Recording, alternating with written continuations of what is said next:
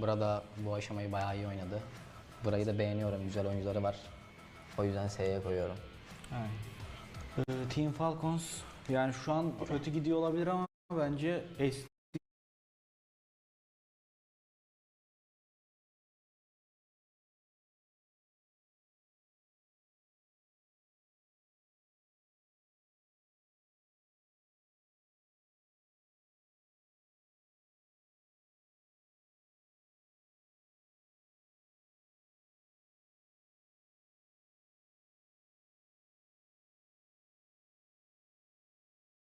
Hello and welcome back to the PMSL Europe. My name is John Allen. With me is Blank. We had twists and turns yesterday. We set it all up at the start of the day. Everything was going according to plan. And then the bottom of the tables decided to kick into second gear. We're going to be heading into today's games and hopefully bringing you all the action as well. It is going to be thrilling, I'm sure. And at the end of the day, we're going to set that Smash rule boundary. So everything's still to play for. Yeah, it's going very, very quickly, actually, all things considered. I was very, very surprised by how fast things are going. But going into today should be good. We had, like you said, a lot of upsets yesterday, a lot of interesting teams that weren't doing particularly well, suddenly having some good games. S2G turning it on right at the end of the day. Like I said, I think that was a big morale boost for them. Saw them all hugging and cheering, which is necessary, especially when you've had such a terrible groups and knockout stage. I think a little bit of that from the home crowd can do you absolute wonders. But today, like you say, we will be figuring out where that Smash zone will be. Right now, Ulf looks like they're the closest to be setting it in the future. But with so many different teams stepping up from so many different portions of the tables, kind of hard to predict. Yeah, absolutely. You imagine that in general, you expect a first place team to be around a 10-point average, which would put you at 120 points at the end of the day. So the expected boundary that I'm thinking about is around that 130 mark. And with Rondo, that could go a lot higher. Obviously, Ulf right now on 65. If you double that, that would be 130, and then the boundary would be 140. But it's that sort of number that we're looking at the start of tomorrow, but we'll have to wait and see because today's games still need to be played. Of course, there is, as you say, Ulf way out in the lead, but Regnum Kaya fairly consistent yesterday, able to get a couple of really strangely effective rotations in a couple of those circles, and managing to thread the needle a couple of times. Very strangely interesting stuff. Yeah, well, several times I saw them send through the middle of a few things. Yeah, there was actually some pretty cool moments from Regnum Kaya in terms of their rotations. Like you say, like honestly, getting some of those rotations not easy, but that takes practice. It takes discipline. It takes reading the circle well. Takes information gathering. It does take silence. Yeah, I will boil it all down to, silence, cool. But yes, I think that it's definitely some cool rotates coming through from Regnum Kaya. It felt like, I don't want to say sandbagging in the groups and knockout stages, but this is a very different Regnum Kaya to what we saw over yesterday matches. It has been a lot more performant, obviously, and we were looking at consistency over those group stages and sort of wondering about a couple of teams.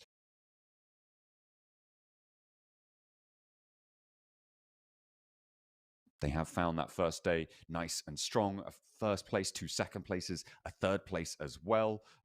Nice record to have, and that second place is well deserved. A team that, when we talk about consistency coming into this one, it was Papara Supermassive, right?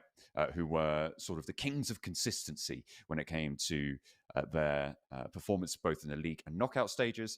They did have that massive blast out day back in the league stage to top the tables there, but yesterday, not as effective. Still some good games, though. I think overall, when you watch Papara Supermassive, some of their rotates, their positioning, it didn't look terrible. It really did not look terrible. Caro have a big fan base here. Caro, the one that's eclipsing over on S2G side. So you got both sides of the arena. Do you feel sort of bad for the people underneath the flag right now, Joe?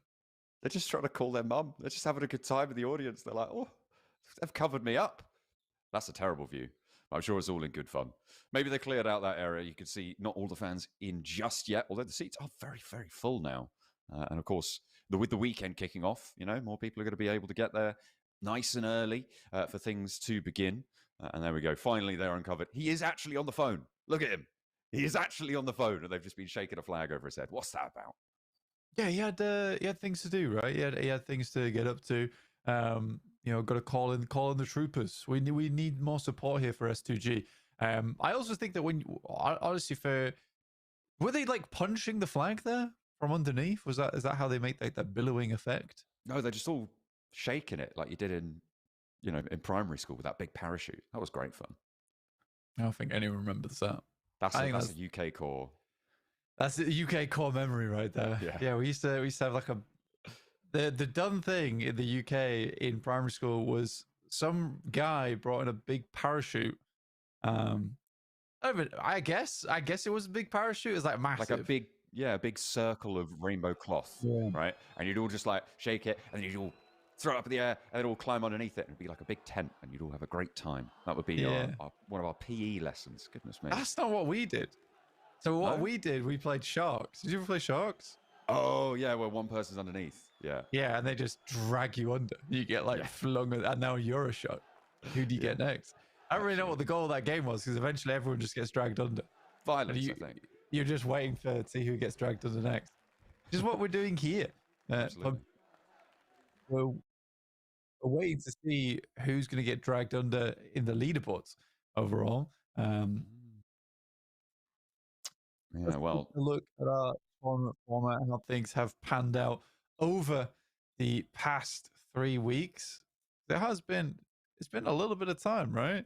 But we've had the group stages. We dropped a few teams from there. Then went to knockout stages. Slightly less matches, only 5, so it was a bit of a quicker job. We went down to 20 teams and now down to 16. So every week we dropped 4 teams, and now we're here in the finals, battling out to see who will be taking home that 35 grand.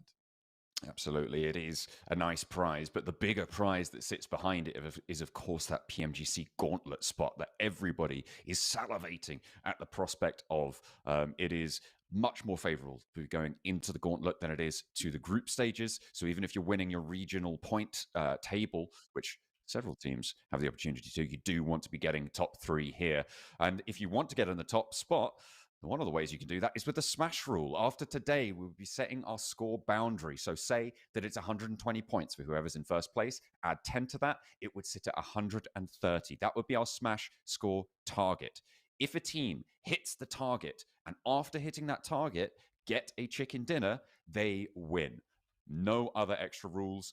Doesn't matter if there's anyone with more points than you. If you've hit that target and then you get a chicken dinner after you've hit that target, you win the whole shebang and a gauntlet spot. And here is our calendar for today. Obviously, yesterday it's exactly the same. We're not changing anything here, keeping things very consistent throughout the entirety of the finals. But we will be starting off on Rondo into 3 Erangels and then capping off the day over on Miramar. And finally, one more, Miramar. I think Miramar was a nice one to finish on yesterday, because it's a bit of a weird one where I think that Erangel is nice, does require a lot of strong rotations, but more than ever, I think Miramar, it's a tough map to end on, right? Because it's massive rotations you to make, interesting little movements you have to go for as things are panning out on such a huge map, especially because we keep having these really southern playing paths which are tough to work with. Here are our qualified teams for the grand finals, and every single one of them, I would say, have done something here and there. Maybe not IWNRX. I think that's the only one I'd probably count out. I mean, they had a little bit of a glimmer of hope during the league stages. They were up into 3rd place there, but they really fell from grace during the knockout stages. And yesterday, that story continued, right? 16th place, 19 points. It needs a big revitalization. But I think, yeah, you're right. Everybody else has had those little moments. Pmsl, even with that final afterburn in the league stages to just about make it out into the knockout stages, and now here into the finals as well. I would maybe put Anathosis Famagusta in the same category as IWNRX, potentially, as a team that hasn't really done.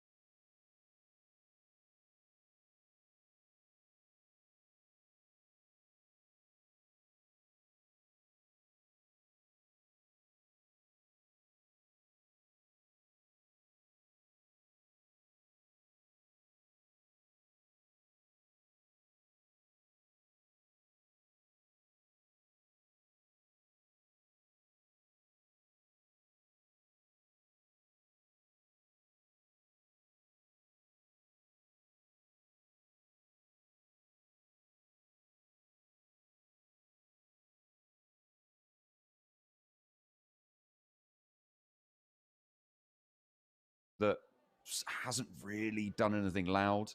But during the knockout stages, I suppose they had their moments. Yeah, I think during the knockout stages, Anathosis, Samagusta are pretty good. Again, I do think that they're struggling a little bit from what IWNRX struggled with last season, where they have one very strong player in default, and then the rest of the team is trying to kind of build around that momentum. I think that's what's tough about it. Still, they're an aggressive team. I don't think mechanically they're terrible. I think that's the good thing about Anathosis, Famagusta. Yes, you have this one really big star player, but overall, I do think that for the boys on Anathosis, still doing fairly well. I mean, they're certainly putting up a strong performance, and I think a performance in a place where perhaps teams maybe a little bit less expected than they would. Obviously, Default having a big impact there. Ragnazada as well was doing a couple of tricky maneuvers yesterday, so we'll hopefully look out for more of that, please, today. Coming into it, they do have a little bit of a way to climb, though, because in 13th place, they are fairly close to the bottom of those tables, right? Although it is fairly smooth on the points curve, right? For 28 points in 13th place, you give them 10 more points, they're tied in fourth place with the Falcons, right? So it is very much still a volatile game. It's still a lot to play for, and we still have the majority of our matches left to cover. And if you're going to earn a lot of points, the place to do it is on our first match in Rondo. We got a lot of points coming through yesterday on Rondo. And I think that it was a lot of points, but it was spread across many different teams. We didn't have like a banger of a performance from any one singular team coming through on Rondo. It was Erangel, actually, where we saw the majority of our points coming out from for Ulf with 27 points total, with 17 eliminations on that match, which was fairly impressive, to be honest with you, John. Hoping to see more of that today. I think you made a good point yesterday where you were saying that, look, for Ulf, maybe it hasn't been the greatest day in the world, but I do think that in terms of having those breakout performances, then just some consistent results throughout the rest of the day, if they can do something similar over day 2, I would have a good hope that they make it into tomorrow. To a high placing, at least. Yeah, I mean, it's definitely something they're going to be thinking about, as with all our teams. I think a team that kind of surprises us being up in the top 3 here is Besiktas, right? Obviously kicking off with a chicken dinner on Rondo, but maintaining fairly steady point scoring across the day. They did have a couple of dips, but their medium games are pretty powerful, I think.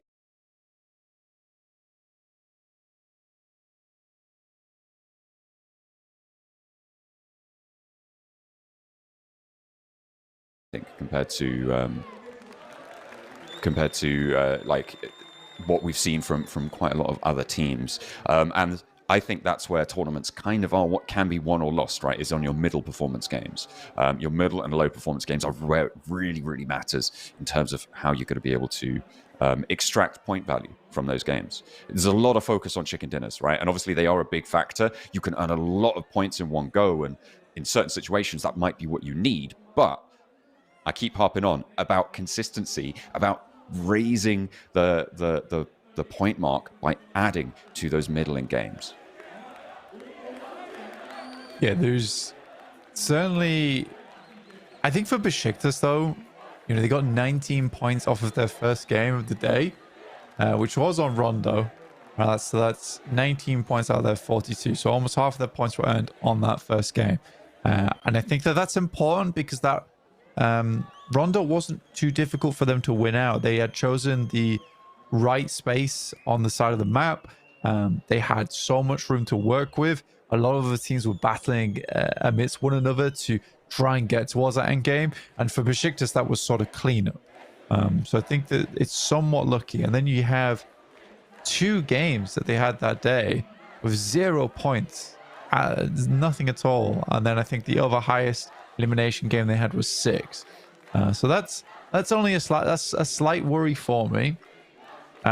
Which is why I think that when I look at the Team Falcons, for instance, I have higher hopes in them. So 8th place, 4 elims, 4th place, 3 elims, 16th place, 1 elim, so we avoid the 0-point game. 2nd place, 12, 10th with 3, and 10th with 4 again. So it's just getting Team Falcons through towards that end game that might help them out. But yeah, I think that's a much more promising scoreline at 38 points than Team Besiktas with 42. But yeah, we'll see. It's yeah, I would agree that the Falcons demonstrating a lack of 0-point games is real nice stuff. Hey, what are they supposed to be on the stage? What's going on there?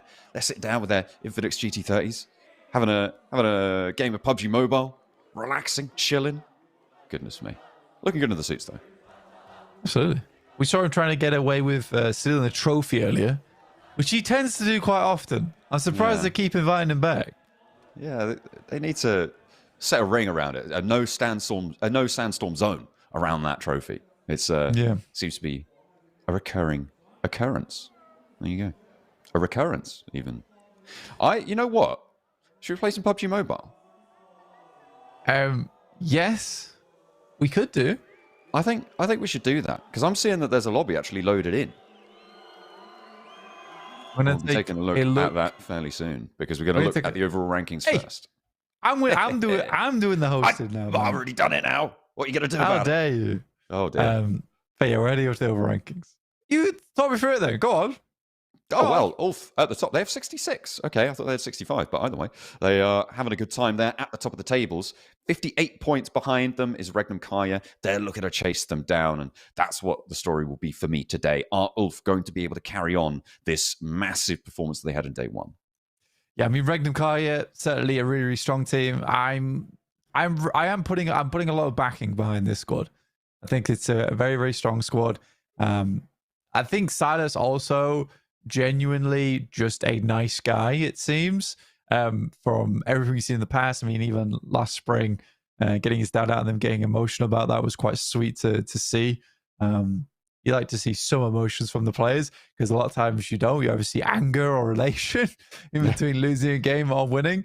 Jekko, also interesting team for me right now. Don't know too much about the players personally, but it is cool to see them at 33 points, considering their performances throughout the league stage. And then it was almost a final hurrah in their knockouts to get them into those finals. So very, very cool stuff. Pmsl, one chicken dinner with, oh my God, one chicken dinner and 10 placement points. Yeah. So that's all they've had yesterday is just that one chicken dinner for placements. Yeah. Ooh, that's rough. And most of those Elim points came from that game as well. It was a 7 Elim chicken dinner, which means that 17 of their 23 points were earned in that one game. So only 6 points earned on the rest of the day. 5 of them were in Rondo as well. So they only got 1 point on our normal maps outside of their chicken dinner. Yeah, it was definitely interesting. But Rondo should be here shortly. I believe, at least. Have I been baited by this? Because I did say that it looked like we might have a game ready. Because I'm looking at our map feed, I'm seeing a Rondo with 64 players in it running around right now. And everyone in the crowd is sat down. You can see every seat has a bum. You know, we're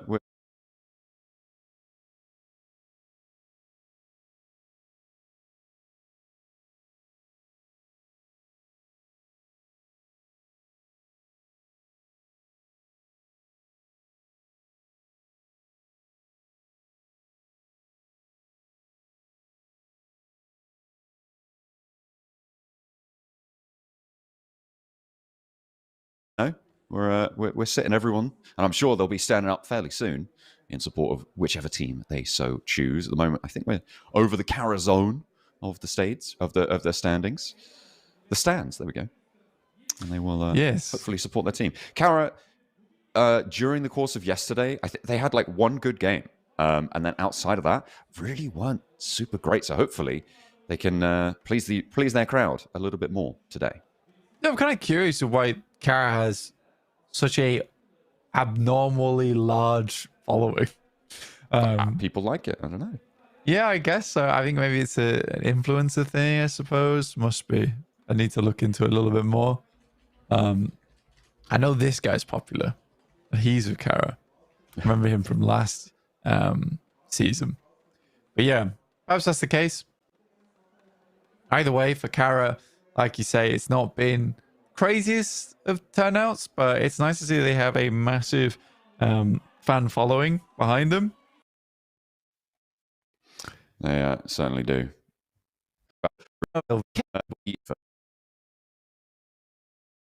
To mid-game fights and expect that to lead to messy rotations in towards the middle and late game circles.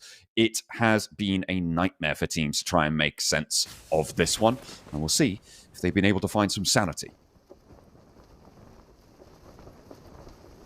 Judana City up towards Nanchuan. You know what I really like? I like being able to say the names of all these places.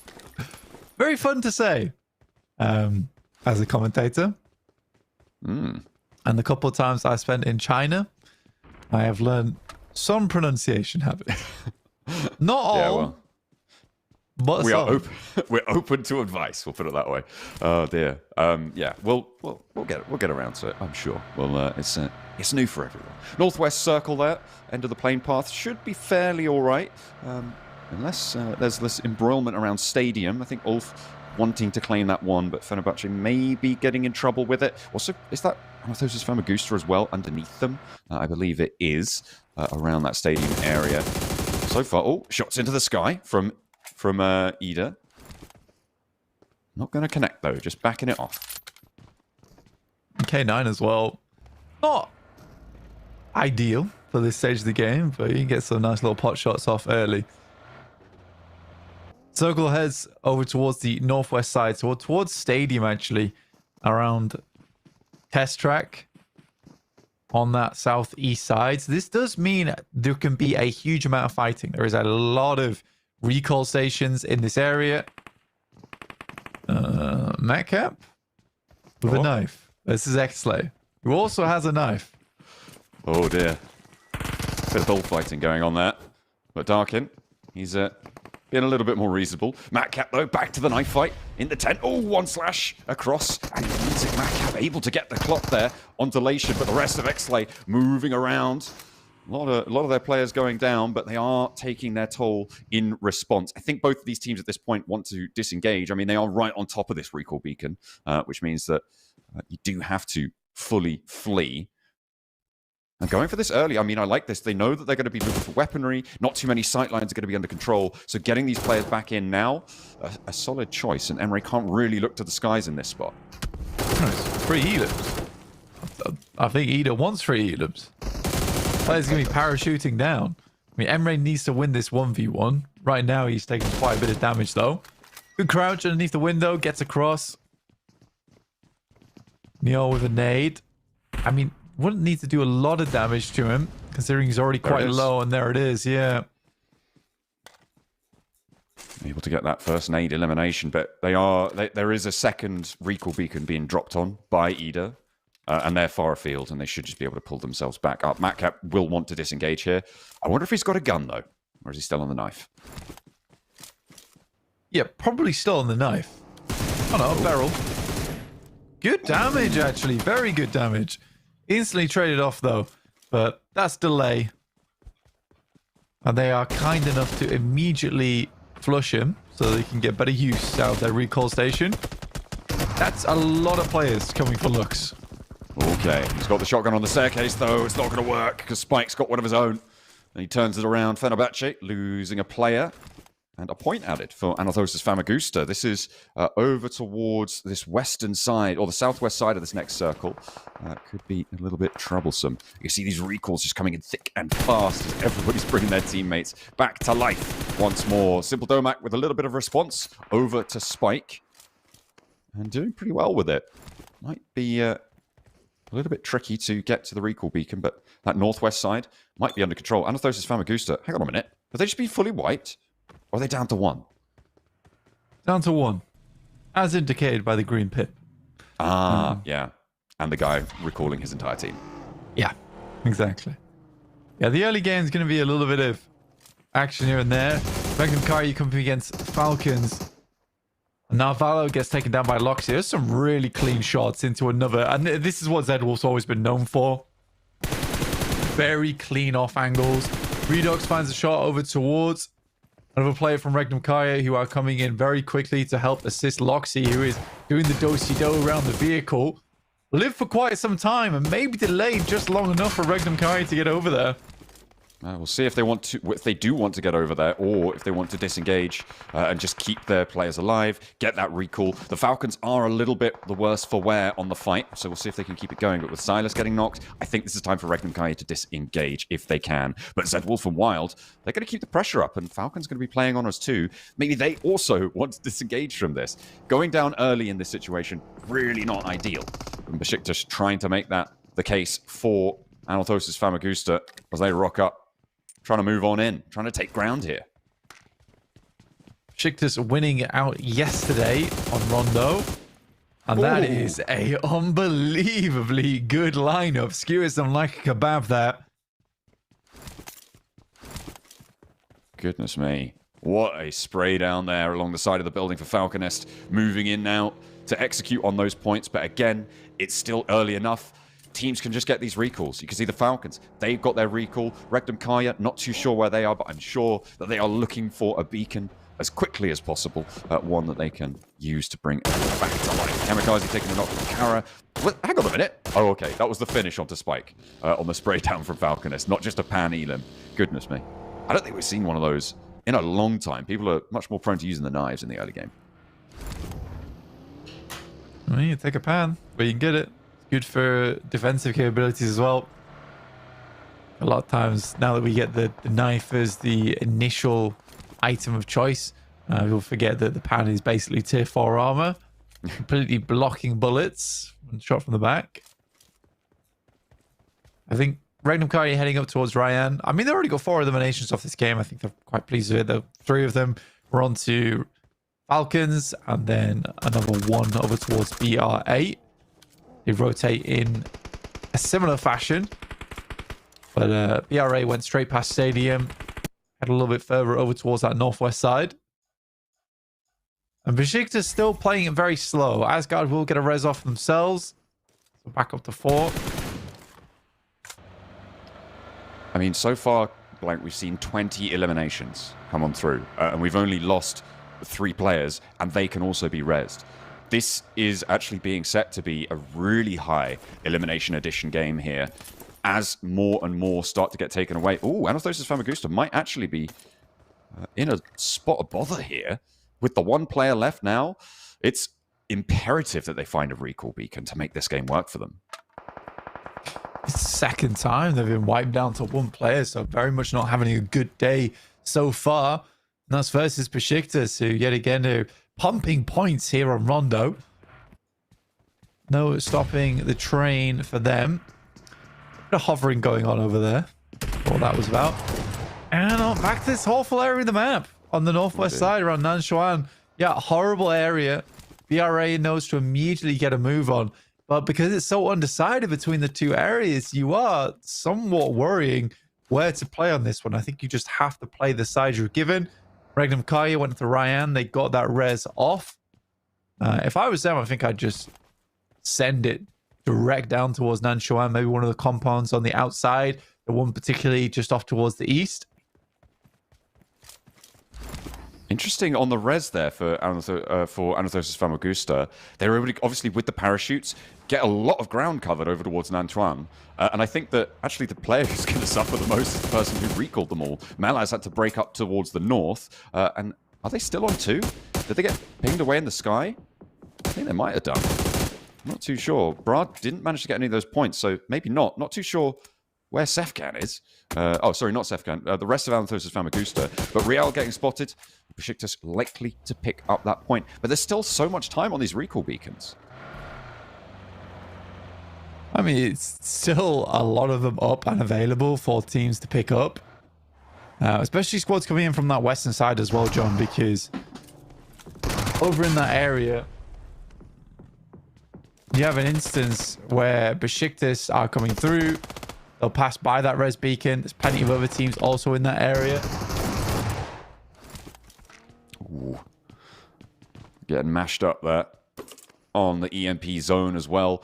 This is and I will say this, I will bring this back again. It is a really high elimination game here on Rondo with, I mean, everybody doing so much damage. It looks like we do have our first team fully confirmed. So that's 4 elims locked in as real compared to the rest of our matches. Anathosis Famagusta as well, going to really struggle to get a recall here. So I imagine that those 3 are going to stick. So out of all of these elims, I think we've seen upwards of 25 now coming on through, and 20 of them at least are going to be fully bonus, and they are really going to impact these standings. With 8 elims for Besiktas already, that is a really great start for them. The question is, can they move in right now, because they are going to be behind the queue on the western side, moving over towards Nanchuan on that north edge. Ulf as well, with 0 elims so far, get a really strong rockside spot, overlooking Nanchuan from this hilltop, overlooking the river crossing to the far side as well. Yeah, there's an instance right now where for Besiktas, it's just another strong game here on Rondo. So specializing on this map, you get a ton of points and then you sort of wither throughout the rest of the day. That's not great, but it will keep you in the running. I think they're very pleased to have that in their wheelhouse. Odin Kalya really take their time, and honestly, they could have had that compound that Falcons picked up. And I do massively respect that rollout from Falcons to grab that compound. It's on the outside of Nanchuan. It is not forcing you into a location where you are stuck in the city, and gives you a lot of options going forward, especially if this was going to move back down towards the southwest side, which is where it feels like it starts to lean. Yeah, it went all the way up to the north, and it was like, oh, I'll definitely go to Nanchuan, and then it went, nah, actually, I think I'll cut you 50-50 and see what happens. Recall beacons still in the zone. I'm looking at the Noisy Boys who have been sat on that recall beacon for a while. Although they haven't got stuck into any fights. They haven't got any elims yet. They do have a lot of it under control. You can see the high ground angle they've got over towards Darkin, who's taking a lot of damage, and the spray downs there continue, but Mazzara not quite connecting fully for the points on that one. In the meantime, Falcons are defending their pitch over towards Jekko. Fair enough as well. I think for the Falcons, this is a very good staging area for them. And seriously necessary. They want to win out this game. But it's not going well for Jekko right now, Joe. They have 1 player left, and he is in a spot where he can very easily get these reses. And you say it's not going well for Jekko. Redox is actually left alone as well. Can Regnum Kaya wrest control of this? As actually Jekko are going to be able to get back to 3 here fairly convincingly with Xlay rolling in. That's going to preoccupy Redox. He can't take those maneuvers. Scarface has brilliant oversight on this. He's very, very split off. A nade in though. Redox cooking. Can he get it through? Can he land it? Bounces, not quite connecting. Yeah, this is a tough nade to hit as well, and they're constantly moving. You get a little bit of chip damage, but not much more than that for Redox. You can see here, there's plenty of areas where the boys from Jekko can just hide out. Surprised it went so badly for the Falcons there, and you wonder if it was a case of Redox just wasn't in the fight and not ready to take those shots with the rest of the team. They're a little bit further away.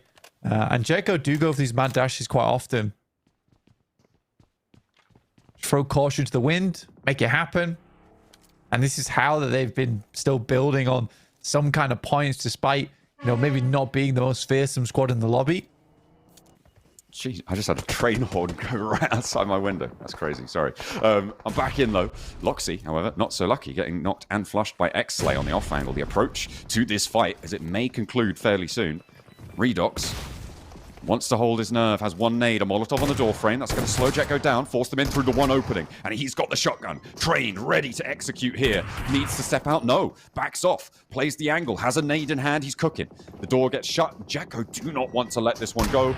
Open the door, no, he shuts it in his face. Almost takes himself down there. That could have been disastrous. But Xlay still not getting stuck in. They're already with Regnum Kaya on the outside, who are down to 3. Those recall beacons will be shot off fairly soon now, Blank. So it is time to make your move if you want to get back to 4. Jekko get the res, but Redox steps out for another, and he goes blow for blow with it, and will not take a lick of damage in response. Symphony are not able to land, opens the door. Can Redox find what he's looking for? Merciless on a sliver of HP, but no, it will not be good enough. Redox with a valiant hold, but the Falcons fall. The fact that Merciless doesn't go down there actually ruins Redox's push. I think if he was a tiny bit lower, very different story. Very, very different story. Very well played, Reduxer. Xlay being very annoying for Regnum Kaya at the moment. Constantly hovering around this third party, I guess, over towards JetGo as well as the boys over on the Falcons, but never really fully committing to it. So Regnum Kaya couldn't also get stuck in. I would be pretty upset if I was Regnum Kaya. You were expecting Xlay to go for something there. Instead, they just send off into the distance and just get exploded by Ulf. I mean, that's what happens when you try and crash onto Ulf on their really incredible rockside position. You know, we saw them in it earlier. They had been a little bit quiet. They've just been delivered a couple of elims, a little resupply. That's very nice to be able to add those ones to the tally. And they're in a really dominant spot. But speaking of being dominant, Besiktas on 11 elims, right? At 16 minutes in, they've been able to farm this western side. But have they finally gone a step too far? Have they kept themselves overexposed for just that little bit too long? They've lost a player now. With Boran getting claimed by the play zone, they're down to 3 players. Okay, last remaining. I never really thought about that, but the explosive bow actually is really good at creating impromptu cover. You know, a lot of times people are expending grenades to make that happen, but actually the bow does it very quick. And a lot more targeted as well. Because with a nade, it could bounce. You're like, oh, I missed through it. The explosive bow's like, bang, there's a hole. Have your divot. That's like kind of meta. Ulf's still going crazy as Regnum Kai struggles to get in. I actually am kind of frustrated with Xlay there. Me personally, no. Let's put it that way. For Regnum Kaya, I would be really annoyed though with Xlay. Because they essentially protect JetGo. And I'm sure there's no collusion involved right now. I'm 100% sure there isn't. But it's because they're so afraid to take that fight. They essentially act as a blockade between Regnum Kaya and actually going for the third party, which is what Xlay should have been doing there. They absolutely should have gone for the third party. But they act as a blockade and then just go kill themselves. It's like, yeah. All you've done is just ruin our game and your own. It's like, my job here is done. Swishes the cape and immediately walks into the cupboard. The lobby needs me. Goodness me. Kara trying to defend, playing off against IWNRX. IWNRX, no elims so far. Definitely needing to rack up those numbers as fast as possible. Kara wanting to put on a show for their home crowd advantage as well. With an aid from CEO. They find Frozen, but goes a little bit wide on that. They're blasting them back, playing around that deployable cover as well that we've been seeing being so impactful in these middle to late game scenarios. And hopefully they can use it to their advantage. IWNRX take a knock, and that is outside the blue with it closing in about 30 seconds. They need this res to come fast.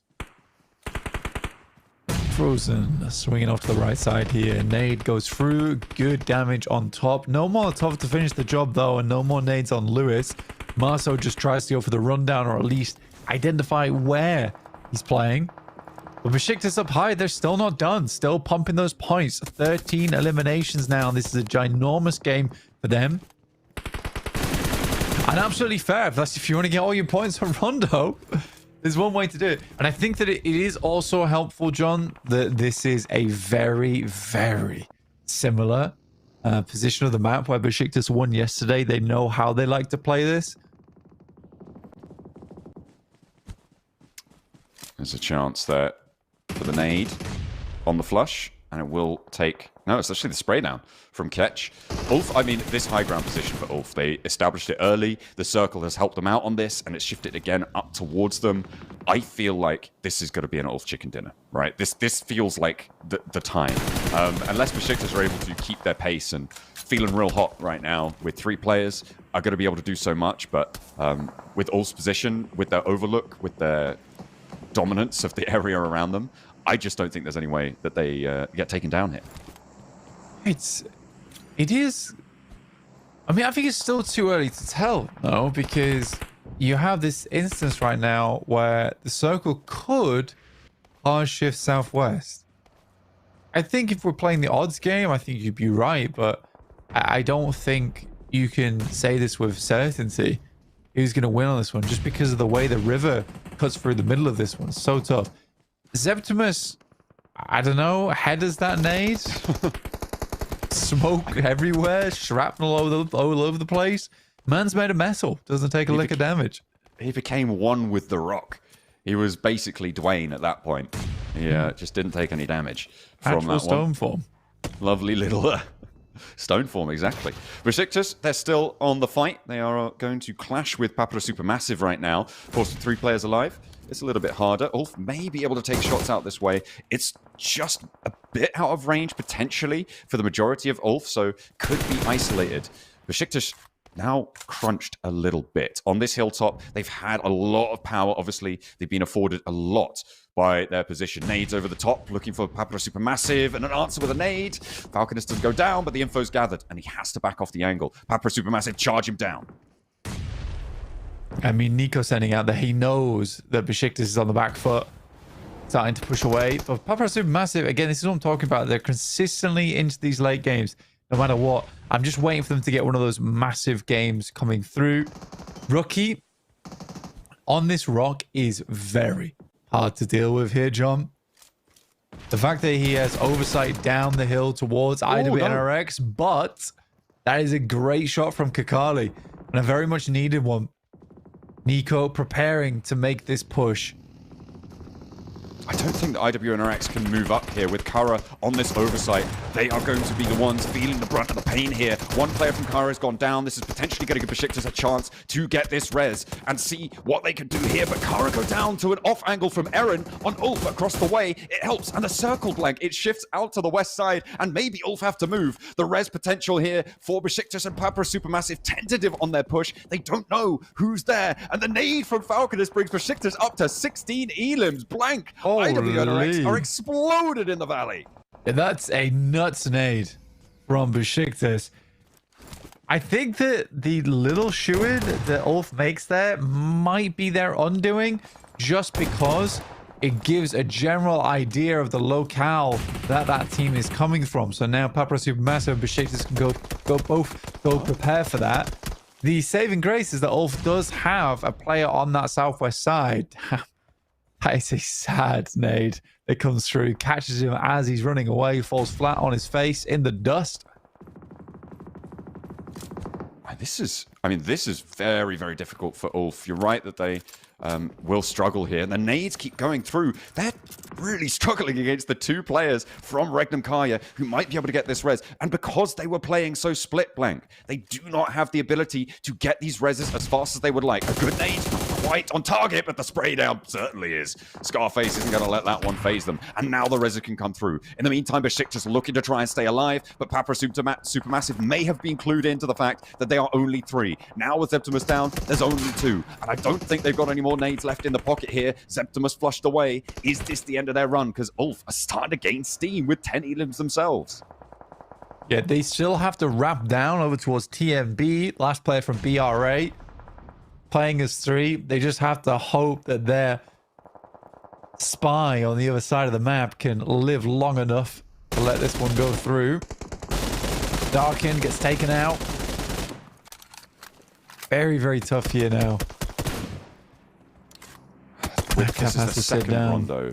This is the second rondo that we've had on this river, right? With 2 opposing massive high grounds on this cut valley. It's so difficult, and these teams are going to hate it. It's one of those. It's very hard to predict. You don't really know where it's going to go. It's going to take raw skill and action to make this happen. I like this split from Papra Supermassive, covering both angles right now. It's slightly dangerous in case Besiktas pushes, but I think that Papra Supermassive are fairly confident that Besiktas aren't going to make a move like that. Still, 16 eliminations is lovely. Eren has been a terror on these long-range shots, though. He's kind of nothing compared to Falconist right now. Look at what this man has done. 8 of their elims come from him. He is half the team on his own right now.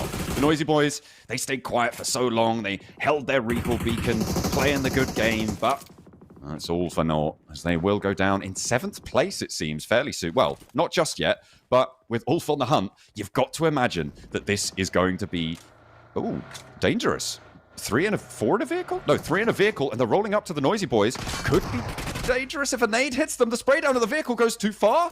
Ooh, no, the Noisy Boys get taken out. But I think Ulf have been separated. It's still okay, though. They can play this out fairly comfortably. trying to take the wheels off the car. It's hard to do.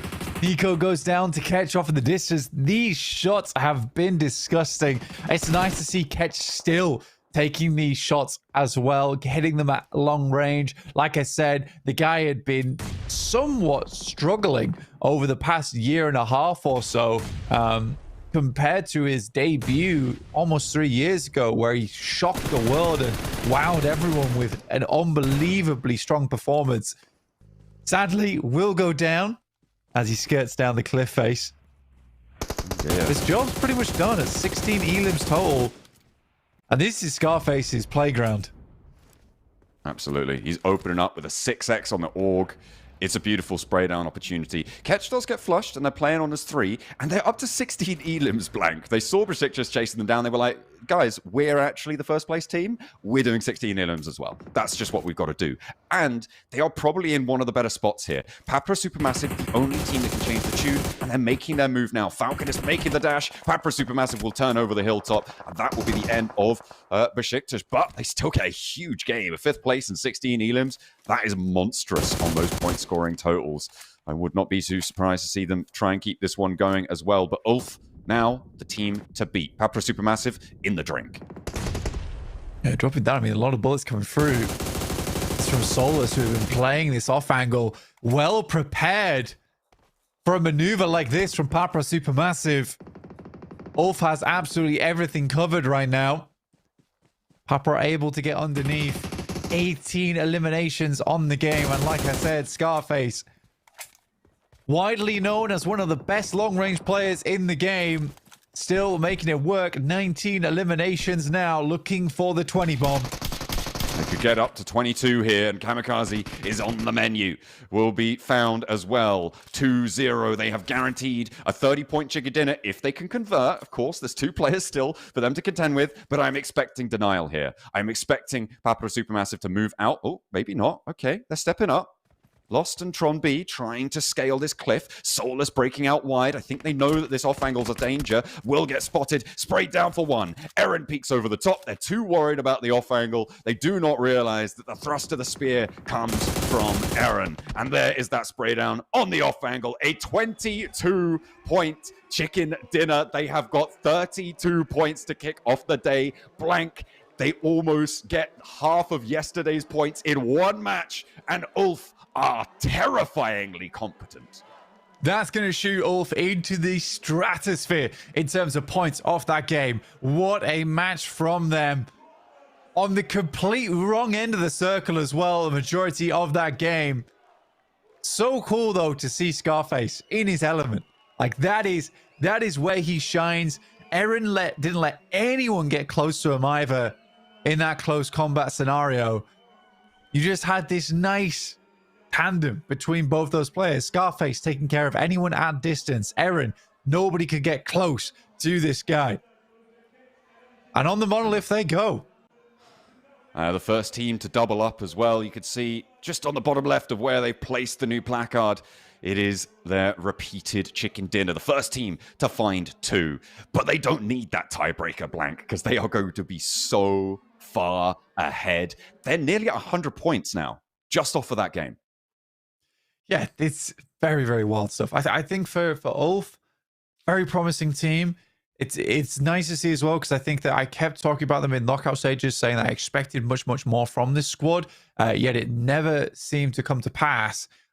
Finally, I feel a little bit of vindication now here in the finals, at least, which is nice. It is nice. But I think it will be hard to catch up to this squad now. I think that sets them far ahead. Anyone else? Regdom Karya still get a good shooting on that game, though. Besiktas, also with the 16 elims, it's a strong match from them. It's just strange, though. I think Besiktas sort of gets, I don't want to say lucky, but it is their wheelhouse of a game there in their quadrant of the map. So it does make life easier, especially when it's such a large map anyway. Yeah, it's I feel like even like Besiktas' game was a little bit overshadowed by Ulf in this scenario, but they did do phenomenally well to fight out and win. They were stuck in some real Nasty spots. And of course, that big nade over to IWNRX was a real highlight. And the MVP is Scarface, going up to 8 elims, 1,132 damage. I feel like it might be pretty close between him and Falconist. I'm not sure who was able to get more done in that game, but I think the damage did just eke out for Scarface. Could have been survival time as well. Obviously, Ulf lasting right until the end, and that long range hunt was on for Scarface. He did the work. The rest of the team beautifully syncopated with him. Let's take a look at the match statistics from that game, because honestly, I'm imagining every single player there was doing fairly good work, because Solus even is able to get more damage than Scarface that match. Very, very interested to look at the team stats from Ulf after this one. Falconist with 4 grenades. We saw a lot of those come through after that massive elimination and wipe over to IWNRX, who are inside the ditch. One well-placed grenade was all it would take. But again, it's the first time I actually quite like to see the distance covered. And it is from Tron B on Papra Supermassive. And I think that it's very important to take a look at that, because Papra Supermassive on pretty much every single game throughout yesterday, after I think the first 2, were just getting towards those end circles. And it's not, I mean, goodness me, it's not because they're getting lucky. They're taking very, very long treks to get there. But what is this? A 4K damage game is unbelievable. That's 4,219 damage inflicted on the rest of the lobby. Blank, that might have broken all records that I've seen before. That is absolutely insane. It's so close. Can you imagine if every single player had 1,000 damage? That would be absolutely incredible, but it's just not quite. However, that kind of doesn't matter, right? Over 1,000 average damage across the team. Nobody was slacking. Everybody pulling their weight here. And that is just... that is monstrous. Yeah, very good decision making from them early on. Understanding that's where they were going to get the most points from, right, on that side of the map. And I think the interesting thing about it is that I think that's again, it's a nice parallel to make with Xlay. Xlay, who's too afraid to even go for a third party onto Jetgo as well as the Falcons, effectively holding Regnum Kari out for more time than they can handle. They wanted to squeeze through at some point, but there was never a moment where the traffic jam wasn't in effect. Compared to Ulf, who understands that location, they're going to have to battle. They're going to have to get some real grit going there. And they are going to be in a cage match with every other team in the lobby if they want to even begin to think to survive in that spot. But they made it happen because they trusted themselves and they had confidence. And I think that spot does require you to puff out your chest a little bit. Yeah, it's going to be hotly contested now. What's interesting, based on what happened from that last game, I was just thinking about points totals now. For Ulf, if they're able to keep up pace now with their average point scoring, the smash boundary is going to be out of reach for everybody else, right, at the start of tomorrow. And it will severely reduce the probability that, first of all, we'll see a smash victory. And second of all, that Ulf could be taken down from it, right? It would be such a massive gap that we'll see there. And I think that could be an interesting dynamic, depending on what Ulf can do for the rest of the day. Because my big question was, can they keep their performance rolling into today? I feel like it's a resounding answer that they've given me right at the start. And it is. I've greatly enjoyed it, but my goodness me. It's also funny the way they do it as well. It's almost to spite you a little bit. Yeah. In a way, though, we'll head back to the stage and we'll be back soon. So we'll catch you after this. Güz finallerinde heyecan nasıl gidiyor arkadaşlar? Hangi takım daha iddialı? Duyamadım. Arkadaşlar dün akşam S2G'nin geri dönüşüyle gerçekten çok büyük heyecan duyduk. Açıkça kendi adıma söyleyeyim. Ama bütün takımlar da büyük şampiyona ciddi derecede kök söktürüyorlar. Ulf'e de açıkçası hayran kaldık. Onlara da kocaman bir alkış alalım. Bir Beşiktaş taraftarı olarak da onların da iyi gittiğini söyleyebilirim. Karya da süper gidiyor. Davut'la birlikteyiz. Arkadaşlar 5 tane mousepad'imiz var. 5 mousepad ama öyle böyle değil arkadaşlar. Bakın muhteşem, olağanüstü Infinix'ten hediye olarak sizlere geliyor. 5 mousepad kim istiyor arkadaşlar? Görelim. Bir dakika, en yüksek sesi çıkaran tarafa doğru verin. Okay, so Duyamadım.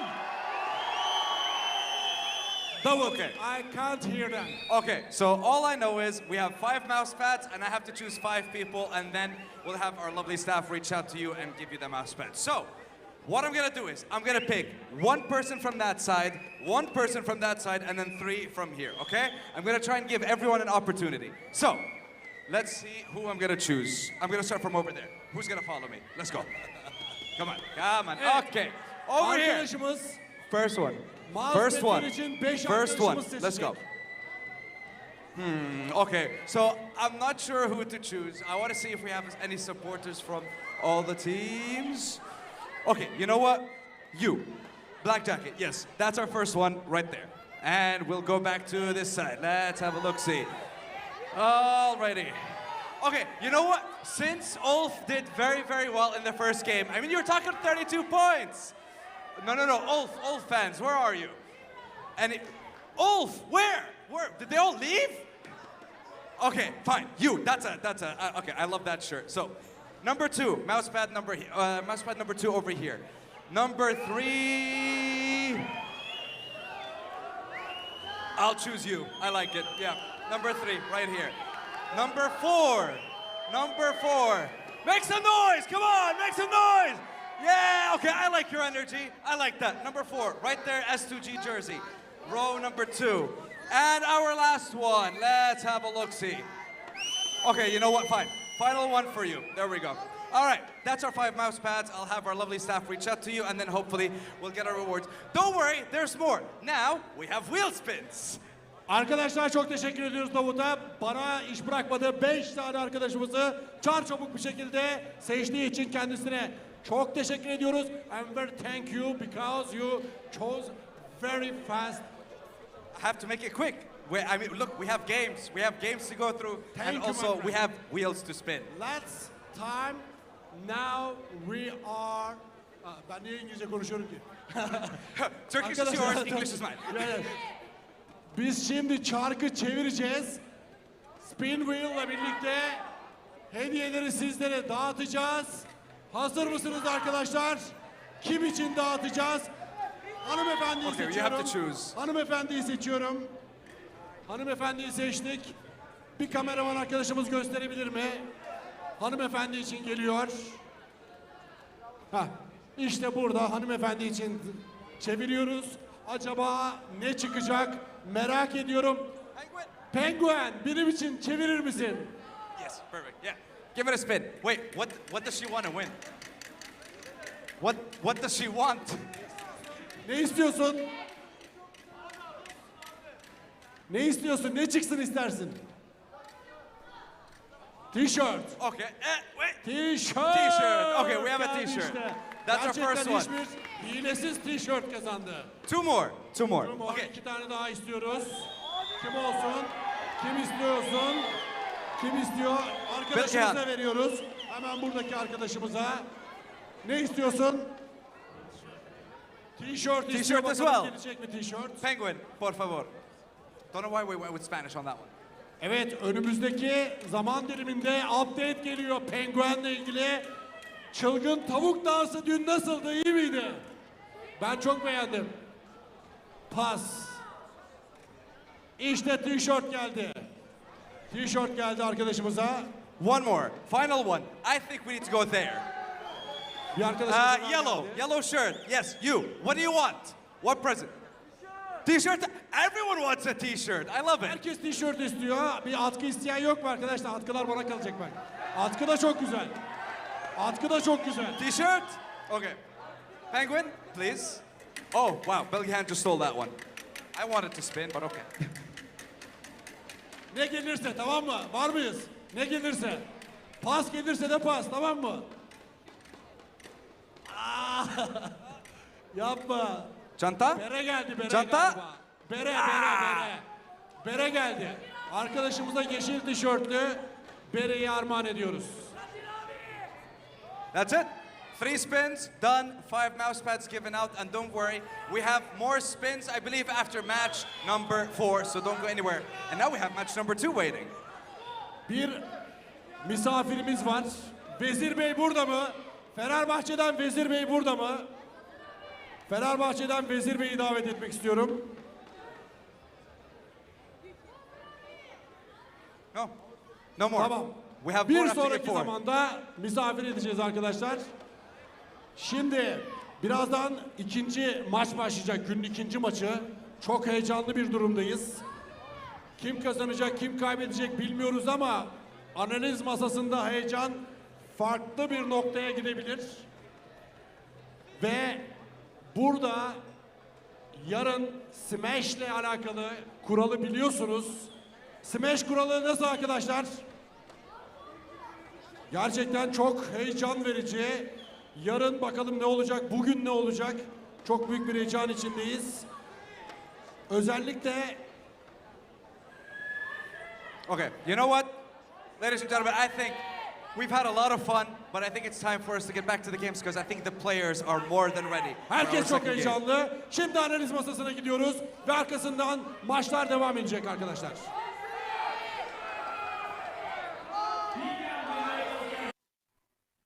There we go. A lovely look at that lovely wheel that always dishes out the best prizes that everybody seems to always get what they want.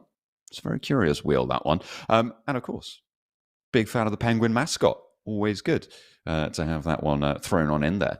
I'm sure we'll be seeing plenty more gifts and prizes being given out. And unfortunately, it's only for the people in the venue, guys. So if you didn't have a ticket, it's too bad. Maybe next season you could end up there and be grabbing some of those prizes for yourselves. So we'll be getting on, hopefully, fairly soon with our next match. Of course, we finished our rondo. It was absolutely crazy. If you didn't watch it, wait until the end of the show and then go back and watch it because it was absolutely insane.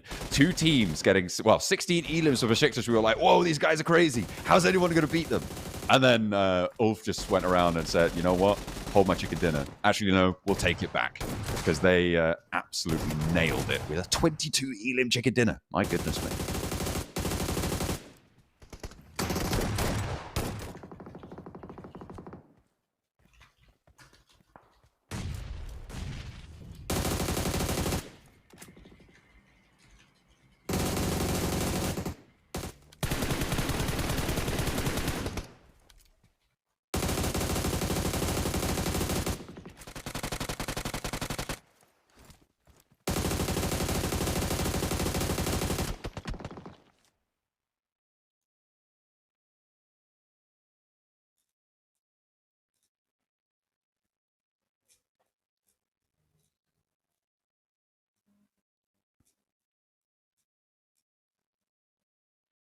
I mean, that is insane. And also third place team, Papara Supermassive, or second place in placement, you know what I mean? 11 points as well. This is really high point scoring. You can see that 3 point stretches all the way down to 13th place with Jetgo, and only Asgard didn't get anything off of this match. The Noisy Boys as well, able to get a point from just finishing not in the bottom 8 of the lobby. But still, even though those 32 points were earned, the rest of the lobby still was able to do not awfully.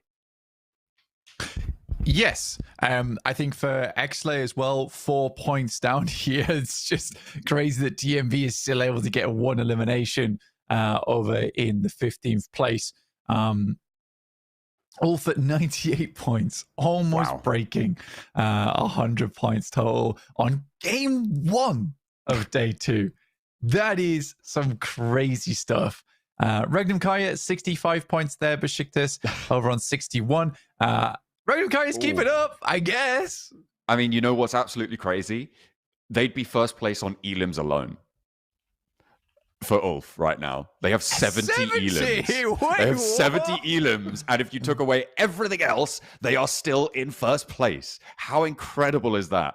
I mean, you know, you add 22 elims to a tally, and that's kind of just what happens. But my goodness me, that is, I mean, that really puts it into perspective how dominant that has been. And now 33 points behind is second place. At this point, it's a race for second and third. It really is. I mean, it's going to be hard to catch up to any of these squads. And it is so incredibly tight towards the bottom of the rankings. And you know what I think is respectable is that IWNRX is on 22 points. We have seen teams before in the past in 16th place on like 4 points come day 2. So I do think it's not a terrible thing that teams are still pushing, even on the second page here. Yeah, that's... sorry, I'm still reeling from the... from the 70 Elim points. Goodness me. IWX Ruya still languishing, unfortunately. Eating a nade from Besiktas, who were able to profit nicely off of their game. And still, yet to turn up here in these finals. Not ideal for them. We'll see if they can change their tune. But for now, they're starting to slip down with the likes of X-Slate and IWX Ruya. I mean, IWX Ruya, I think they are... I don't think they're going to make it, honestly, at this point. But for the head-to-head, 13 total score here for Loxy, Nico over on 6. I think Lost realistically is the player that is actually putting in a lot of work in for Papa Supermassive, but I think Lost has kind of dropped off a little bit now for them. Again, I do need to see a little bit more out of Papa Supermassive. And even that last game had good positioning, but just couldn't quite contend with the firepower coming through from Ulf at the moment. I think that's the big difference maker. Again, 70 Elim, unheard of. Yeah, that's insane. Over 7 matches, 10 Elims average. We were exalting them for 8 average Elims at the start of the day. That was, we had a big fancy graphic for it and everything. And they just gone and, upped that by 2. What more do you want? Are you not entertained? These guys are putting on a show, and I'm absolutely loving it. I was just taking also a quick look at PMGC points. And of course, the points that you earn in the finals are what count towards your PMGC points, which means that Ulf, very likely to be top of the tables for Turkey. But if they're also top of the tables here, that's going to slip down. So potentially the team behind them could be in the running there. Ida, S2G, Kara, Regnum Kaya, all in with a chance of taking that spot. Papara Supermassive as well. I mean, there's a lot of contest for Turkey. Unfortunately, for the other regions, there's really not that much. It's basically Falcons are lock for Western Europe, and for Eastern Europe, it depends what the Noisy Boys are able to do here to surpass the Boars, who are on 105. So if the Noisy Boys get more than 105, they could be able to make it. And the best way for them to do that is to use their Infinix GT30 to the best of their ability. Of course, with 120 FPS, these guys are going to only have the best performance here, and hopefully they won't crack in their pursuit of greatness in these finals here at the Pmsl Europe full season. With 6 Rs on the hashtag, that's carry at the end, and that's what they're going to be looking to do for themselves on those points tables. Still, an outside chance for the Noisy Boys. Do you know what I really like? I like all day 120 FPS. I like it when I get to the nighttime and I don't drop down. I'm dreaming in 120 FPS now. What the hell? Yeah. Oh, that would be nice. That would be nice. Clarity of the clairvoyant visions that come to my dreams about Ulf winning this whole tournament. But yeah, it could be the case. Could be. I mean, to be fair with my track record yesterday in terms of predictions, maybe not. But I didn't dream very well the other night, okay? No. Yeah, maybe, just keep your dreams to the Infinix GT30. And I think that's a much more achievable dream, certainly. Of course, anyone with one, congratulations. Anyone without one, I'm sure you'd love to have one. And if you want to be able to use one, maybe you should have qualified to the PMSL Europe finals, What are you doing? You're slacking.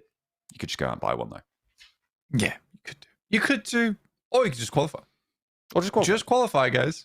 I mean, to be fair, I think that even though I am just saying just qualify, I would highly recommend that if you're very interested in the competitive scene of PUBG Mobile, there's a lot of spots open, and there's plenty of players who've come in very late into the scene in this tournament in particular, who are doing really, really well and continue to put up fantastic performances. So I think that there is certainly a case to be made that just go participate in PMCO. If you have a group of friends, or you can find someone that you can scrim with, find a team that you can scrim with, and they like you, get on board. You never know. You might make it to the finals of PMSL EU4. I think what the interesting thing about, the move towards a more structured and more quote unquote professional style of play is so much to do with team dynamics and so little to do with in-game mechanics, right? As much as you do need some in-game mechanical skill, the major talent comes from being able to work as a team, to be part of a unit that moves forwards, like we saw Ulf doing, right? They were all performing their roles seamlessly together. It was a well-oiled machine that they were able to find in that last match. And that is potentially, if you want to be on the road to the Pmsl finals in your future, that's something that you definitely need to be learning from. But for now, we're going to have another Erangel for you to learn from. Of course, we're heading into match number 8, as we are going to kick off match 8 with a plane path from Novo up towards Georgia Pole. Yeah, I mean, for this map in particular, it's a little bit tricky to get towards that east side. It's not too bad though. I think this is one of the worst plane paths in the world. If it was slightly further off towards the right, I think people would be happier. But this particular plane path is fine. I think most teams are pretty okay with it. Moving off towards the eastern side, it's BRA. Who are jumping over towards Milta right now. Anathosis out early alongside with TMB, John, though, on Sosnovka is an interesting prospect. Yeah, it could be a little scrap on the military base. And as I was talking about before, right, the Eastern Europe region is technically up for grabs here for the Noisy Boys. What they need to do is aim for more than 105 points on these finals, and they would get the Eastern Europe qualification spot on points. That is a fairly achievable goal. On 18 matches, that is something that you could definitely be setting your sights on, right? It's not the tallest of orders, and they've already managed to get 31 points in the first day, only the 1 point at the start of today, so not a great result to keep up the pace there. But they definitely are on track to potentially find those averages, because over 18 matches, if you get a 6-point average per match, you're qualifying into the league stages of global finals. No, it's not a ridiculous scoreline. And again, if Ulf continues to perform the way they are currently doing, you are squashing points requirement a lot. Because you're going to be stealing a lot of those points away from everyone else. Even the knockout stages, I would say that we had a bit of a points vacuum, which made it very volatile towards the bottom. It's actually the only thing that really allowed JetGo to get in right in those final moments. So I think that it would be... I'll be very curious to see where that like top 6 lies at the end of all of this. Not considering the smash ruling. Because again, like Ulf could come out on day 3 swinging. They get themselves a ton of points. They win the smash ruling. There is a world where second place is in the double digits. That's true, yeah. The earlier you close it down, the less point scoring opportunity there is for the rest of the lobby to earn those PMGC points. That's very interesting. I'd consider that dynamic. That's something that people would be very, very worried about. But I would say that would require Ulf to, as you say, really come out the gate swinging, which we've seen they absolutely can do, right? With that last game. I feel like even on Rondo, that might have been an anomalous performance. Was it? I think it was tied with the highest elim count we saw on a Rondo from knockout stage, if I'm not mistaken. Yeah. We came through with a 22 elim game. I feel like they deserved a 23 just so that they could have the record there. But you know what? The numbers don't lie. They were only able to get 22, and they couldn't break that 100-point barrier. A lot of early fighting going on here, as Alathosis, Famagusta, and the Noisy Boys do indeed clash. I think that TMB has been so used to having Sosnovka all to themselves. This comes as a little bit of a shock to them, honestly. A tiny bit of a shock. But TMB is just heading out. Get themselves gone. Ida loses that player early on to a bodged drop on a vehicle. But a very, very fine circle on this one. I think most teams are pretty pleased with how this one's going down. No one's too worried about it. Papa Supermassive fairly close to the center, but you know who else is fairly close to the center? It's Ulf. Down south Rozhok way. This is Regnum Kaya. What they tend to do is very early leave Rozhok, right? We saw that happen yesterday and they may have regretted it slightly, moving back over to Rozhok a little bit later on with the circle, but it's what they've done time and time again on circles that sort of contain this area. They break out east very, very quickly within the first 5 minutes of the game, and they really get their scouting done very fast. Ulf filled that vacuum over towards Rozhok last time. The circle was a little bit further north, so that dynamic could continue. But we are on board with Regnum Kaya, who are doing just that now. They have moved out to actually quite far southeast of Rozhok now.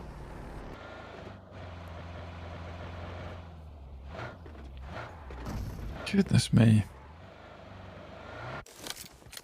And BRA, I think BRA is definitely the team that I was the most disappointed in over the entirety of this finals, though, John. I think the fact that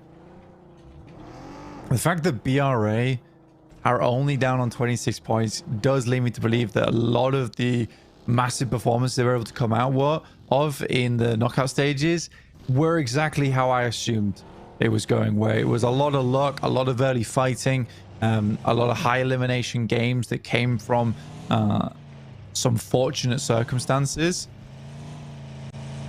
It's not to say that BRA is a bad team. I think it was a little bit of a strange few days for that squad. Kara looking to try and defend their pitch here. And as one of the teams that sort of had high hopes coming into this this phase of the tournament, I thought maybe they could outperform themselves, because they have had these little glimmers, these little moments that we've seen from them over the course of the two previous stages, but they're really not bringing it on the stages on this stage, unfortunately, and hopefully they can open up faster. Of course, the Rondo effect at the start of day two, right? And I don't blame teams for not really... well, maybe it is definitely still their fault, but I don't blame them for necessarily being super strong on Rondo strategy at the moment. This is the first season it's been implemented in this region, certainly, and across the world generally. It is still a fairly new trodden path, and I think that making those early adjustments are what teams are going to really look for in terms of earning super huge amount of excess points on Rondo. And I don't know if we've reached the final form of strategy on Rondo yet. I don't imagine we have. I'm sure there's a long way to go, especially when you consider the recall beacons. Yeah, I think that we have seen quite a bit of it so far, and at least in my assessment, it's a case of for Rondo, you have to just go with the flow sometimes. You're going to get more eliminations just based off the recall system anyway. But I have been preferring teams that, at least when the circle comes to them, they prioritize getting a central position. They try and clear out teams around them while still having a backup recall that's close towards the center, so they don't give up center after that. So it is a map that sort of forces you to play between edge and center, depending on how close you are to recall beacons, how close you are to the center of the circle when it pops. It's all quite interesting. But I also find that you are going to get those games where you are just lucky. You are just lucky. The stars align. You get tons of points off the back of it. And it's not something you can replicate. Where I think that on a wrangle, you get 3 of them a day. I think it's highly likely that you replicate a 17-point or a 15-point game frequently if you are good enough. Well, yeah, that is the big caveat, though, if you are good enough. And I think that teams will start to read into that. And obviously, I mean, at this level, certainly, everybody's going away and crunching every single game after these matches happen and trying to develop, trying to be ahead of the curve. And we'll just have to wait and see how it all changes. A big migration now on a northeast shift. Blank, we're going up to the northeast side. Rectum Kaya trying to move back into the west edge of Yaz Fields, but Besiktas are already there. Ulf might crash into them, though. On that middle side, you've got Ida as well, just north of this. That west side migration is looking tricky, but around Potato Hill, there's also close conflict. A lot of damage going through. Lewis will get himself first drop. But yeah, I think over towards Yaz, it is a little bit stressful here that you got Yaz Fields in play. Now, I am slightly disappointed in Regnum Kaya because this is the first time we don't see them take West Yaz compound. Very frustrating for me to see that happen after there's been so much stock over the past multiple games where they look over towards the north side of Roswell Bridge, they pick up West Yaz compound and play from there. I mean, they still get an okay spot down towards that south side, and I think they can be fairly pleased with this position. This is where Silas won out PMGC all that time ago when on the back on S2G. Yeah, it's a historical place for Turkey. Yeah, I mean, if seeing that repeated would be brilliant. Maybe for S2G, maybe for Silas. We'll have to wait. You know, Regnum Kaya would be glad of it, but one of so the S2G fans. Most successful players in the world, honestly. And I don't think I count Powerboy in that. I think the most successful player in the world, no? Yeah, well, not on a technical basis, because Powerboy and Order are probably the most successful players in the world when it comes to PUBG Mobile esports. You think? Yes, absolutely. They won twice in a row, PMGC, right? Hard to beat that. No one's beaten that. But I think on a more vibes level, you'd be right. You'd absolutely be right to say that Silas is probably one of the most successful, is the most successful player in the world. I think that the early back-to-back has a bit of an asterisk next to it. Right? Well, that's what I'm saying. Absolutely. On a technicality, they are the most successful. Oh, I see. Yeah, okay, but, yeah. Okay, yeah. But if we take out the technical side of it, then yeah, they're not, because it's when the game was first forming. It's when we didn't have all the powerhouses in. We hadn't fully explored all the talent in the world in terms of players. But I think Silas now he just needs to get one more PMGC. And then my man can retire.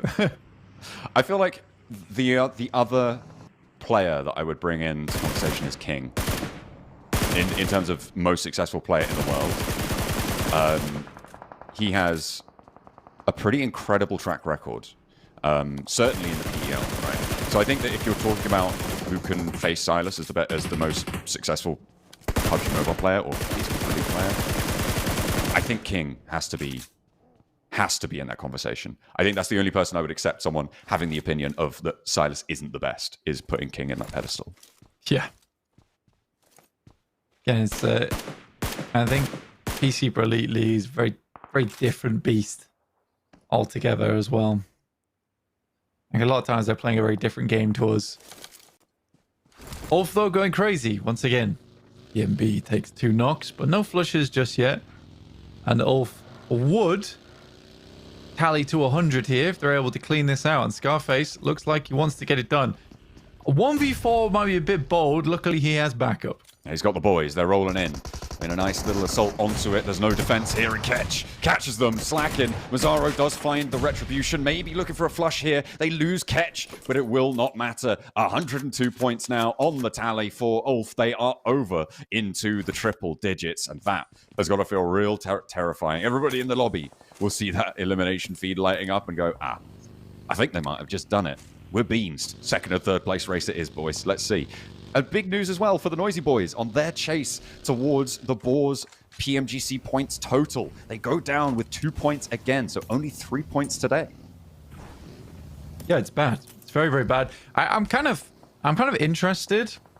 I'm kind of interested by Ulf right now and how they played that out, because I think they thought they were still playing on Rondo, sending all the players in. So you don't care in the world, but you pass by. They're almost 40 points ahead is ridiculous from 2nd place. Day 2, match 2. We haven't even concluded match 2 yet. I think that's what's even wilder. Yeah, I think for Ulf, they're chilling now, but it looks like they're not taking the foot off the gas just yet. They claim a nice little bit of space over towards the southwest side. But this is definitely an uncomfortable circle. A lot of areas to manage, maintain.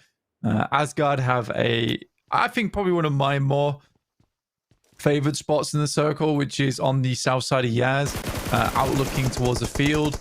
It gives you plenty of time to work with. Slight struggle when you have to leave, but I think it's a very cozy spot up until that point.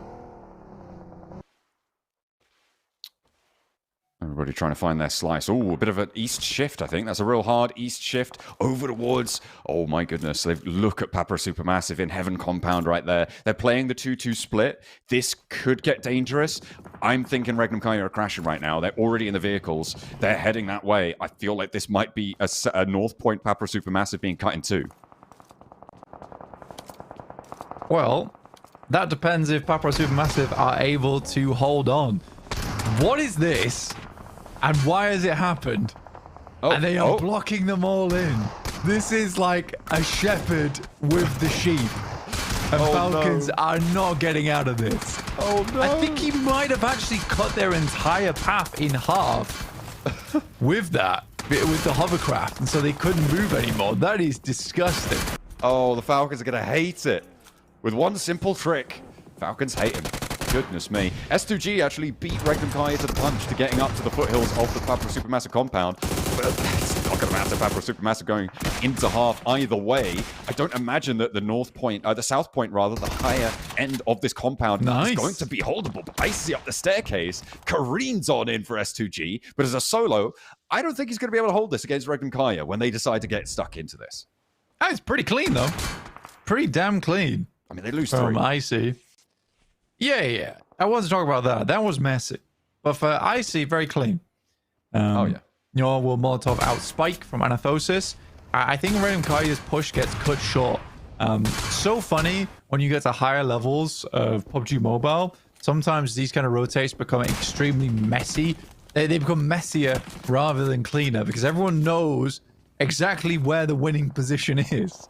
So they're all just making a dart for it. So very, very interesting stuff. But this is a cool ending. It's very open, very tough to play. Vehicles are very necessary. I think hovercrafts here actually hold a lot of weight in terms of value, just because setting up actual compounds via vehicles is going to be a big deal later on. I have a sneaking suspicion. And it's more of like a gut rumbly kind of suspicion that whoever is in Heaven isn't going to win this match. I feel like it, whilst, you know, technically, I mean, sort of far and away the strongest spot, I feel like whoever controls the south open slopes might have a better opportunity here. I'm looking right now to see if Kara can beat that team, because they are doing pretty well on that south edge in terms of control. If they can get rid of IWNRX, but by all accounts seems to be going quite well, as Aaron spins out for Ulf on the cross. Last player alive for him. Backs it into park. Seems like. Not on a double yellow. Good to park there, mate. So the thing is with Heaven, right, is that it is the winning position.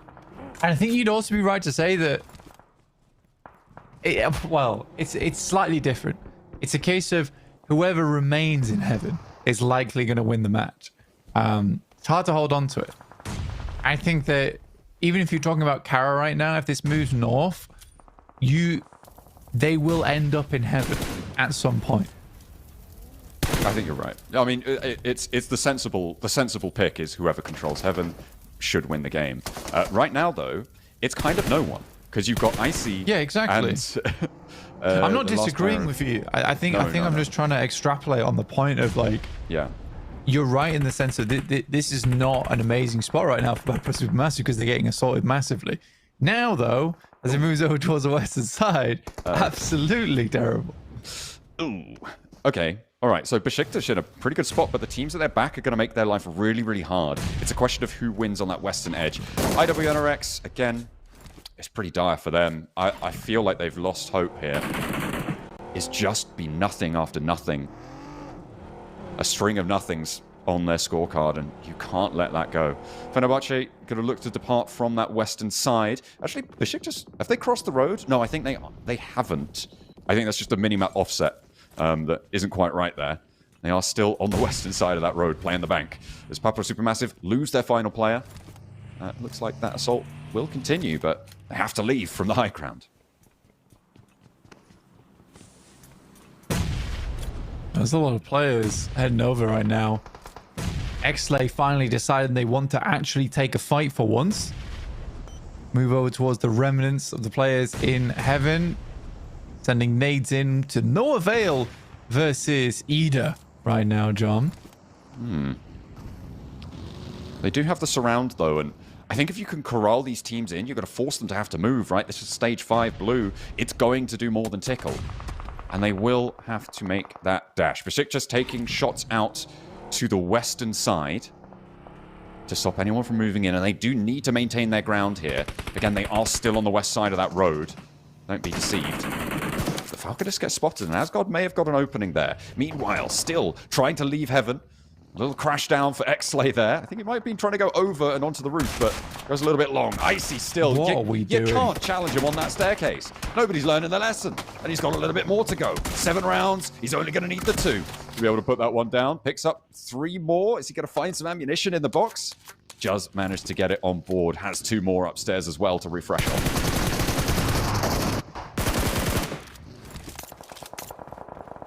Ida have to push out. I think they realized that their time was coming to an end.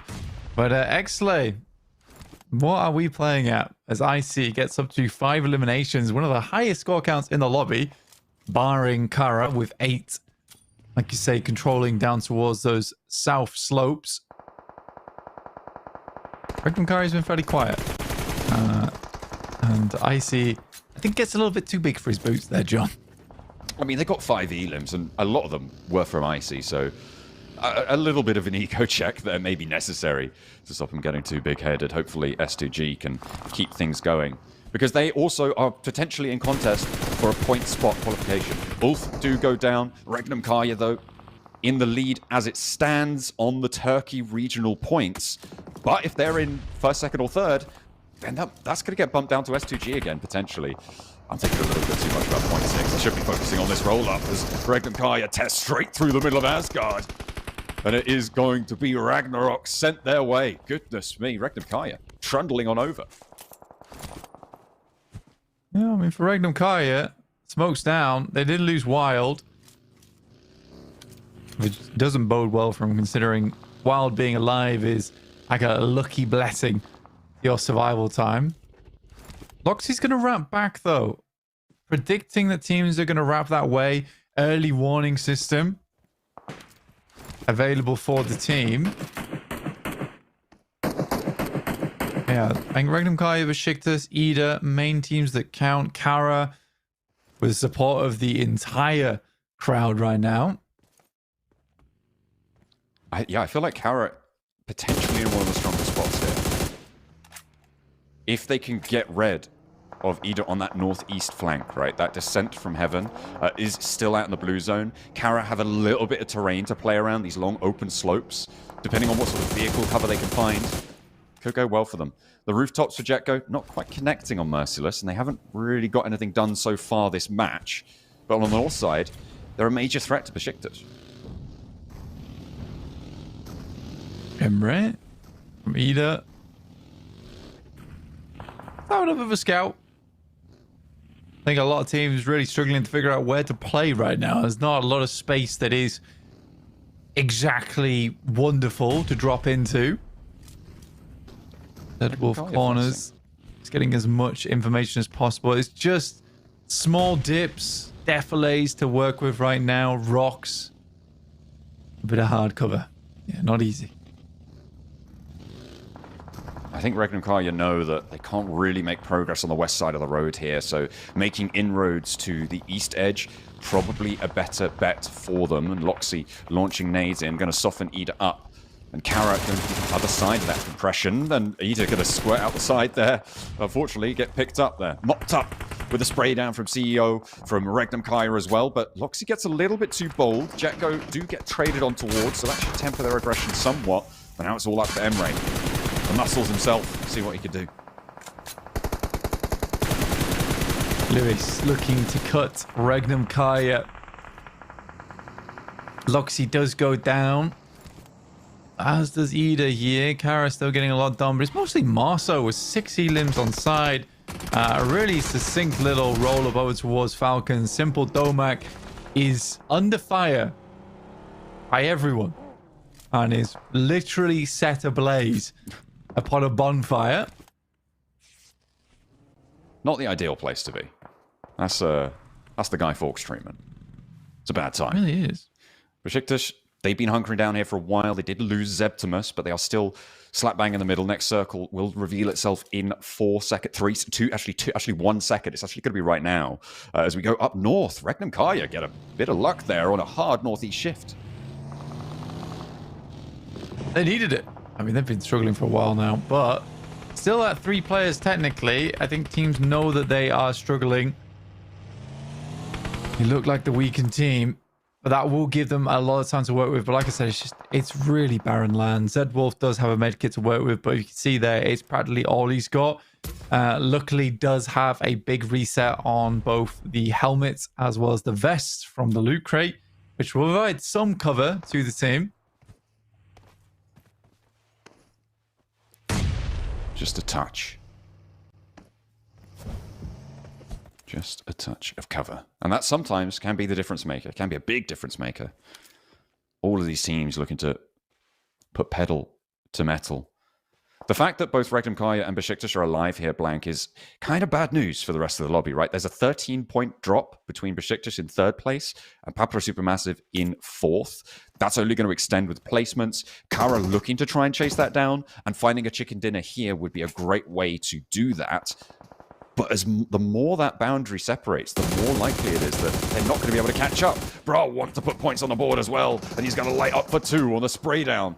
And they are going to find a little bit of an answer, and in come the rest of Graph, the backup. Regnum Kaya want to find the side angle shots, the third-party situation. Storm hops out with a vehicle now at his back, plays on the hay bale, will survive for a little bit longer, but Quantum not so lucky. And now it's a one-man Storm trying to make something happen, but he's under a hail of bullets, and I don't think he's going to last too much longer. It's Poser to put him down.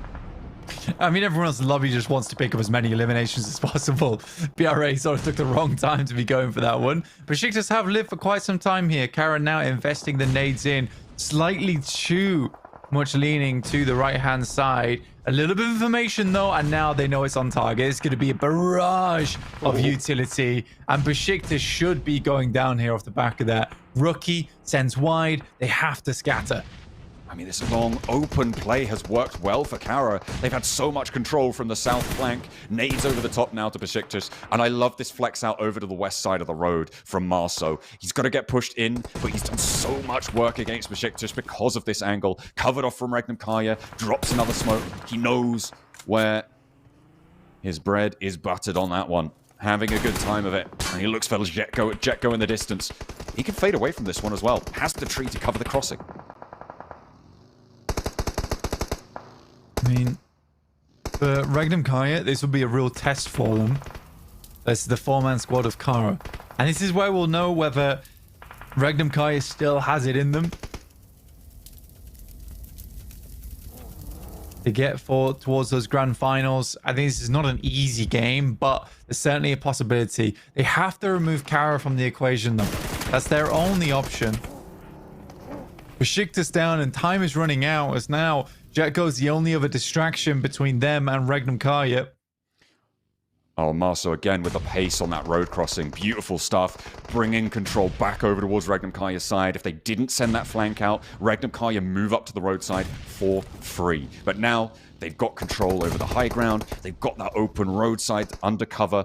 And the nades from Regnum Kaya, they're going to be a little bit tempered. Nice. Marceau even getting shots up range. He does fall back with the rest of the team, though, and I feel like there might have been a misplay here. Gives Regnum Kaya an opening. I mean, the fact that Loxy hits that headshot over towards Lewis as they come through is crazy. They really do not have much utility to work with, and that might be their undoing in this game.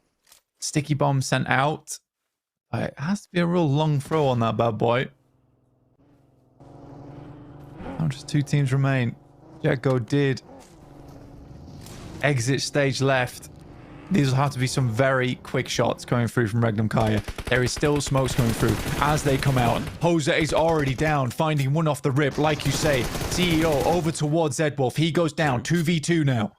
2 across the road from one another. Zedwolf potentially resable here, but it's a long time commitment, and the zone is coming. I don't think you can commit here. It's up to Silas and Loxy. Silas leading from the front with 5 elims for the team, but Marso on a tear with 9, down on his belly, on the belt buckle, looking to try and stand up against Silas, and Loxy will not find it there. Poser flushed away. Loxy making sure that those points are added to their tally. It's 13 elims for Regnum Kaya and 14 for Kara. Loxy steps up, can't connect on the spray, and it is Kara to be able to win the first trade. They find Silas down in the dirt, but he's good for 1. He's taken on Marso, and Silas brings it back into a 1 versus 1. Goes for the spray, but Lewis is able to take him down, right down to the wire. It was nail-biting stuff, but Kara pleased the crowd and are able to take down Regnum Kaya.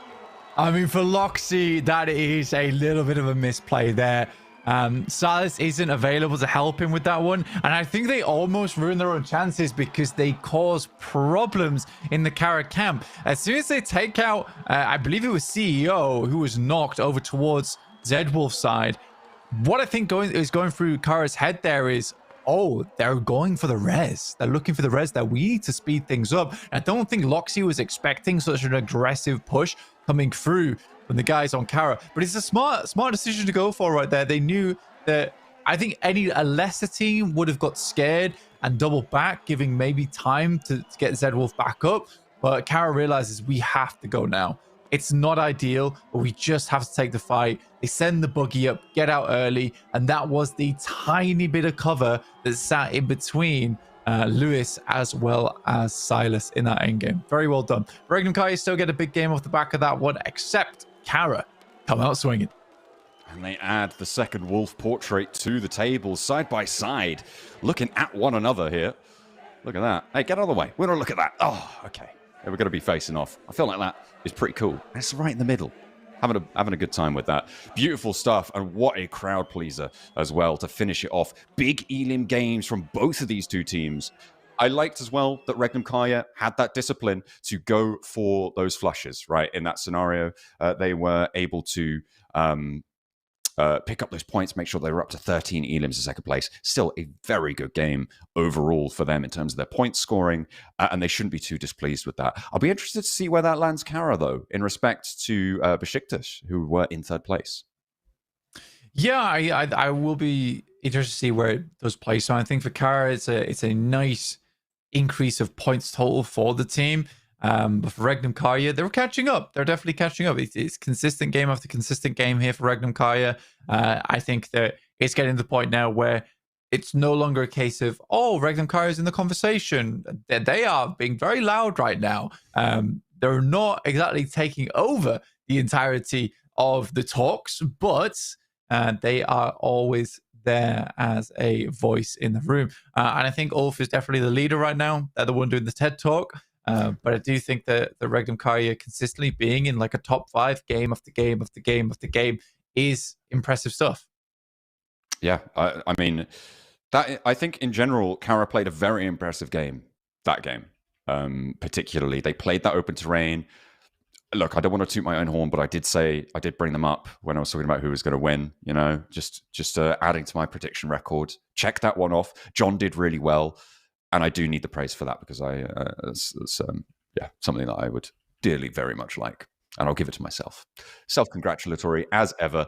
But that was really great stuff from Kara, who I will praise even more than I'm praising myself right now, for being able to navigate that open ground. I think Marso obviously particularly strong across all of that game.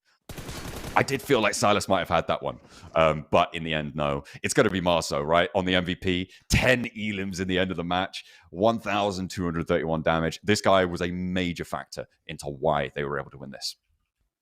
Yeah, I think for Marso, the immediate switchbacks between side to side was really good.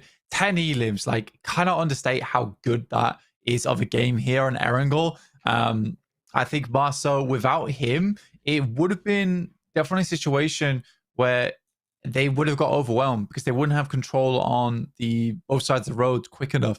And he was instantly back and forth, constantly using his vehicle as cover, constantly putting his vehicle in positions where it wasn't going to get destroyed as well, which is super important for him to maintain maneuverability on the map. So yeah, really cool stuff from Marcel that game. Absolutely. It's top of the tables on all fronts there, on all the fighting statistics. He is on top. 2 nade elims there, 279 distance. It's a close range game there. Sub 300 as the longest range distance elim. You don't see that too often. And it just goes to show how close everyone had to fight, right? And I think a lot of that is to do with the fact that the Heaven compound was such a heavy focal point. Yeah, I mean, especially in that location as well, where it's dips into areas where you want to crawl up, have a little bit of cover. Most of the time when you're fighting, you're right up in each other's faces because you're using smokes to deny sight lines. You're doing everything you can to make sure that by the time you start fighting, you're probably in nade range, so you're not taking shots anyway.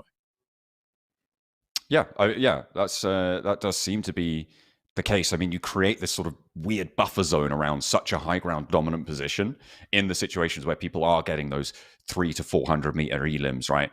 And it is much more difficult to go for it. Taking a look at the chicken dinner stats here, you can see Lewis being a little bit of a silent partner there to Marsa with 940 damage, but only the 2 elims to be shown for it.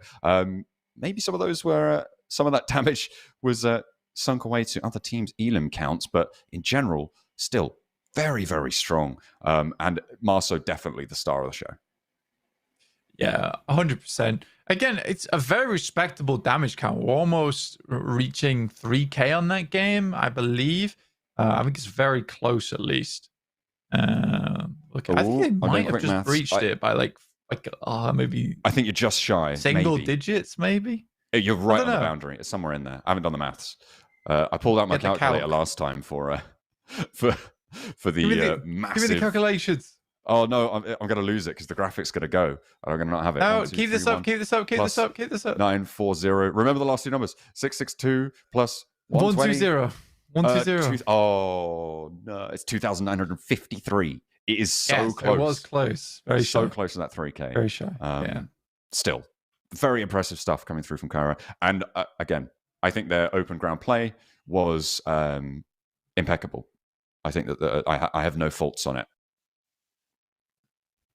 Yeah, I think just shy of 3K still damn good on Erangel. Not always easy to hit that marker. Something you more see on maybe like a Sandhawk, which is now dead. RIP. RIP Sandhawk. But I think that if we see more games like we have just seen over in Erangel and Rondo today, this is going to be a very, very exciting day of PUBG Mobile. Extremely exciting. I can't believe just how much has come through right now in terms of point scoring, in terms of critical teams towards the top side of the lobby. Ulf did fairly well that game. I do think they didn't do fairly well. What I mean to say is that they were still looking very confident, but I do want them to not get too big for their boots because that game felt like they saw TMB. They're like, we're just gonna roll them. We're rolling, and they did. But they lost a player off it, and I don't think they had to lose catch there. I think they could have really suffocated TMB inside that building and then slowly picked their way through them before having to make a move. Because immediately after that, they were like, oh, we're going to go for a crazy move over towards Heaven. Yeah, I mean, that seemed to be the next launching point. I think it's I think it's interesting to think about what they were trying to achieve with it, right? Like, are they just trying to get that fight? Like, you can choke out that position, right, on TMB's compound, but is it going to be impeding in their future plans if they take all that time? Well, we'll never know, unfortunately, because they did go for it, and we are going to be heading to the stage. We'll see you guys in a minute. We did have a lot of questions as we stand with Kager, one of the S2G superfans, and of course one of our WoW map designers. Now, as one of the world-famous map designers in WoW, I want to ask you, what inspired you to start designing maps in World of Wonder? Diyor ki ünlü bir WoW harita tasarımcısı olarak diyor, seni buna yönlendiren neydi? WoW haritalarını tasarlamaya nasıl başladın? Seni ne motive etti diye soruyor. Aslında ben zaten küçükken tasarımlarla çok fazla ilgileniyordum. Sevdiğim bir oyuna da bu özellik eklenmesiyle beraber daha çok motive oldum. Daha çok tasarım yapmaya başladım. Aynı zamanda zaten 2 kere dünyanın en iyi WoW tasarımcısı seçildim. So, from my understanding of Turkish so far, he's been a designer for a very long time, ever since he was a kid. And when World of Wonder came out as well, he just found the way to kind of fuel that creativity, and he was just constantly diving in, creating maps, one right after the other. Now, when it comes to the way that you express your support for S2G, how do you manage to do that? And when it comes to it, how do you design maps when it comes to S2G and showcasing their capabilities throughout your designs? Davut diye şöyle soruyor. Tabii bütün dünyanın merak ettiği sorular bunlar. O da sadece Türkiye'de değil, dünyanın her yerinde izlendiğimiz için İngilizce olarak da o merak edenlere çevirisini yapıyor Davut. Şu şekilde sordu. S2G'ye olan desteğini harita tasarımıyla göstermeye nasıl karar verdin? Bu fikir ilk aklına nasıl geldi diye sordu. Öncelikle S2G çok büyük bir kulüp. Aynı zamanda çok büyük bir taraftar kitlesine sahip. Ve bildiğiniz üzere Türkiye'deki tek dünya şampiyonu S2G Spor. From my understanding, it's just from his love and from his support for the organization, for the players. That's kind of what's been driving him to constantly create those maps and again showcasing in the designs of the maps. I want to say glimmers of S2G around the map, which is honestly it's incredible to see. Now, among all the maps that you've designed, World champion S2G he said. oh, of course. They have been the champions before, and I'm curious, can they do it again? We'll find out in this tournament. Now, when it comes to all the maps that you've designed for S2G, which one do you consider to be the most unique, or your favorite maybe, from the ones that you've created so far? S2G için tasarladığın tüm haritalar arasında sence hangisi takım ruhunu en iyi yansıtan, yani senin için en özel olan hangisiydi diyor. Bir harita tasarlamıştık. Şu an 400 bine yakın oynaması var hatta.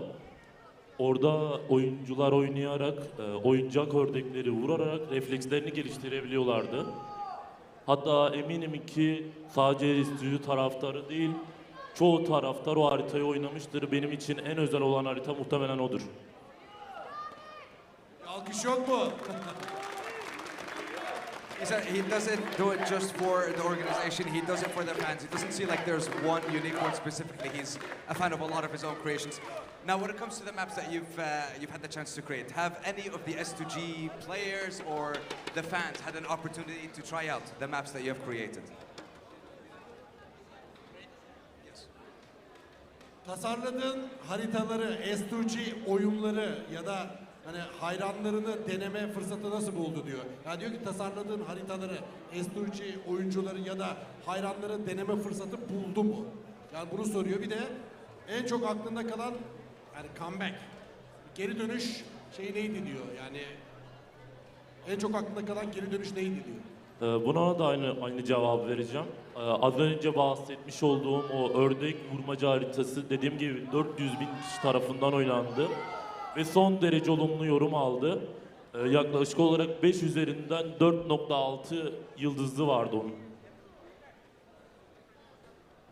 So a lot of people, from the numbers that I've seen, and I've heard it's around 400,000 plus people had the opportunity to try out the maps, which is kind of crazy, and just goes to show how massive a fan base that S2G has, how massive a fan base that PUBG Mobile has, not just in Turkey, but also around the world. Now, being an S2G fan, what has that taught you? Whether it's creativity, persistence, or something else entirely. What have you learned being a fan of S2G?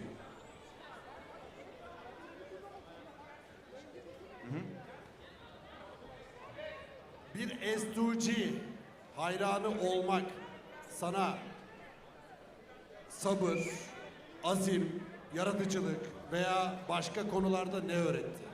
Yani sana ne öğretti? Ya şimdi şöyle, az önce de söyledim. Türkiye'deki tek dünya şampiyonu S2G. Benim de bu takıma layık bir WoW tasarımcısı olmam gerekiyordu.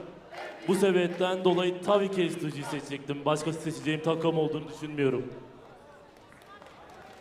I mean, you're talking about the only organization in Turkey to be crowned a world champion. This is what S2G's legacy has been so far, and being a fan of them has just made me push myself to the limits, and I want to be enough for them. I want to be as good as they have been on the international stage and in previous competitions. And you know what? I like that.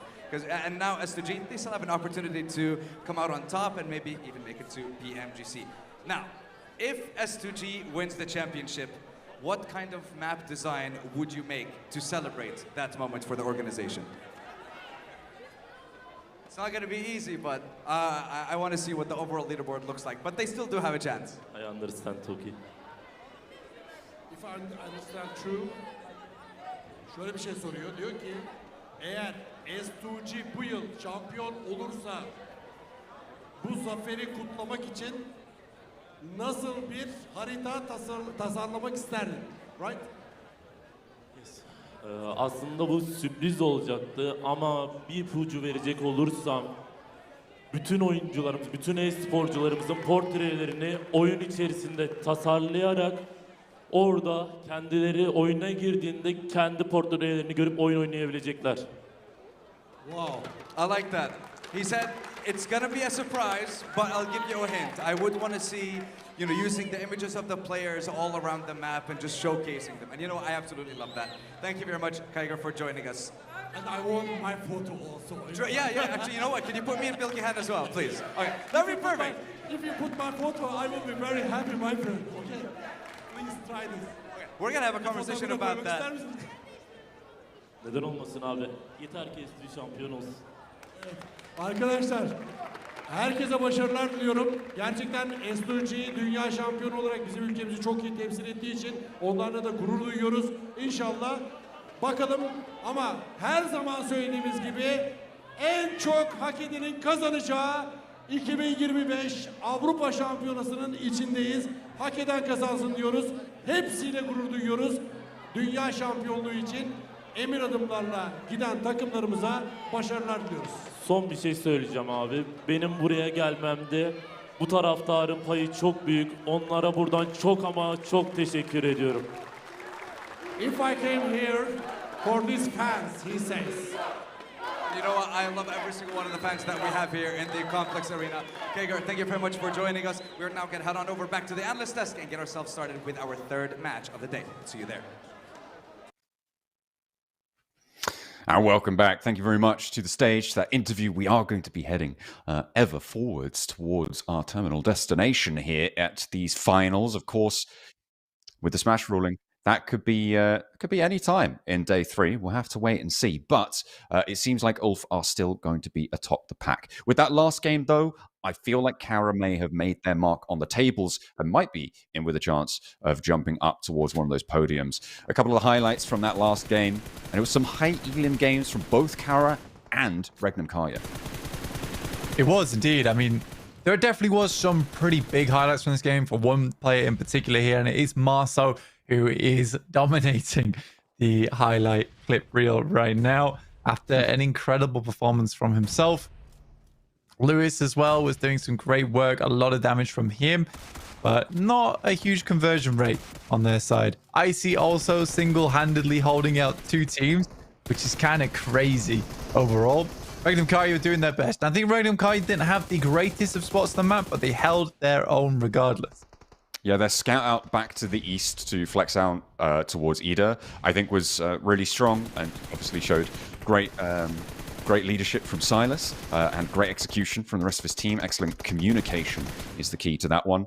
And I really did feel like Silas might have had it there in the end, but the buggy cover turned out to be too strong to defend from it. Match rankings here, 27 points at the top for Kara. A really needed infusion of points to add to their tally. And Regnum Karya should be clearing away ahead of Besiktas, who got 6 points, which is respectable, but apparently we're on a big game day today. So there you go. Yeah. 27 points seems to be the magic Turkish number right now for these teams. A big 27 yesterday for Ulf in match 2. And a big 27 for Kara here in match 2 today as well, which is super interesting to see. But I think for Regnum Karya, getting 19 points is fairly significant considering our third place team only walked away with just 6 total. So we're starting to see a real small amount of teams pulling away from the crowd now. Whereas the rest of the teams just cannot quite keep up. I mean, it's with these big games, right? That's why this is happening. We saw Ulfwith now having the two biggest games, in fact, tied second place biggest game, right? Overall, with 27 points on that match too yesterday, and obviously 32 points at the start of today. They have passed that 100-point barrier. Regnum Kaya up in 84 points. Look at that drop-off still. And Besiktas just about holding on to third place because Kara are knocking on the door of grabbing one of those gauntlet spots.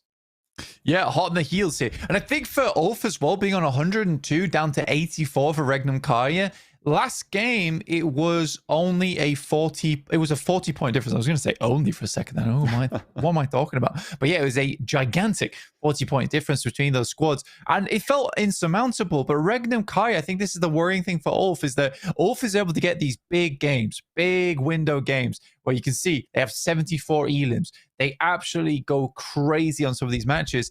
But the difference is that Regnum Kaya, it feels like they're not really running out of breath here. They are constantly catching up in the distance. No matter what kind of big sprints Ulf's making, Regnum Kaya is just got a steady jog on at the moment. Kara taking up the rear right now with 60 points. They are getting closer and closer to the target. Besiktas gets so.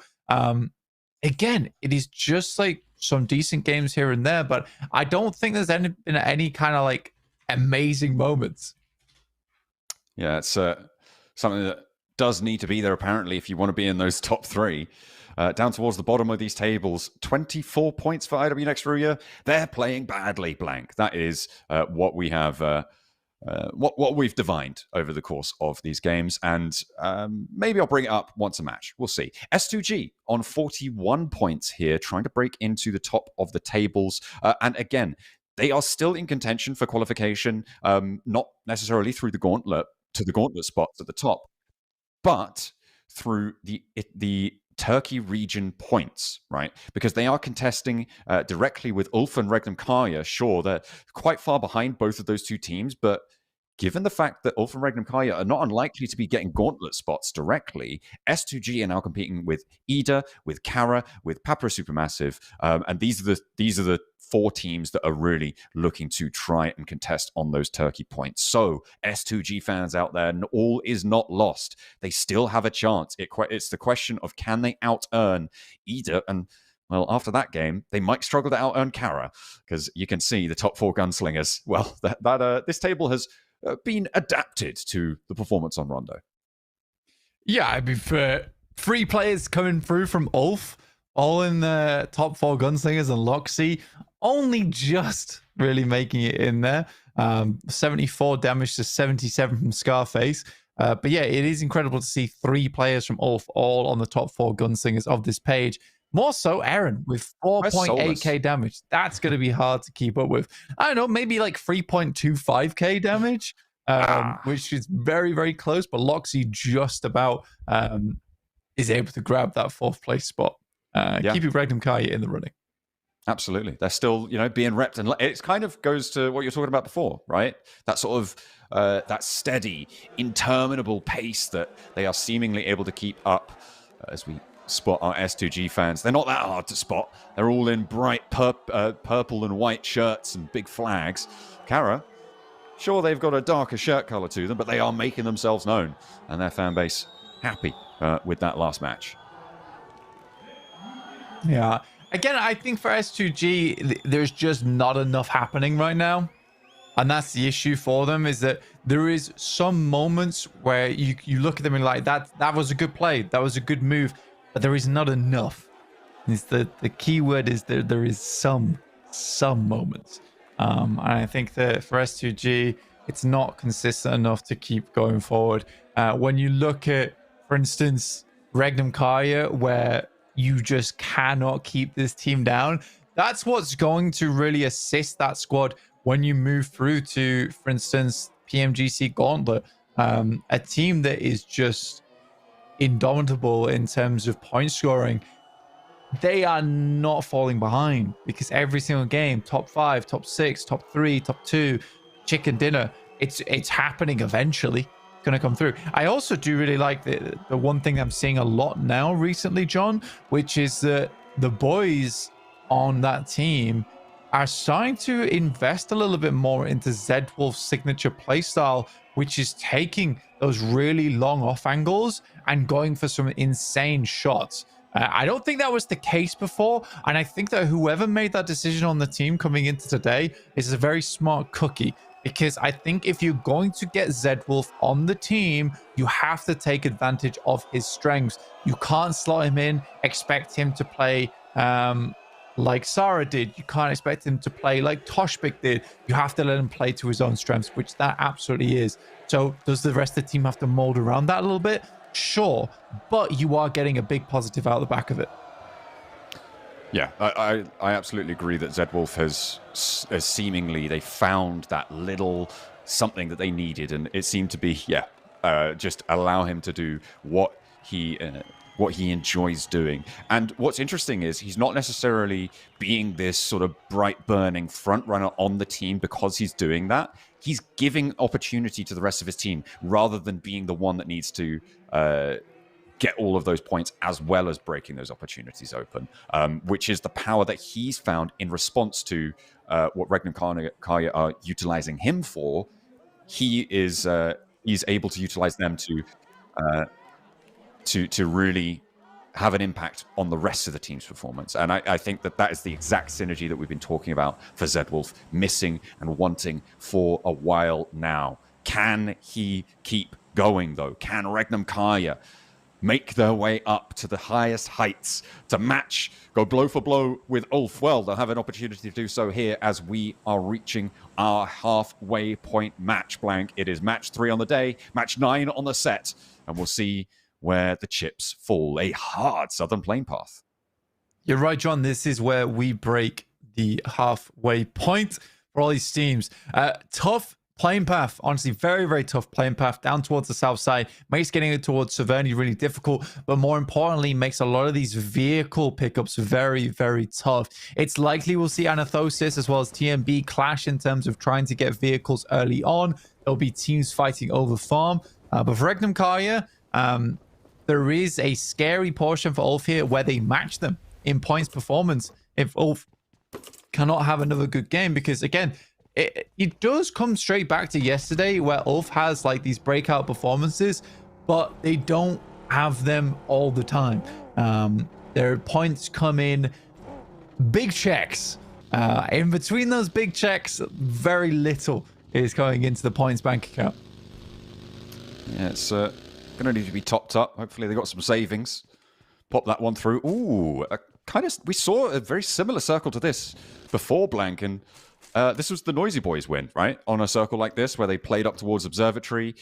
It's generally fairly unlikely, again, that it will head to Military. That time it did. And it really favored the Noisy Boys, who played a blinder, all things considered, and actually earned a lot of their points on that match. So we'll see if they can try and repeat that. I don't imagine we're going to get 2 Military games off this circle, but you know what? I spoke too soon last time, so I'm not going to make that prediction fully. I'm stepping back from it. I'm not committing. Yeah, I mean, it's not unlikely that we get a Sosnovka finish on this one. It doesn't encompass the entirety of it, but it absolutely could move down that way. It is just the stage 2 decision, right? If we get a southern shift on the circle, I think at that point it is statistically likely that it's going to be a Sosnovka finish. So we're really just waiting for the stage 2 circle to come through. And I think that most teams would actually prefer to see a Sosnovka finish on this one. It is going to be a bit of a crunch playing over towards farm, over towards Milta. Teams having to play around shelter is always a little bit uncomfortable.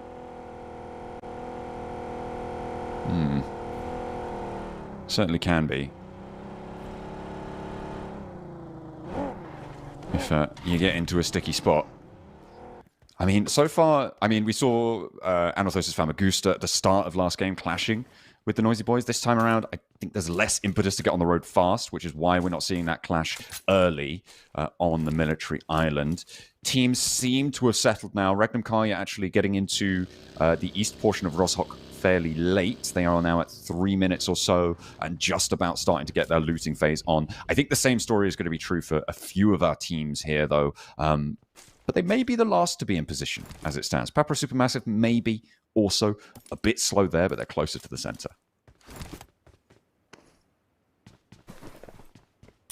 I think we are just waiting for stage 2 of this. That's our only thing we can do here, really, whilst we wait for teams to get looted up. And I think most teams really, at this point in the finals, they studied the rotations from yesterday. Like you said, we've had a very similar circle in the past, so teams know roughly where other teams are going to be. So I think we're going to have a little bit of a quiet early game here. Very clear front runners right now in Kara, Besiktas, Regnum Karya, as well as Ulf, Regnum Karya, and Kara. I'm surprised we didn't get confused on the last game while saying that, but I'm going to try and ignore that and pretend I never said that. I think it's because I'm so used to Regnum Karya as a thing. You know, they've been around for so long as an organization. Yeah. It didn't even cross my mind. But now you've polluted our minds with a potential I know, misstep. right? Through cause problems. You really have. I guess I'd also potentially throw Papra Supermassive into the mix there. Okay. And it is, we really are just looking at the top 6 right now. And if we were to close out the top 6 right now, I think that's not a terrible top 6. I think it would be a shame if the Falcons don't go through to PMGC. I mean, they're getting the points qualification almost guaranteed from Western Europe. They have a 136-point head start against Anathosis Famagusta, who's the other team that could potentially make it. So it's it will almost certainly be seeing them in the league stages, in the group stages of PMGC. But yeah, it certainly would still be a bit of a disappointment. Yeah, I meant more in the sense of going through to the Gauntlet, because then you have like your big potential to just immediately shift through to the finals off the back of that.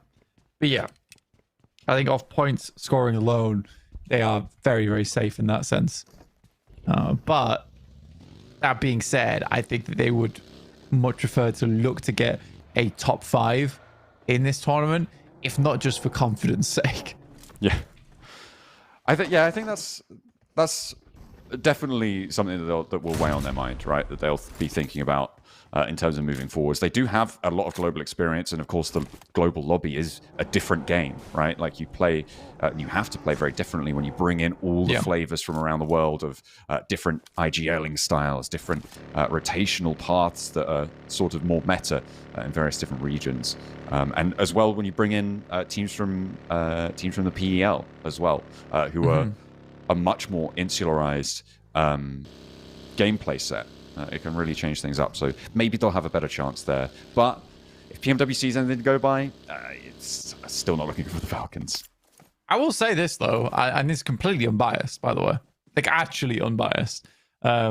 Looking at all the other PMSL fall splits, I think PMSL EU actually has one of the most difficult rosters to play against.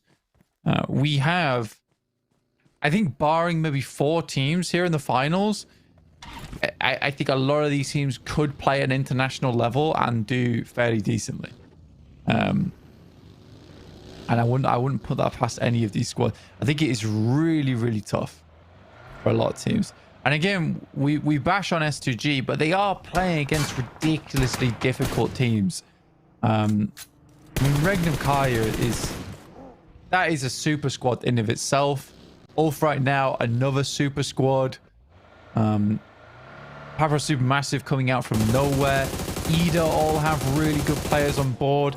I think Ida's a very interesting one where, you know, they lost Aaron Shaw. You pick up Matt Cap, who honestly was putting Fireflux on his back last season.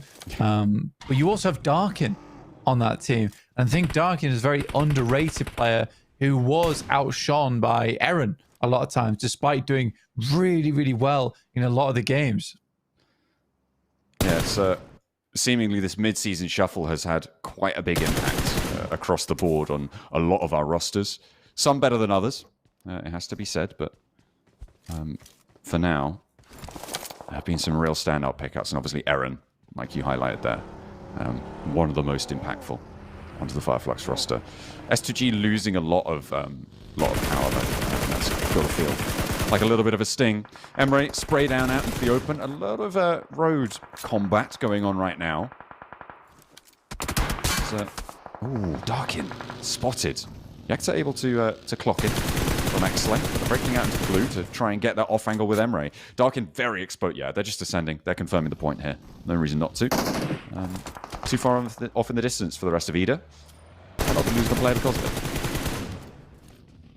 And we move up. So Nora Sosnovka finish up towards farm side and shelter. I think it moving over towards the west here does help out a lot of teams that don't want to play around shelter, play around prison split, which is rough.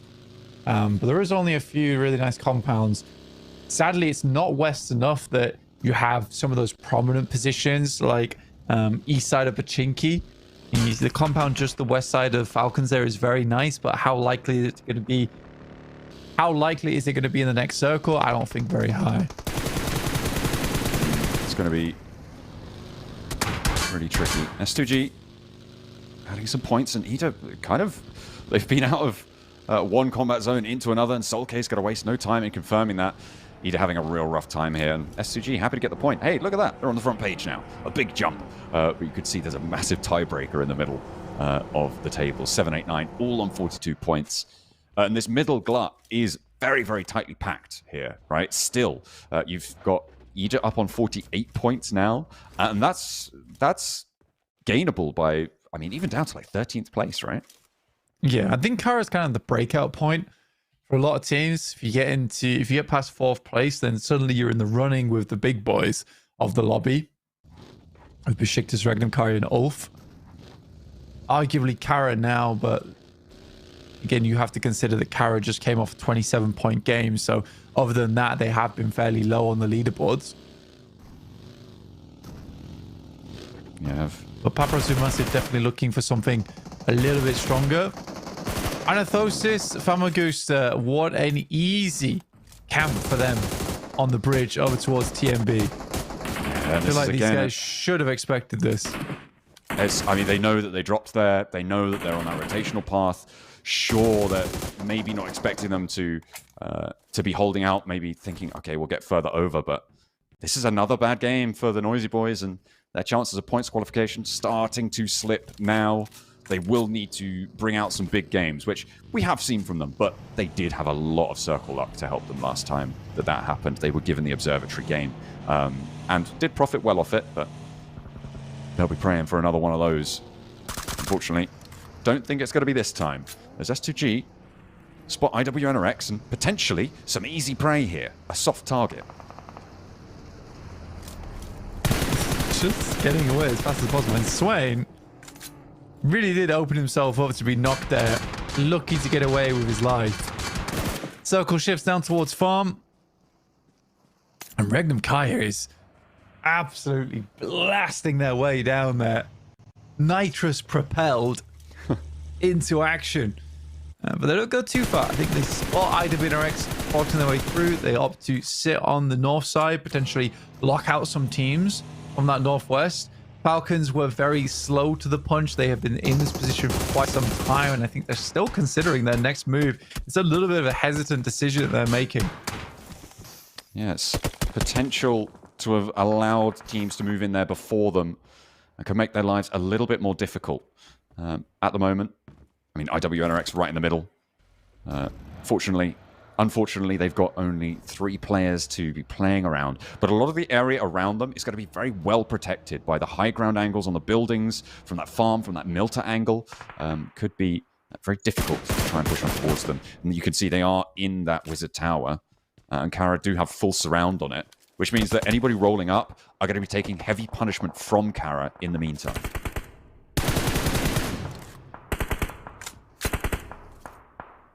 A quick stock of the surrounding ground. IWNRX did make their way towards center circle, but they lost a player for it, and I think that kind of play is not worth it, personally.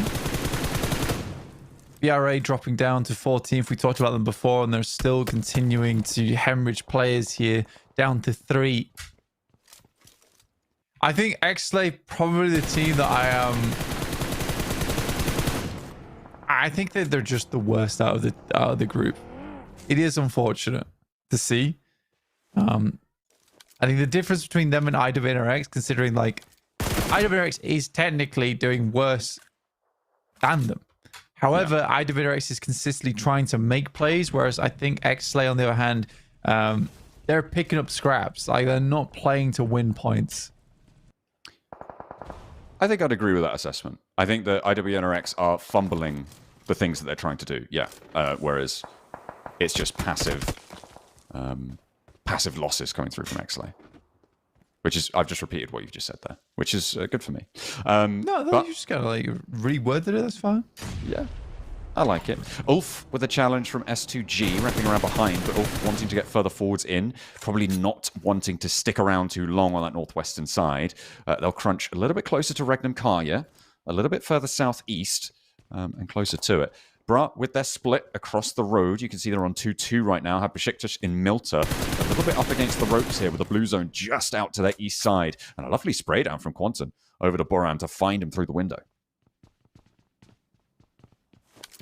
Circle off towards the southwest. Falcons actually, although it was a hesitant decision, it took a little while to make, and I think that that's more a case of Ralph being worried on his decision making on his scout, whether it was good or not. They do make it to a very, very strong position on the map now. Regnum Karya, on the other hand, I think that they're making a straight shot for the beachhead. I think it's a smart play to go for. They're going to get behind Anathosis, Famagusta. They can play from this position quite some time. Good stuff. Very, very good stuff. I presume Massive have similar ideas, though, on their eastern side. Asgard moved down towards Sharkfin.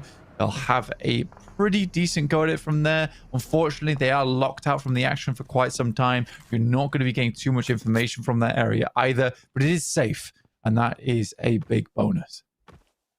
Absolutely. You will take safety if that is what is on offer here. And Papra Supermassive, unfortunately, ending their game again. Having a bit of a rough day so far. I mean, they were able to do a bit over the course of it, and 14 points to be fair in the first two matches, but going 0 on this game is far from ideal. Yekta trying to challenge, but that's not going to happen. Ulfa peeking out the windows left and right and every which way, and they'll add a second point to their tally. That will put them up to 104 there, right at the top of the table.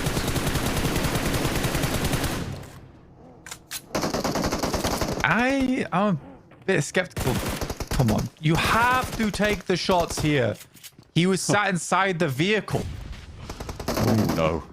Easy pickup. Airburst on the nade. Goes a little bit far. Does a good amount of damage, but for S2G, this is seriously slow gameplay. Solke takes a big hit. They're playing underneath. Narvalo has a nade. One's primed in the hands of Icy, though. Good nade towards the backside. Will find Solke. Delayed slightly, but the bounce is good. And Icy hits the deck. One final player inside is Hamzy G. Not usually the last alive for S2G, but he will be the last to fall here versus the Falcons. But Jekko are not third-partying this, which I find incredible here. They are standing on the outside and waiting for this to finish. Koa will put the final round through, but it's only Narvalo down, and Jekko seemingly wasting an opportunity there where they could have found an opening. Finally, S2G are fully eliminated and out of the running, and Falcons in with a solid compound on the northwest side. I do think that was a misplay from Jekko to not go in there, but still, they'll stay alive, and maybe that's what they were hoping to do more.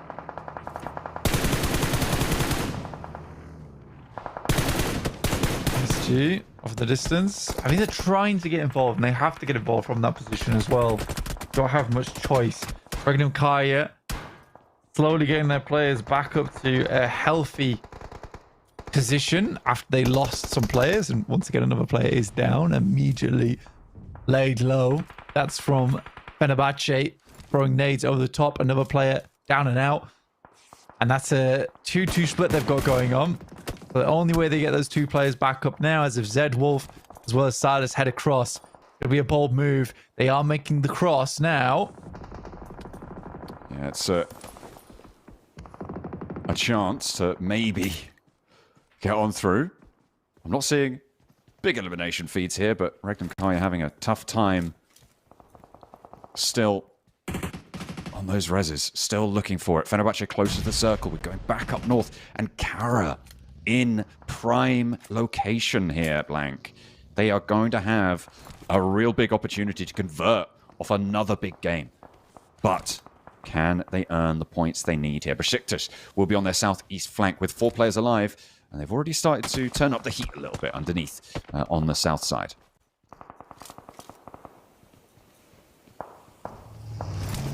Ralph. We'll look downwards. This is a nasty circle for most teams, honestly. Moving over towards the northeast here. Another knock over towards Regnum Kai as they try and assault the building that Falcons have been playing in. So far, this has been a pretty damn good match for the Falcons. Holding out multiple teams. Yes, they've lost a player, but that comes with the business that they are in right now, which is holding on to this compound, onto this fortress. Setting up like sentries.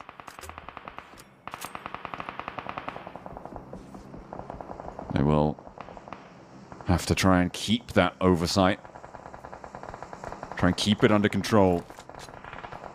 When you're next door, Kara and Ulf, it's a pretty gnarly situation to want to get involved in there. So we'll see if anyone can make it through on that south boundary. And Besiktas are getting plinked away by Brat, who are playing as 3. But the approach from Besiktas, yeah, I think this is a maybe done deal for them. I don't think this approach is going to work out for them. Another one falls, another one flushed. And the points are being divvied amongst the opponents that they see around them. The Falcons aren't done just yet either, though. On the northwest side, they are now up to 6 elims blank and playing pretty well here. Jetco with 4 players alive. Have 3 players to deal with on their south, but they're much closer to the edge. I mean, Anathos has just had to leave from this awkward compound on the southwest. I think they would have been better off like trying to angle around the beachhead. But even then, the sightlines are still there for them. Solus getting taken down by Simple Domak from Fenerbahce. Ulf have got fairly decently far into this game. But yeah, Jetko's been a bit passive here on that north side. Not really gone for too many third parties. Hasn't really tried to have a say in over towards the Falcons either. Who are suffering for utility and supplies, that's to be sure. It's crazy that Ulf have managed to get into another central position here. They found a defilade, they found the ditch, and they're playing around it. Surviving, 9 teams remaining, and it's unlikely that they're going to be within the next few to fall, especially with the Falcons' angle onto Anathos' Famagusta here. Jetko putting pressure on that northwestern side, that 3-point fight on the west. Definitely going to be dangerous. Brat with a little bit more respite and the high rooftops that they're able to play around as well. Could be good. Oh, Asgard find a shot over towards Marceau. I wonder if he's going to be resable. He might have been quite far away from the rest of the roster, but I'm sure they'll put enough effort in to bring that one back up. And as if they needed more help. Kara again, central. Ulf as well, staying in their defilade. Asgard down towards the southeast. I'm going to push out over towards Kara, who might be on for a back-to-back here, John, honestly, with the position they have. Hasn't been the most louder games, but why push the boat out too far when you have a position like this? I think Falcons will certainly struggle to get anywhere from their position. But 7 elims, it's been a good game regardless. Yeah, it's something that they can be happy with, right? Finding those middle games. Kind of a Falcon specialty, seemingly, over the course of this tournament. Maybe a little bit less so in the last few, but we'll keep up the pace. We'll see if they can keep things going. Because, I mean, they started the day on 38 points, right? And they're up to 49 already, including these points. So only 4 points in the first 2, which isn't great, but we're going to try and make up for that here. At an 8 point? Maybe. Looks for a 9th as well, and they'll find it. Spray down, and Anathos' Famagusta are eliminated. Placement points now starting to kick in, and our teams will be happy to see them. It was pretty well wrapped there from the Falcons. And getting 9 points off the back of that is really good because they should have been down and out on making this push. So for the Falcons to be able to get that done, very, very well done.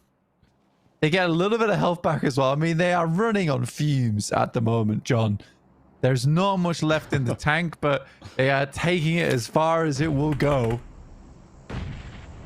It's something they'll try their best to do. Okay. A knock onto Scarface. There you go. Oh dear. Look Yeah. what Aaron's got his hands on. That's nasty. Add an airdrop into the middle of Ulf. Why not? You know? That seems fair. Give him the Lynx AMR. One shot, one elim. Did you finish off Scarface? And Aaron with a really well-placed grenade at distance will clean out another. I'm trying to hold the line underneath the Falcons at 10 elims. This is... I don't even really care if they go down right now. This has been a very cool match from the Falcons. Finally, Jetgo start to get involved. It's a late entrance to the circle, or late entrance to the party. Ooh, and they could have done it earlier, but Jetgo do finally take down the Falcons now, and they are playing on as 4, so maybe it was the right call after all to stick on the outside of that one, not get too involved. IWNRX have been surviving, they've got 2 elims, but now they're burning and they're dying. It's going bad as they take a turn on the northern side.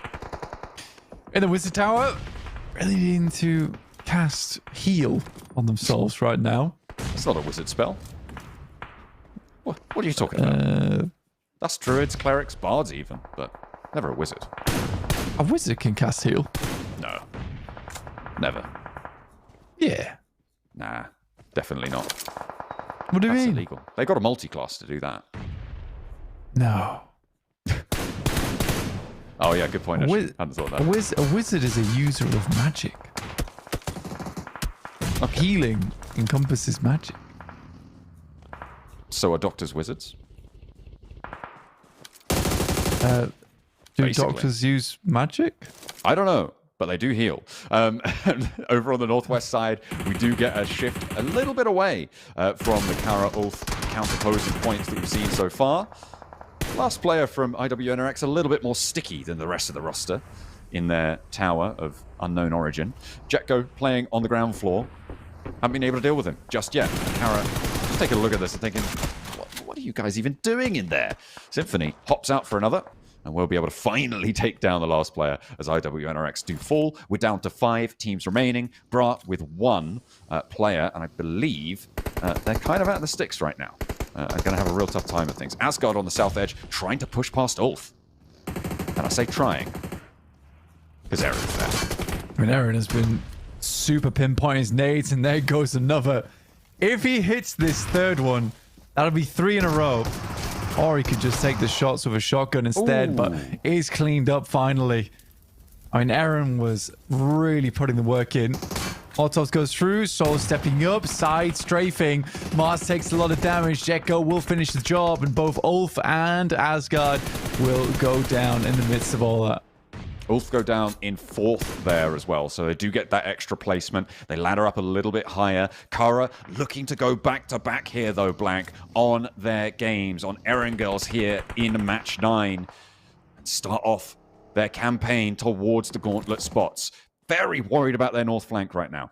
And we'll see if they could spot the final player for Bra out and off in the distance, who has actually now made himself a lot more known. It's Storm, here with a nade, trying to cook it around the corner. Poser backs off, spots the breakout. CEO sees him break out wide, but Storm's playing safe. He strafes back in. The circle moves away from the compound, so they're going to have to think about how they want to make this one work. Poser in danger from a nade, and the bounce. Bobble is good. Over the top, there is an answer, but they can res. What do Jetgo do, though? Do they waste time like they did before, or do they go in? Looks like they are playing so cautiously, so safe. And that is Jetgo to a T. They have really not taken any chances on this game, but it has sat them with 9 elims on the match, so it's not been unprofitable, right? You know, they've definitely held their cards more than they've played them, but that is still coming away with a big pot at the end of it. Kara attempting to leave, likely not a back-to-back at this point with the amount of ground that's controlled by Jetgo. There would have to be an incredible breakout here from Kara. They'd need vehicles to swing around the side and potentially take out a couple of players on the backside of the circle and break up this line that Jetgo have. But I don't think they have the vehicles to do this. Their wall right now is just about in the next zone, I believe. And they were waiting for this off angle to have to move in further. before they could make their move. Now they're establishing their smoke line. They spotted that rotation. There is still a player on that north side who will be taking the shots out, but the smoke train is working. And Kara, for now, have managed to make their first steps into the field.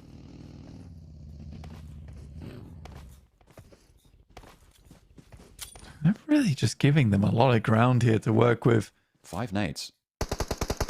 I mean, it's close. It's very close to him. They do get unlucky there. They need to wait slightly longer before throwing these nades. They need a knock or two to get this one to work. They have this slight little lip to work with, which is the big thing. Actually, maybe those nades were good. If backjet go off, prevented them from moving too far up. The idea is to keep them so their backs are to the edge of the blue. So when they finally have to peek out, it's not into hard cover. This is actually quite intelligent from Kara. But it does rely on gun skill now. Merciless could have a big nade opportunity here. They can take Freedom down, but they're all grouped up now on the peak. Doesn't quite connect. They were waiting for Freedom to have to move. They knew he was going to be first up. Hoser dashing away from the nade there, will not take the damage, and they're all still alive. 3 versus 3 now on the open ground, and Jetgo have given them this opening, this opportunity. Lewis folding the buggy back into the rest of the team, gearing up to potentially take more ground. Jetgo laying down a smoke cover as well, and that might give Lewis the chance he needs. Oh, that nade. So close.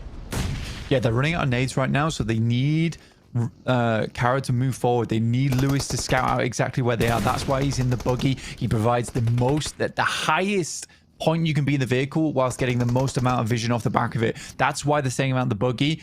They do miss the nades now. So he returns back to the fold. They have to rely on gun skill alone. He's still giving across information. Those early nades to keep Jetgo from preventing them from moving up towards the trees, preventing them from using that hard cover for themselves. Super intelligent play coming through from Kara. Now he's just going to go for the rundown. He gets one. He's likely going to go down for this. He's able to hit it off the back. I don't believe what I'm seeing. Hoser now with a chance to take it down. Last player down in the dirt, and Kara make their way out into the open fields of Farm and will destroy their opponents. No wall will hold them. They are unleashed here in a back-to-back chicken dinner, and what a glorious ascent they're making up the tables now.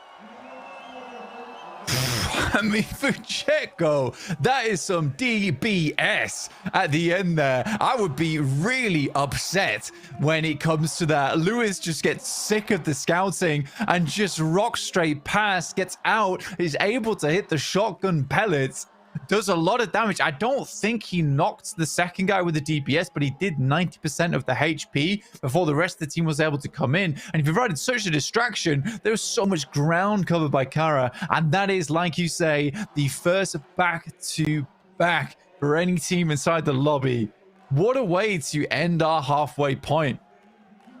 That is incredible stuff. The elim count, not huge, but I think what they might have got 9 towards the end there, something in that region. A 19-point chicken dinner off of their already huge game last game as well, to be able to find a really, really solid points total. That is something special for Kara. I think they're potentially in second place. They might have an opportunity to be pretty close to Ulf after this, actually. Yeah, I think that they're likely in third or second place now after that game, because that sets them up to, I think it's probably like 90 points or something. Very, very close to 90 points. Very well played to Kara, though. Yeah, wow. Really good stuff. I mean, yeah, great opening into the field. But it came back to Jetgo, right? It was a misplay by them, I think, that opened the door for this. Whereas in the last match, I feel like Kara really, played well and generated their own opportunity. This was an opportunity that was given to them by Jetgo, and they successfully took it and played it very well. Yeah. But it was exactly what Jetgo did before, right? On that fight that they could have third-partied between Falcons and S2G, they stood back. They were like, you know what? We're just going to chill and see what happens here. And then they give so much area to that hard cover that you talked about that Kara were just like, oh, well, thank you very much. We'll take those 10 points and your extra 3 elims. It's great. Sure. Feels a little bit lackluster from Jetgo, but as you say, plays into their characteristic.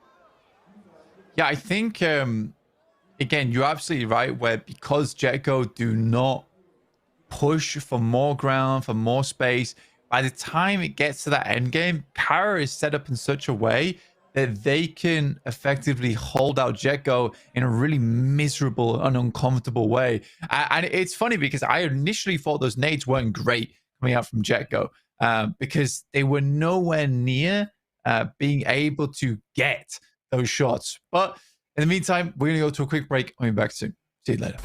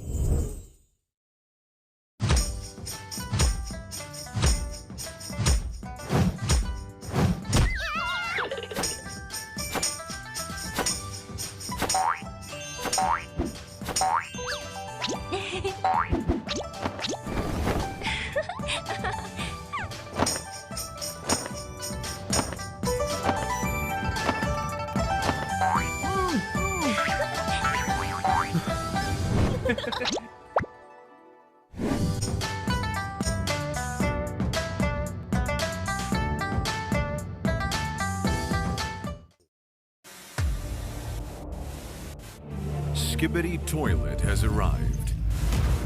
New Skibbity Toilet object. Powerful enemies. Thrilling battles. Protect the base. Use WoW's powerful creation tools and build defense towers to your heart's content. Engage in intense battles.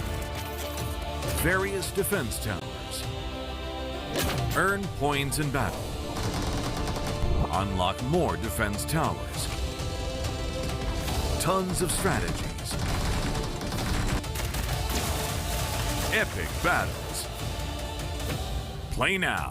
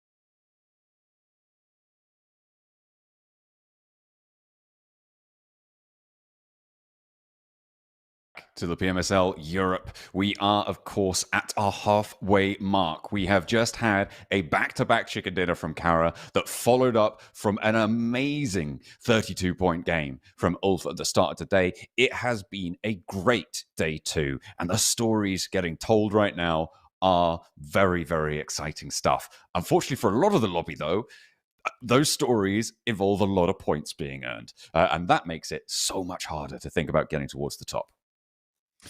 I think that right now there is some clear teams that are pulling ahead, which typically happens at the halfway mark, but not quite like this, because I think throughout knockout stage, group stage, it has been relatively even, let's put it that way.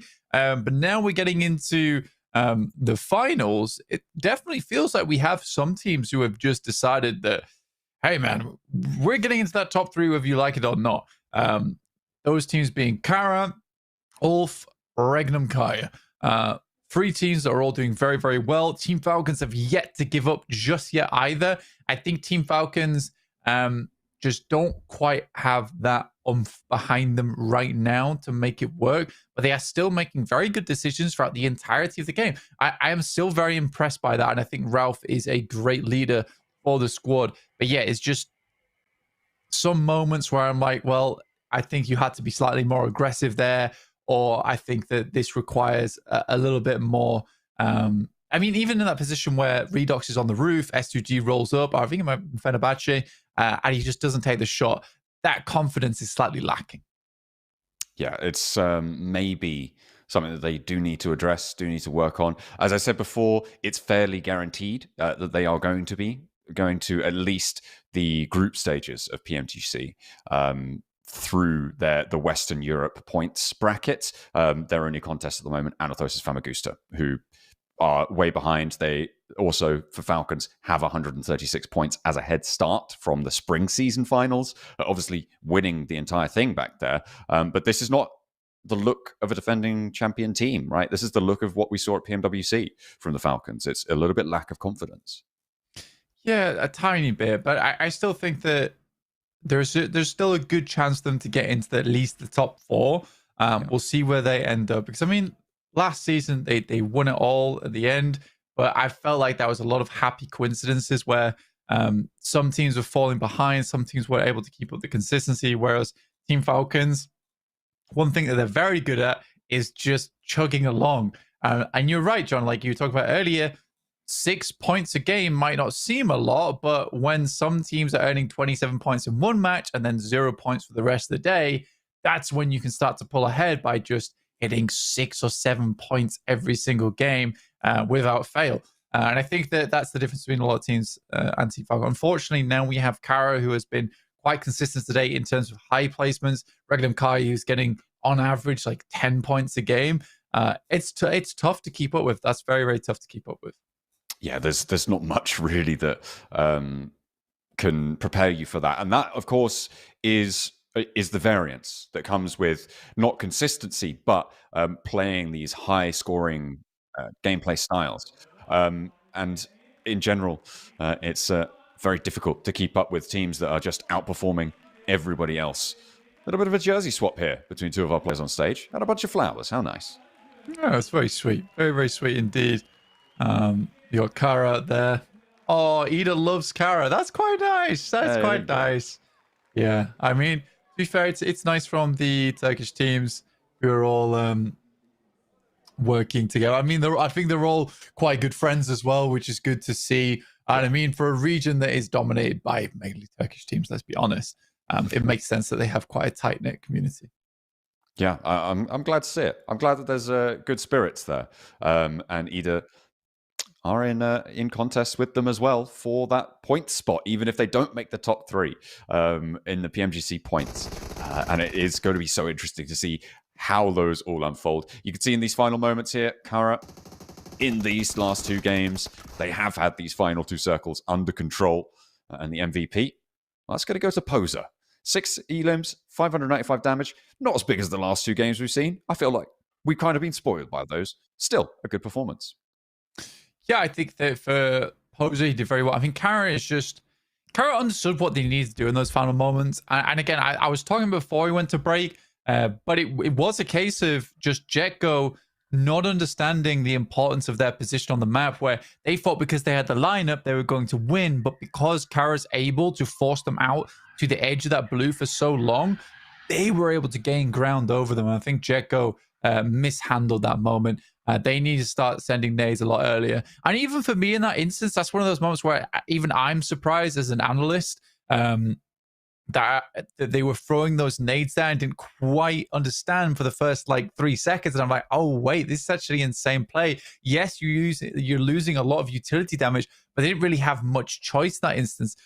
They had to use the nades as a zoning tool as opposed to a damage tool, which is equally as effective. So yeah, very well played. It did require them to have confidence in their ability to finish the game, but they had a buggy, a lot of good scouting capability. Now, Valo with 750 damage there, nice to see from Team Falcons. Absolutely. You do want to see that representation on there, even if they are putting in these middling games. That's going to still be very important for them, and doing the damage to maintain their position. Well, that's how championship scoring is done. However, there are teams that are far outstripping them, and 2 of them right now today are on this page. Of course, Eren with Ulf, who has been absolutely a maniac on all fronts, on the elims, on the damage counts. I mean, I'm pretty sure he's still going to be top gunslinger, sort of, no matter what, for a good long while. As we take a look at our chicken dinner stats, of course, fairly even across the board. Marceau went down a lot earlier, so it was mostly Lewis Poser, CEO, as 3 who were able to close down this match, which is a great counterpoint to the previous game, right, where Marceau was doing a lot of heavy lifting. Yeah, again, always doing heavy lifting was Marceau, but it's nice that does get taken back over by the likes of Poser and Lewis, who are both able to do good work on this side. And Marceau gets to relax a little bit after his big shift over on the first Erangel of the day. We do have one more Erangel coming up shortly, which we'll be heading over to soon. And then we'll be heading back over towards Miramar. That's what we'll be looking for. It's going to be interesting to see how the second half of the day unfolds, right? Given how dynamic, for the table specifically, today's games have been so far, especially considering Ulf and Kara, the 2 big standouts here. You've also had strong performances from Regnum Kaya, from Besiktas, who have been sort of earning these small point games, and in a lot of the rest of them, these big point games that you would hope for a top contesting team. We're going to be taking a look at some of the highlights from that last game as well, as we are going to recap what just happened. Was that this? Oh yeah, that was that rooftop that Redox, what you were saying, was a little bit too timid on against S2G. Yeah, I felt like he could have maybe pushed it a little bit more there. Unfortunately, it's not the case. I think for Redox, he just kind of backs off when I felt like he should have pushed. Navallo taking some good shots this game, but it really was all eyes over towards Kara. PRA somewhat lost this game, weren't really sure where they were meant to be and why, which is sad to see, honestly.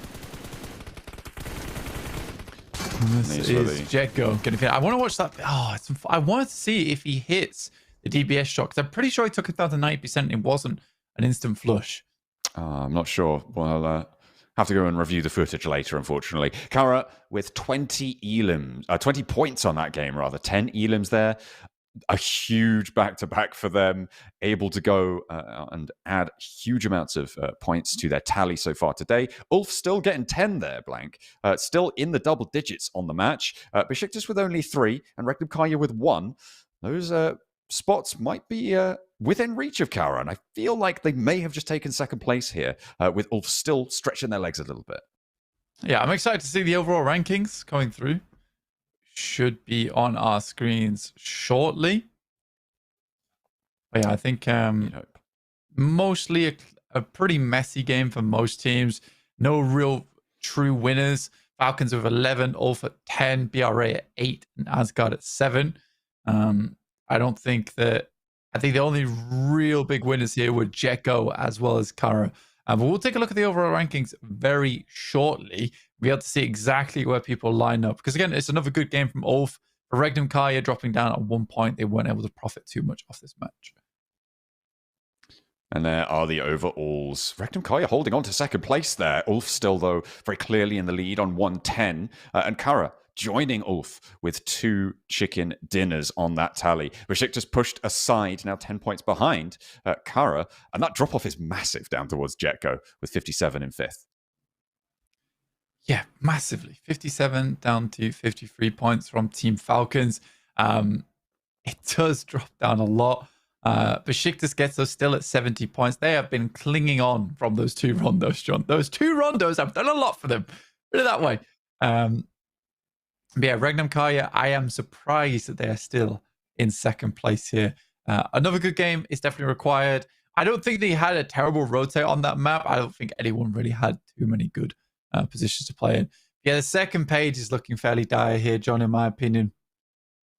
Yeah, it's having a bad time towards the bottom, especially. Not good. I think the Noisy Boys is probably the most interesting for me. Obviously, the only competitor playing right now in the East Europe points earning region for the PMGC points.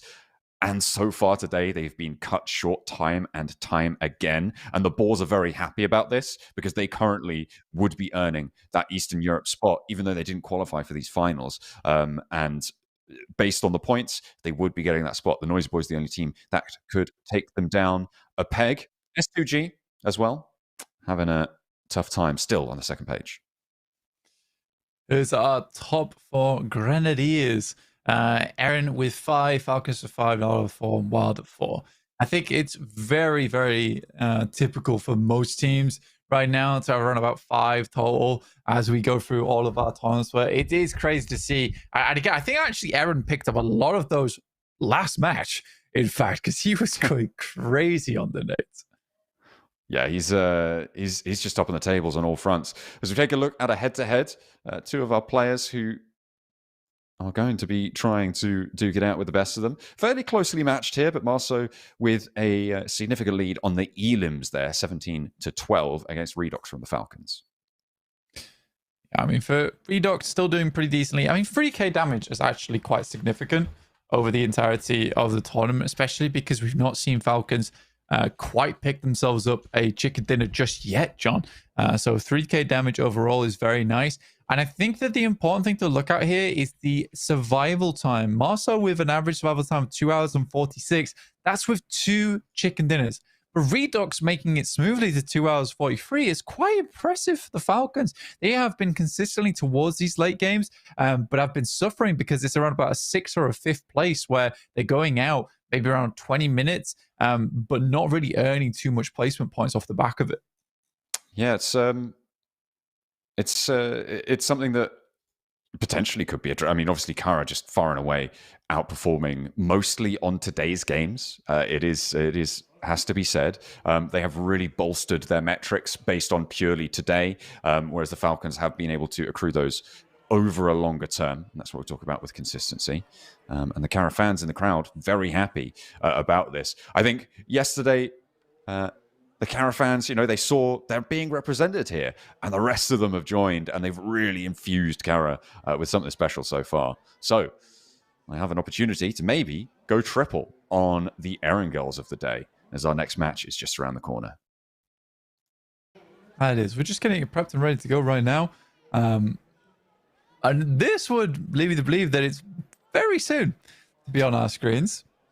Oh, we have no idea. And we are leaving teams in the dust now a little bit. I think that as we get towards the, let's say, I think the 12th match, right? I think usually 12th match is when you can start to see the clear front runners and who's going to be the ones that are striking out for those positions at the top side of the table. That's when we can start to really call stuff, which is likely going to be after the last game today going into tomorrow. But we'll set the stakes as we finish those final games. If anything drastic happens, though, then we'll obviously talk about it before then.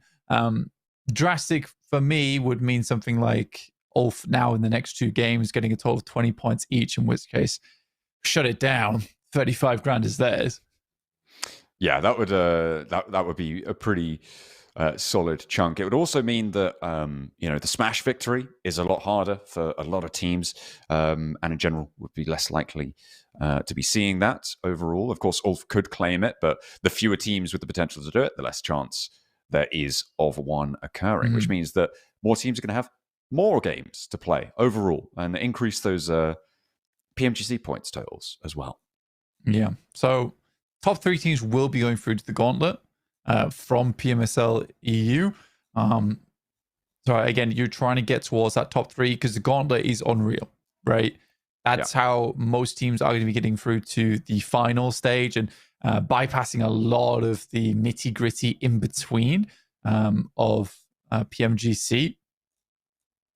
I don't think it's going to be the case. There is a slight ruling in here, but I don't think it's going to be a case for any of our teams at the top, which is if a team makes it through to the PMGC Gauntlet stage through their position here in PMSL EU Fall, then their group stage slot will be given to the next best non-group stage qualified team in the tournament.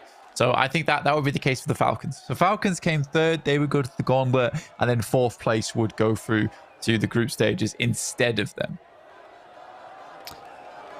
I'm not entirely sure on that. It might be regional based. We'll have to double check actually on how it's all transferring down to make sure that we are clued in for tomorrow, because there's a lot of moving parts. A lot of teams can make a difference here, and they will have a chance to do so in our double-digit kickoff game. We are into match number 10, our final Erangel of day 2, and potentially... Oh, wait, no.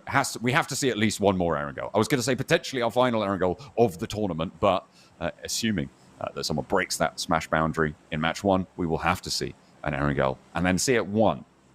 Potentially our penultimate Erangel. There you go. Yeah. Match 10. I believe that is how it works, though, John.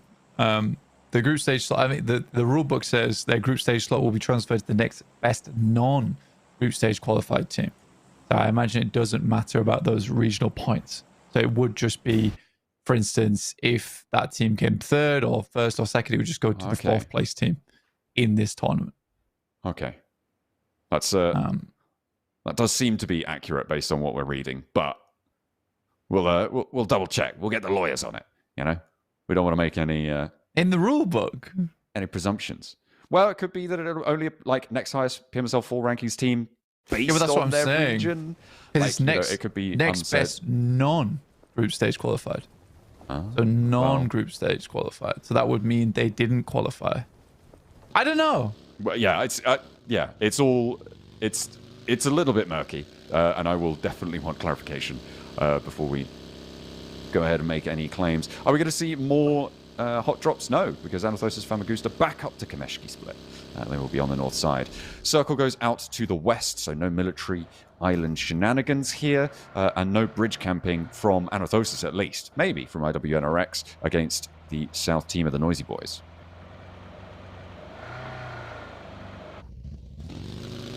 Western Circle, though. It's a nice change of pace for a lot of teams. I think we've seen a lot of Eastern Circles so far. A lot of teams having to play down towards Sosnovka too. So there's definitely a nice bit of new scenery for the teams to play in. So it does mean new rotations to contend with. Might cause some problems for some of our squads. We'd hope not be. I mean, if it's causing problems, then they shouldn't be here, really, frankly. Maybe anything that's newly developed could, but generally, everyone's played this map thousands of times.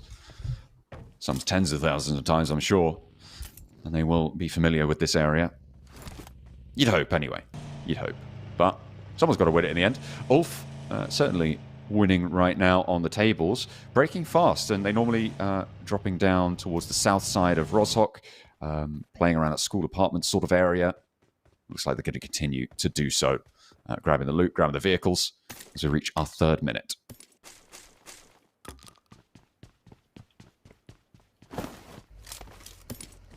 Regnum Kari here. This is a big game for them, I would say, to catch back up to Ulf, because there's no reason why Ulf can't get another good game here. And the way things are going, they're on a 10 plus average point per game at the moment, which is fairly significant. I mean, if we're to be exact, I mean, if you include this game, it's 11.2. Yeah, which is nice. And I think that for Regnum Karya, though, that means that they're going to need to somewhat profit like 20 points in the next few games, really pump up that point scoring, sit even with them, because there are now teams hot on their heels. Remember, it's the top 3 that's going to go through to the Gauntlet. So I think that you're slightly worried now, but I do think the big 3 is probably Ulf, Regnum Karya, and Kara, right? Yes, it would seem so. I think the Falcons are maybe that outside chance, but you're talking about a 30-point drop there. Besiktas, I think, would be a bit of a turn-up if they were able to get up into the top 3 here, right? I don't think it was expected that they would be in contention coming into this tournament. They've obviously got some strong players on board, but the fact that they are in 4th and within striking distance of any of the, well, of the 2nd and 3rd place teams, I think Besiktas are this outside chance here, but the drop-offs beneath that are going to start to get more and more daunting as time goes on. It's going to need big games. It might need the start of tomorrow's Rondo to add on up and change things around.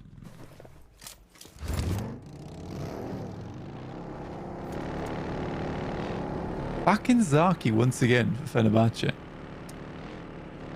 Great. Love that for them. I hope they're having a good time in Zaki. I mean, BRA, I just don't know what happened to this team. It has been rough for them. S2G down towards Primos, attempted to get over towards that north side.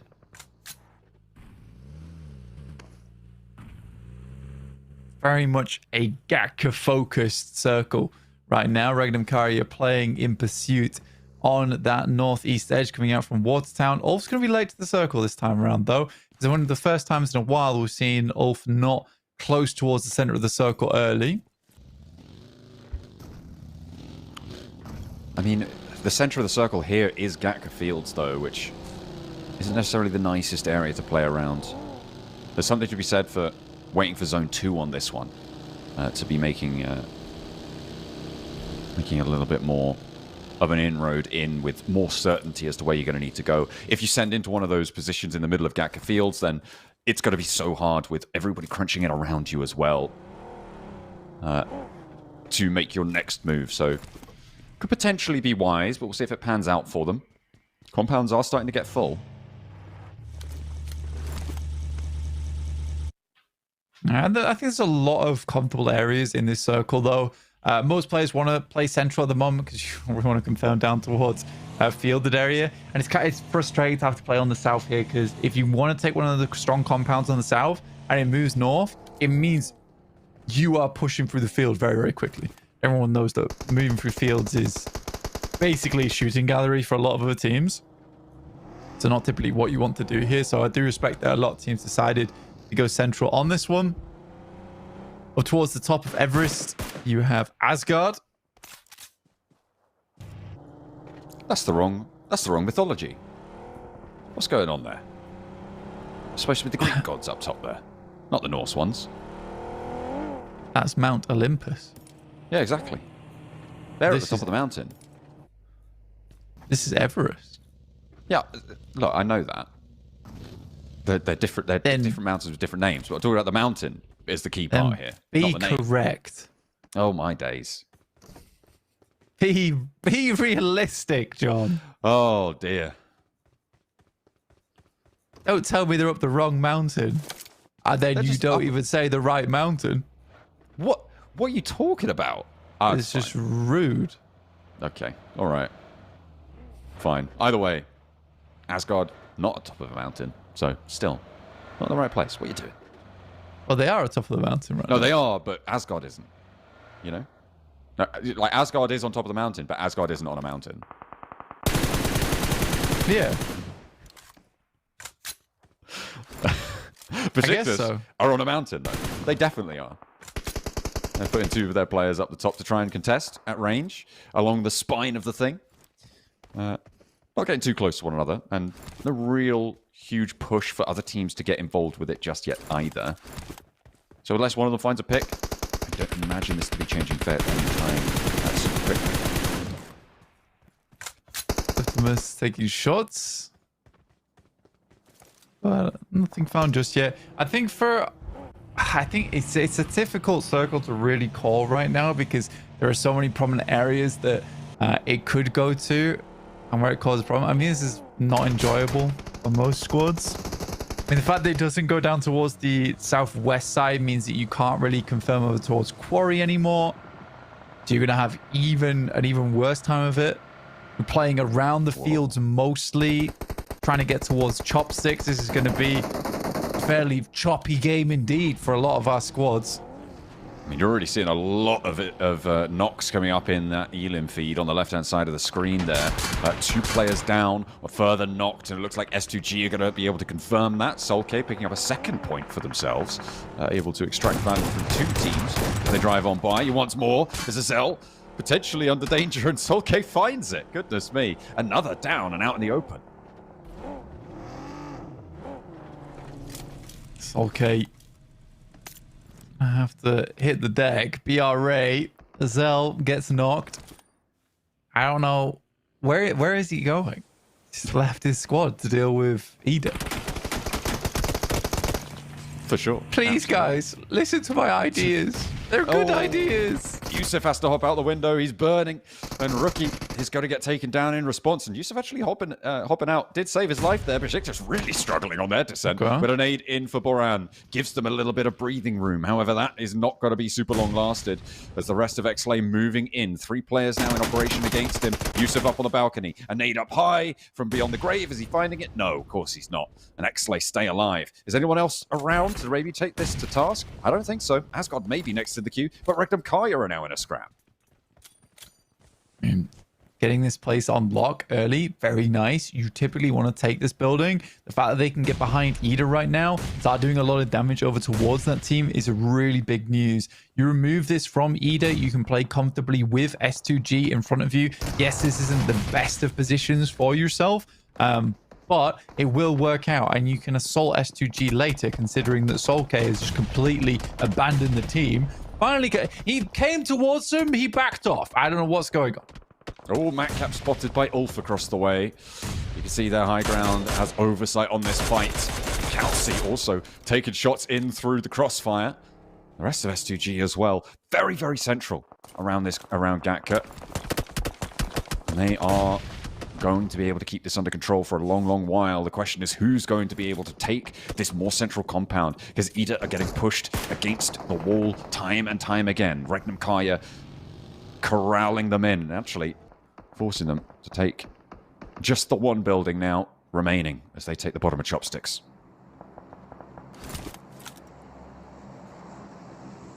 A lot of players down already. Circle moves further towards the southwest, again encompassing more of that field. There is a good compound actually on the northeast side of Quarry that Jetgo look to be going to take right now. Fenerbahce also close. S2G, Solke still scouting towards that south side, has yet to re-involve himself with the team. I think he is heading back towards them now. It's just so dangerous what he's doing. It's on a secret mission.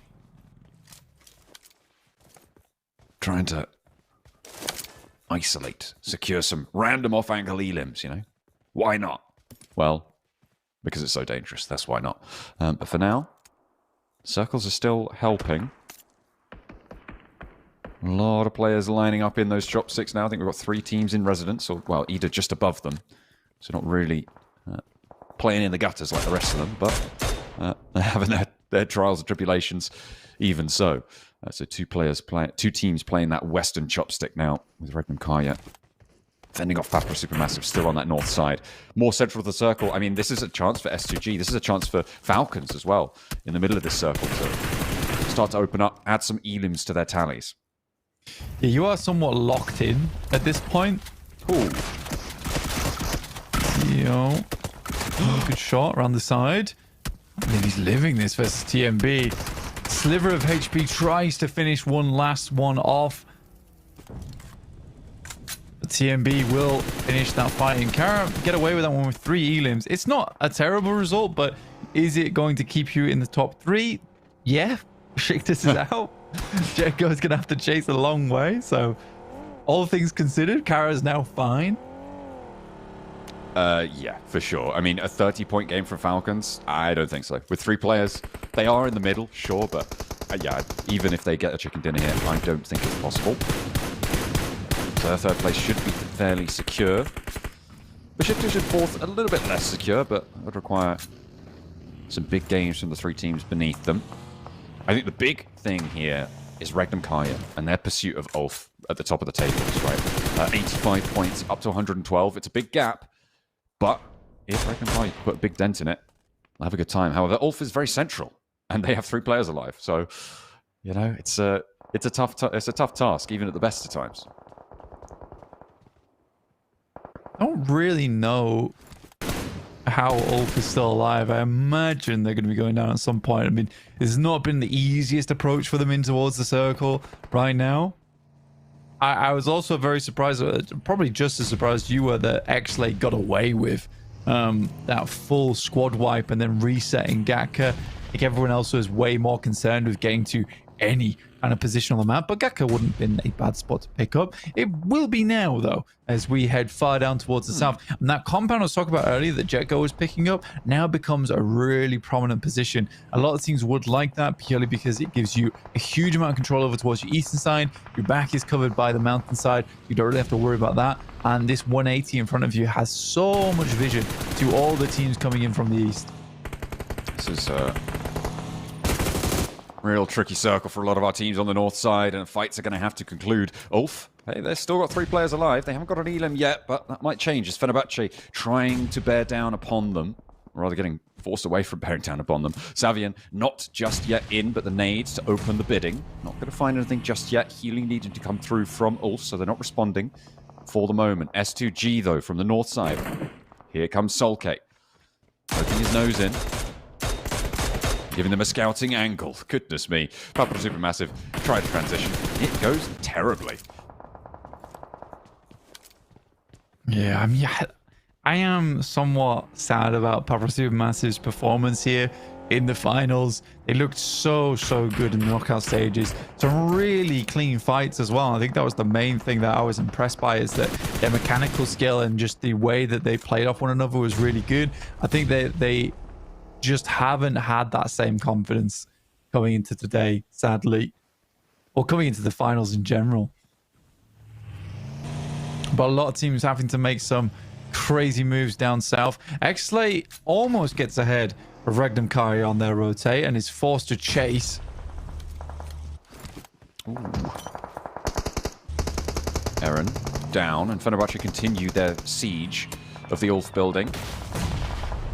There are some off angles here, and IWNRX could jump on in, but Eren gets flushed, and actually that's Ulf eliminated, 112. So Regnum Kaya with a chance here to gain a huge amount of ground, but their position is not super favorable to it, and they're in a fight themselves right now. You can see Storm with 3 players on Bra alive, Regnum Kaya right next to them. They've actually managed to make their way into the building, but they are right outside with danger knocking at the door. It's a tough position to play. The Falcons moving over, maneuvering towards Bra, might slow things down here. Yeah, it's a ridiculously quick cleanup on the side of Ulf. That is a sad angle. Through the window, BRA are across the way from them. I imagine they will use a lot of utilities just to get towards this position, though, so I think Regnum Kari is okay for now. But with Ulf out, Kara out, Besiktas out, this is a really good game for Regnum Kari to start picking up points from. Good nade from Narvalo. Moving in, thought he could hop in the window. No, there's fire on the other side. Need to be more careful than that. But he steps up and he will pick up that point either way. Regnum Kaya just waiting. And they have managed to get a lot of healing on board. They did take a knock. I think they've rezzed that now. S2G thinking about how to get in as well. They've been going this way, that way on the north side. And we'll see where they opt to try and crash in towards. Because at the moment, the Jetco compound, I mean, it's a good position, but oh my God, that south shift is harsh to everybody. Yep, no one's enjoying this. I think Asgard actually have a really good chance at this game, just purely because they'll be able to control a lot of this high ground on looking over towards so many teams. For Regnum Kari, at this point, they somewhat want to split. But because Mars is already set up on this northwest side, they have to wait. This S2G is going to make the mad dash first. Solke immediately moving over towards Mars' spot, hoping that there isn't any team here, but Asgard have been forced out onto the edge for such a long time, and now this works out for them. S2G trying to find a way in. They're still playing as 4, but they are really out in the cold right now. They're going to push in towards Asgard. They're going to go for the wide sweep. Koa going to challenge and see what they can find, but Sulke's already down. Regnum Kaya, all in one car, all in one vehicle, are getting out of there. No one's challenging them. Nobody's shooting at the blank. They're making it all the way to the hill. I don't know how that's possible. Actually, I do know why that's possible. It's because Asgard is preoccupied with S2G right now. Wow. So Regnum Kai is able to just squeeze on in, and everyone else is taking their own fights. Everyone else is currently preoccupied.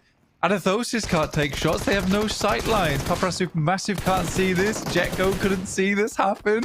That is an insanely tight rotate you have to make, and they pick Central off the back of it. They had to have heard fighting on the western side, and they had to assume there was only one team that was daring enough to be on this western side in the first place, because it was not a great spot up until this point. So they just had to make the gamble. They just assumed that there was one team on that western side. It's the only team there. If they're fighting, we can make the wrap. Incredible. That is unbelievable, really. And Asgard have lost a lot of power here as well, because they've been bogged down in this fight with S2G and allowed Regnum Kaya miraculously to get on through. The fact that they all did it in one vehicle as well, I mean, I hate it. I hate it so much. And congratulations to them for making it. But goodness me, that was dangerous to the max. I mean, technically it was dangerous, but I think when all things considered, it wasn't that bad for them. Honestly, I think that they had thought about all the risks. Yes, this one team sees them, but in that instance, there is no sightlines that can look at them. It's a brave move. Asgard now looking down towards Regnum Kaya right now, and they do need to start taking shots at a couple other teams. They lost one player and they tried to cut off Asgard on this southwest side, which is definitely an interesting approach from Regnum Kaya, now down to just 2. They give up a lot of their presence off the back of that. Yeah, they moved, I think, 3 players out to the west side there. They had a central position. They were like, oh, let's just stop Asgard rotating. But they got caught. And now they're down to 2 players, and they are both out on this western side. So instead of being in the middle, that's where IWNRX find themselves. And they now have to fend off against 4 players from Asgard, who are bearing down upon them, and Falcons to the north as well. Yeah, I think for Regnum Kaya, the thought process is that it's likely a fight like that on the northwest side. It's not clean for either team. But for Regnum Kaya, they are out and done. Asgard does a marvelous job to hold out S2G the way they did, and then instantly wrap down towards that south side. And we'll be a bit of a downer on that miraculous rotation, really, for Regnum Kaya, because that felt really cool. That felt like, you know, big point earning kind of rotation, but now it's been marred quite heavily, which is unfortunate. You don't love to see it. Yeah, I mean, I totally understand the thought process, though. It's under the assumption that Asgard's going to be a weakened team at 3 or 2 players. It's under the assumption that Fenerbahce's not going to be taking random shots at you without little information on anyone else in the circle. But that's Regnum Kaya to a T. Everything they do is based off assumptions coming through from Silas. And usually his assumptions are very good, but his assumptions can only go so far when teams start making plays that lie outside of the norm, right? Yeah, it can be excusable once in a while. Sometimes Silas has a misfire. Yeah. It's like when there's only 110 left in the pack of cards, you're playing blackjack and you hit it on 17. You don't think that 10 is going to turn up, but it does. Unfortunately, you go bust in those situations. But in reality, it is the correct thing to do, right? You just get ruined by a little bit of bad luck. Yeah, well, yeah. In the end, they do go down. So no gain on Ulf. It was a pretty golden opportunity for them to put a huge dent in that first place barrier, that boundary. But opportunity will not be afforded to them now. So who's on the cards to try and make their ascension here? I mean, Asgard, they've been doing pretty well. Falcons also needed an opportunity here. And with a lot of the heavy hitters already eliminated here, Blank, this is a chance to earn a lot of points on a match.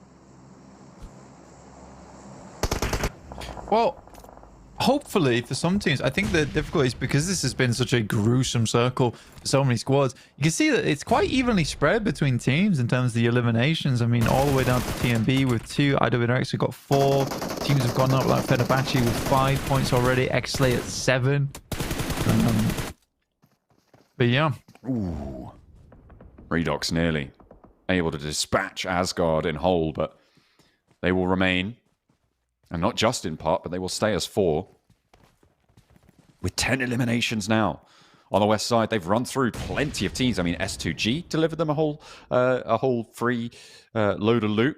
And then they had that good fight with Regnum Kaya to take a whole bunch of them. And now the Falcons have fallen before them. So who will be able to take on Asgard itself on this western edge? IWNRX? I mean, they're basically where Regnum Kaya would have been.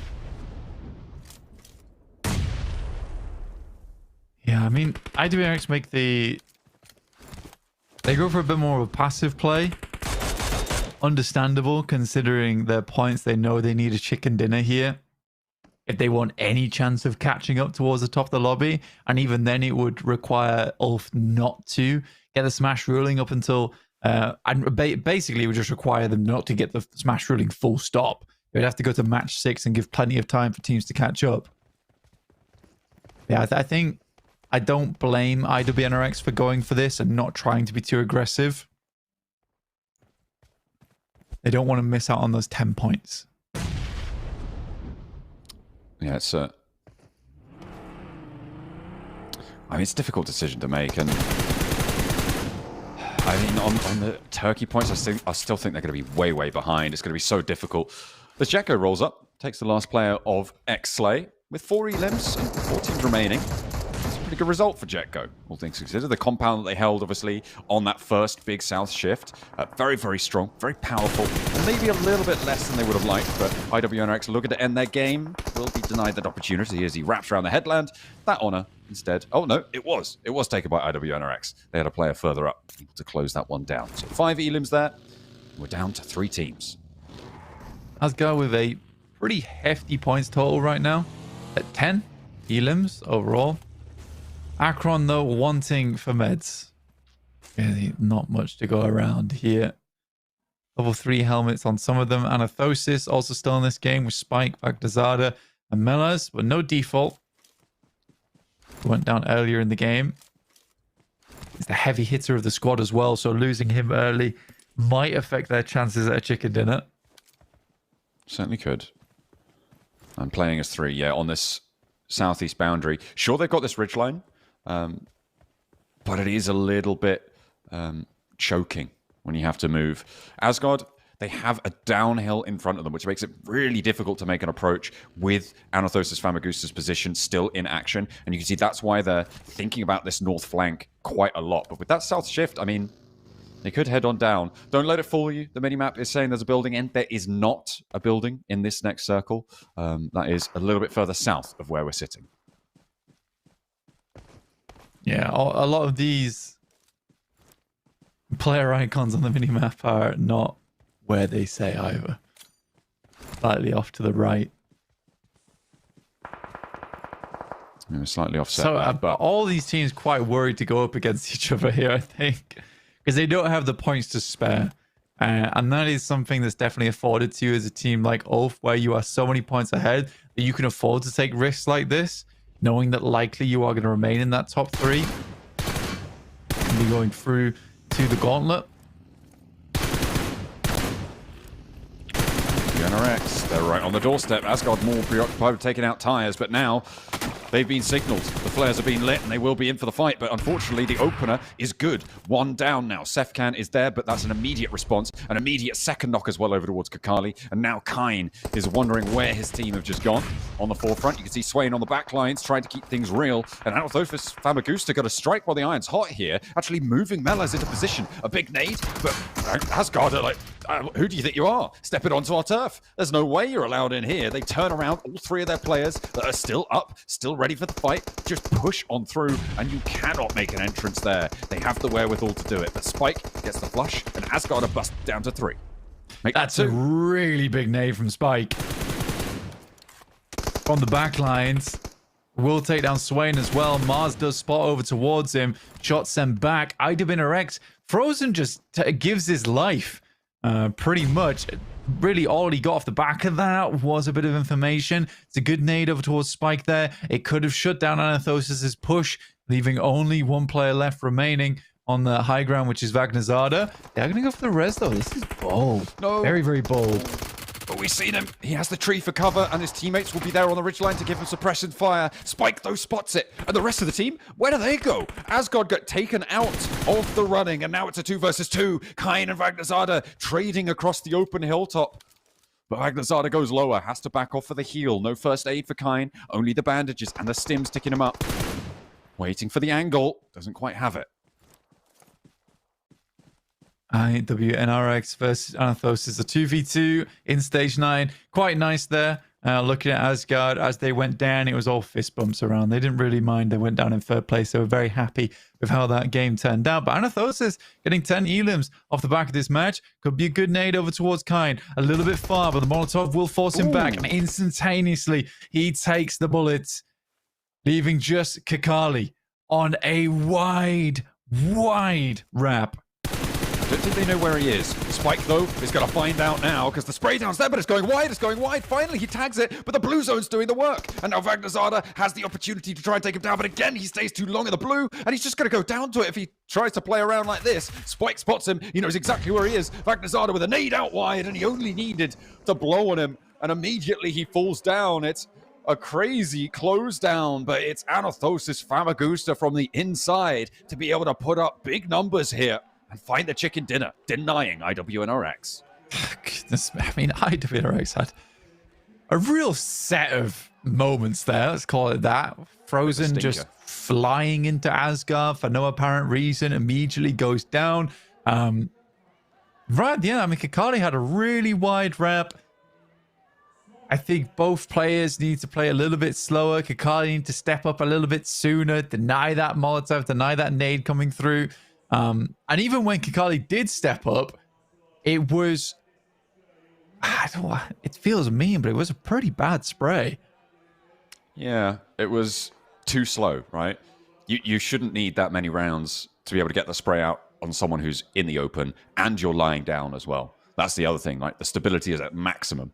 He was lying down, complete open season, but unfortunately, he invested too much there and then had to hit the deck to go for the reloads, wasted too much time, and the blue zone started to eat away at the health bar. And that's what allows Anathosis Famagusta to be able to find the chicken dinner in the end there. 22-point game, I think. Interesting. Pretty damn good match for them. I think they're very happy with it. And it's sort of surprising squad to pick it up, considering they're coming from that southeast side. They had barely any information. But I do think Asgard I think for Asgard, they ran out of steam. I think for IWNRX, it looked great. And then suddenly they just started making some plays. You shouldn't be making plays. You kidding? Yeah. Yeah. Well, yeah, it didn't look it didn't look great. It didn't look great. Bit of a stinker from IWNRX at the end there. Just kind of unfortunate. I feel like if Regnum Kaya had been in that spot, right, which they did leave, and IWNRX kind of backfilled after they tried to curtail Asgard on the west side. I mean, I don't think that Regnum Kaya make those mistakes. And I think that that's a Regnum Kaya win if you put that team in that spot.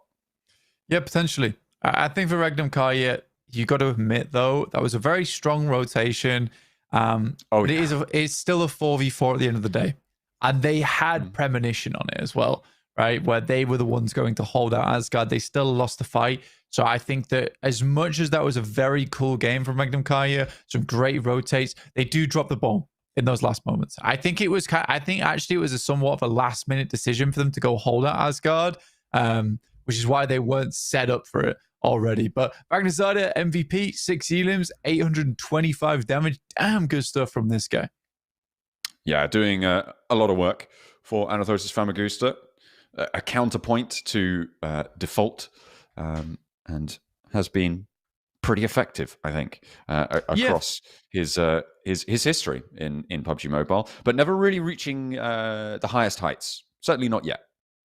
No, not yet. But he has always been a consistent figure. Again, much like Default, like he's been on teams, always been the star player of those teams, but hasn't always been able to get through because he's playing on these newer squads with PMCO players. So it's cool to see Vagnazada actually on a team with Spike, Default, all really, really good players overall. So that's very cool. Yeah, absolutely.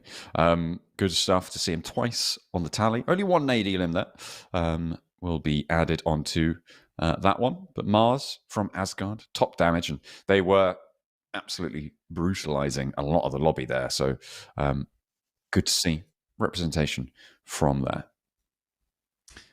Here's our match statistics. Very, very good stuff. 596 damage, 825 for Vagnazada. Milaz, a little less, but I think Milaz is overall just playing support for the team, which is fair enough. Default went out much earlier in the game, so gotta make sense why he's not really on the board here at all. Yeah, that's a bit unfortunate there for his records, but you know they'll be happy with the chicken dinner. They'll take it. I think the big thing is though is that Anathosis Famagusta proved that they don't need Default to win. That's like that is the big thing for that team, which is really cool to see. And I think Default must be very proud of his team there to be able to make that one happen. And likely a lot of pressure taken off his back. Because I think even if you know your team's good, if you're the one who always has to be consistently there to get a chicken dinner, it's a big thing. In the meantime, though, we're going to head towards the stage and we shall catch you right after this.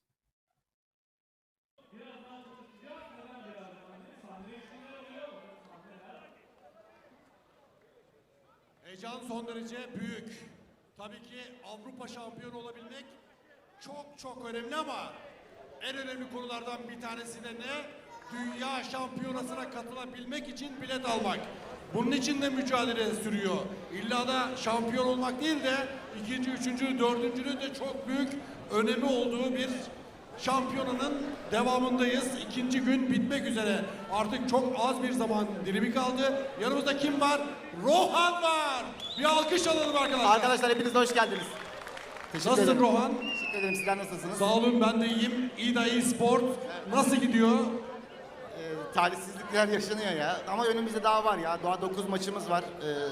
Takım başarılı bir takım. Buralara kadar güzel geldi. Ben bilmiyorum, ilk 4'e gireceğimize inanıyorum ya. Son anda çok sürpriz şeyler yapabilirler. İnanıyorum yani.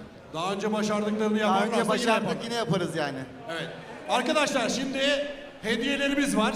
Sizleri hediyesiz bırakmayacağımızın sözünü vermiştik. Bu sözü tutalım mı?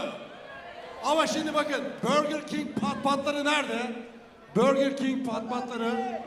O patpatları birbirinize vurduğunuzda en yüksek sesi çıkaran tarafa doğru hediyelerimizi vereceğiz. Evet bakayım. Evet, şuradan geliyor Burger King patpatları. O taraftan biraz geliyor. Evet. Adam kolunu kopar. Evet, bu taraf gerçekten hakkını vermeye başladı. Patpatlarımızın sesi kulağımıza kadar geliyor. Arkadaşlar şimdi şöyle bir şey söyleyeceğim. Bir şapkamız var. Void şapkamız var. Ve Void'un çok güzel spor çorabı var.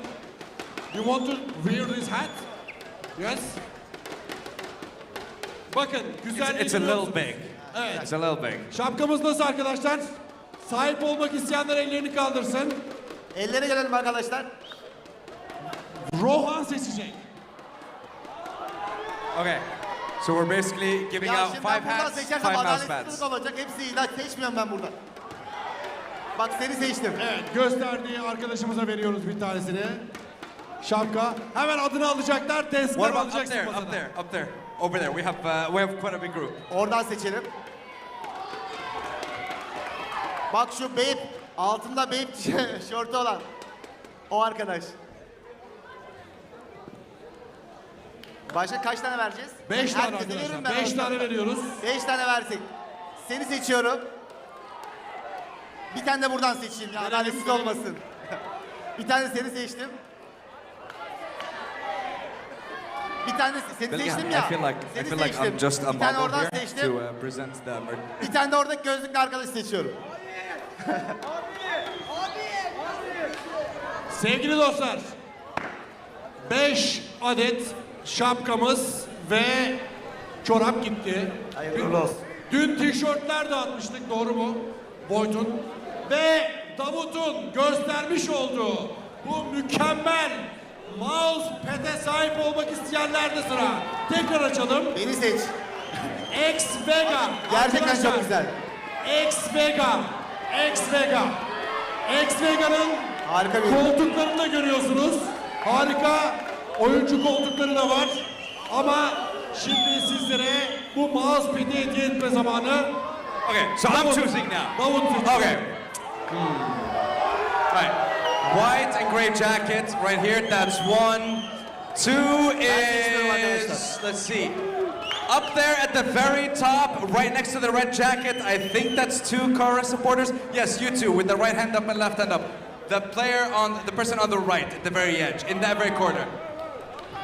Yes, you get one. Okay, number 3, you know what? S2G wearing the hijab. No, sit down, Brad. Yes, you. That one, yes, with the thumbs up. That's number 3. We're gonna make this very quick. Number 4. I want to say brown shirt at the very end. No, behind the blue jacket. Yes, you. That's number 4. Hold on. And number 5. You know what? I want to give one over there. You know what? With the Fenerbahce banner, I believe. That one, is it Fenerbahce? Yes, you. That's the last one. O zaman şöyle bir şey söyleyeyim. That was quick. Bu benim elimde kalmasın değil mi? Hoppa, bir tane gitti. Evet. Penguen'imize bir alkış alabilir miyiz? Sevgili arkadaşlar, yeni update'te Penguin var. Penguin dansını göreceğiz. Çılgın tavuk dansı içinde heyecanlısı. Sıkı tutun sevgili dostlar. İda Esports'un İnşallah performansını takip edeceğiz. İnşallah. Ben buradan Kadri Yerdekine de selamlar gönderiyorum. Çok büyük destekçisidir. Kadri kardeşime de buradan selamlar gönderiyorum. Aleykümselam. All right, well, we've given 5 hats, we've given the socks, we've given the 5 mouse pads, and you know what? I think it's time to jump into game number 5 as well. We have 2 more to go. Miramar's on the way. Ida as well. Rohan, thank you very much for joining us. We wish you the best of luck. Let's head on over back to the studio.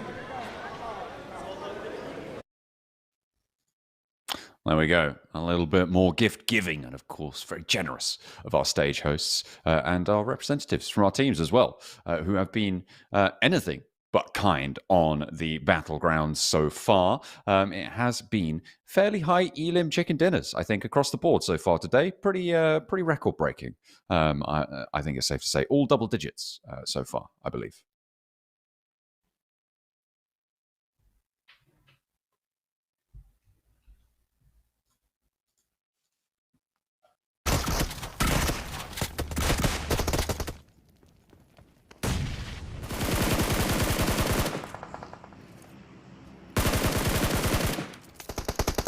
Taking their chicken dinner earlier on was for Anathosis Famagusta, who were doing fantastic work overall for us all.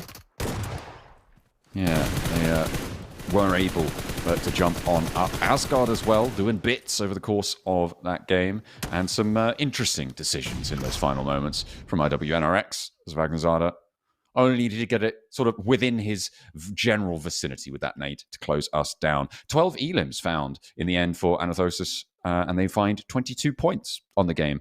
And Asgard, 12 elims as well, 17 points. 4 double-digit games, actually, as Xlay chiming in with 3 and 7 to make 10.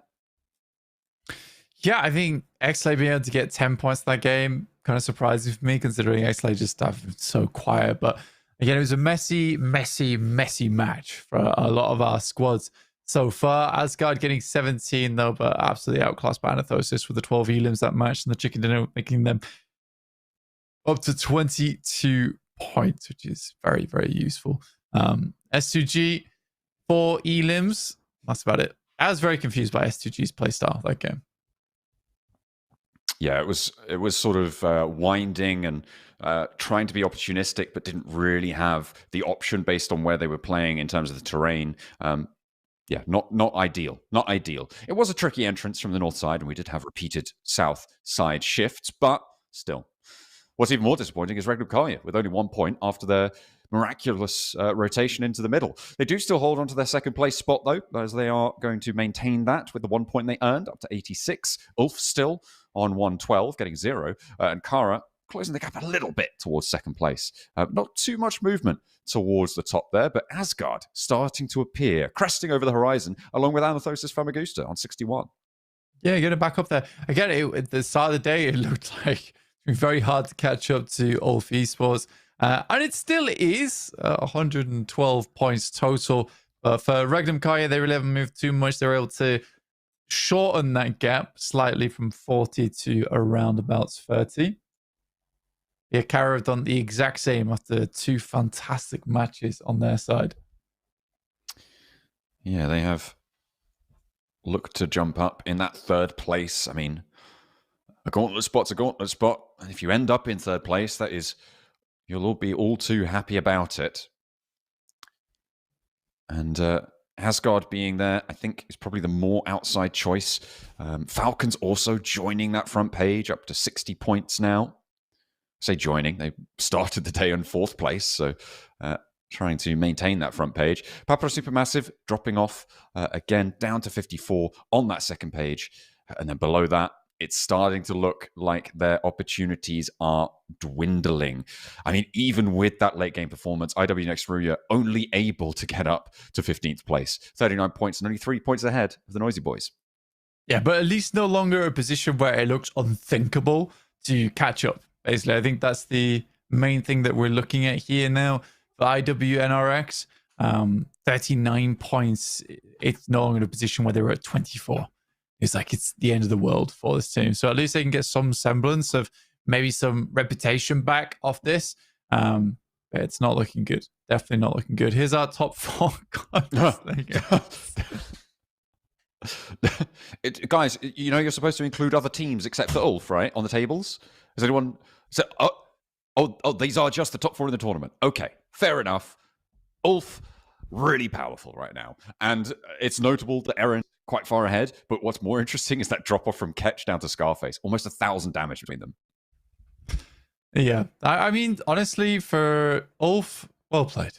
This really has been an incredible tournament so far for this team. And although the points don't look insurmountable for that squad, the amount of damage that they're putting out around the map is phenomenal. Oh, yeah.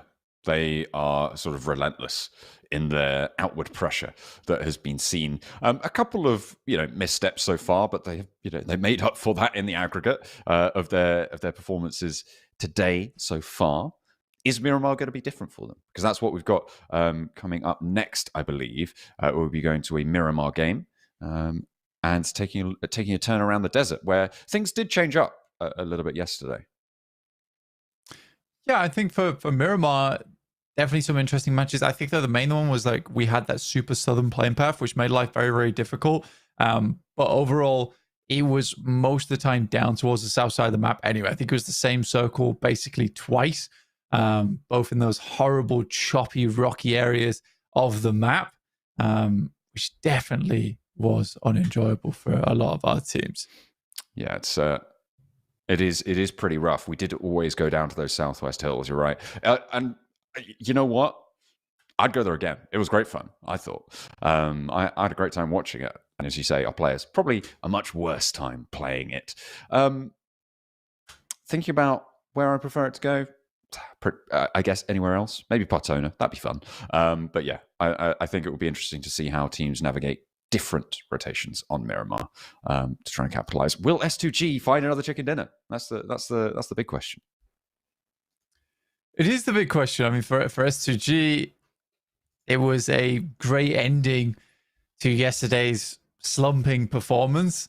But I don't know. I don't know if they can. I don't know if they can do it again. Honestly, this is kind of mean to do to Metcalf. The exchange students on both teams. I mean, double the elims, almost double the damage. Yeah, I think for Metcalf, still a great player overall. Cannot say that against him. I think that, again, I massively respect Metcalf because he came into Fireflux, which was essentially a team that seemed to not care anymore.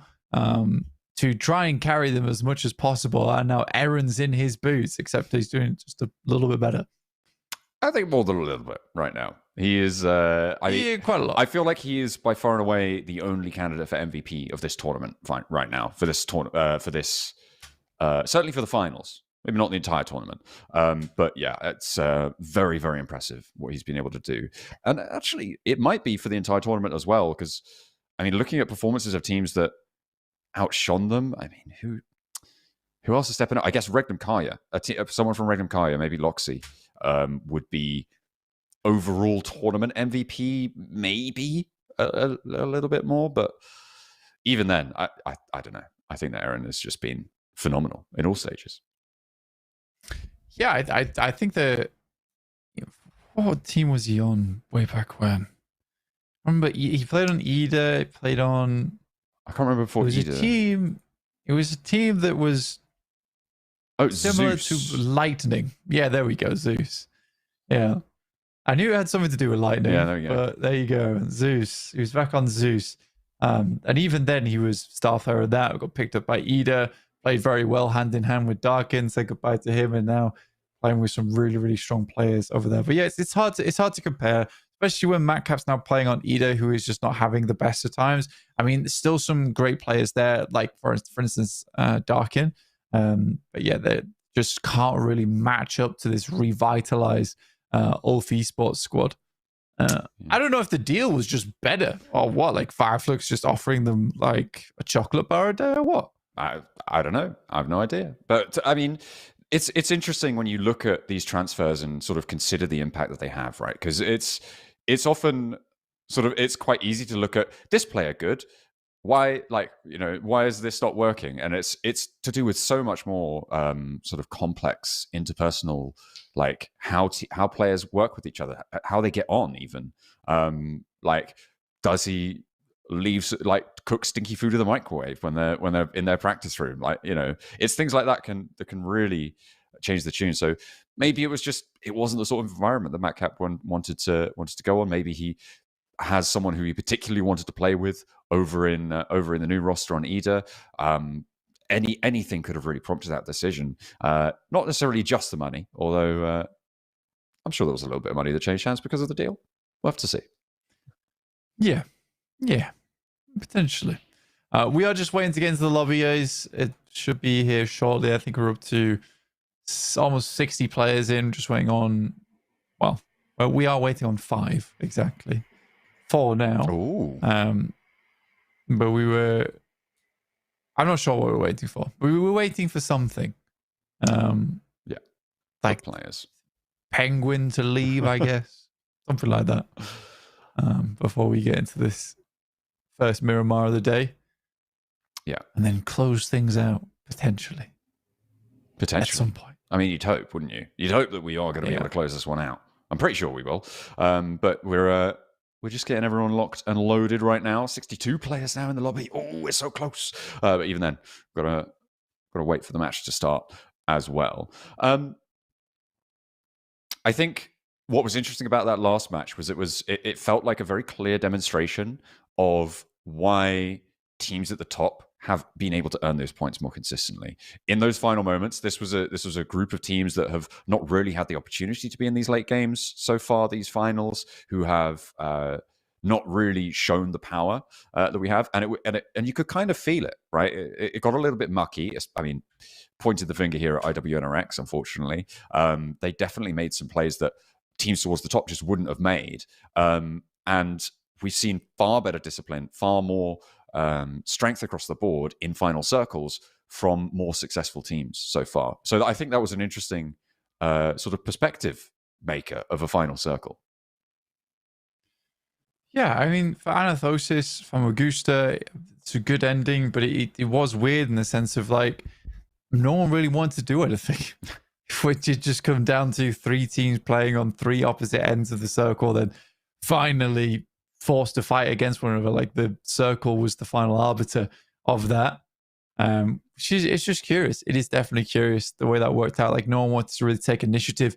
You saw that with Regnum Kaya, who is one of the last teams to take initiative in that circle, which is to go hold out versus Asgard. I'm not going to count Frozen driving the buggy into the midst of Asgard as taking the initiative. It could count. I'm not counting it as that's the case. I think that was just a silly play in general.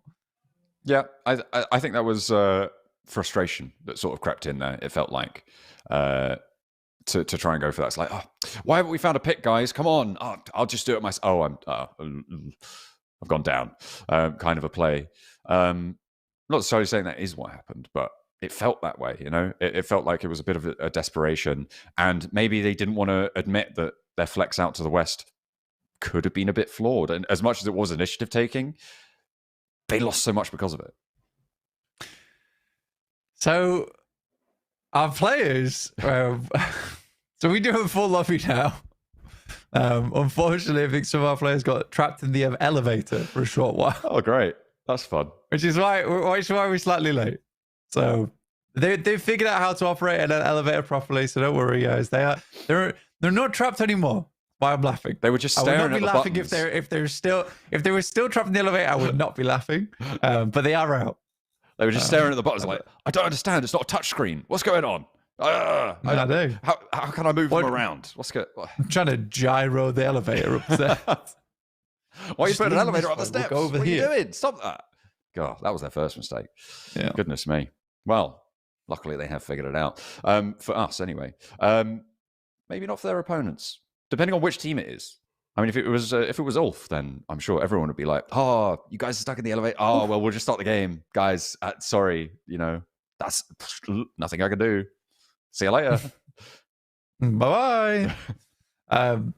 That's 60 players in the lobby. We're just gonna go with 60. You're gonna miss out on a whole game, which obviously we can't do. It would be against competitive integrity, and also would be morally wrong to leave 4 people stuck in a lift. That is true. That is true. I think what's interesting is that Ulf, you know, they had these massive games at the start, but again, it's kind of what happened yesterday, right? They have 1 or 2 just like pretty magnificent games, and then the rest of them, not so much. They did manage to keep up the elim counts yesterday, but today that has fallen off somewhat after their massive games, like right at the start, right? So we'll see if they're able to do more here on Miramar to maintain that lead, because we were expecting that bubble to be set at about 120 in first place. They're 8 points shy of it for now. They've got 2 matches to try and exceed that as far as they can and set that smash boundary as high as possible as we head high into the sky over Miramar. Straight back into it with the Murmur. Lovely playing path straight down past El Pozzo. So many rows that you can pick up over towards the eastern side to get into position. Yes, it's going to favor some of our western teams like Montenuevo, El Pozzo, La Cabrera, as well as Picado, but it really doesn't hinder many of our players. Yeah, it should be okay. I mean, in general, Miramar is normally fine, and teams will be used to having to travel quite a long distance on the road with those vehicles. We will keep an eye out for hot drops, though. You never know. Things could get spicy. Besiktas in the northwest quadrant. Go to the Norse. Yeah, had to in the Norselands with Asgard. I had to go for 3 goes on that one. Goodness me. But they are fairly isolated and alone right now over towards La Copereria. Teams are dropping a little bit more now, and actually Fenerbahce are going to be moving into backfill onto their further ascent towards the north. The circle yet to show itself, though. Are we going to go back down to the Pmsl Hills? No, of course we're not. We're going all the way up to San Martin. Yeah, nice easy circle for everyone involved. The northeast side. Said everyone's able to spread over this area pretty easily. I don't know if any team's going to want to push down to Porto Paraíso. Pretty far away from the circle. I think most teams can get into a position in this. El Zahar's open. I mean, you have Los Leones, at least the north side of it, to take. I guess you could play Impala. If you wanted to. Yeah. But only if you really want to. I think right now we're not seeing any hot drops, I don't believe. Maybe... Is that a hot drop just south of Picado, west of Los Leones? Am I imagining seeing green there? No, I'm not. I think so. That's Papra I Supermassive. think you are, yeah. Could be quite close by. Could be dangerous. With Bra, but I think... Are they disengaging? I'm not sure. Papra Supermassive and Bra, the closest of any two teams right now, with a little stretch over towards the southwest as well, towards Exley. So perhaps a little bit of treachery over near Chumacera.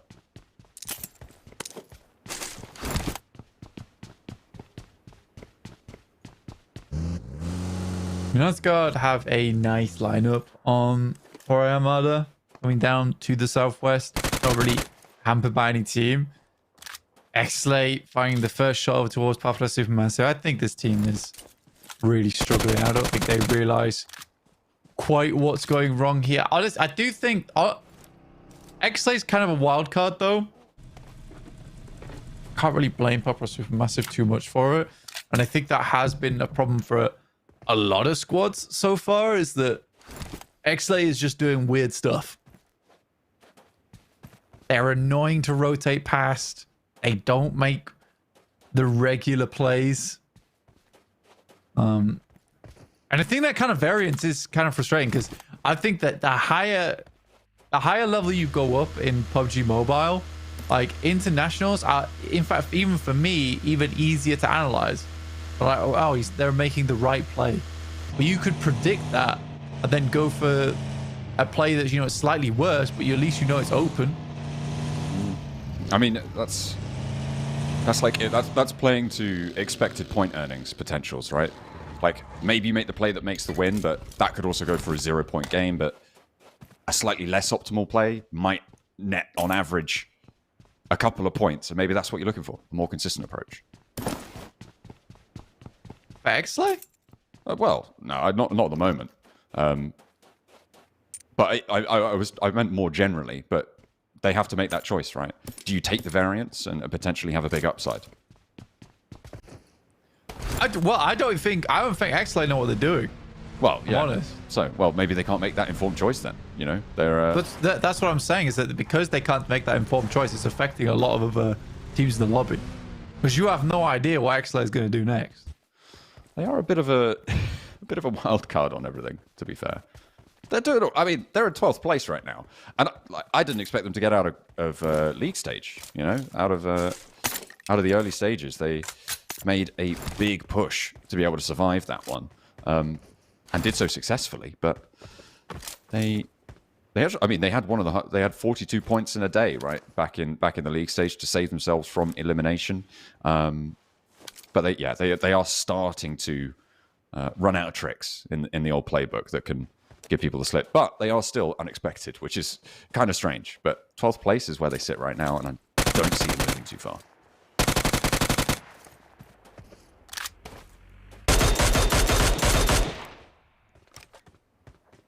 Kaya making their rotate towards the center, starting very much in a nice position over towards around Picado.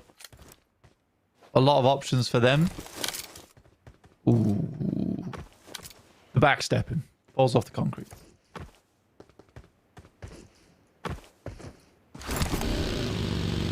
They're hungry for it though. I mean, look at this guy. It's like jumping up and down in excitement to take shots. Can I shoot at them, please? Please let me. Go on. No, you have to stay calm. We don't have a team shot right now. You have to chill out. Gotta wait. Jetgo rolling up potentially to this Exley high ground that they have been operating from. Over towards Papra Supermassive. They think better of it. A passive Jetgo approach. That's what we are used to seeing.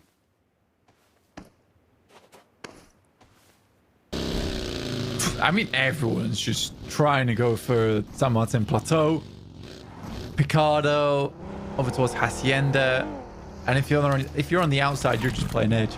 Now we do have quite a few teams, you know, all grouping up a little bit over towards Jetgo, Exley, as well as Papra Supermassive, down to just 2 players now, who have been haunted by both these squads. So indeed. Ooh, Exley spotted. Okay, a little bit less passive now. And there's the tip-tap from the Mini 14 to get the flush. Xlay losing 1.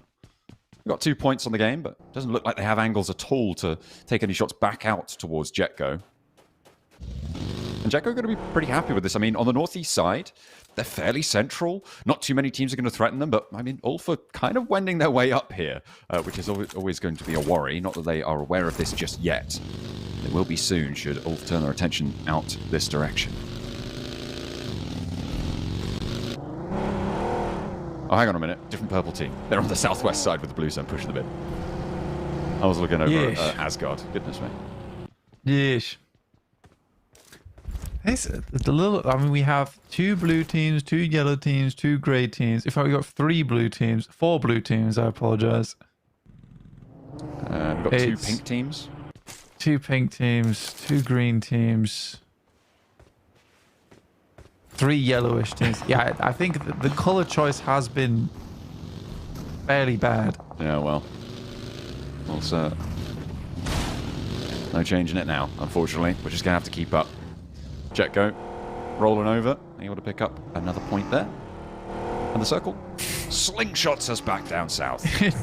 Because of where all the teams are, it really does highlight how bad this color scheme is. Oh dear. Is that Pepper Supermassive with a whole team on the west? Oh no, that's IWNRX as well. I think the only team that's really obvious is Asgard in the purple. I mean, even then with Jetgo, I got confused just now. Oh yeah, sorry. Yeah, that's another purple team down there. What am I saying? Oh dear. Oh, there's 3 grey teams actually. Yeah. Anathosis, Ida, and Ulf. And both Ulf as well as Ida have white logos. Yeah, that's... You guys, you really played us big time. Yeah, we've been had here. Someone's played a prank on us for sure. S2G trying to get up onto the rocks, or at least 2 of them are. The other 2 have made different choices. They're back down in the houses, into the concretes. Playing closer to San Martin. I mean, this is kind of a difficult circle to play. It's kind of complicated, actually. I think so, yeah.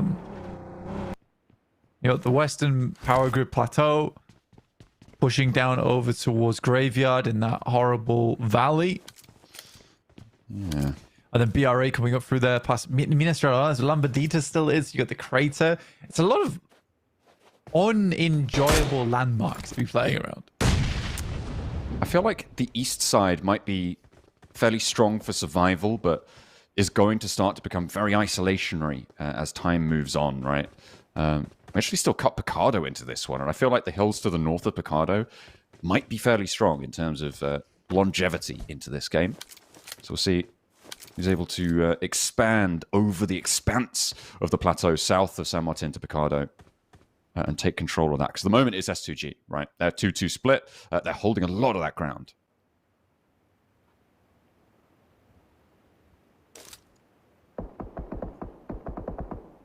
Again, I think the reason that S2G is able to hold this much ground as well is because no one really wants it.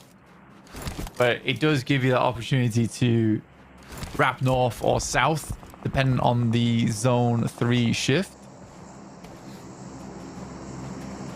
I kind of question why nobody wants it, though. I mean, I suppose IWNRX, Pepper Supermassive, Falcons are sort of stuck against one another, but I'm sure they'd love to push in on this direction. A little clash on the eastern side as the Noisy Boys are forcing this fight over on that edge, and Bra moving in as well. Having a little scuffle here with Anothosis Famagusta, who are coming off a chicken dinner but have already lost a player. Why are you doing this to our teams? Goodness me, look at that circle. That is nasty. Picardo's still in, the hills to the north, and Ida having a great time now in their position. The question is, how holdable is it? Will they be able to maintain Emre out on that west side with the Falcons there, with IWNRX there as well? And Pepper Supermassive, I think, are also in Picardo. That's a different team. They're all green, though. Yeah, for S2G, this works out nicely. I think you are quite happy and pleased with this. Because it keeps a lot of this ridge side in, but they do have to hold off Regnum Kaya, who came in very good position. The good thing is they have a great off angle on the side, but he is missing. Kelsey not finding those shots, allowing Regnum Karya now to reset. Solke down. And as you say, Regnum Karya looking to reset. Hamzy has to back off the angle, knows there's Nate in pocket, but will be sent straight up towards him. But there's another player from S2G now chiming in, trying to get that sideswipe spray down. It's not going to work out, though, not just yet. They are only going to take the damage toll over towards them, and Hamzy is still in danger here. Wild spotted, potentially exposed. Could be very dangerous for him, but no. Knows that he steps up, it could be the end of him.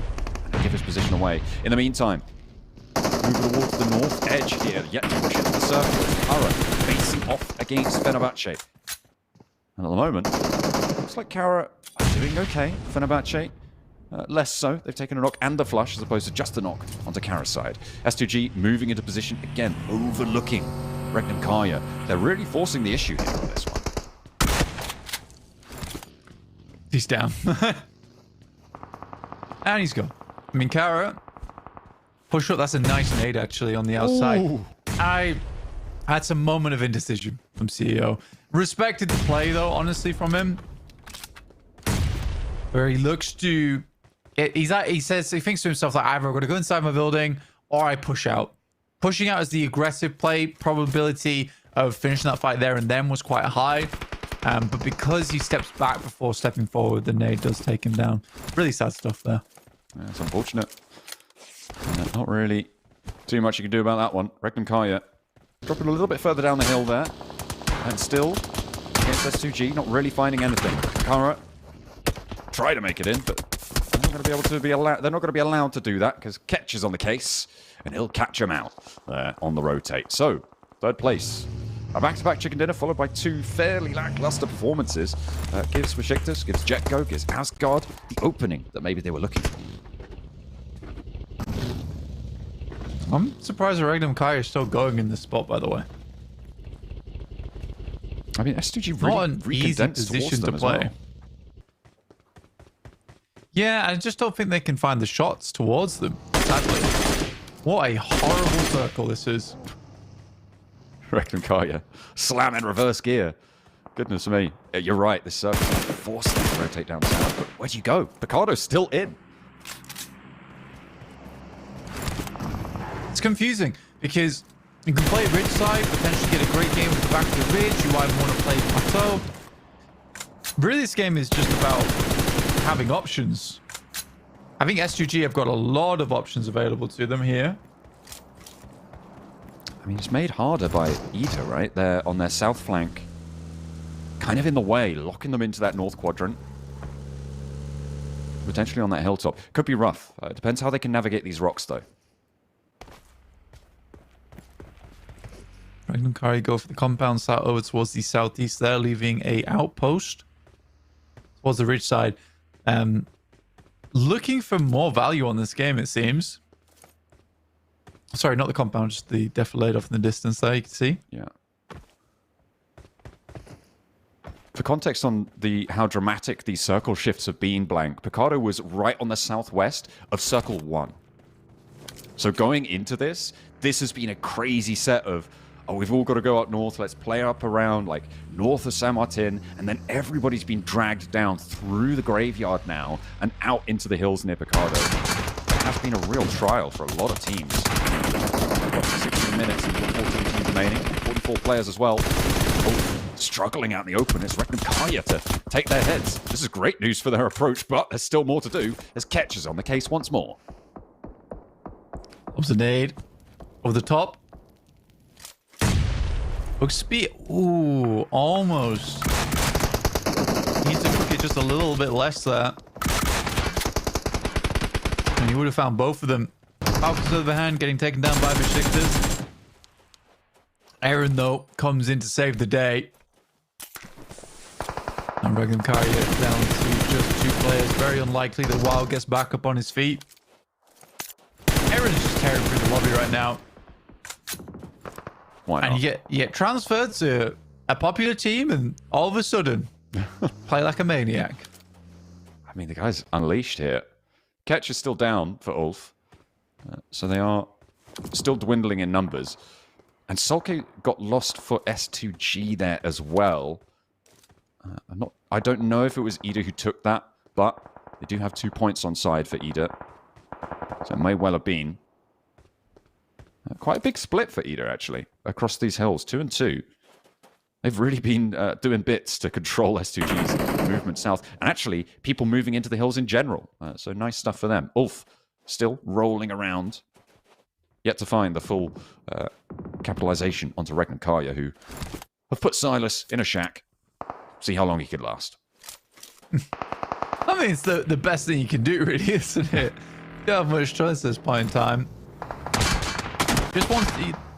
Basically, the only thing you want to do today is just want to be in range of first place. So it's not that gargantuan of a task to get into the Smash Ruler. Because once you're in Smash Ruling, it's anyone's game. Oh, going to Picardo. Is this for realsies right now? Are Papa Supermassive just going to be able to win? No, well, sorry, hang on a minute. There's 2 teams. IW and Rex, are they just going to be able to win this one? Because we get Southwest Shift after Southwest Shift. Always going to Picardo. Yeah. Well, it depends even more on that, because I mean, the knockout stages, Papa Supermassive actually won this exact circle, but where X-Lay are currently playing. Because it pushed out of Picardo shortly afterwards. And suddenly you had this situation where you're having to leave Picardo into open ground and you just get to take free shots over the ridge side. So, yeah, Miramar's been very unforgiving, I would say. I thought this would be a much nicer game in terms of where the circle originally got set up. A lot of nice places to play, but it has remained so indecisive. I think that's the best way to categorize this circle. It's super indecisive of where it was going to end. You just get stuff like this where everybody's suffering. I mean, yeah, going into Picardo in stage 2 was a mad. What is wrong with Aaron, dude? Oh, he's just rolling in. He's just getting it done, man. Squished for Oh no, Silas. Solus is gone. Guess I better just keep going, though. That would be fun. Finally, he's been put a stop to as Symphony, able to end his run. But Ketch is still up and in action. Chrome trying to change that. Will not be able to, though. Ketch is on the swivel and has got his number.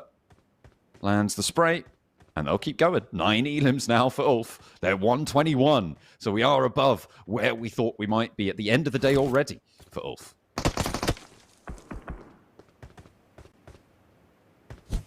Night cap. Nade over the top, over towards Icy.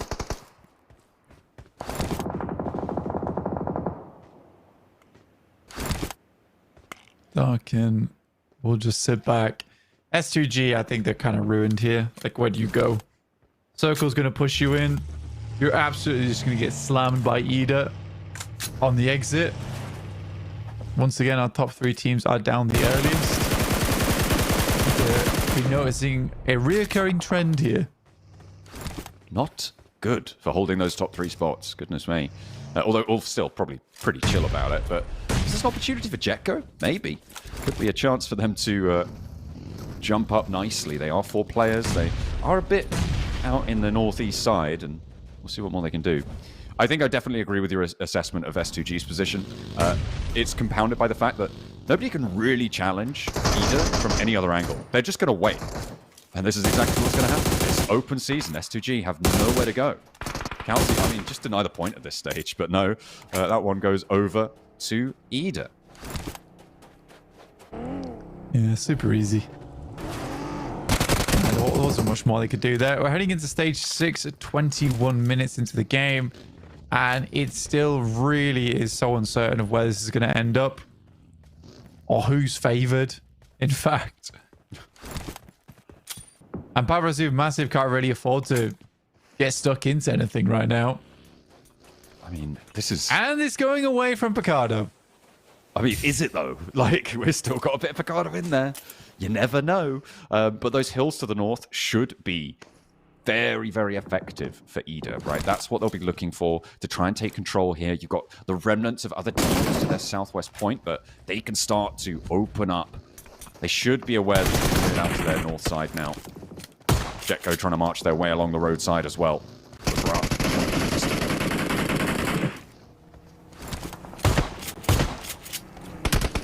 You alright? That smoke. So I'm doing a little bit better. That smoke's a bit annoying in terms of the positioning on it. They're having to clear out Jetco. Both teams can't really move in. This valley in front of them is hell. I mean, they could part ways on friendly terms or get stuck into it on this side of things. I don't think neither team really wants to do it because you want to have full control over the northeast edge. Still will be fairly difficult to do, especially with Ida controlling most of that northern side. Yeah, but again, not a massive change for a lot of our squads here. I mean, BRA can rotate slightly further down towards the south. I think eventually XLA is going to take shots towards them. Want to force the issue here, but Azel gets clipped right on the approach. So does Quantum, and then next up on the menu, all three of them immediately hitting the deck, and that should be the end of Bra's game here. They do have one more player, obviously. They've still got Storm, but I mean, what's he going to be able to do from this spot? Merciless also down in the valley. This is the hell position that you were talking about. It's really nasty. Nobody's getting anyone up from in there. You just don't return once you go. It's a bad trip. The question is, who gets the points? Is someone going to be able to steal them away? Looks like they will go to their rightful owners. No theft on the Elim feed this time. But now we've got 9 teams remaining. And only one of them has 4 players. It's Eden.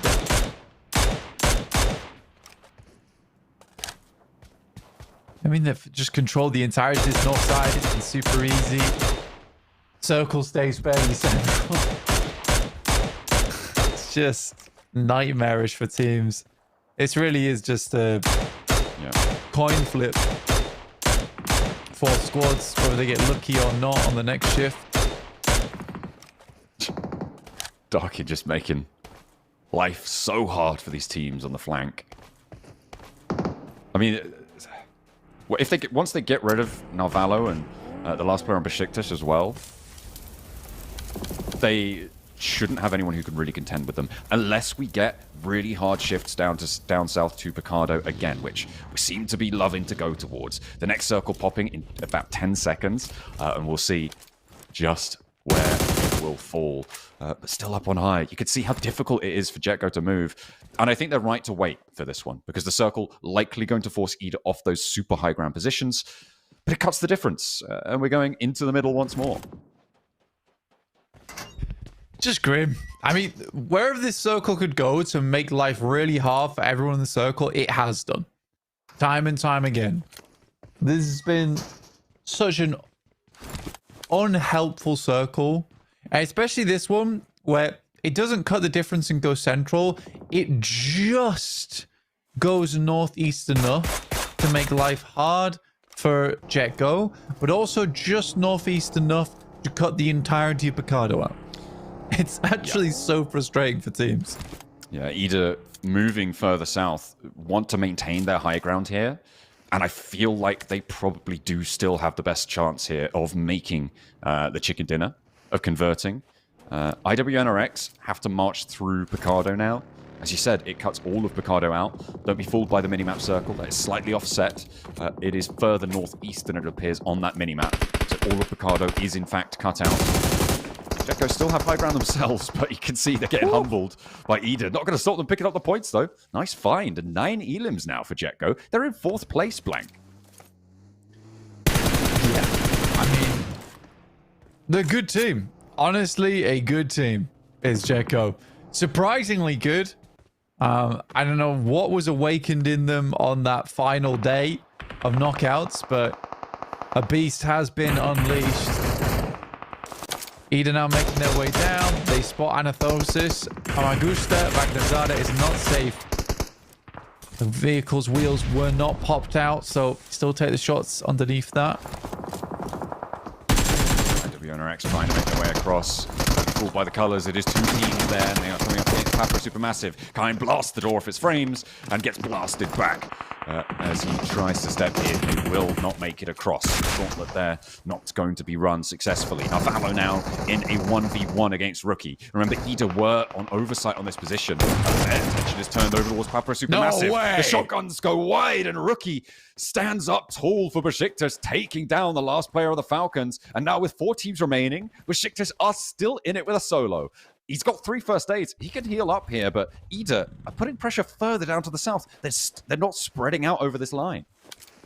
Yo, if I was not Valo, I would be unbelievably pissed after that. Like, did you see that? Yeah, it was 3 shots that made him dance, and then he ate one to the face. It didn't dance. The shots were on target. The reticle was over the player. He was 10% HP. Yeah, it's not easy. Just one shell needed to hit. Oh, dear me. That is depressing. Well, sometimes it happens. That's a disadvantage that they find there. Unfortunately, they come off the worst for it. The rest of these teams looking to ladder up as far as they can. The fact that Jetgo has 4th place, 10 elims already. I think they managed to get... No, I'm not sure. I don't think they get any more so far. They're certainly looking for it as Ida looking to gear up in that valley that will see them shoot out into the open ground to their south. And I'm sure that's their next move that they're planning here. But they will be lit up, and they're trying to soften the approach for themselves. Papa Supermassive successfully transitioned.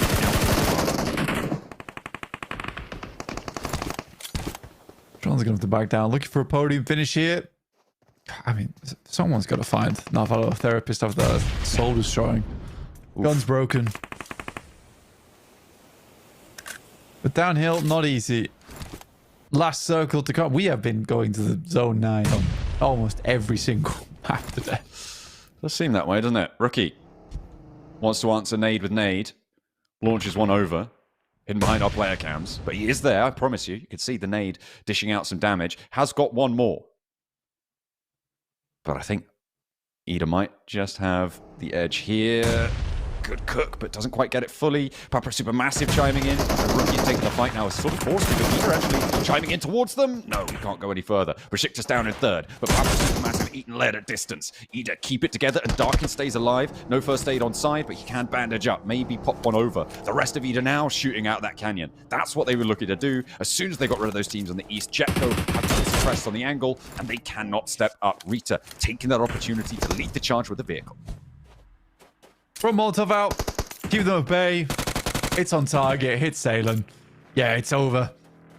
Symphony will be going down fairly soon as Rita steps up to the plate. Gets forced in by the vehicle. A little bit of an extra boost and it will be done. Final game there. Anita will be picking themselves up a beautiful chicken dinner at the end. Ida fans are happy all around. Well done. Very, very well done. Really good control of that high ground. But also, let's be honest, absolutely grim circle. Grim circle. They really were helped by the fact that the Picado Hills stayed on the west side of that circle. No one was wrapping around the north edge. Everyone was playing to that east, that south edge. It was only S2G that they had to contend with. And S2G and Ida both pushed everyone who was on the west further south away from them. That guard on S2G, uncontested. The hilltop position, uncontested. They just moved south, they kept going, and they profited immensely for it. So fantastic stuff for them. Great news for, as you say, the Ida fans. Yeah, it's brilliant stuff. Very, very brilliant stuff. I think killing themselves on the board as well. It's good to see. 2 wolves, the 2 carriers. That's a whole pack of wolves right there on the board. For sure it is. It is quite a lot. And remember, so far, we are still on track to potentially have every single team logo on the monolith, right? It can have 2 repeats. We've had those 2 repeats now. So it's everybody else's turn. We'll see if we can get every single logo there. We'll see. I think some teams just are not really... Yeah, I don't think we're going to see the IWNRX logo. Let's be honest. Yeah, it's been unfortunate. I think IWNRX have had one hell of a fall off. It's a gargantuan fall off. Oh, it's brilliant for the team. Good. Just sad to see. Alas, these things happen. But we'll be heading in towards our final game where we will decide exactly where the marker is set for tomorrow's Smash ruling. And it's looking like it's not going to be that high, actually, if Ulf continues the way they do and it keeps being teams that are underneath getting the chicken dinner. 112, I think. I think it's like 112, 114-ish. It was 121 at the end of that game. match. 121. 121. It's like a 131 tomorrow. It's not crazy difference, but then again, like no one else is really catching up to them. That's the thing. It's the gap, right? Because those top 3 teams, you highlighted it during the game, they all went down. So it was Regnum Kaya, couldn't do any chasing. Besiktas couldn't really do any chasing. Hang on a minute. No, they did pretty well. Maybe they have been able to jump up into the top 3. Kara couldn't do any chasing. That's what I was thinking of. And in general, it seems to be the teams looking to get into top 3 have been gaining all these points today. And so there is still this massive gap. And if you set it at 131, it's still a 40-point gain that you need, right? And that is very unlikely to happen outside of the first, I don't know, maybe 4 games, potentially.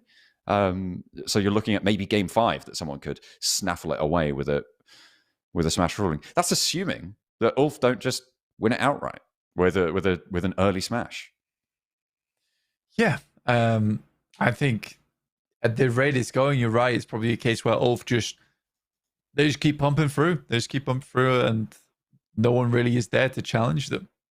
But I think that's a complete possibility where there are so many different teams stepping up, and if Ulf could just get themselves another one of them big old Ulf games tomorrow, yeah, game over. Yeah, exactly. I mean, yeah, it will very likely at this stage now be Ulf setting that boundary. The question is, where will it be? And if they get 10 points in this last game, and nobody puts up a really huge game in that 2nd to 5th, maybe 7th, maybe 6th bracket, it's kind of donezo in terms of trying to take it away from them. And at that point, it'll be a scramble for 2nd and 3rd. Yeah, I think so. I'm kind of worried for a lot of our teams because the Gauntlet is so important as well. Where it could be like 1 or 2 game difference between getting 3rd or 2nd place. That's significant. That's very, very significant. But it's also a little bit crushing for me, where I feel to myself, for EU, I want to send the right teams through to Gauntlet, right? I don't want it to be coming down to chance on the last game where it's a luck on the circle. And so far, there's some teams that I think absolutely deserve to go through. But then again, we are making some mistakes here and there from some of our top squads where they are just not getting in towards those big moments, those big matches. They're making small mistakes here and there. Can't really quite read the circle properly. Yeah, it's confusing. Who would you say are the right teams then? I feel like I would kick it off with Regnum Kaya. I feel like they are a pretty big lock for me. Who would you be adding? Regnum Kaya, I would be throwing in probably Ulf as well as Kara right now. But in the meantime, we're going to go back to the stage. So we'll just catch you guys soon. That's right. You guessed it, boys and girls. It's back. It's the chicken dance. And we want to see your dance moves. Best 3 dances, they're going to get a PUBG mobile t-shirt the second they show off their dance skills. But of course, they need to know what the dance is, don't they? Arkadaşlar ekranlarda görüyorsunuz. Büyük ekranlarda dansı birazdan ekranlarınıza gelecek. Çılgın tavuk dansı nasıl bir şey? İşte böyle bir şey. So who can show us their dance skills? Go on. Bu danstan yapana tişört vereceğiz. Evet, bir arkadaşımız orada yapıyor. Hemen bakalım oraya.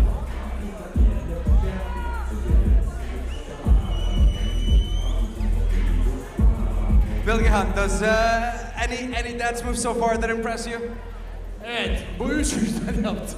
I mean, I feel like just for his energy, we have to give him one. And the front. Evet. I feel like Tişörtler arkadaşlarımıza gidiyor. Yeah. Okay, so that's our first çok one. güzel bir üçlü grup vardı orada. Onlara tişörtlerimizi verelim. Bir tanesi sen, bir tanesi sen, At the back, bir de yes. sen. Üçünüz çok iyi yaptınız. Tebrik ediyorum. Dansı bir kez daha görebilir miyiz? Evet, penguenimizin dansını görüyoruz.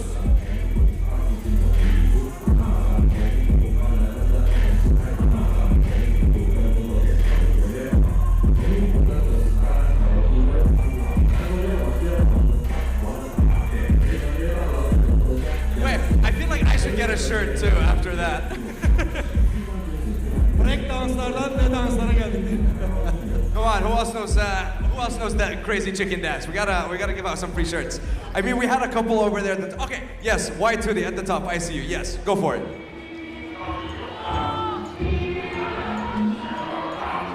Şimdi son bir kez daha çılgın tavuk dansı geliyor.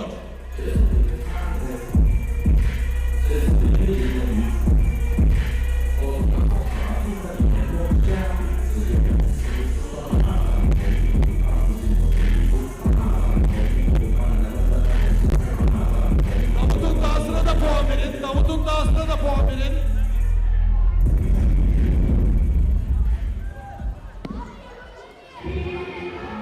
Çok teşekkür ediyoruz. Yeni sezonda Penguin'i çok fazla göreceksiniz. Şimdiden alışmaya başlasanız iyi olacak. Teşekkürler, Penguin. Thank you very much. I think it's time. You know what? I also have a request to our lovely analysts. Yes, yeah. You two have to show us your dance moves as well. You know what? We're gonna go back to the boys. We're gonna get ourselves ready for our final game of the day. And of course, we're gonna see how their dance moves compare to myself and Bill Gehans at the front of the stage. Boys, take it away. I feel sorry for them. They're going to have to capitulate to his demands of showboating. There we go. Well, they don't have to, I suppose. Producer wants to know if we like the dance. Seems kind of basic. Do we like it? Like the wax on, the wax off. This one. Yeah. And you do it over here a little bit, and you do it over here a little bit. Yeah, I don't know. I think there was some good dance in the crowd. Yeah. I could break dance, dude. I want to break dance right now. I'll start spinning behind us, but probably not. Probably shouldn't do it. That seems dangerous in a closed space, and that's totally the only reason why he wouldn't do it. Yeah, absolutely. There's some glass cabinets behind you. You know, you've got to be careful, man. That's the first rule of breakdancing. It is true. No glass cabinets involved. Yeah, don't do it in a glass cabinet. It's a terrible idea. Second rule. Yeah. Don't chew gum whilst you're doing it, because you could swallow it and then it'd be in your gut for like 7 years. What about a little mint? Yeah. Oh, well, I don't know. A little mint. Maybe. Well, yeah, you can swallow them as well. Not ideal. But they're small enough, I probably wouldn't mind. I have actually swallowed quite a few today. These are Smints. Oh, okay. So you're fine. Yeah, that's 150 of them. That's too many. What are you doing with that many? You don't need that many. I don't know. Keep the breath fresh throughout the day. Well, you know, everyone who has to smell my breath virtually isn't unhappy. God, can you imagine? We're so close to these microphones. We're talking a lot, you know. Yeah. I'm sure there's some. Dear me. Some dangerous situations that you could get in with that, but that was the final blow coming on in, and of course MVP going over to Darkin here with 5 elims, 560 damage here for Ida. Not huge, but still very successful. Yeah, really well played to Darkin. Again, I think for Ida, it was a good spot. They controlled it well. Very much a deserved win for Ida overall. I think the position they played, they realized that it was the best spot on the map, but they didn't let up easily. No, they were quite forceful, and not losing anyone in those high grounds is probably the most important part of all of that. Top of the damage tables was Emre by probably fairly significant way, 888, all the 8s here, as he ate up the lobby with that long range pressure from that high ground, doing a lot of work, and of course lost there actually from Pablo Supermassive with that nade elim, able to get that one done. Playing all the way in Picardo, they made what generally would probably be a really outside chance play for Pablo Supermassive, and the same for IWNRX, going into Picardo very early when it was hard on the southwest side of the circle. But they just got shift after shift, and that helped them ladder up quite significantly. Yeah, absolutely. Emre, 888, quite lucky on the damage number. Yeah. But I think coming into this last match, I'm hoping for Ulf's sake they can get a good game. Because without that, then they're going to struggle to hold on to it and going through into that final day, making it a little bit more difficult for other teams to hit that smash ruling. here's our statistics from that last game. As you can see, a lot of the damage was over on Emre. Matcap with 638, Darkin with 560. Read a little bit further behind. But again, this was just a pretty standard game for this team. Yeah, they played. It was nothing spectacular, but it was very, very effective in their position, in their execution on it. They played the hand they were dealt. You can't say fairer than that. Nice find there. I think the more impressive result came from Jetgo in this game, right? Playing, always having to move up in the valley as well. The fact that they got so many elims and got into second place to boot has got to be a massive boon to their point scoring potential. I believe they were on the chase as well, trying to get up in towards the top 3, and I think that's going to put them a lot closer. Yeah, I'd say so. Let me just take a look at the lobby. We are just slowly filling it up right now. Well, we're negative filling up the lobby. We're currently on 0 right now. But yeah, it's been quite some games. There's been some games. There certainly have. There've been 5. There's definitely been some games today. I mean, to be fair, those first couple were kind of nuts, right? The Ulf into the back-to-back Kara. Really incredible stuff to kick off the day. And then things went, again, a little bit haywire towards the second half, right? We had our sort of bottom of the table derby on our final Erangel. And then in that last Miramar, Ida able to do so much work controlling so many of the surrounding areas. So we'll see what craziness we've got on the boards for the last match fairly well at some point. Do not say that. Do not say that. It will be at some point. Yes. But 12th match obviously is the most important. It is what's going to set the boundary for our teams. Let's take a look at some of our highlights from that last game. So the Ida did very well. As you know, as we've told you. It's a tough circle. Very, very tough circle. And not the one you want to see coming into this final game of the day either. I think that you'd want something that you can play a much better roundup, where it's round over towards a significant landmark on the map where you can make good rotations to get there. Ida came off the back of that one with 21 points, and Jetgo once again with 16 points. They're consistently getting these points here and there. Not a team, not a name that we were expecting to have such a significant impact in the finals, but here we are. Yeah, fantastic result for Jetgo, for Ida as well. I do think that at this point we're kind of locking it in to be a battle for second and third, with Ulf getting 9 points on that match as well, Blank. They don't get any placements, but they get the elims to make up for it, to account for those losses, and seemingly they're going to be able to keep up that pace, and that bubble will be set, that boundary could be on the cards. Everybody around them, though, everyone looking up towards them, has been scrapping it out with one another as well. And the main victim of that, I feel, has been Regman Kaya. They have had a bit of a nightmare of these last couple. Despite a miraculous rotation, right? Even on Erangel. Not going to help. Yeah, not going to help at all. 121 points there for Ulf at the top. Regman Kaya with 88. Again, it just really has not moved at all. I think Jetgo has been the big difference maker. Besiktas falling down slowly but surely after that game. Ida gets up to 6th. And Papa Supermassive, they've remained relevant. They have remained relevant, but nowhere near to the strength that we have seen them in the past. Asgard down at 65, tied up with them.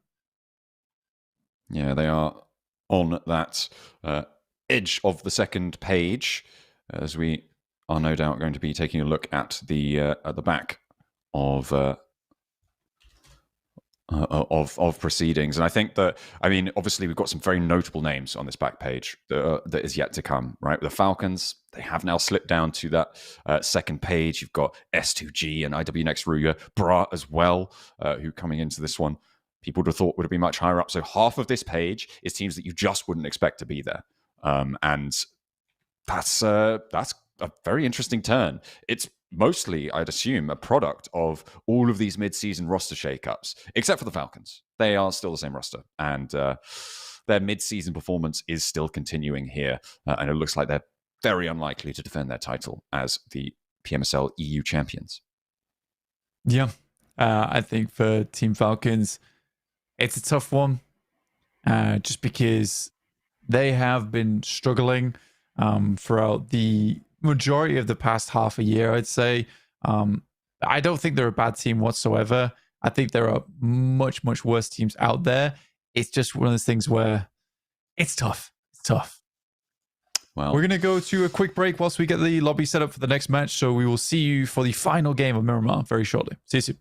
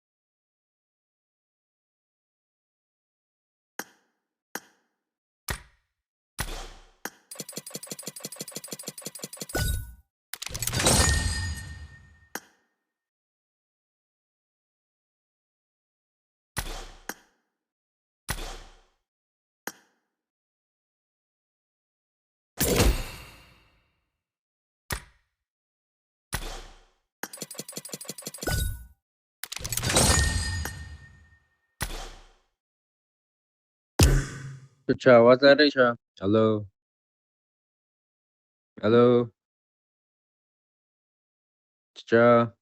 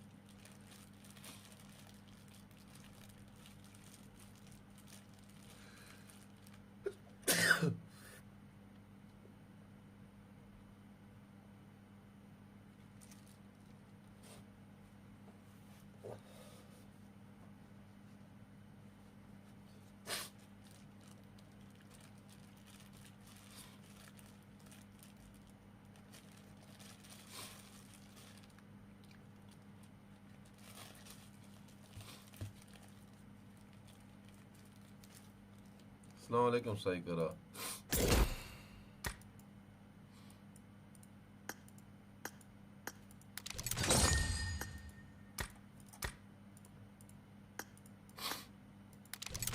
Hello चाचा आवाज आ रहा है? आ रहा है, आवाज आ रहा है।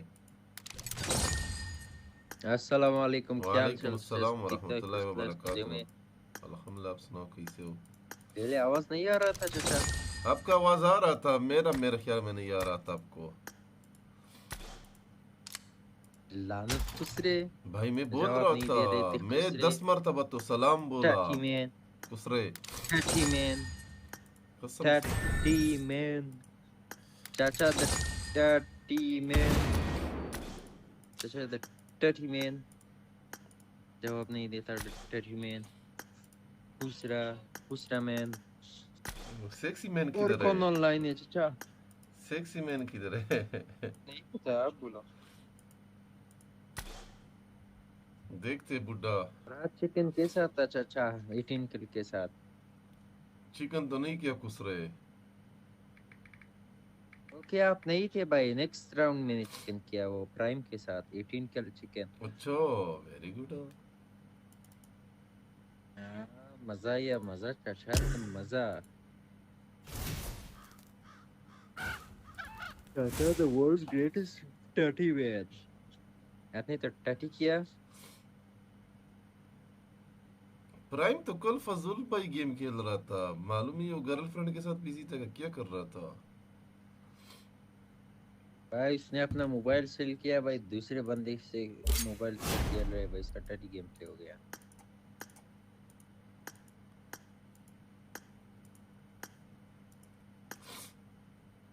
समझ रहे हो क्या? अच्छा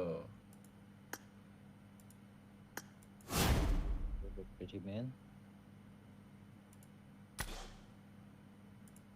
टर्टी मैन जानते हो पबजी पीसी में जो कोई स्किन लो ना, जैसे ये स्किन हो, किधर गया वो, किधर गया?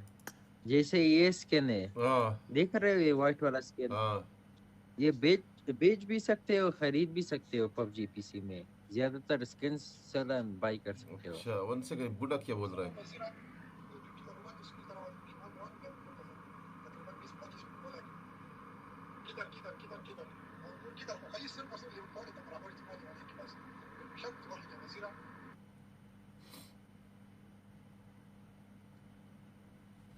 क्या बोल रहे हैं? नासिर मैं वेट कर रहा हूँ, मैं और शाइक कर के पर रास्ते में कोई आंटी आपको मिल जाए और आपका दिल के अरमान वो हो जाए, क्या बोलते हैं, आपका दिल का अरमान पूरा हो जाए, क्योंकि आंटी लवर तो हो, ऊपर से पी लवर भी हो। बुढ़ा भी जो आ रहा है, और मैं क्या बच्चे को बोल रहा लेकर आएगा स्कूल से। और गेम आएगा। ओके ओके, कोई ना कोई ना। 30-40 मिनट में आएगा। हम तब तक लगाते हैं चाचा, लगा लो, मजाक है। जो लगाना है लगा लो। वंस का मेरे पास होम कॉइन्स इतने ज्यादा है भाई, 1 लाख 2 लाख होम कॉइन्स है, क्या करूँ इसके साथ? मुझे भेजो। अच्छा, कौन सा? अच्छा, होम कॉइन्स। होम कॉइन, हाँ होम कॉइन। मेरे साथ 200 के है। 1 सेकंड में कुछ टाइल्स है, ये सब कुछ खरीद लो शॉप से, स्पेंड करो। 400 यूसी रॉयल पास। नहीं, कोई अच्छा सा उधर से मैप मिलते है वो खरीदो भाई। वो इंस्टॉलमेंट पे देता है स्ट्राइकर, जो लेवल 30 होता है, 35 होता है भाई। इधर होता है ये शॉप में, जब जाते हो होम की शॉप, होम में जब जाते हो उधर ऑप्शन आता है।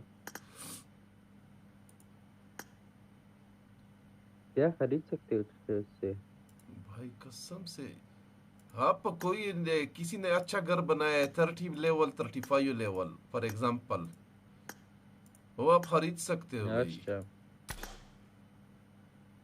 बंदे का घर खरीद लो ना। हाँ वो खरीदो, वही सेम भाई लेवल 35 होता, मगर बहुत महंगे होते हैं भाई। वो 3 लाख 4 लाख ये चाहिए होम मोटा, उसके बाद वो दूसरा जो होता है वो महंगे वाला, वो बहुत चाहिए, जिसे आप मैटिक खरीद सकते हो होम के लिए। मुझे वो वाला चाहिए, दरवाजे का ऊंची दरवाजे का सुजो के लिए एज होम का। भाई ये होम का दरवाजे का वो किधर से मिलता है चाचा? मेरा देखो बड़ा नॉर्मल है। शाइकर 1 सेकंड, मैं आपके रूम में आ रहा हूँ 1 सेकंड। नहीं, होम में आप आ जाओ, मैं बता देता हूँ। वो शॉप से वो भी खरीदो, गाड़ियों का शोरूम।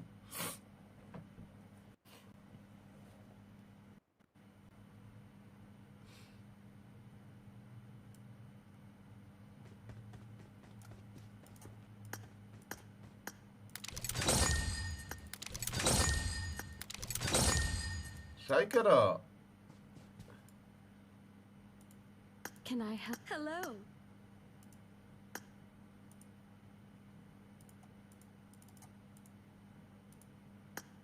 ये क्या है भाई? 280 120 भाई इनको अपग्रेड भी किया करो, मैं तो रोजाना करते हूँ अपने वाला। शाइकरा ये खरीदो, आओ मैं बता देता हूँ। इनवाइट फ्रेंड तुझे। 1 सेकंड चाचा, इधर गाड़ी किधर है? ये बंदों ने गाड़ी सब वो किया है भाई।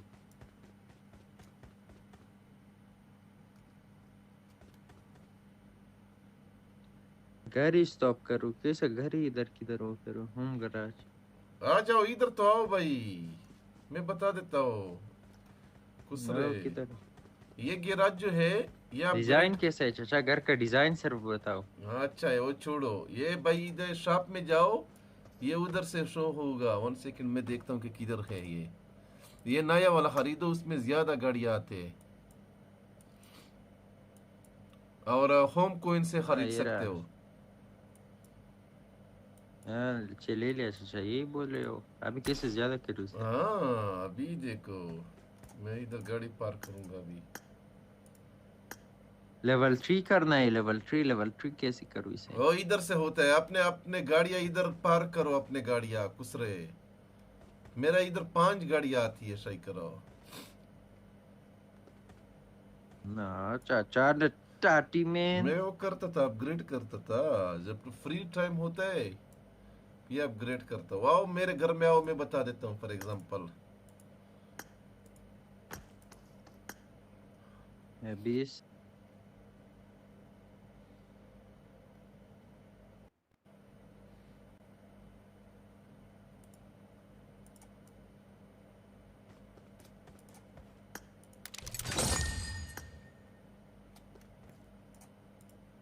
Need anything? Thank you. Thank you.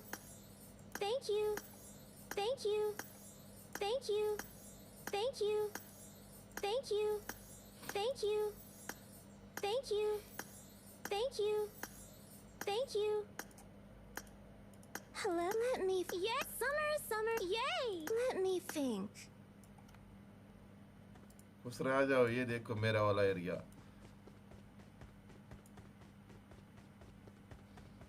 आप अपना गाड़ी इधर खड़ा करो स्ट्राइकर, आपका एक गाड़ी इधर खड़ा करो आप अपना। कितना सस्ता सस्ता गाड़ियाँ लगाया है नहीं चाचा, वो कितना नहीं, सस्ता वो सस्ता नहीं गाड़ी भाई, उधर उसका खरीद टाइम के। पूरा नहीं था।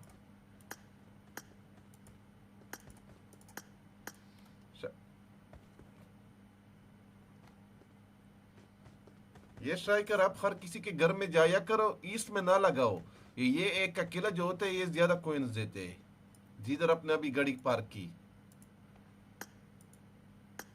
ओके भाई, मैं हंटर वाले में लगाता हूँ, अप वाले में लगाता हूँ।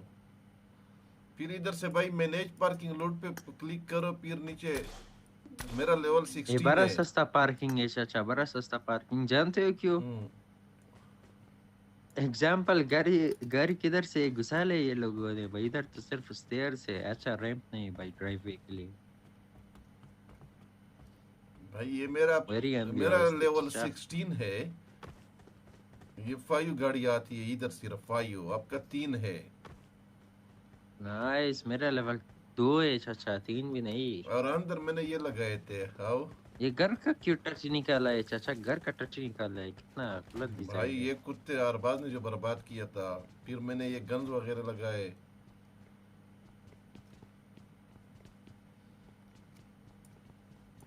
ये किया हुआ है स्ट्राइकर, इसके साथ किया है। बड़ा टच ये डिजाइन है हाँ? भाई। ये इसका इमोट है, देखो जो गन आया हो इसका इमोट है चाचा। इसका देखो, इसने पर्स लिया है हाथ में, इसने ये किया है भाई, यूजिंग इमोट।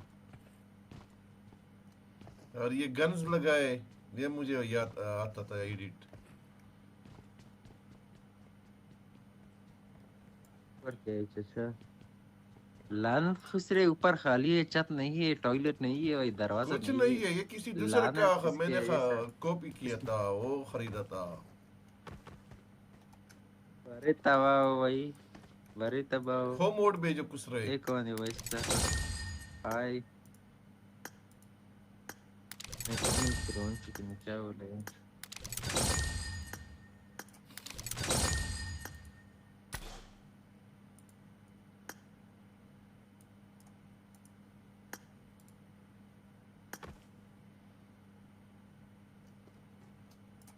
वेलकम टू बकवास हाउस। किसने बोला ये? मारबाज ने बोला है, वेलकम टू बकवास house.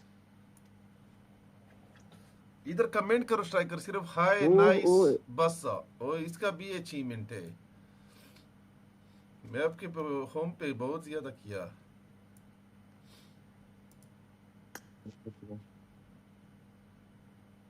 Nice one. Let's go, निकलते इधर से। लॉबी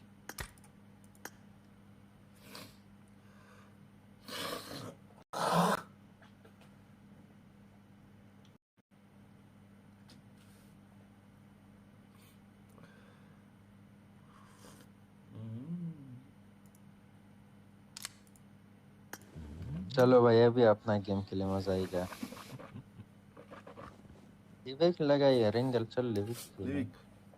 वॉरियर और इसका काम नहीं था, कपड़े वगैरह नहीं दिखाया आज। फिर होम का इसको कुछ याद आया।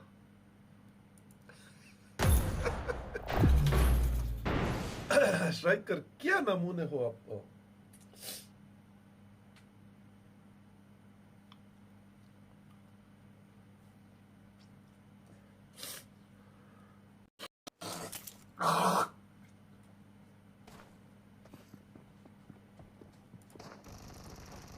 चाचा आज सिर्फ चिकन डिनर करना है, सब game 10 chicken dinner back to back. अच्छा खेलना। बॉट के पीछे प्लीज ना भागो भाई, बॉट का आवाज सुन के भाई आप टीममेट का रिवाइव छोड़ के जाते हो बॉट के पीछे, वैसा एक बंदे हो।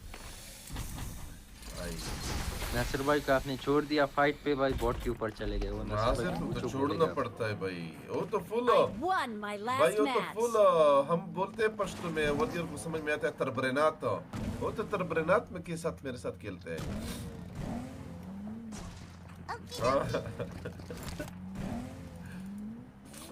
और कोई Good luck, mates.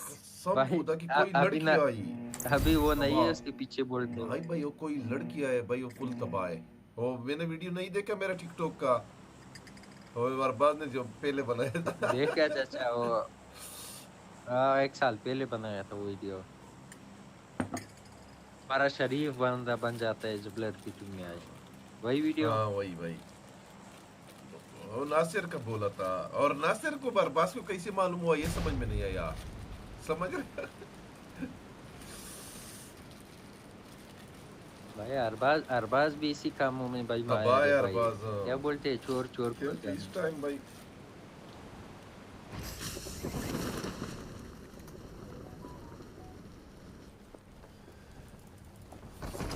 दुआ करो गन में। सिर्फ तितली मुझे दे दो। वो मिल गया तितली।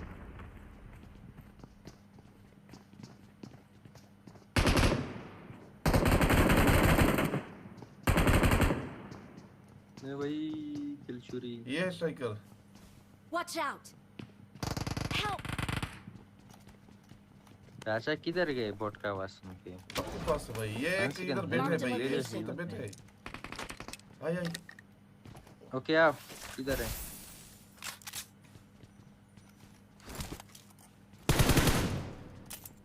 लेटा है स्ट्राइकर कोई।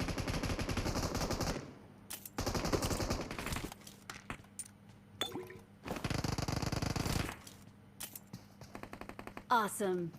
इधर मार दिया। Help! Watch out!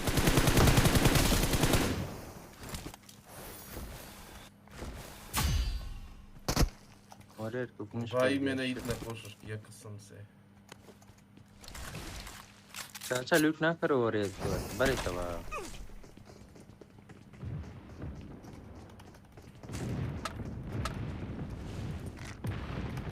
वॉरियर फिर इधर आएगा। चाचा okay दाखwane بالای ما نفر دیم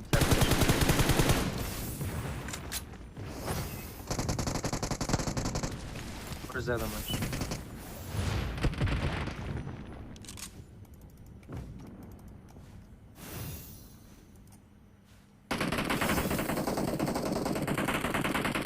Watch out! Help! Shit. चाचा आओ रिवाइव के लिए। किधर हो? किधर हो भाई? ऊपर नोकू। ऊपर नोकू चाचा, लेकिन नीचे नहीं आ सकता। क्या बचाओ? Awesome. नहीं मर गया मर गया मर गया मर गया। कोई नहीं मरेगा। आप कौन सा? हाँ आपको भी लग रहा है। मजा आया ये आपका लूट देख के। भाई ऊपर बैठे, ऊपर डैमेज देता है यार। खुसरे लूट ना करो, लूट ना करो भाई, लूट पे बैठे हो। बड़ा था भाई, कैसे लूट कर रहे हैं।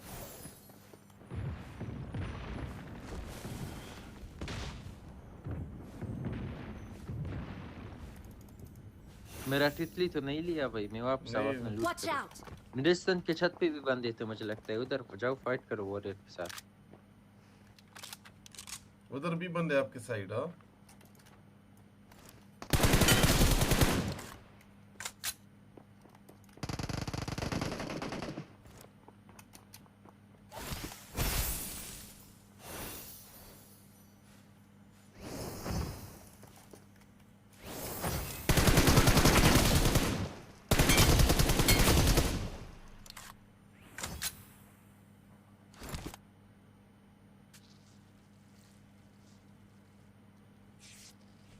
वॉरियर के नीचे है।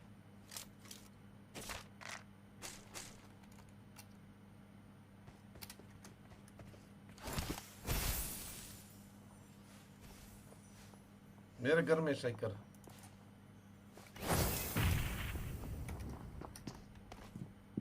Watch out!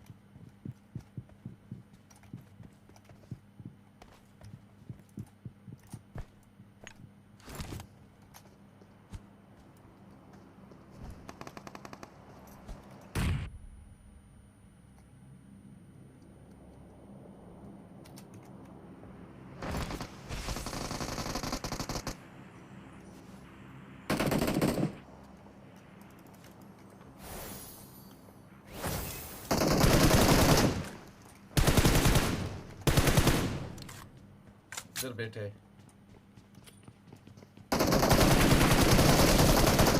ग्रेनेड का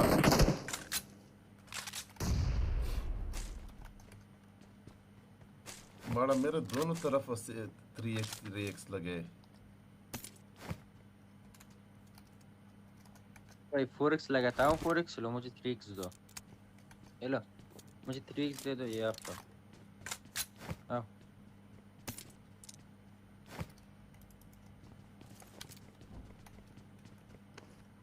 Awesome. I got supplies. Warrior वाला बंदा मर गया उधर वाला Watch out. मैसेज किसका ये अच्छा बुड्ढे का ये भाई यही बंदा वॉरियर का बंदा था उधर से इधर भाग के आया निकलते इधर से भाई किल करे लेट्स गो किल निकलते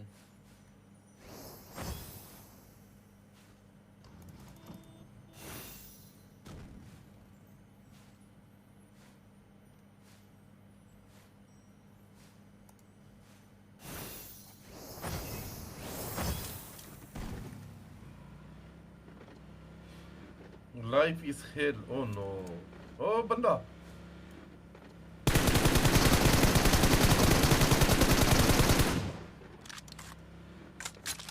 ये रियल बंदा था भाई चलो बार कर लेते बार कर बहुत टाइम में बार कर नहीं लिया भाई कल उसने बर्गर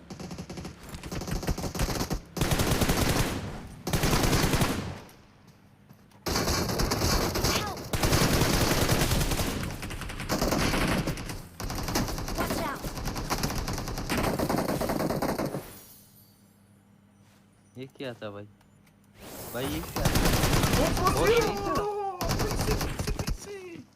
भाई वो अंधा हुआ था कसम से Don't give up. Your teammates can still recall you. I'm recalling a teammate. बोटे बेटे बंदा भाई ये आया बोट है या रियल है ऐसा मार रहे हैं भाई बंदा आया स्ट्राइकर आप पे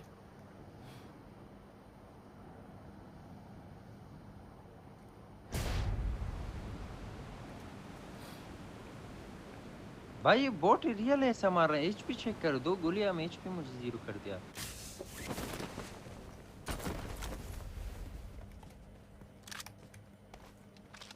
मेरा तीतली एक कुत्ते गाड़ी ने से उठाया बात है किया तीतली कुत्ते ने उठाया है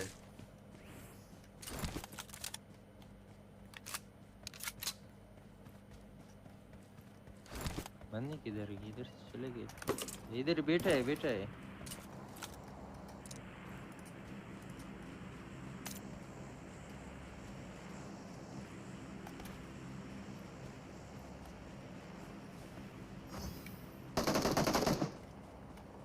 जल गया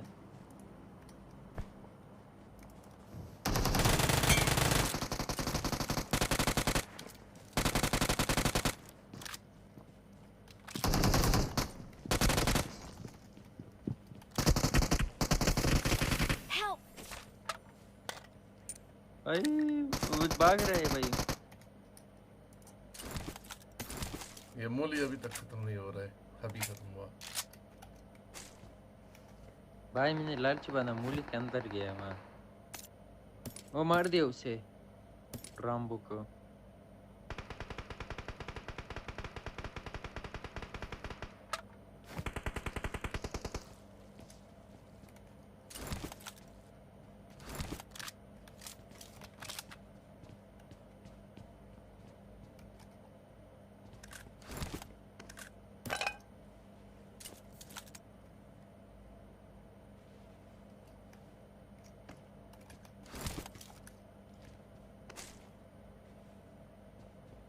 भाई मैं अपने पेट पे जाऊँ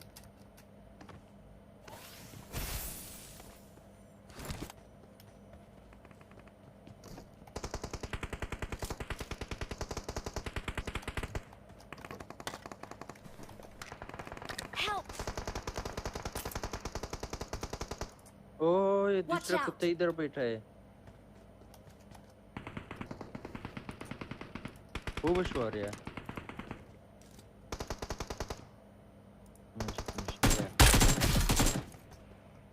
Nice chacha.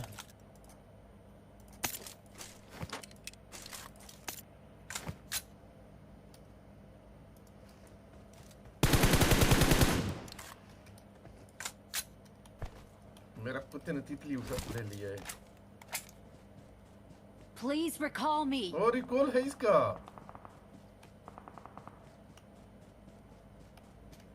मेरे आपको लगा रिकॉल नहीं है भाई हाँ मैं तो इसलिए भाई बड़े तब रिकॉल I'm नहीं करते recalling a फिर बोलते हो teammate. मैंने नहीं देखा रिकॉल ही नहीं है नासर भाई को भी ऐसा क्या उमेर भाई को भी अल्लाह ऐसा की क्या कसम से नहीं मालूम था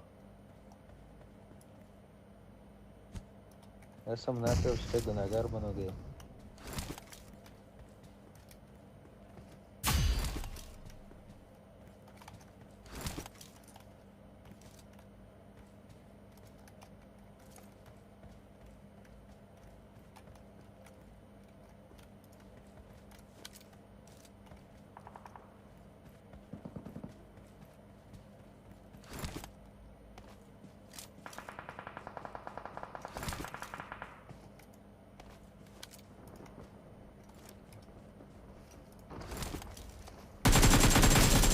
अच्छा नाइस हो गया ये आ रहा है कॉल हुआ ये Marked a location.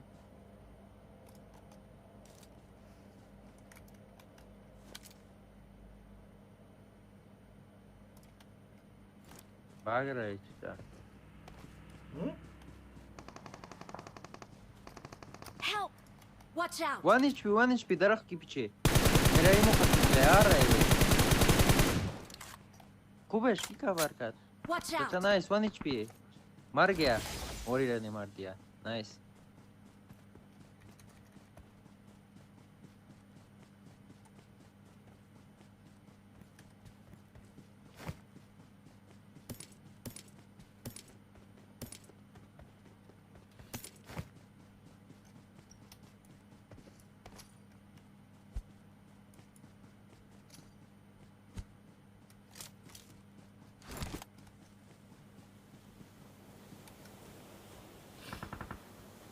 Thank you!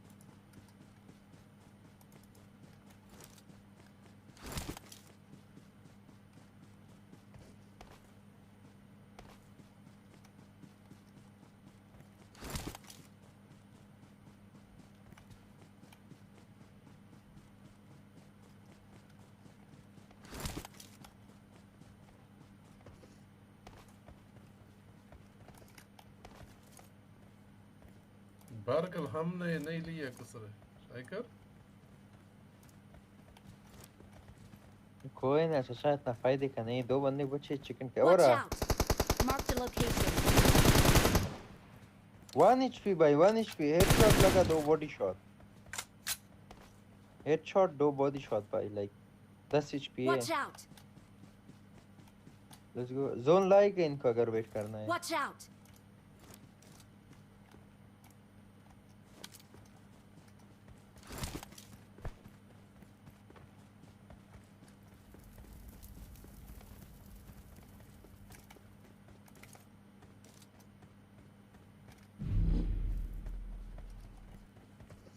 Zone के अंदर Mark रश the करो इधर location. बैठ गया जाओ जोन के अंदर रश करो वो मर गया जोन से लेट्स गो किल नहीं दिया मैं वेयर नंबर 4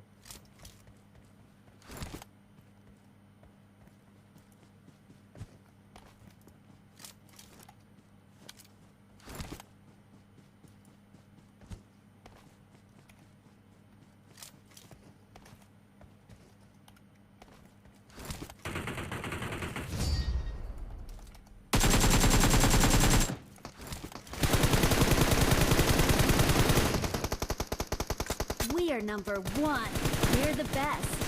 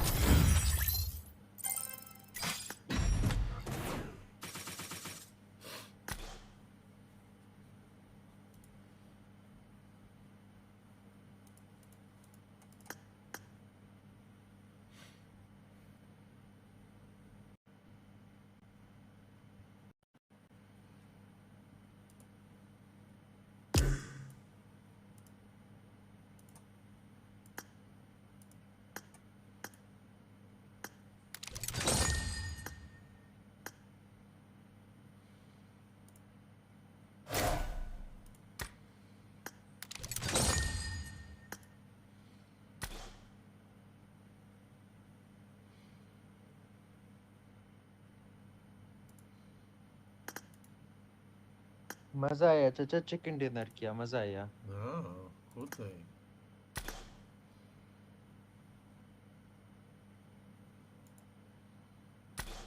लिविका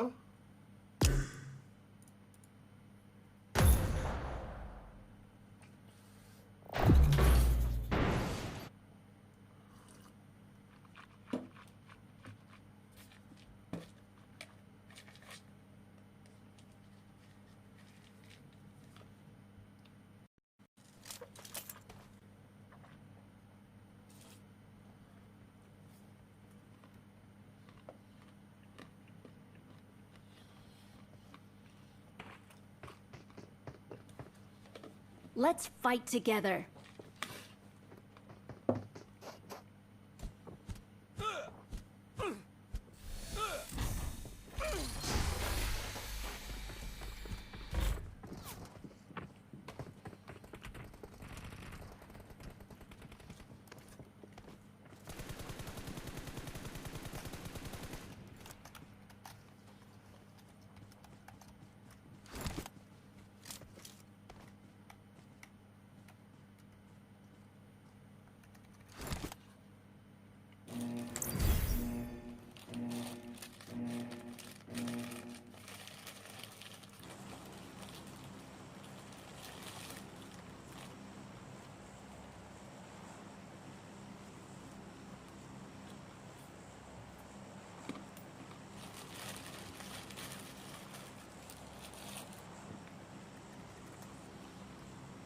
अच्छा लेट्स गो ऊपर से चिकन करना है अगेन चिकन ग्लोम स्टार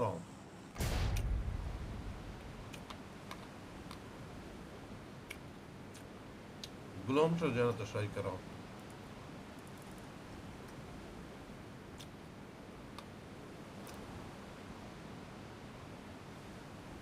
हो कैसे पहुंचाओ Watch out.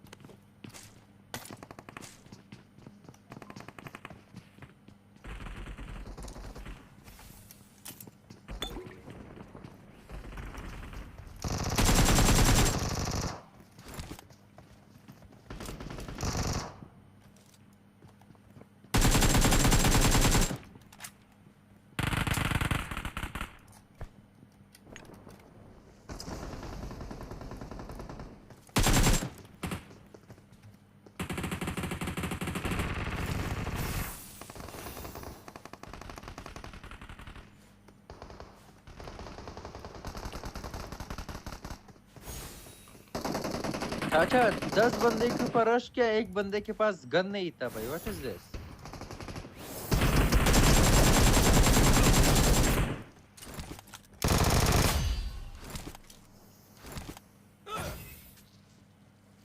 भाई सब बोट टेक किया था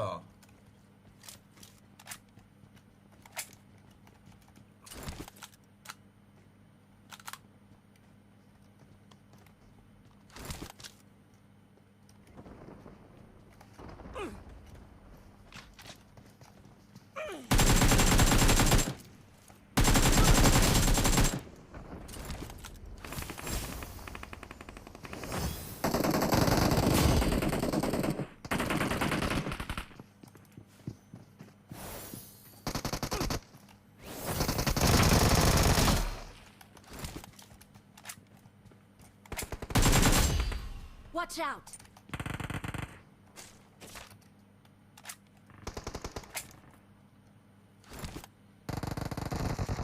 बोट लो भी आई है स्ट्राइकर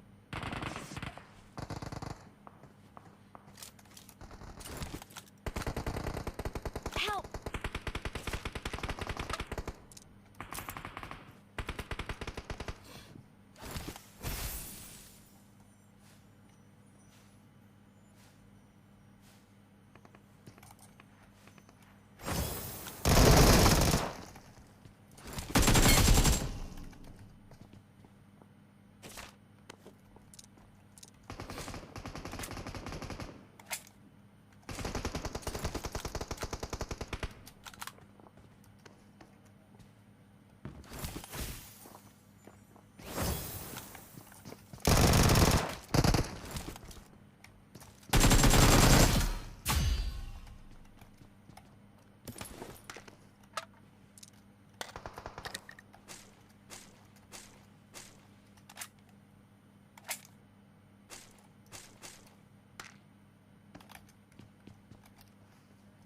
अच्छा रियल भी है बोट भी है लेकिन ज्यादातर नुबरे फुल तबाह है भाई फुल तबाह मजा आ रहा है भाई फुल मजा आ रहा है भाई मजा आ रहा है किल करो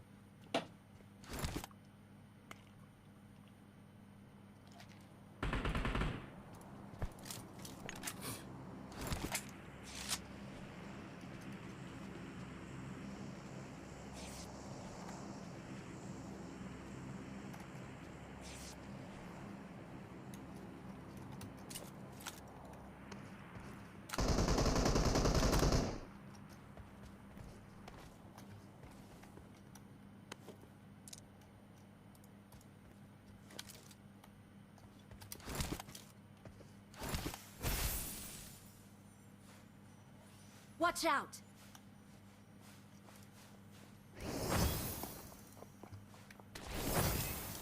Watch out!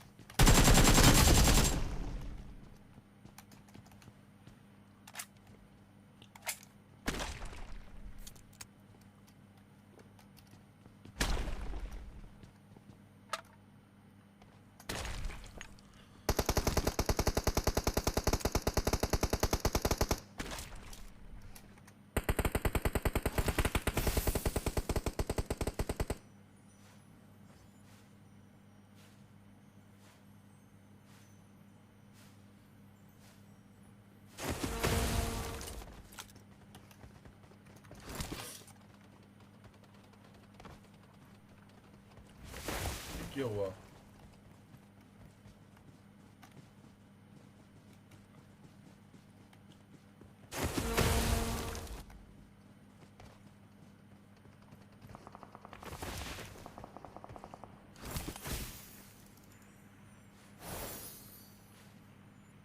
लेफ्ट वाले के ऊपर जाओ चचा लेफ्ट में बंदा था अब उसके ऊपर जाओ ये मेरे लिए छोड़ो चचा भाई कुछ रे चचा लेफ्ट वाले में जाओ लेफ्ट लेफ्ट वाले पीछे लेफ्ट पे भाई ग्राब ग्रास की साइड बंदा था ग्राब ग्रास की साइड उधर जाओ ये छोड़ो हमारे लिए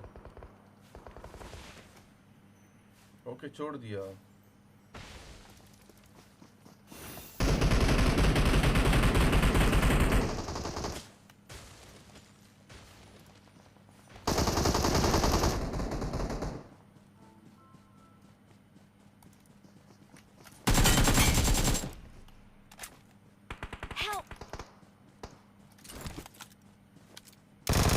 रियल बंदा रियल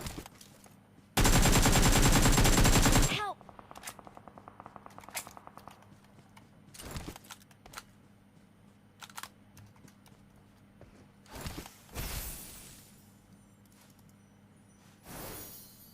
Awesome.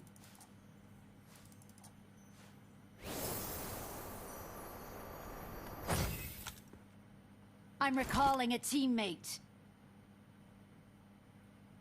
हम मजाक कर रहे थे भाई के सब बोट है चाचा आ जाओ आओ चाचा आओ चलो लेट्स गो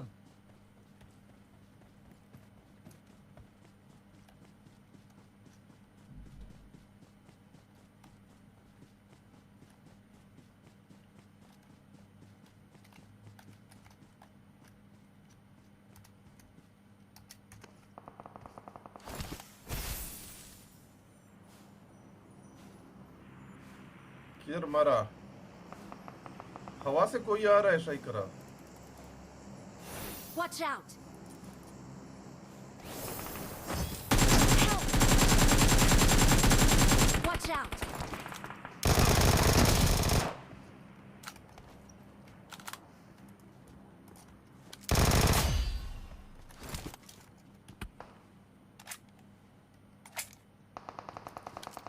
ये किसको मारा लेट आता भाई, लेट आता बंदा, लेट आता।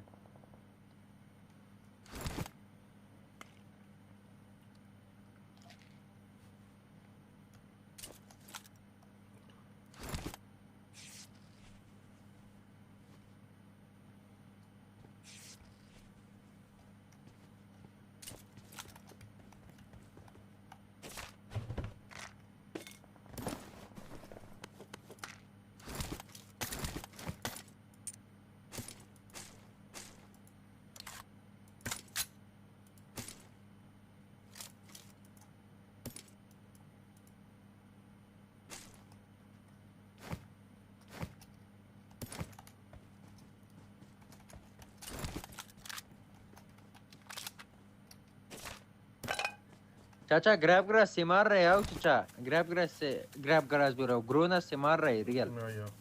आओ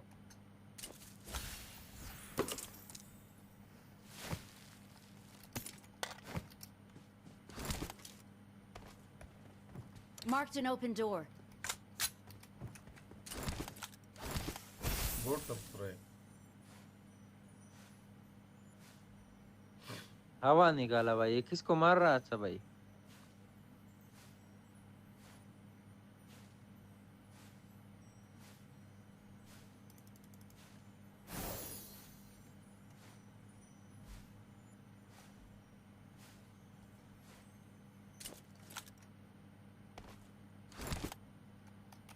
Barcodes on the road.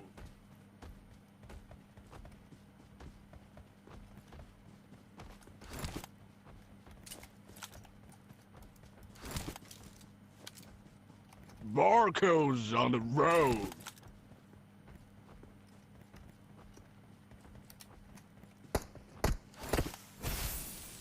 शाइकर इधर देखते आओ Watch out!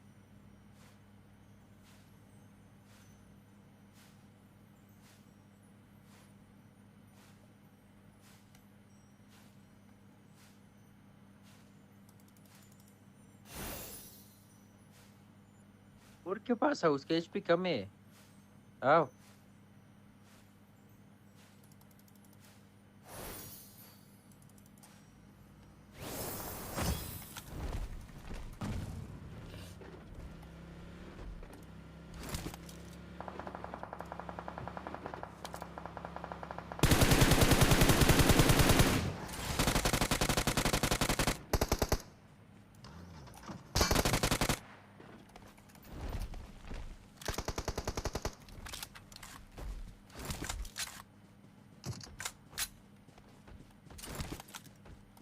Barcodes on the road. Full boat आए हैं भाई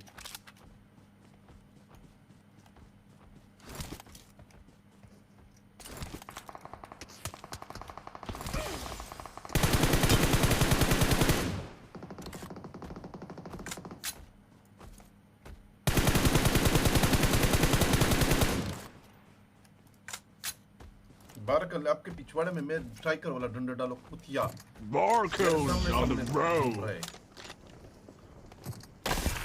We're the best.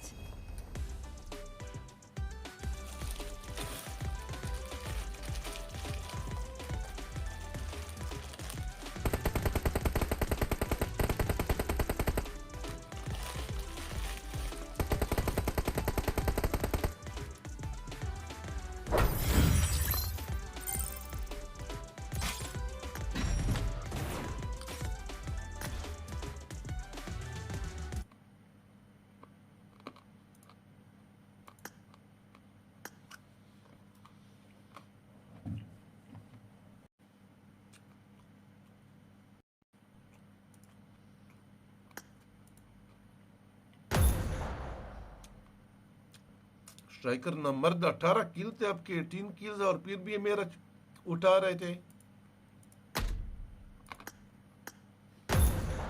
कहीं बंदा सामने आ रहा था बोल रहा था मुझे मारो, अभी मैं क्या करूं चाचा। 18 किल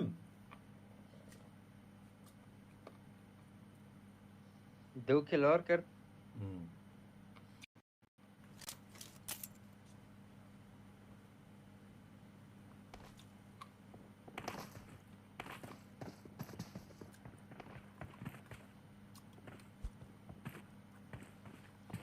It is showtime.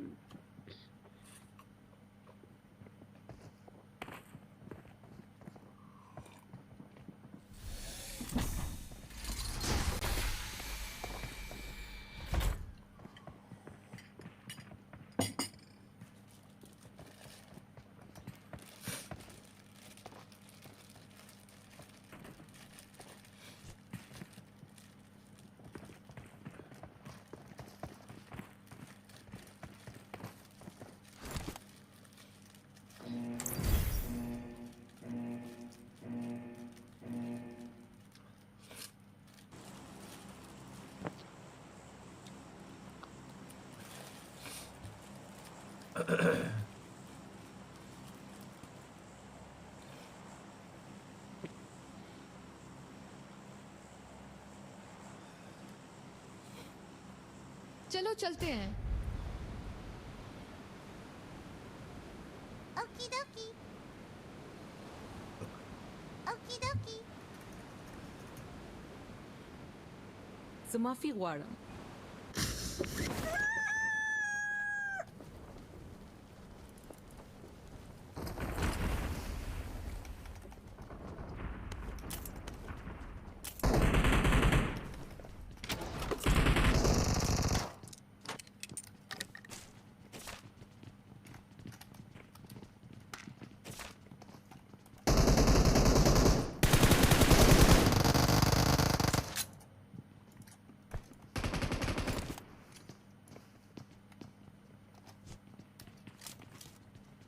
इतनी पड़ी है स्ट्राइकर कर।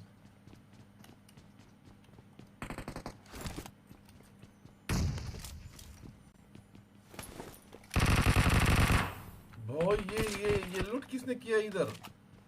कसम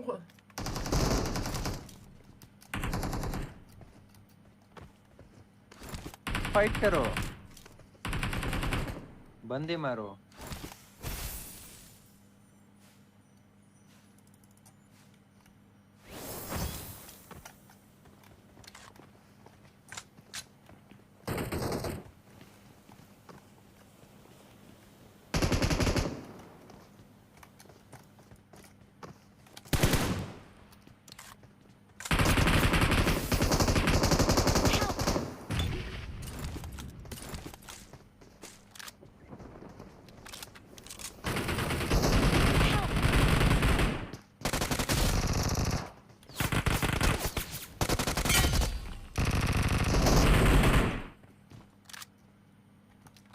Watch out. Marked a location. Watch out. क्या आपके ऊपर से? एक कुत्ता ऊपर बैठा है लौड़े पे मारा, वो बर्बाद कर रहे भाई।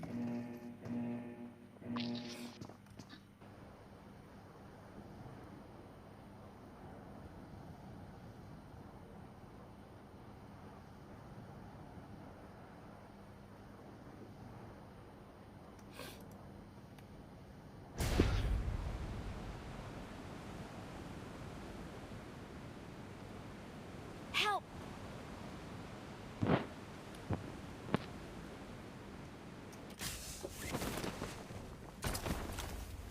Please recall me. Got it.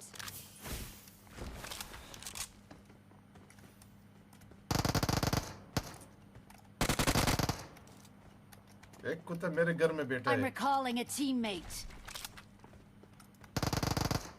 Thanks.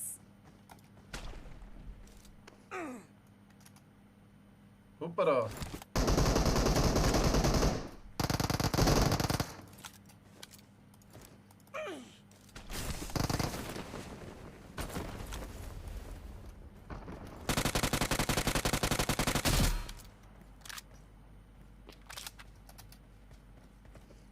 हवा से आया और मार दिया शाइकर। ऊपर जाओ।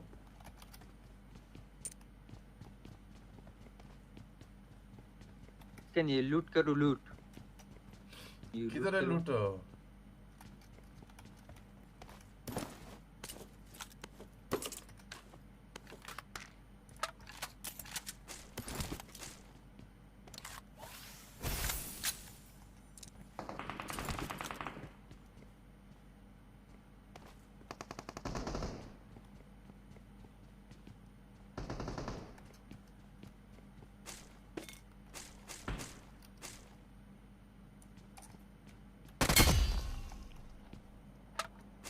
Watch out!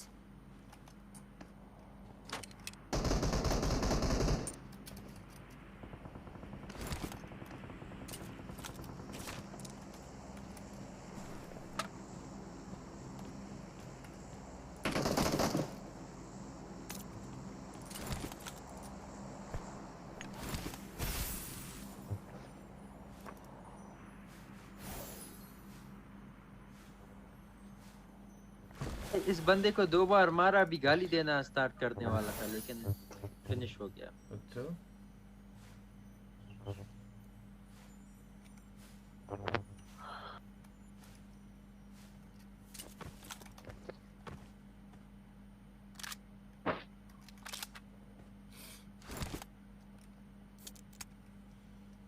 बंदे किधर हो सकते हैं?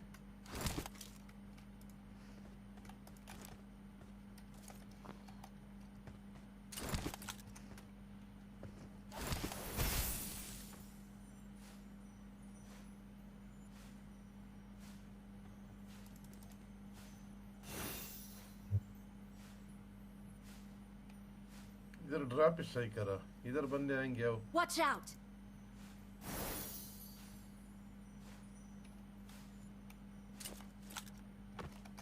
Awesome.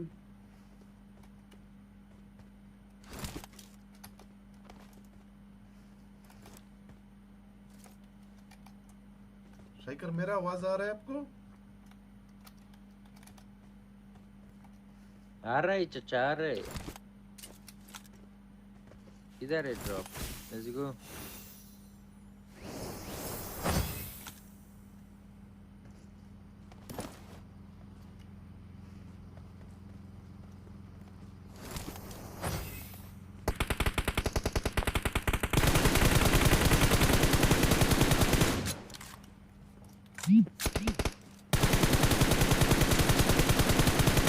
व्हीकल इधर में व्हीकल जा रहा है भाई। नहीं व्हीकल। ओ भाग रहा है। भाग गया भाई। Marked a location. आ गया मेडिसिन साइड।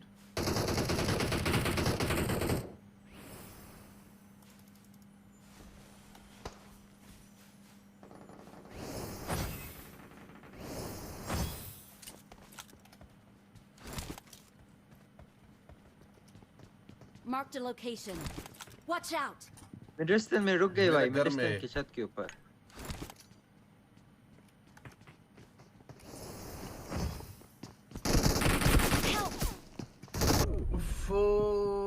मेरा ग्रेनेड हाथ में पकड़। Don't give up. Your teammates can still recall you.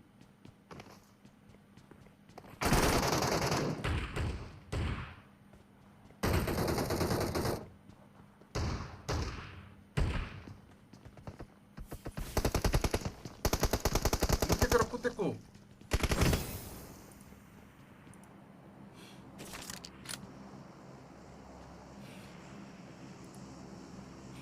Awesome. भाई इनको 10 मरतबा इनको मारा चाचा, वापस आते हैं। भाई मेरा ग्रेनेड हुआ था हाथ में।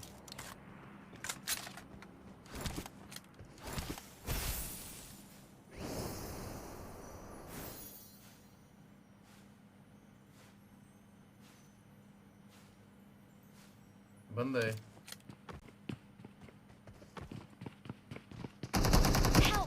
ये क्या किया ट्रैकर अपने?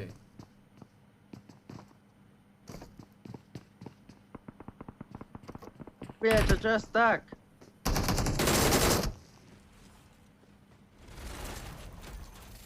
नंबर 4 रिकॉल चलो। ओ नहीं वॉरियर आपको मारेगा, सामने सामने बंदा है। आई वॉरियर। Okay. वॉरियर ने उमर वाला काम किया। उमर भी बनने के सामने ड्रिंक्स पीता है।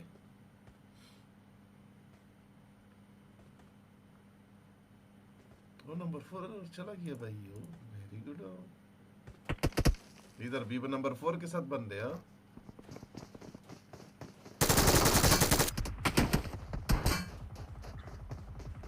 नहीं ये नंबर 4 खेल पूरा कर भाई।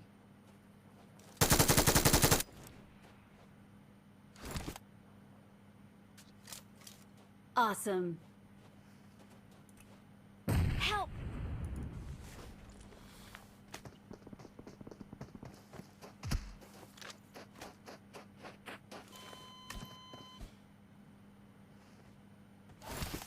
जोन वाल तलाशा, जोन वाल रिकॉल था।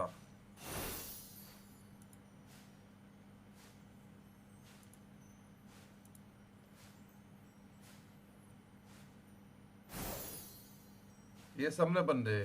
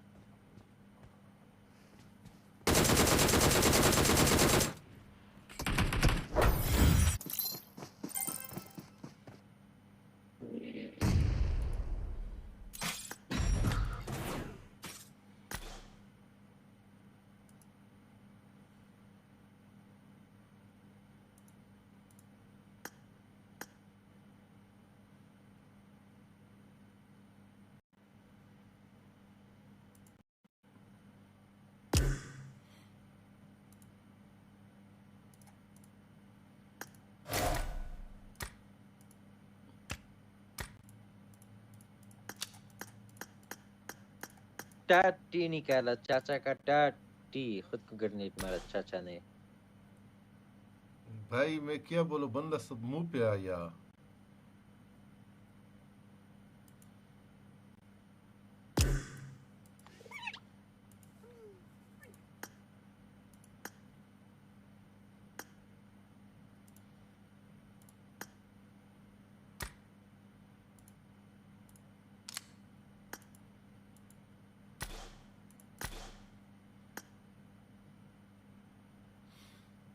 रेडी करो कुछ ट्राई करो। एक्सीडेंट भी है, अभी जा रहे हैं बिस्मिल्लाह करके। टट्टी में रास्ते में एक्सीडेंट भी है, अभी जा रहे हैं बिस्मिल्लाह करके।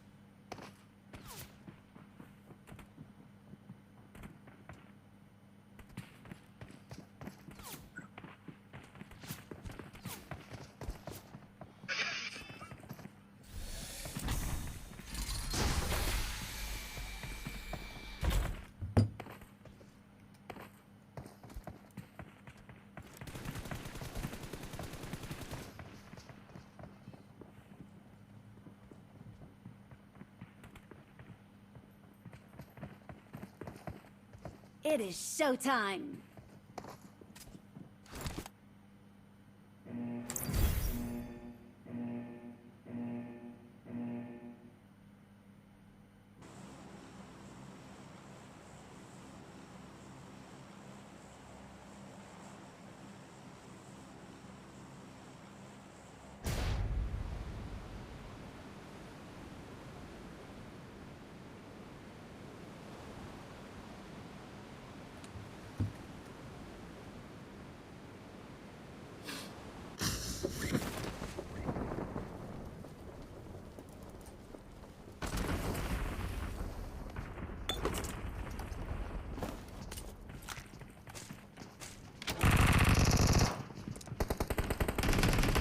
ना गन के जा रहा है भाई ओ चला गया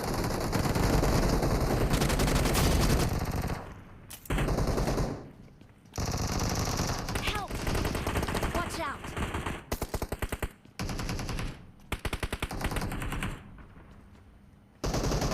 तीन बंदे घर के अंदर चाचा तीन वापस आओ वापस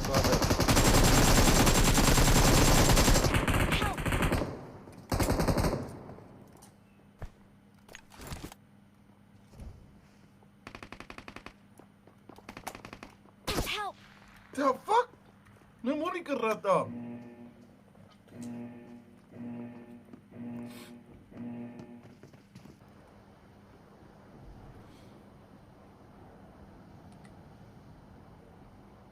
वापस इधर ही आओ चाचा इधर ही आओ नासिर भाई भी आ गया मेरे बुद्ध पे मारा कसम से उसने भाई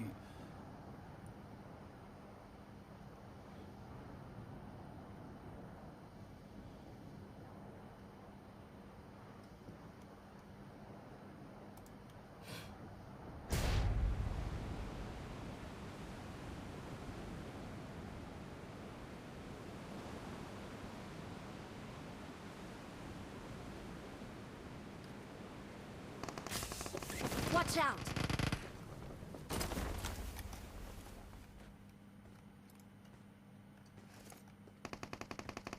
Watch out!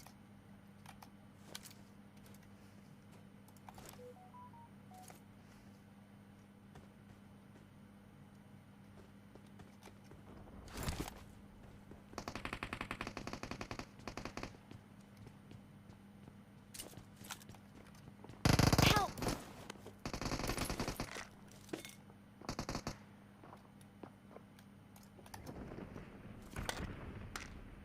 नहीं जाएगा ट्राई करो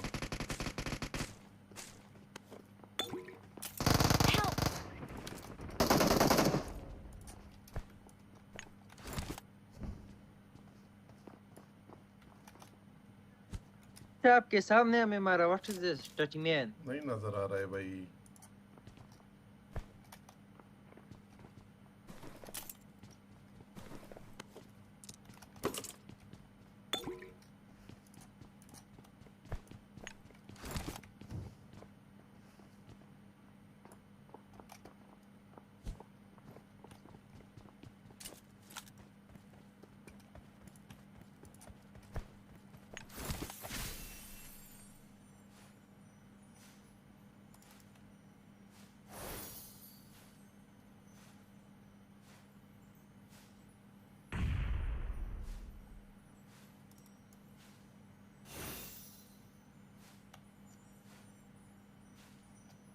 अभी इतने बंदे हैं भी नहीं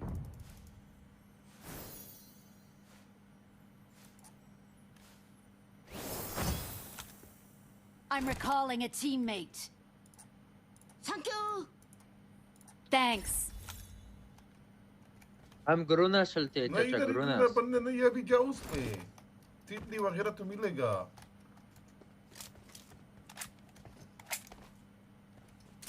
मगर थोड़ा सेफ हाँ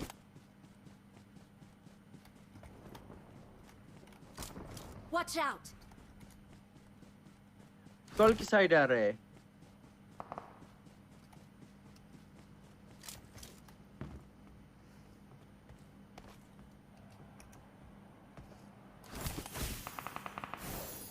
Watch out!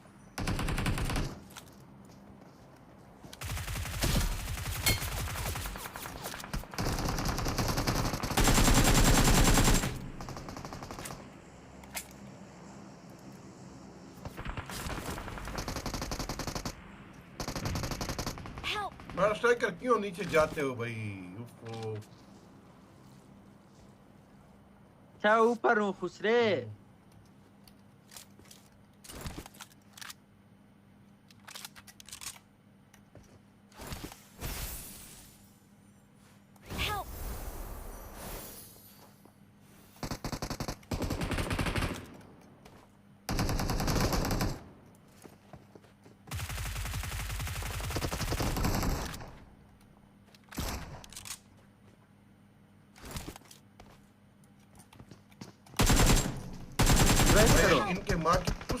ये चाची कुत्ते के ने मुंह में मारा। ये इतना बड़ा शटगन उठाया कुत्ते ने। Don't give up. Your teammates can Striker पे still जाओ। recall you.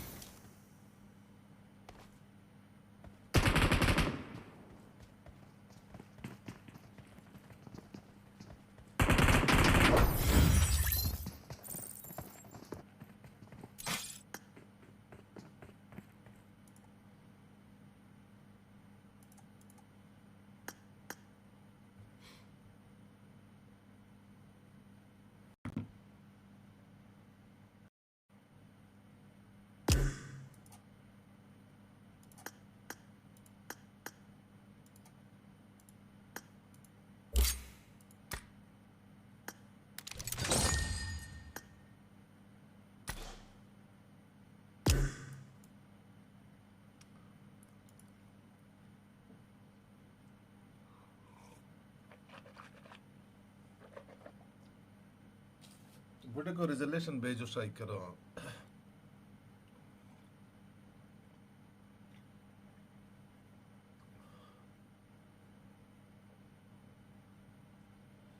या भाई भेज दिया। वो इतना नासिर भाई एक लॉबी बनाए भाई, बड़ा बड़ा लेकर रहे ये क्यों? लॉबी बनाते हैं नासिर भाई। मैं कवर में अभी शटगन से पड़ा, कसम खुदा की। नहीं पता चाचा।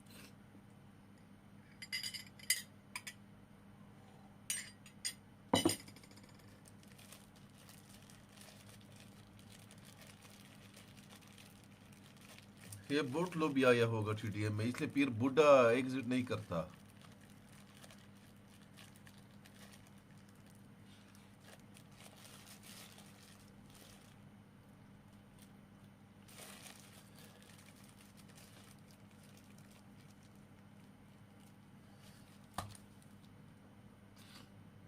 शायकर मुझे क्या उधर कल रास्ते में, एक दिन पहले रास्ते में वो मिले आईफोन के एयरपॉड्स।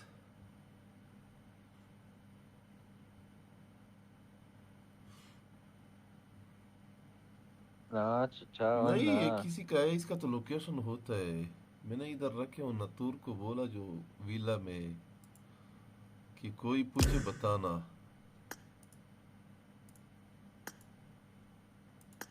के चाचा बड़ा अच्छा आदमी है ना चाचा।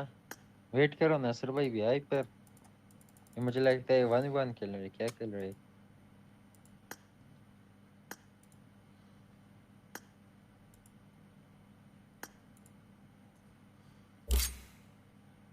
आगे वाले बोट आए हैं भाई, जब बोट आते हैं फिर ये ऐसा करते हैं।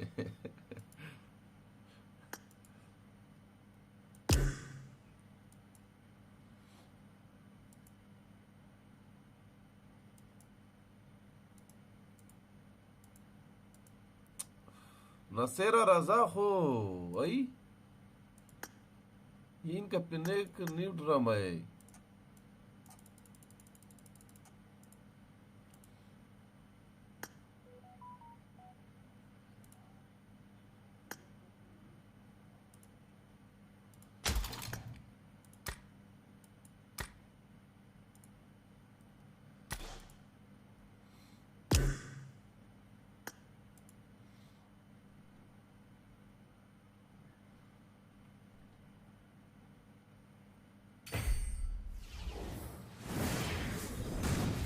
आओ लोग भी मनाए।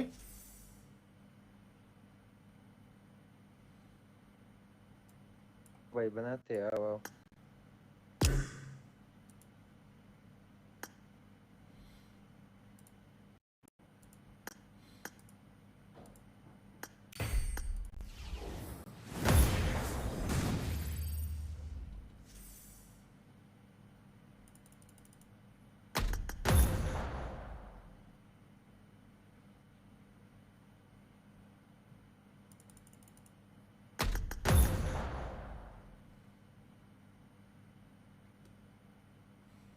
ये क्या कुताब आया स्टार्ट हुआ।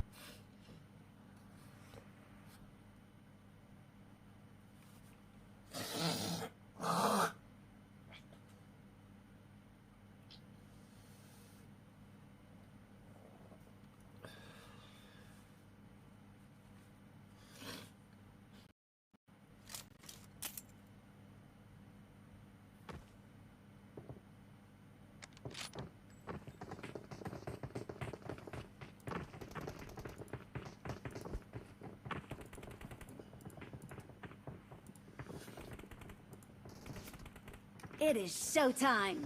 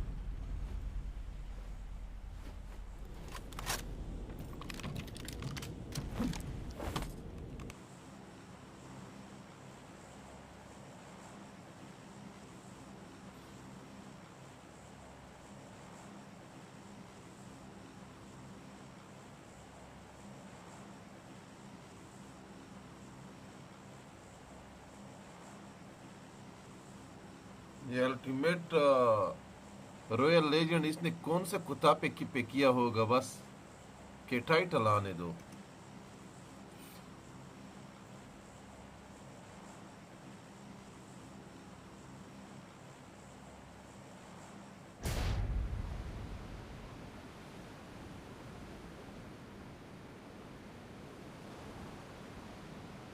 Guns be with us. ये गन सर उधर पता उस लागी.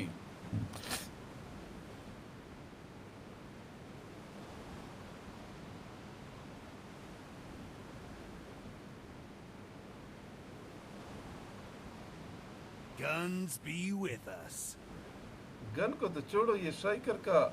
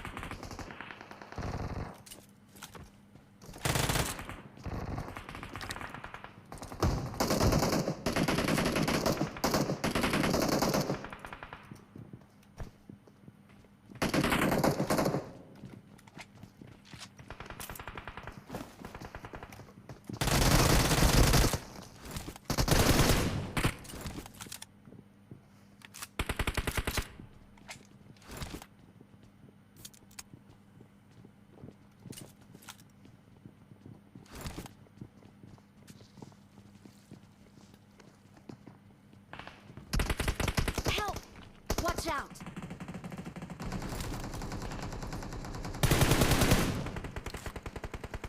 था सामने वाले घर पे बंदा है भाई, खिड़की में बैठा है.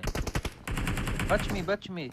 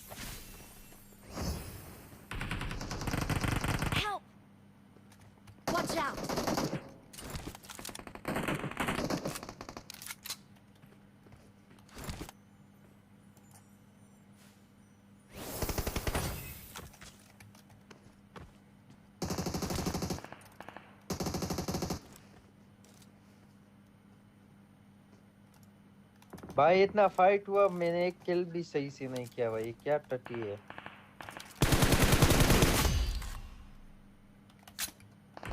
Health raka na fera.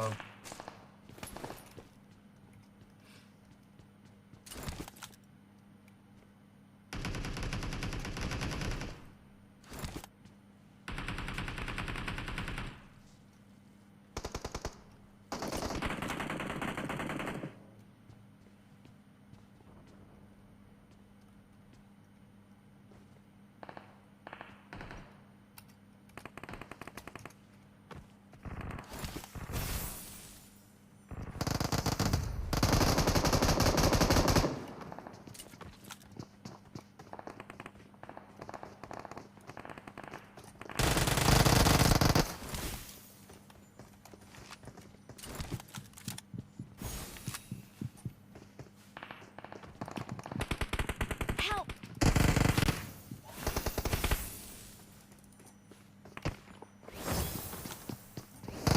Help!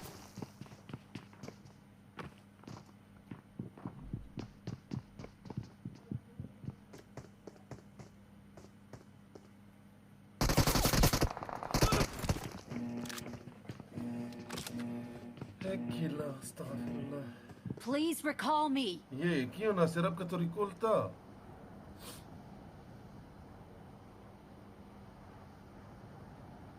Help!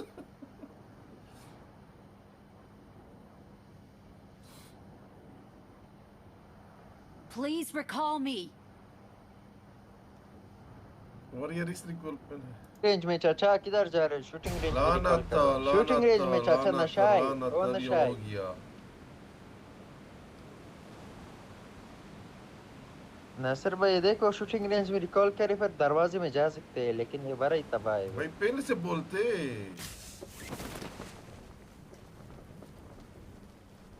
ये बोला भी मार यार के आप मैप में भाई, शूटिंग बड़े रेंज में नशा जाओ. है मैं मुझे वो आएगा, टेंशन ना लो. नोटिफिकेशन मुझे आएगा.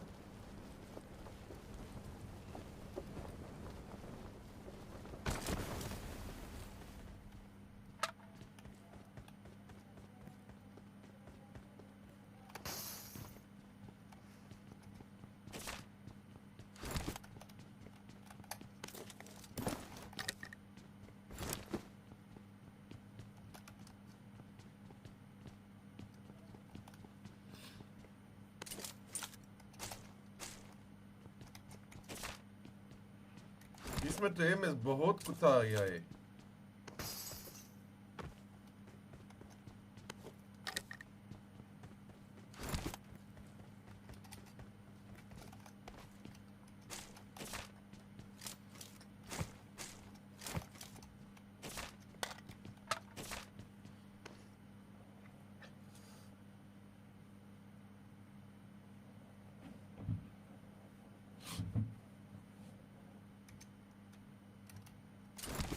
Thank you. दरवाजे में गए बंदे, चाचा दरवाजे में recalling गए। a कैसे मालूम teammate. होता है?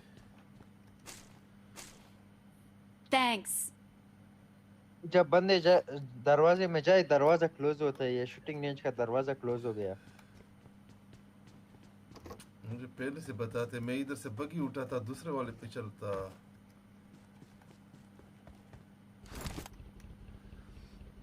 दूसरा दरवाजा किधर है? जॉर्ज फूल लास्ट वाला, सिर्फ जॉर्ज फूल में एक बच्चा 1 मिनट में भाई, वो भी बंदे जाएंगे भाई, फायदा नहीं।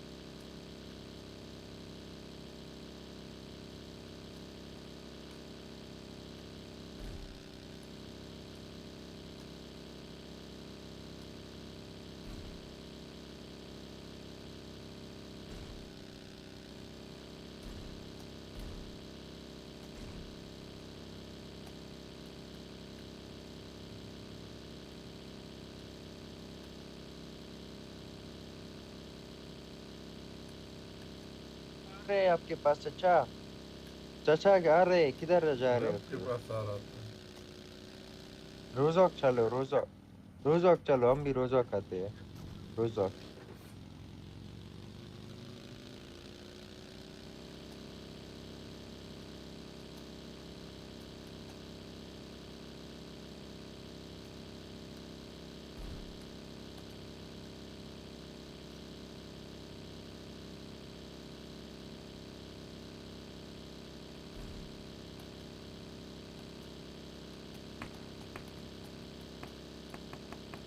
मैं पागल हूँ, टर टर कर रहे हैं कुत्ते।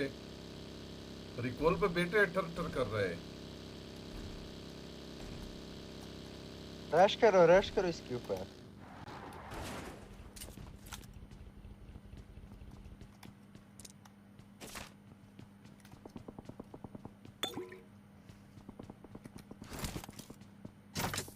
Help!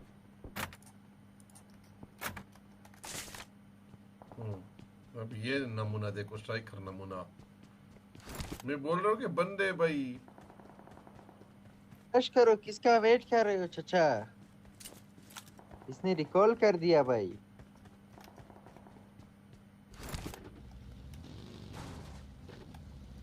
Please recall me.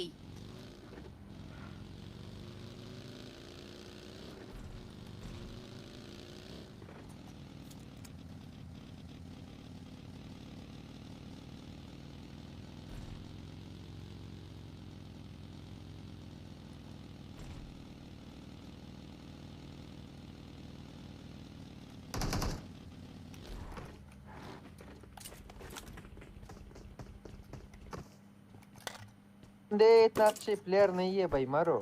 2 bot है।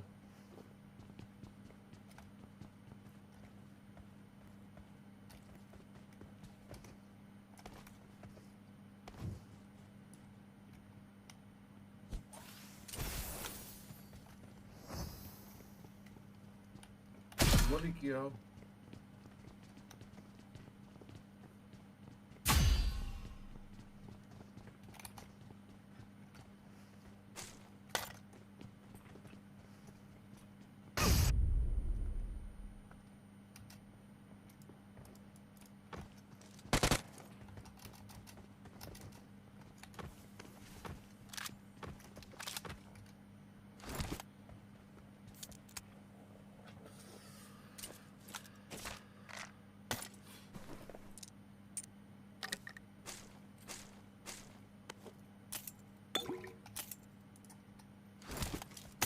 वेट बुड्ढे।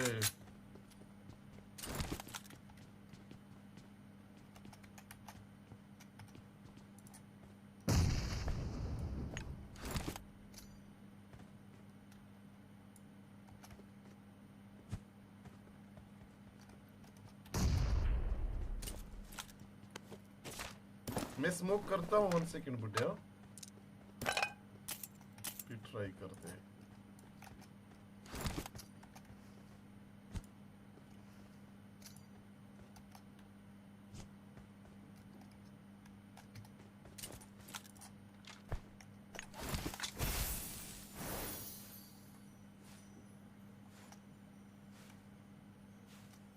बुड्ढे आओ तो सही, रिकॉल भी करना है। I'm recalling a teammate. वो नसीर भाई तो मुझे कसम कड़ा कि मुकम्मल तबाह है।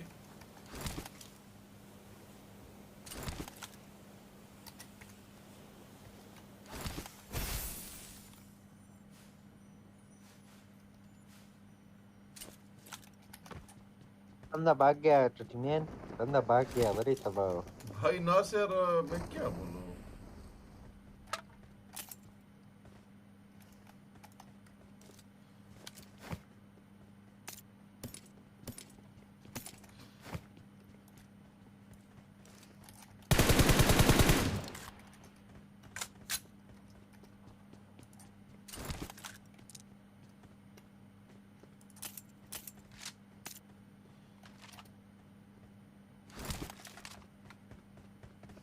एमएस बड़ा कुत्ता है, जंप नहीं कर रहा है।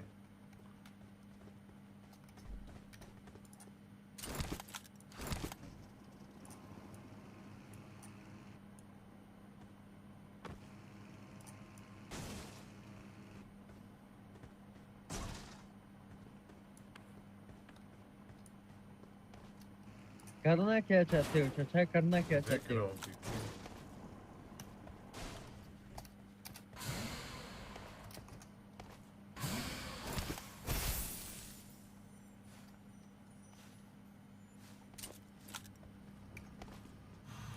आओ आओ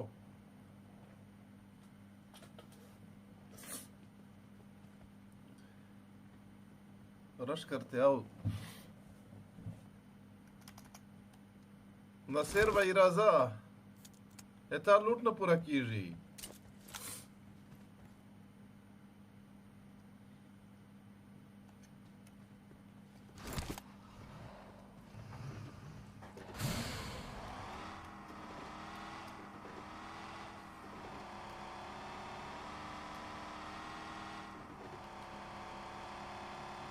सामने क्लियर हाँ गन वही उस चाचा पे जा रहा हूँ गन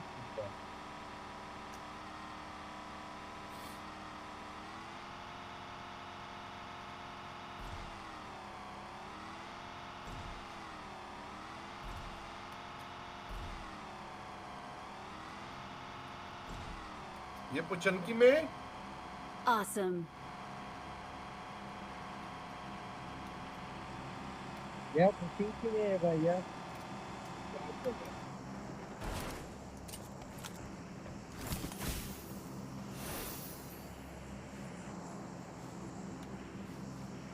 हाँ उस साइड है पुचनकी में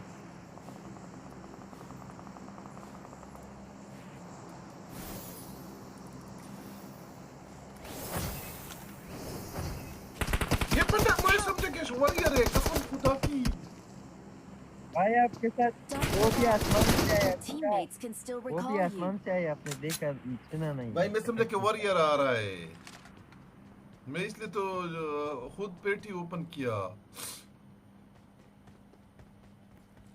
चाचा लूट कर रहे था नासर भाई चाचा लूट कर रहा था नासिर से तो नहीं था वक्त मेरा कि वो आपको कवर दे दे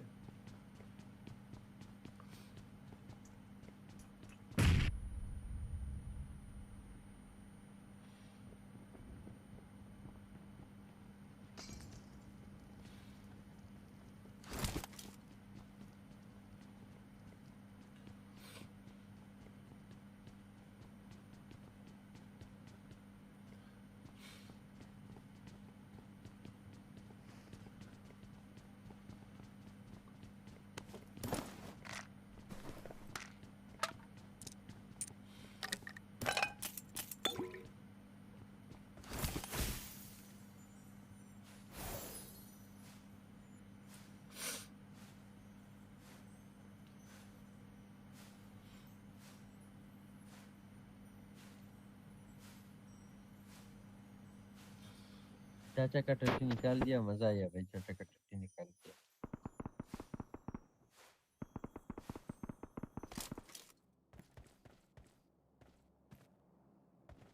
चाचा आप आपका 10 सेकंड बचा था रिकॉल क्या खुश रहे 10 सेकंड में कौन आपको रिकॉल नहीं एक मिनट का क्या चाचा हम इधर देख रहा एक मिनट बड़ा चाचा सर भाई देख रहे हो बड़ा झूठा है भाई Okay. किसी को देखा मैं देख रहा था भाई मैंने नोटिस किया अभी चाचा कब बोलेगा रिको मैंने समझा चाचा को लगा ये कम होगा। अच्छा ये चाचा का लाइव स्ट्रीम पीछे करके देखो चाचा एक मिनट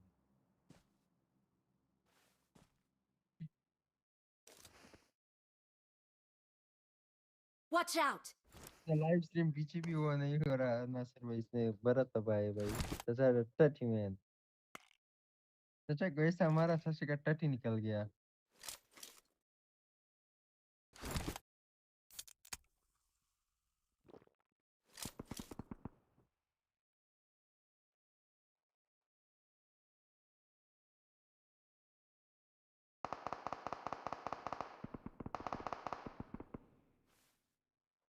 Okie dokie.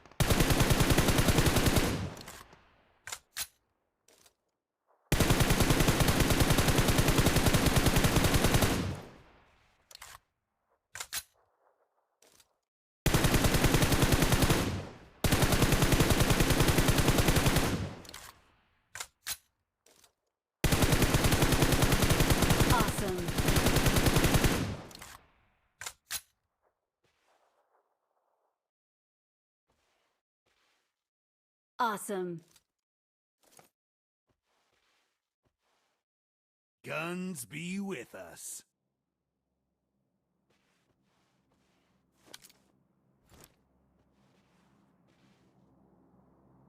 चाचा देखा नासिर भाई ने 1v4 किया टटी मैन सीखो चाचा टटी man Guns be with us.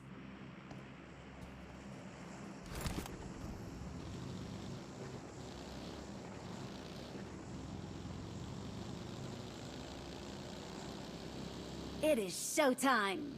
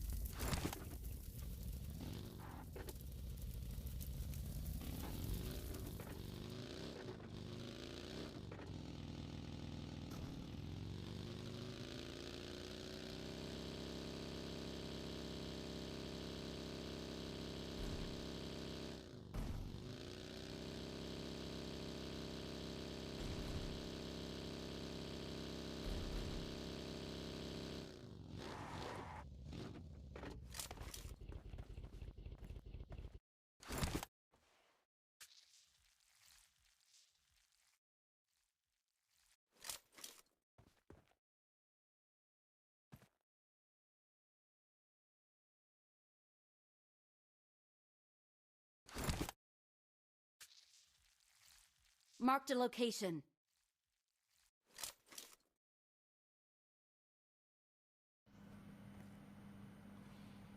بس umră să vei la inși.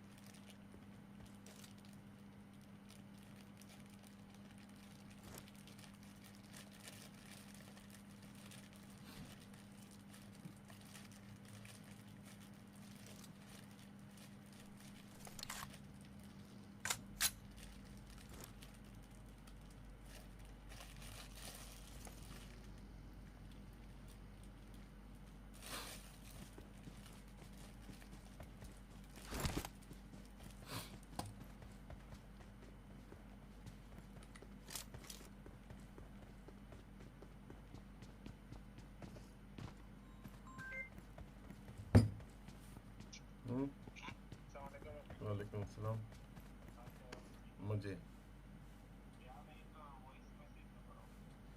क्या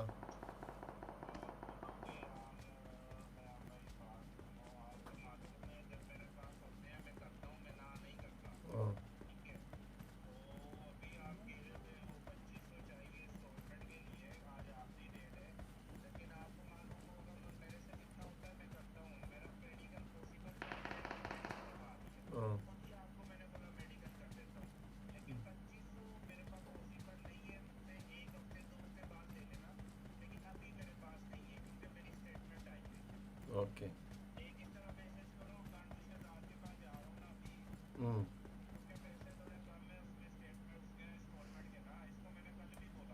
हाँ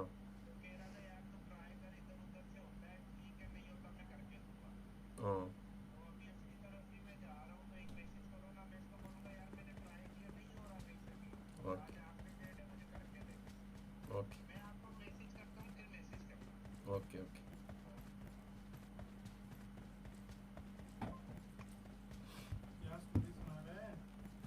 कुछ है किसी का हाँ शाइकरा ये नासिर बोलता है कि मैं नासिर अब पाकिस्तानियों से बड़े कैंपर हूँ कसम खुदा की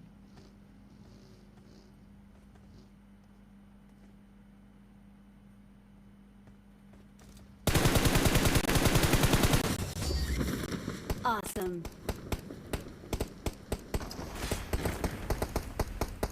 बस इतना सिर्फ बदनाम किया कि पाकिस्तानी कैंपर है, और ये खुद जितना कैंप करता है इतना कोई करता नहीं है।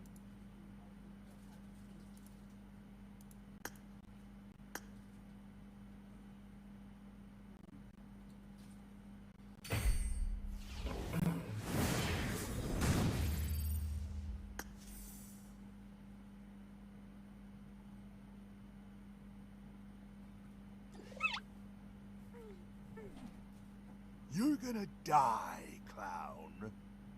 You're gonna die, clown. You're gonna die, clown. आपका बूटा आसमान की ओर हो गया और ये चिकन मजाक है भाई। मैं ऐसा लेटूंगा, ऐसा ऐसा घुसूंगा, ऐसा करूंगा भाई, मैं 1000 किल भी करूंगा। इसका फायदा ये पसंद मुझे नहीं है। इतना बेगैरती से भाई कौन खेल सकता है कि आप 1 घंटा ये बेगैरती करो। भाई जीतना तो जीत गया ना सर भाई, और क्या नहीं, चाहिए? ये सिर्फ अल्लाह की कसम से मैं सीरियसली स्ट्राइकर बोल रहा हूँ कि ये पाकिस्तानियों से बड़ा, उनको बोले कि ये कैंपर है, ये उससे बड़ा कैंपर है, ये हर जगह बैठा रहता है। इनका गेम अब चेक करो। वो सिर्फ बोल रहे कि ओ बड़े बर्बाद है भाई, खुद कोई ओ बोलते दूसरे का देख जाता है, अपने का किसी को नहीं दिख जाता। वॉरियर को नसरो है कि गोनी वांट करे क्या उल्टे मैं रेडी किया, आपको लीडर किया। मैं वो एक मैसेज करता हूँ। No.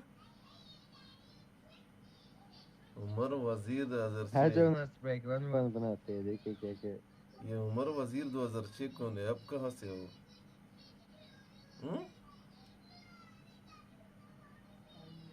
ये मिस्टर बीन वाले पे कल था। है जो मैं गोनी वांट बनाता हूँ या नसरो भाई पाकिस्तान से समझ गए चाचा? हम पाकिस्तान से है भाई। ये है नासिर भी पाकिस्तान से। इसने बस ये बदनाम किया है लोगों को कि वो कैम करते, ये कुछ नहीं करता।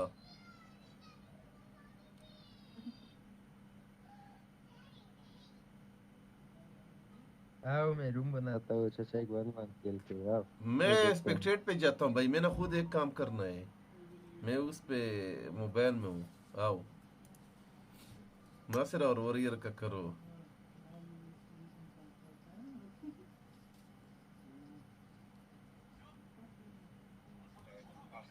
आपको मालूम है हर महीने वो जो आप सही वो पे करवाता हूँ, तो 25 करनी है आज 25 तारीख है, तो कुछ पॉसिबल है? रिक्वेस्ट ये कुछ दिन तक मैं कर दूंगा रिटर्न। मुझे मालूम है आपने चोरी करवाया मेडिकल, तो मेहरबानी अगर कर सकते हो यार मुझे बताना प्लीज, चेक करके।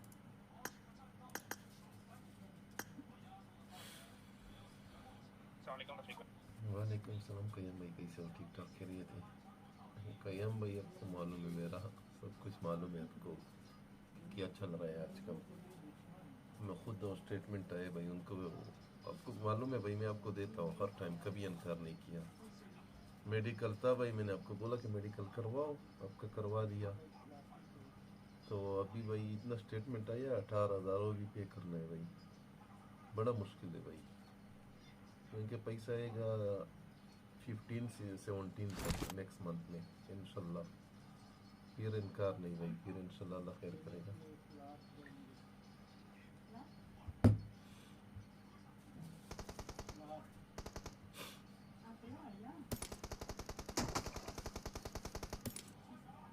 उमर वजीर 2006 आप कौन हो?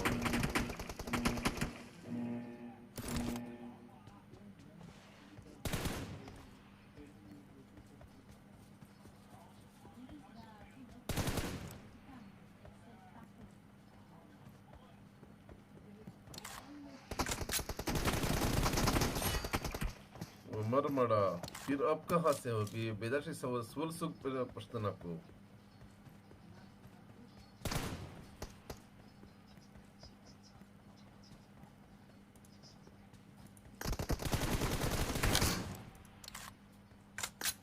स्ट्राइकर वॉरियर को बोलो कि फायर कर, टप टप करे, फिर नासिर बोलेगा कि ये कैंप किया था।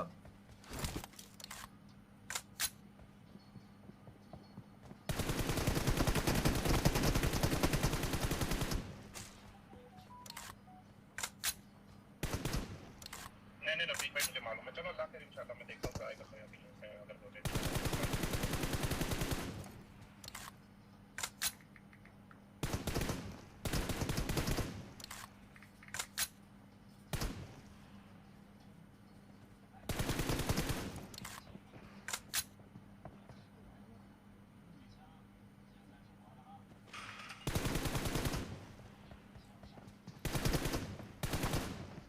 अभी नासिर देखो ये भी बोलेगा कि गेम कर रहा है।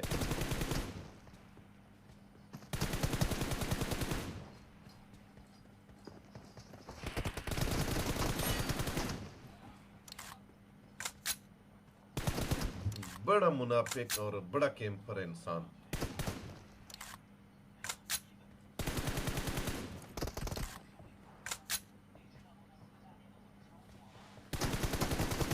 और देखो ये कौन सा कैंपिंग है? हमारा के सुकर टॉप अप देता को फायर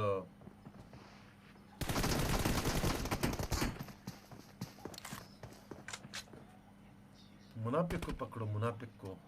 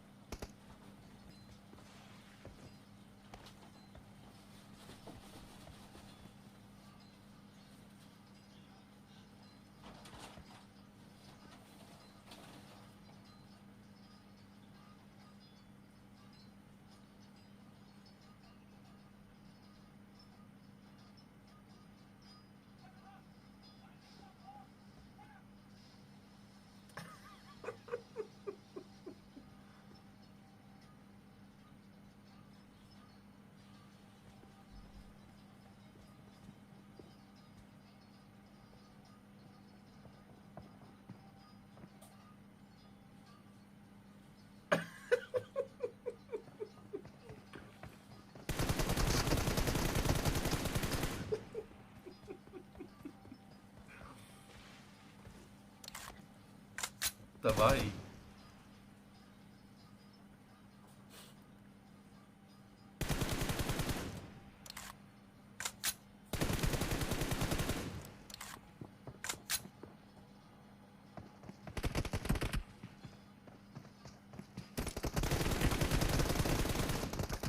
कसम खुदा की स्ट्राइकर सिर्फ मालूम हो जाए।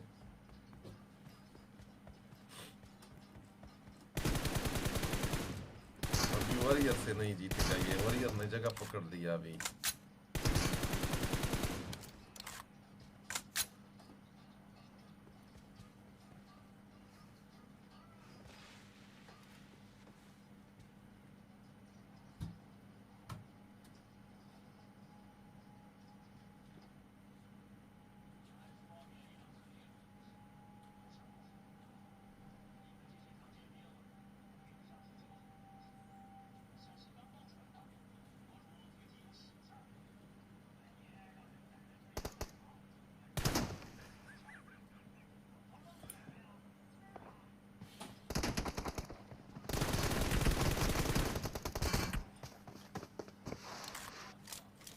मारो बुड्ढे को,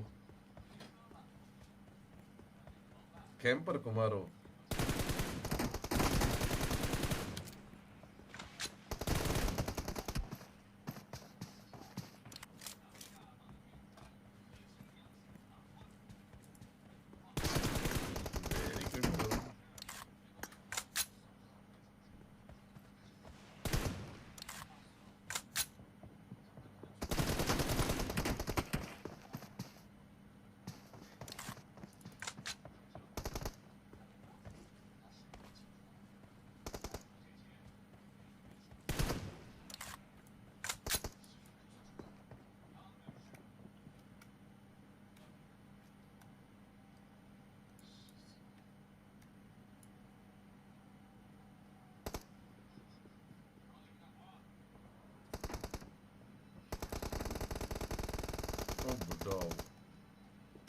बुड्ढा शहीद हो गया, बुड्ढा शहीद हो गया।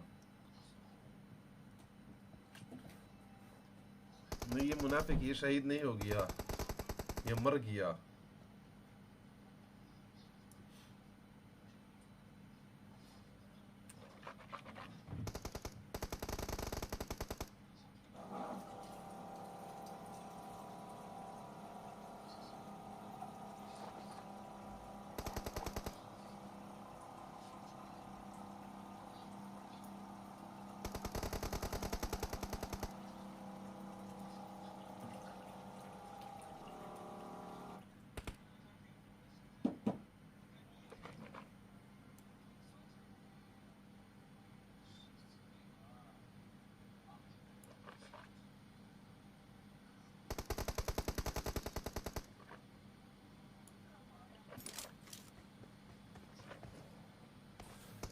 हमारा ये इधर से, ये देखो, ये इधर से होता है।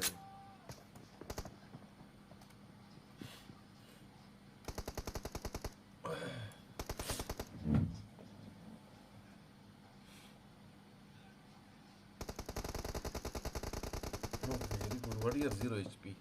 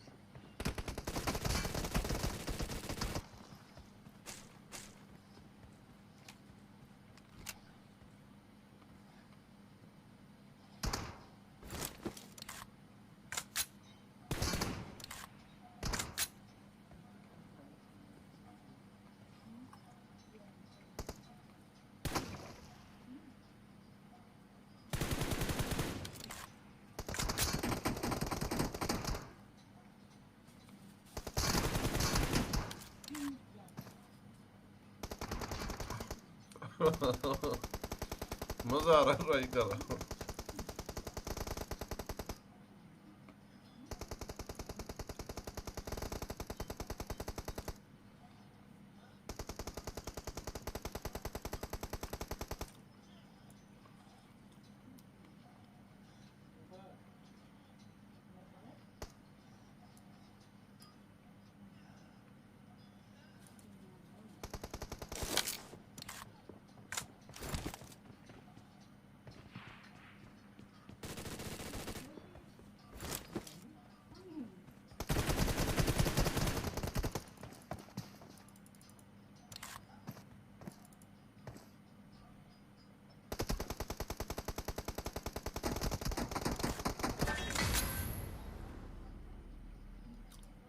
बुड्ढा बर्बाद, मजा आया।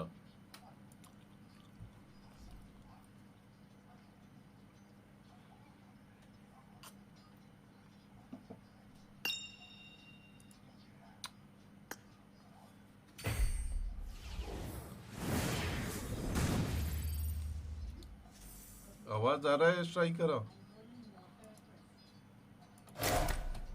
मजा आया नाइस नासिर भाई। कौन सा नाइस भाई? फॉर एग्जांपल ये नासिर बोला कि कैंपिंग करता है। नासिर कैंपिंग कर रहा था कि नहीं कर रहा था? स्ट्राइकर आपको अल्लाह इस दुनिया से काफिर भेजे, सच बोलो। हाँ, बस दूसरे पे इल्जाम लगाता रहता है ये बुड्ढा। टट्टी इनका माइक बंद करो, इनका माइक बंद करो, इसका माइक बंद करो स्ट्राइकर। मैंने कैंपिंग किया लेकिन वॉरियर का रिकॉर्ड है। नहीं, वॉरियर आपसे अच्छा प्लेयर है, आपसे अच्छा प्लेयर है। हाँ, झूठ ना बोलो मुनाफिक का।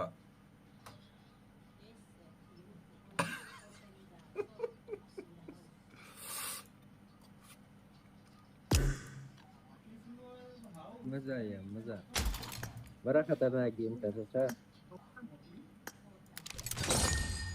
वेरी गुड है, मैं तो नहीं बोला वेरी गुड। वो तो छोड़ ट्राई करा, मुझे बड़ा मजा आया जब नासिर हार गया।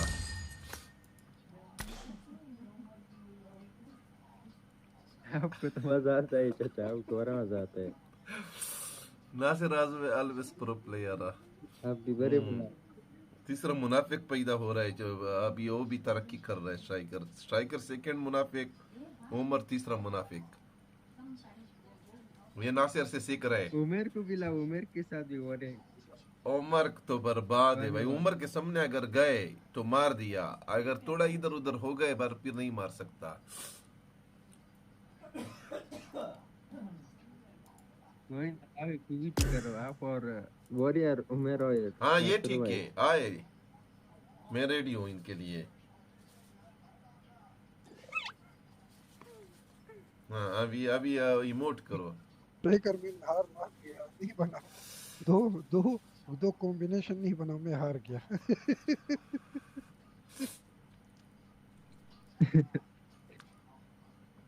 चाचा फिर आप उमेर के साथ खेलो चाचा, आप और उमेर। उमर तो नहीं जीत सकता भाई, क्या फायदा टाइम जाया करे। आप तो जीत सकते नासिर कसम दो चेस।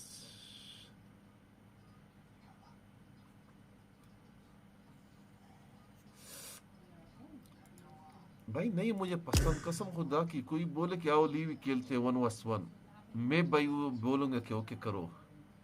ट्राई करो। गरीब गेमिंग याद है आपको? वो चैलेंज दिया, मैंने बोला कि टीडीएम मुझे पसंद नहीं। चलो एक काम करे भाई, अच्छा बात बोला चाचा। सुनो सुनो, एक लेवल का रूम बनाएंगे, सब मिडिस्टन जाएंगे 2 बार रिकॉल पे, मिडिस्टन आएंगे भाई 2 बार। भाई 4 बंदों से क्या होगा? हम 4 बंदे भाई। Okay. मजा आएगा भाई, देखे कौन लिविक का प्रो प्लेयर है। उमेर को भी लाओ, सोलो भाई सब लिविक चले। शाइकर वो गरीब गेमिंग तो बर्बाद था लिविक में। मैंने बोला ओके 1vs1 करते भाई। भाई मैं मेडिशन जल्दी पहुंचा, गन मिला छत पे, उनको हवा में मार दिया। फिर उसको इतना गुस्सा आ रहा था। कसम से वो अभी तक मैं नहीं भूल जाता। आओ चाचा, एक हम लिविक के लिए लिविक रूम। उमेर को भी लाओ, 5 बंदे हो जाए।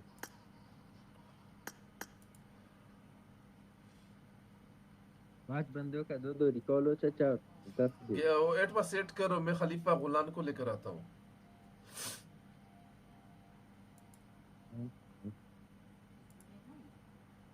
हमारा जल्दी आओ आओ।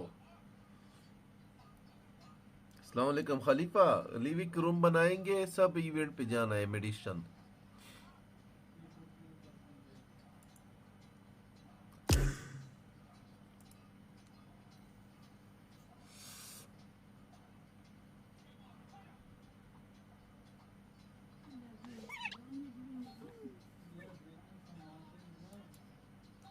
कल वाला बंदा गायब हो गया नासिर। स्ट्राइकर वो हमारे एरिया से है, उनको कोई चैलेंज दे रहा है।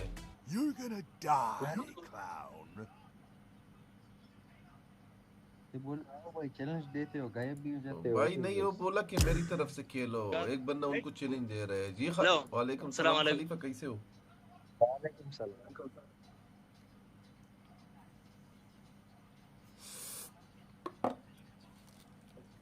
उमेर को भी बोला, उमेर को।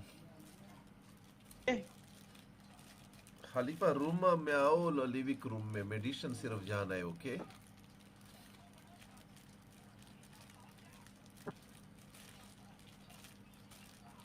क्या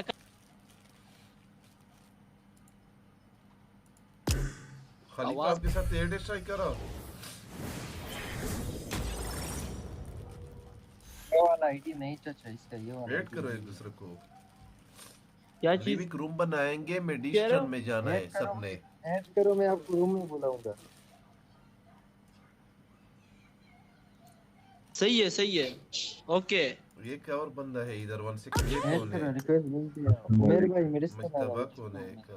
मुस्तफा वन सारे अकेले होंगे स्ट्राइकर, सारे अकेले। हाँ भाई सब अकेले। मेडिस्टन आओ, फिनिश होके वापस मेडिस्टन आओ।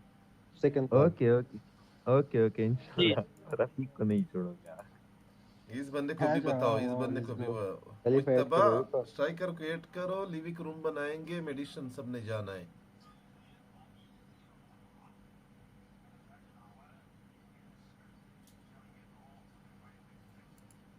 ऐड करो भाई खलीफा भाई रिक्वेस्ट आपको भेज दिया ऐड ऐड कर दिया करो कर दिया हो गया हो गया ओके मुश्ताबा भाई ऐड करो आपको भी रिक्वेस्ट भेज दिया ऐड करो सब मेडिसिन जाना लिविक का बनाएंगे सोलो मेडिसिन ना बनाओ साइकिल बना लो फिनिश हो जाओ वापस मेडिसिन आ जाओ मैं ऐड तो कर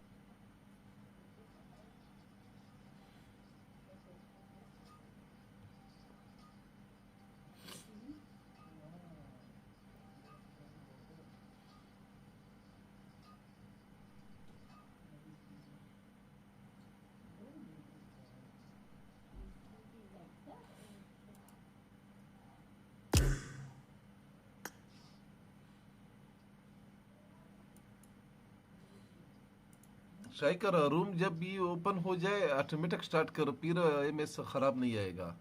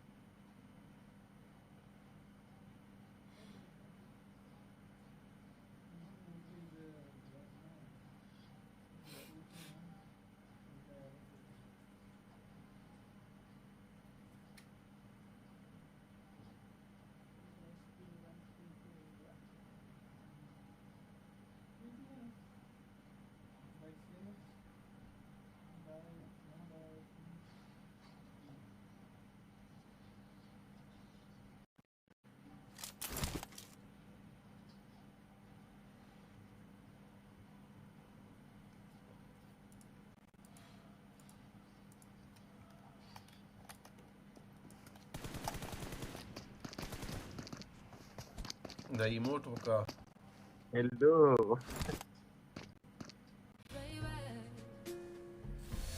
ده مو قصة جاية رايت دخل في جيمز الشيء ايش انا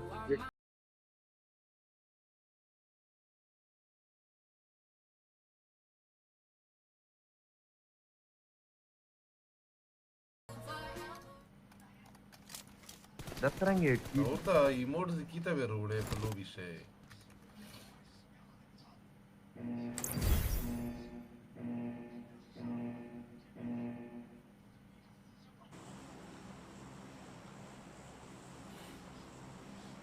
Medistan, huh?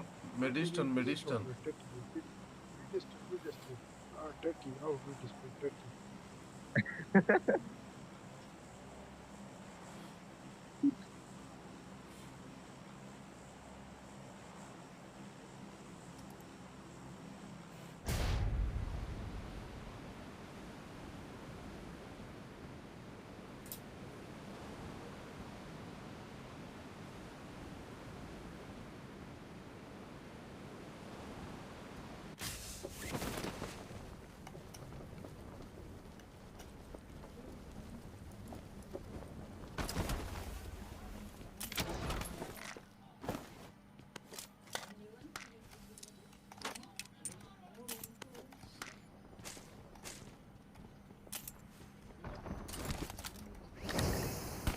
लानत खाकर पुस रहे हैं मैं उमर पे जा रहा था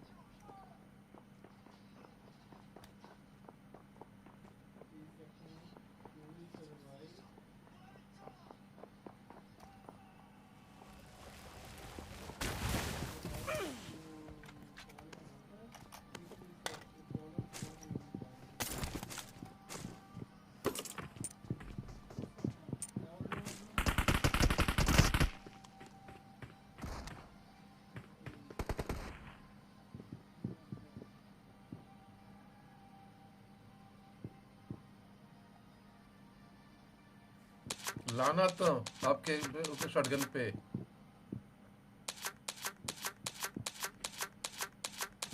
किधर बैठे हो टेडीवेयर? किधर बैठे हो? उधर जाओ उस साइड, नासिर को मारो। जल्दी मैं जाता हूँ इधर ना हो।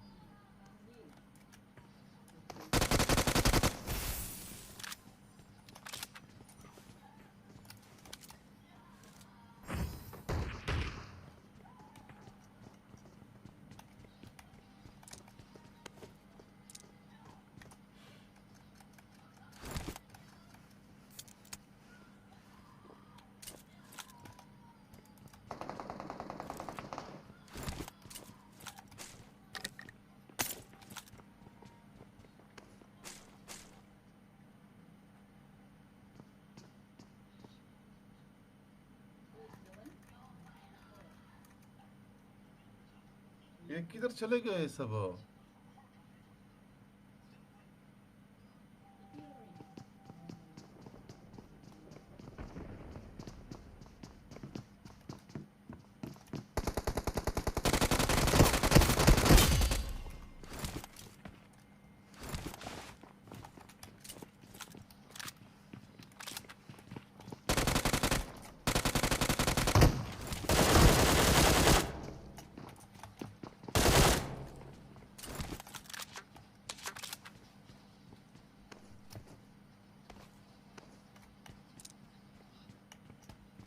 ये कुत्ता कौन है? ये किसने मुझे मारा? गेम कर रहे हैं भाई। ये कौन था?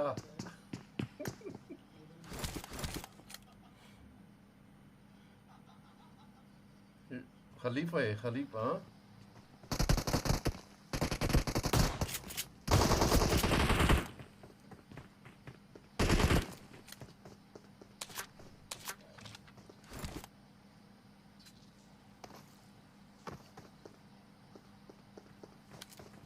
tu guradache da dairta nost.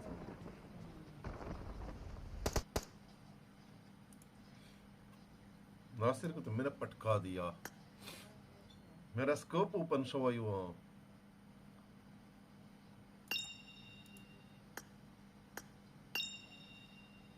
आपको किसने मारा स्ट्राइक करा?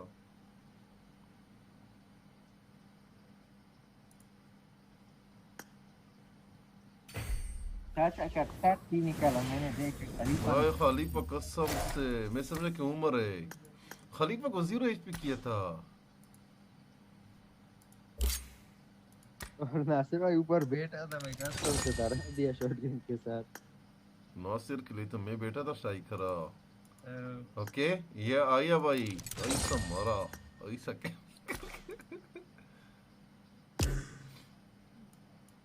तो ये बैठा नहीं था, लेटा था। ये कैंपिंग होता है। लेटना और बैठना एक बात है कैंपिंग का। माशाल्लाह एक वो है ना 719 बीस्ट वर्ल्ड बेस्ट वो है स्नाइपर। वॉरियर को आज खिताब दे वर्ल्ड बेस्ट कैंपर। स्ट्राइकर का बड़ा तीतली मिला था। उमर नासिर लैंडिंग किया उमर ने, हमें गन मिले थे, सब कुछ मिला था ना, वो उस टाइम लैंडिंग किया। वो स्ट्राइकर आपने मारा पीर? उमर पर बात था। टीडीएम लगाओ, टीडीएम में जाता हूं बच्चे को लेके मारा और नहीं पता किसको मारा। खलीफा को मारा। स्ट्राइकर टीडीएम लगाओ तब। जल्दी खत्म हो गया ना सर भाई, उनका भी एक रिकॉल बचा है, तेरा वेट करते हैं। वो बच्चे को लेके जाना है ना मस्जिद। नहीं इधर बात करो शाह बुड्ढे। ओके ओके ये भी आ गया मर के, ये आ गया फिर टीम का केडी पड़ा होगा। और यार और उमर बाकी है मेरा। और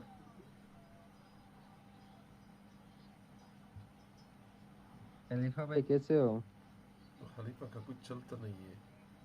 ठीक हो ठीक। खलीफा को 0 HP किया था। ये शॉटगन के साथ नीचे बैठा था। वो गात लगाने का क्या कहते हैं, गात लगा के मारने का भी अपना मजा है। तो नहीं था, ये तो बेगैरती होता है। कैंपिंग को गात लगाना बोलता है ये। इसने नया नाम दिया नासिर। नहीं कैसा कैम्पिंग, सबर करो। मैंने एक शॉटगन चलाई है, आपने मुझे डैमेज दिया है ना, सही है। मैंने किट लगाई है, फिर आप मेरे पीछे आए हो। ये किस तरह का हाथ है? आपको पता नहीं चला मैं किधर हूँ? खुदा की नहीं पता चला, मैं इधर उधर घूम रहा दा हूँ। खलीफा दा टट्टी में वो मेरा का मसला है चाचा, बॉडी प्लेयर है। कौन? भाई लो चाचा को स्ट्रीप बोल प्ले रहा हूँ, मैंने चाचा चेक की किया, रफीक ये वो भाई दीवार के साथ बैठा है भाई, नहीं खड़ा ये है। आपने मैं आया भाई इधर उधर देख कर आओ, इसने वो टोस। मैं डेट रिप्ले चेक किया।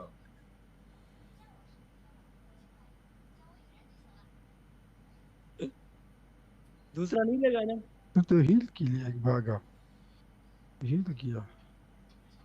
मैं हील तो कर रहा था, देख लेते, मैं हील ही कर रहा था। नासिर साउंड तो बंदा दे दे, ये कौन सा हील था? नहीं मैं हील के पागल टाइम कौन पागल साउंड देता है ये बताओ। ऐसे सर्टिफिकेट नासिर और मैं हील बांटता के है, पहले ऐसे साउंड भी दे सर्टिफिकेट। देता, आओ अगर मैं कोई हील किसी करूँ। से ये मर जाए भाई, वो सर्टिफाइड कैंपर होता है। हम मर जाए भाई, वो बोलते कि नहीं वो साउंड नहीं होता, ये नहीं होता।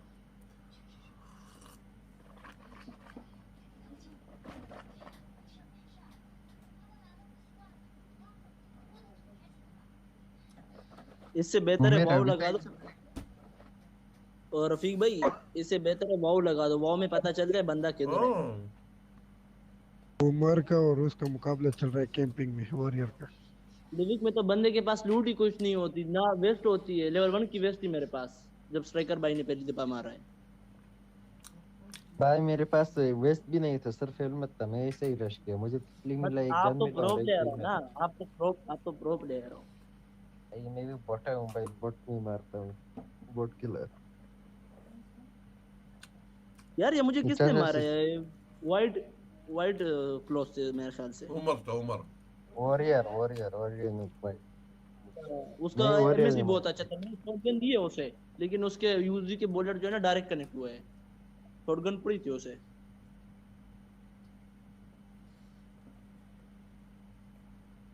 चाचा का निकले तो भाई टैटिक के अंदर वाला मजा आया। आपने तो चाचा को ऐसा शॉटगन मारा, ऐसा शॉटगन चाचा को। चाचा मैंने चाचा के ऊपर रश किया, चाचा जंप किया, चाचा ने अच्छा। जंप किया, हवा में चाचा को मारा। स्ट्राइकर जंप ना किया, जंप नहीं किया यार। बंदा एक कभी आया था, सिर्फ लैंड हुआ, उसमें मैं जा रहा था।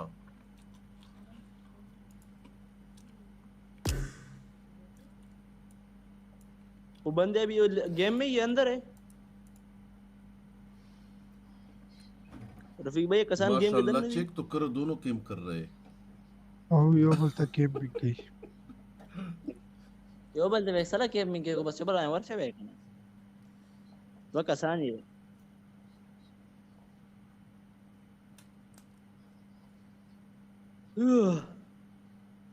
भाई 1 सेकंड, वो वाला लगा चाचा।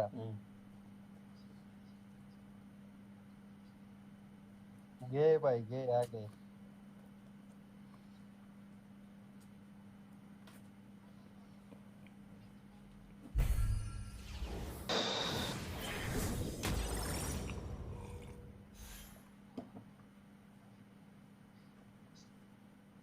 क्या हुआ उमेर भाई? हार गया। आपको भी मार दिया भाई? गलती की मैंने।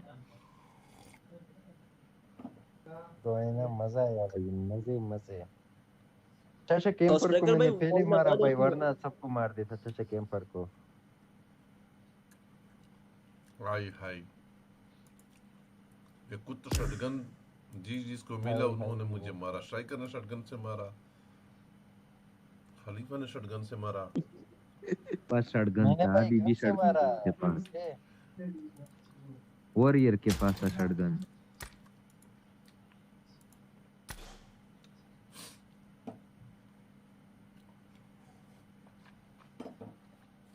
मजा आ गया। 1 सेकंड एक वन सन बूट कैंप लगा, बूट कैंप। मैं ओ फजूल है स्ट्राइकर। ओए बूट के मेरे पास डाउनलोड है कि नहीं? सबर कर, लगा दो, डाउनलोड है मेरे पास। 1 सेकंड, ये वाला बूट कैंप था।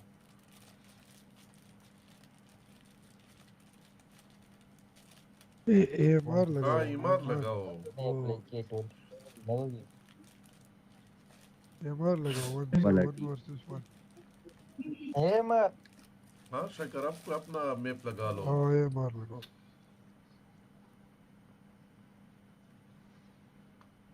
1v1 कौन सा वाला अच्छा वो गन गेम लगाओ आपका जो माई मार बनाया था भाई हमने AMR नहीं बनाया शॉटगन बनाया अच्छा शॉटगन लगाओ शॉटगन 4 बंदे चाहिए बस जो भी लगाना है भाई 6 बंदों वाला लगाओ ये ले लिया भाई ये लो ये डाउनलोड है सबके पास हाँ लगा दो मेरे भाई डाउनलोड करो डाउनलोड है मेरे पास लगाओ लगाओ लगाओ सोलो स्टार्ट लगा दो सोलो स्टार्ट हो गया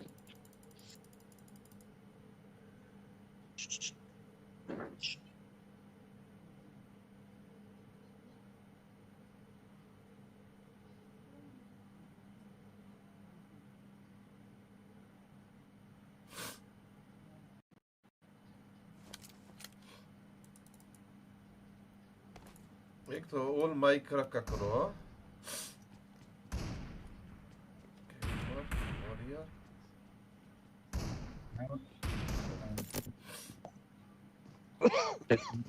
हाँ वो इसमें लिमिटेशन दिखाता है ना शेखर आपको नहीं लगी हाँ? लगा चाचा 1 HP भाई 1 HP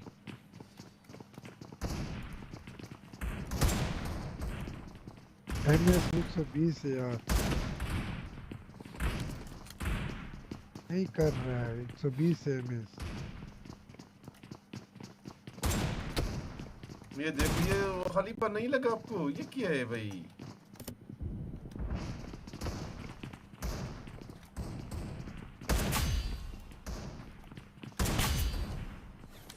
बड़ा नहीं कर रहे काम वेट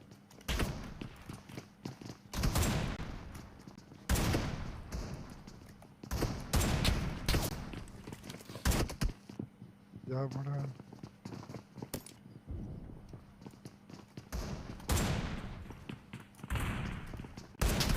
मुझे किसने मारा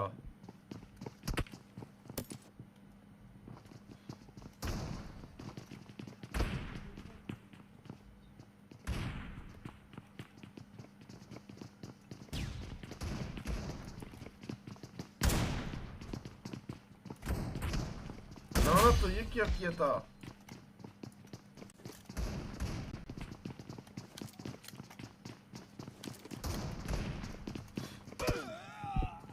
उमर आप बाहर तो आओ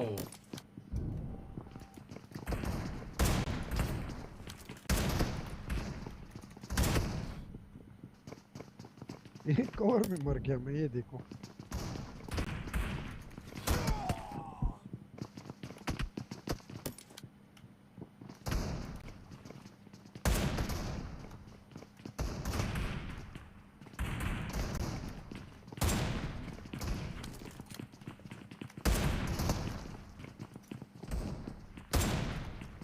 नहीं चल रहा है ये क्या है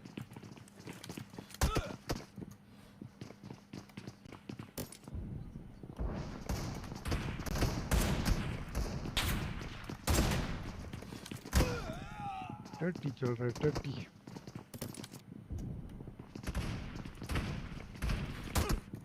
तो लरी शेरा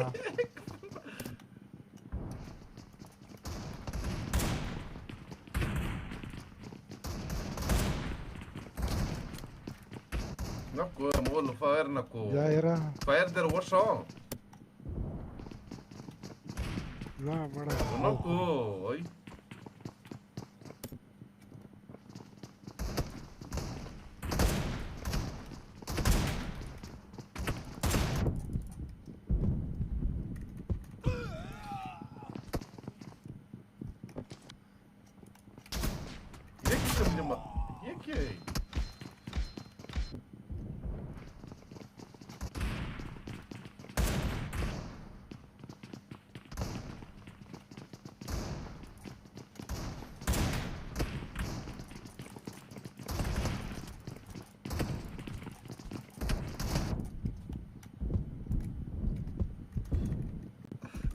इधर बैठे स्ट्राइकर टट्टी पे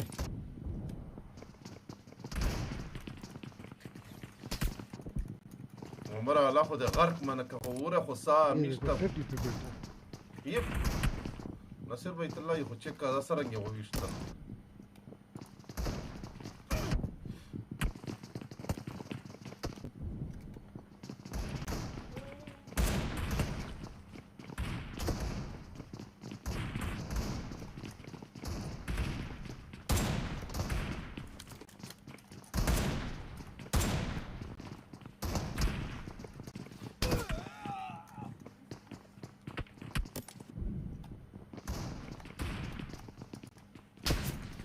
مرتا ولا كده ده فيلا سيكس بداية مو يونس راح يجي با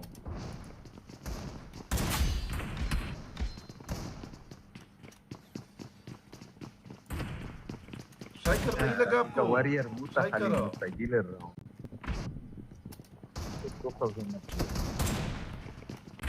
Wani Twitcha. Dari Bume. Hemos cornado de que imbravo. Striker मेरे घर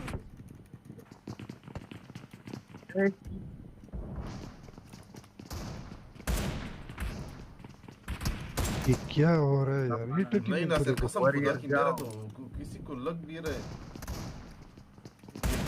عمر لا ناتشا مره عمر خو مخته خورش ليا دا کیمپینګ شو وسه گیم خوان کو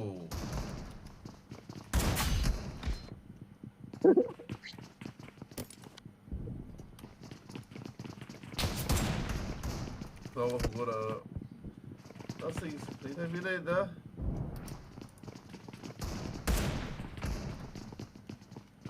علي باخذ تاخذ غولفرا دخت غورغا ده وزير تا خلي بالي بقول مجد وزير تا غورا ویټ بوډا ما دا پر خو دې يرتا وزير تا غورا وزير تا اتا خلي توره ته مت فيس رکای وزيرا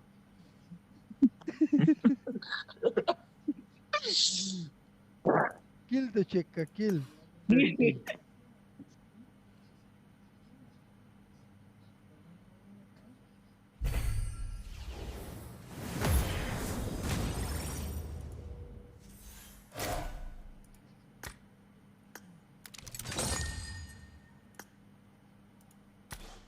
مش درنلاري وزيرة حضرتك موبايل نفر أصلا striker मजा या मजा टाइगर में तो मोबाइल से ये 10-15 मिनट तक हाँ सब मेरे रूम में आए थे striker दोबारा यही लगाओ नहीं इसका जमीन भाई वो तो नासिर भाई किधर गया क्या 15-20 मिनट में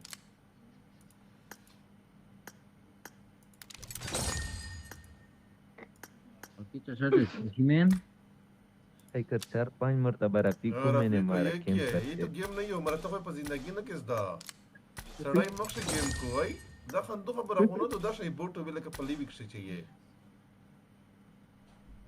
रफीक बारा गेम पर है भाई रफीक बारा गेम पर है इससे मार के भाई कुछ नहीं मिलता रेडी करो ये वाला तो ना लगाओ शायद ये तो फजूल है कोई दूसरा लगा लो ओके चलो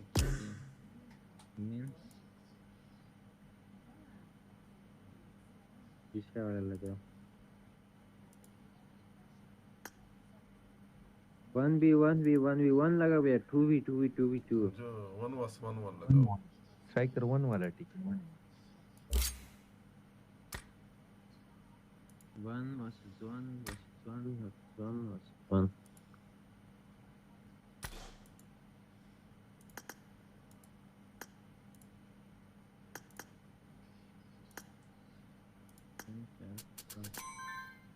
फैन का भी है भाई फैन करना है फैन फाइट है 1 वर्सेस 1 ये भी अच्छा है 1 सेकंड ये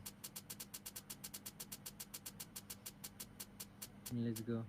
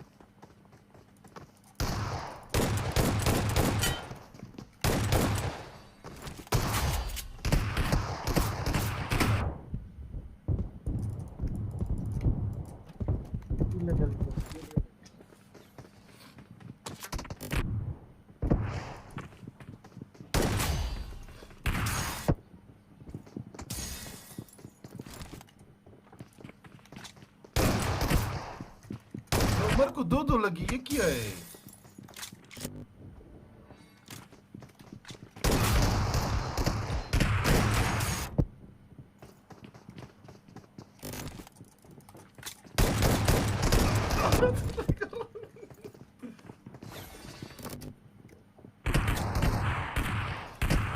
स्ट्राइकर मेरे पीछे पीर पड़ गया, लानत स्ट्राइकर हो।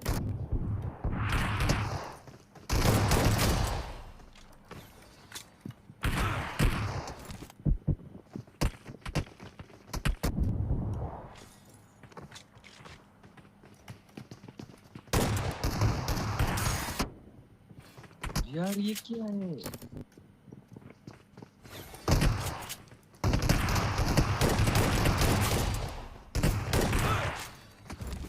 घर में पहुंचने में नाकाम हो गया मैं। माड़ा कसम दो लगे।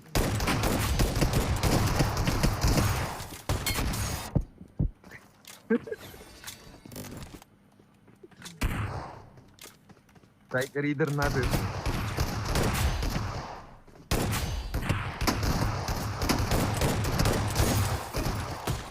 ये नहीं चल रहा है, हमारा रुक गया।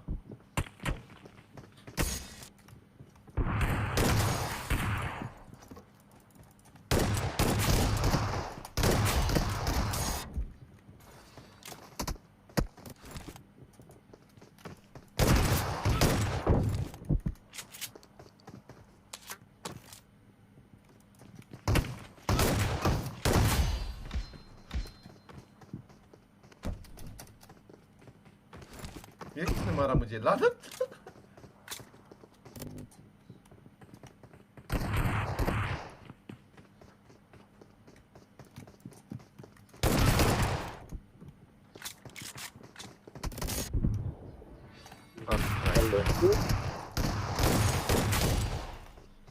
लानत चाचा।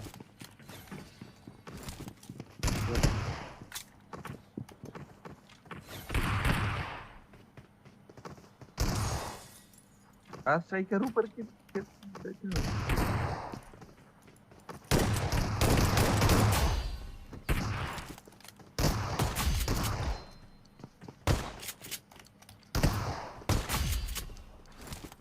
रफीक।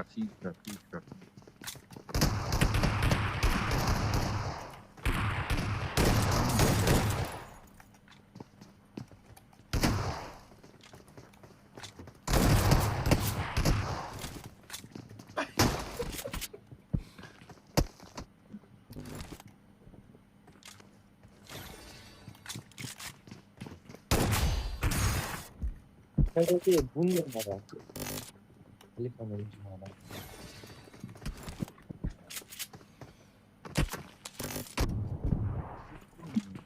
चाचा ये 0 सीट पर नहीं हो रहा है।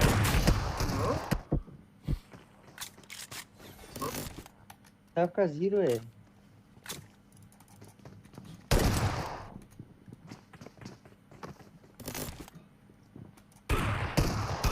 ये देखो हमारा।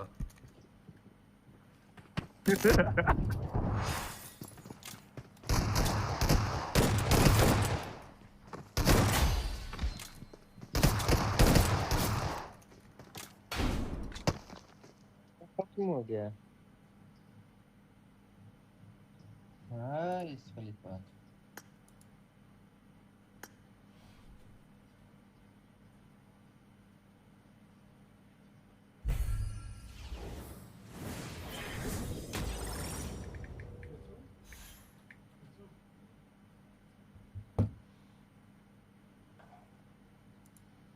चाचा काटा। वॉरियर किधर गया?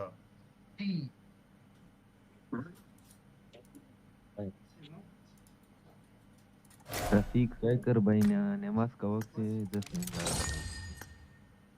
चलो फिर मैं भी ऑफलाइन रहता हूँ भाई 10-20 मिनट में आते हैं चाचा क्या बोलते हैं? ठीक है। Okay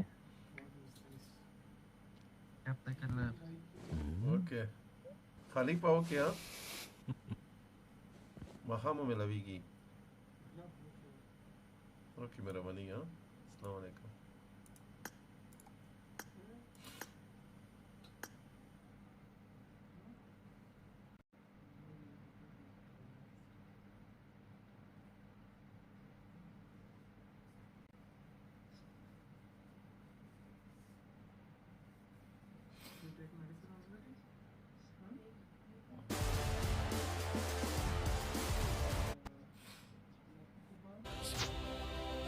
Earn points in battle.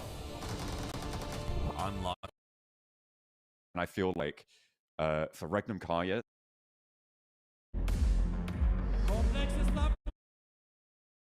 and now the of the money. First place, 30. And squad's getting ready to get in though.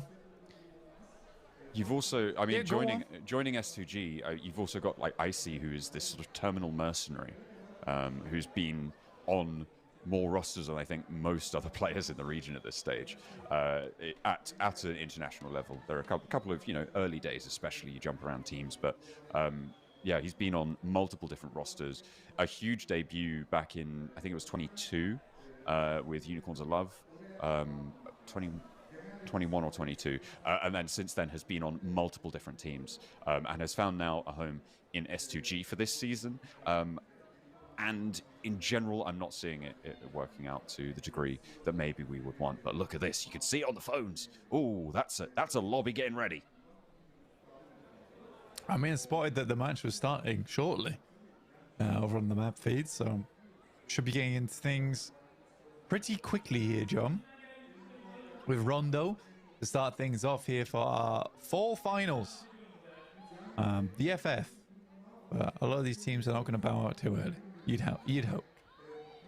No, certainly not. And on Rondo, of course, it is that big point-scoring opportunity when it comes to those eliminations. Just another reminder, in case we haven't talked about it enough, the recall system is in play, which on average is adding anywhere between 20 to upwards of 25 extra elimination points to each game, because the elimination points still count even if your opponent recalls their teammates. So we're seeing approximately 20 recalls every single game, and that has a notable impact on players' score lines.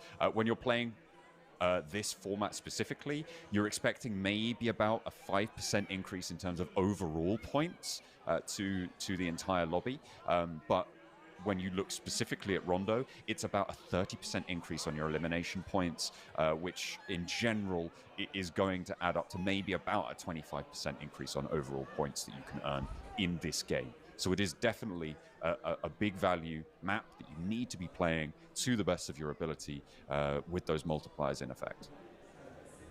I mean, potential of additional like 10 points or so at the end of it all when it's said and done, which is kind of cool. And can definitely be the difference maker, especially on day 3 if you can come out with an absolute gobsmacker of a game. Just thinking about when I said Falls Finals, FF, I was like kind of curious why FF means surrender. Forfeit. Yeah. Short for forfeit. Or forfeit. Yeah. And then there's also people saying that, interestingly, FF in I think it's a hexadecimal, 256 bits. It's code for white, as in like waving the white flag. I think you need more. You need 6 Fs for it to be white on a hex code, I believe. I think you just do FF for white. It just works. Oh, maybe it just autofills. I don't know. Yeah, because you need the numbers afterwards. But if you have no numbers afterwards, it autofills to white. You think? Okay, well. That's kind of interesting. Yeah, maybe that's why well, I suppose Fireflux dropping the roster and Ulf picking them up, but why they've changed from Fireflux, They didn't like the initials. They were like, FF. No, that's not us. Ulf. Yeah, it's weak. It's weak. Hell yeah. Yeah, they even got rid of the W. They didn't want to win or lose. Exactly. I'm not entirely sure what ULF stands for. I think it's meant to be like, I don't know. I always thought it was like meant to be wolves, but then you couldn't call yourself Wolves because you've already got Wolves Esports. So you call yourself Wolf and whack a Wolf logo on there. Something like that. I don't know. We can find out right now. Whilst we wait for the game. ULF. I've already searched it. Apparently it doesn't stand for anything. They had a previous name. Okay, sure. I think it's just a shortened version of a previous name, which may be Wolf. Yeah, that's right.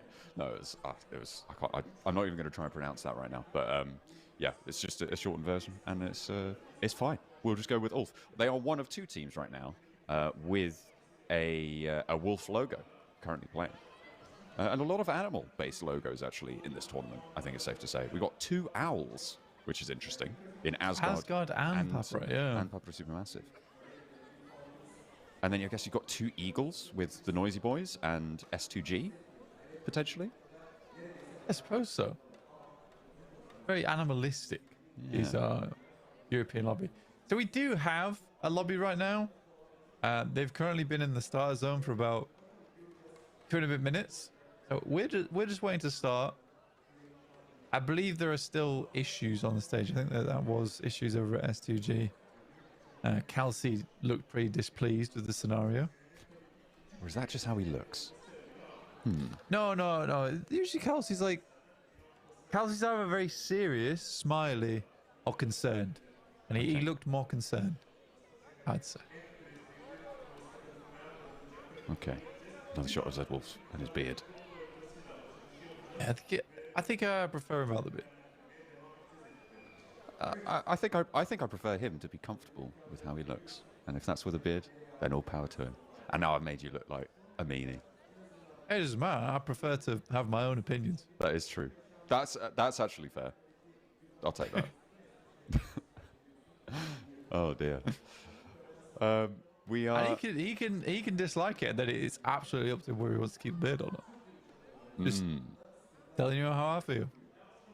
All right, that's okay. Not in a mean way, just in a declarative way. Oh man, I wish they would start playing Rondo right now. That'd be great. Yeah, it'd be cool, I suppose. We really have baited the viewers a lot right now, saying, "Oh, it's ready. It's coming. It'll be here soon." That's right. Man walking. Man playing. Oh. Man waving. Flag. Are they all the same flag? I'm trying to figure it out. I think I've got S2G in there. I think most of that is S2G. A big section. They've been handing out their flags. Grab a flag, give it a wave. Have a good time. That's what it's all about. It feels like we're doing like the cameraman circuit. We do the flags, and we show Falcons, and we're going to show the trophy. No. Oh, do you think it's trophy next? Yeah, trophy's next. Then we're back to flag. No. No. God. No. 3 teams. So either on to we're going to. There's 3 teams and S2G. We're going to Braun next, and then we're going to. No, no, it's trophy show. Oh man. Yeah, we've locked it in now. So now it's back to flags. No. Yeah. No, it's definitely another team. Yes. Damn. They're doing a mix-up on me right now. Oh my days. This is straight like fighting games mix-up. And then back to trophy. You're wild. Oh You're my wild. days. These choices. Oh, there it is. Back to flags. That's crazy. So do they do like a little swim? Oh, we're doing the match now. We're doing match now. Match happened. Oh, what? There it is. Go match now. Okay, we're in. We are definitely in here for Rondo to kick off the fall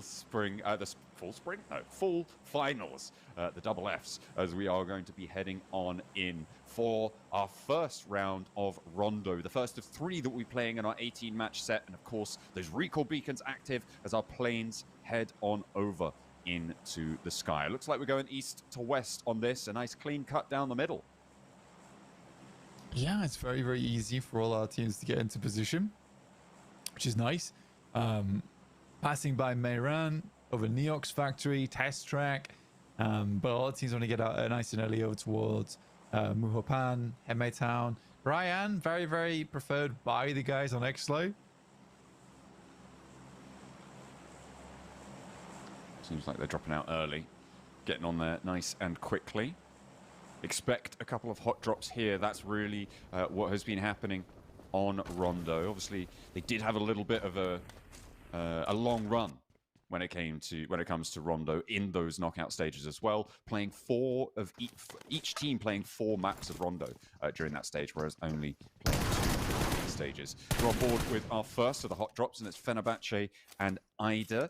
You can see that they are already going at loggerheads, but of course that recall beacon still in play. Circle goes far northwest, so they are going to have to leave from down on that eastern side, just north of Jadina City, Yanggu, but they'll be able to get away and find a recall beacon on their travels. It's very far up towards that northwest side, actually, encompassing a little bit of that river as well. So you had the possibility to head over towards that north side. Things get a little bit dicey, might make it slightly more difficult for teams to follow up behind you. But teams are slowly falling left, right, and center.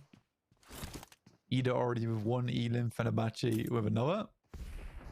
S2G in a scrap with Kara, and I mean, fair enough. These 2 fan bases in the stands have been pretty vocal. So let's see who's got the guts to go for it with the backing of their fans. Marceau trying to line up the shot. Icy. Oh, he's got the JS9 as well. We're going to try and take up those stairs. That was the explosive bow on the back as well. CEO to try and lob these nades on through. May be able to find Icy, open the door. A nice shot, but he tucks away. Should dodge most of the damage, but does still take a lick. CEO still on the outside. Auto shotgun play. Quadriposa opens the bidding over onto Hamzy. And a second knock over to S2G. Kara wrestling this one into firm control. There is an answer from Kelsey, but Icy getting flushed away leaves them still at a disadvantage. Yeah, and they already need to send away a player to go get that res beacon on board. Kelsey last one alive here with the JS9, like you're saying, and M4 in their hands. Kara does find him though, and that is S2G all out. Pretty, I mean, statistically right now, S2G has been horrendous at Rondo. They're one of the few teams that has gone down before the recall beacons get shut down in the early stages, right? Before it becomes impractical to go for it. It's pretty inexcusable, I think, to fully go down in a situation like this when you have the ability to go that much further. So far, Pmsl, 1 player remaining right now. They should be fine to get a recall activated. S2G still at 3 though, even though they were at a recall beacon, so maybe needed to... Ah, there we go. Still, they are back on up. Now, Regnum Karya moving around near the middle of the map, just past test track. Yeah, they're sending in fairly quickly here. Not looking for any early fights. Ralph picking up the Pico bus. Nice and silent, but very large. So there's a slight trade-off there. It's quite visible, but you can sneak around in it, 100%. Pmsl is off on an adventure of towards the northeast side of the map at the moment. With Lation heading down to Hime Town. It's taken a while to get to one of these beacons. I imagine it was the Noisy Boys who were the ones to take those elims. IWNRX mounting up on the south side, a bit of flat in these hills. Really starting to get quite packed. You could see that is going to be an uncomfortable presence that they feel from one another. Versus Famagusta. The shots out their way. I think this nade could be... Yeah, he's in range there. Will be able to land it, but goes for a cross and Frozen's on the ball. Can't be taking risks like that. Immediately flushed. Spike takes a lot of damage as well. Anathosis was pretty good overall, but I think a lot of their points actually came from Default, making some very, very succinct little plays here and there, and everywhere, honestly. Default was definitely marshalling the pace of the team. Falcons, though, co-finding pick-off over towards Karen to start off with. Marceau's already down. The Falcons do tick up by 1 on the leaderboards. It's a 1 Elim. Ooh, okay. Kara not content with just the 1 team rinsed. They're going to try and find another. The Falcons now up to bat against Kara after taking down the majority of S2G. We have to add these points to the tally. CEO will win that trade straight across the roof tiles. He's moving across them like a dance floor there, having a good time with it, and will be able to thread that needle once more. Marceau still down, but they have got time to get this revive, this recall coming on through. Once they finish this fight, they are on top of that recall beacon. But Poser caught slacking and will be taken down by Koa. Yeah, good stuff from Koa. Honestly, I was a little bit disappointed in Koa over towards the knockout stages. Not nearly as impactful as we've seen him in the past, but he is stepping up in the first game. It's really nice to see, with the rest of the team not doing as grand, but really quick pickup on the rest of the team there over towards test track. Only Koa left remaining. We'll just stick it out for the time being, but there's potential the Falcons could head up here and regroup with them. I mean, it might be a little bit difficult because they are all the way on that south side, but there's also a chance that Koa just goes down and he delays them as long as possible. Then they can hold them out on the north. So it's actually very, very good use of the recall beacon here. But does it matter? Koa going off in this scenario.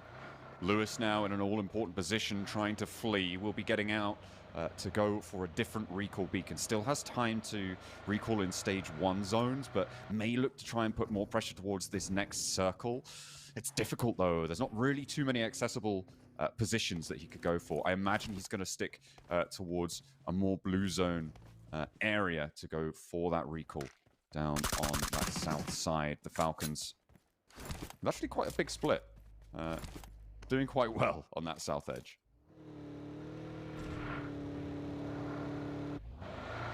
Asgard on that south side, just following up Besiktas. I mean, Anathosis have held down IWX quite a while here. Papara Supermassive are coming up from that south side past Jiaotin.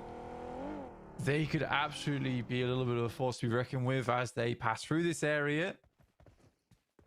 Chunk through the rock face, sits in front of them, or they could just wrap right around it. At the moment, though, they've cooled their jets a touch.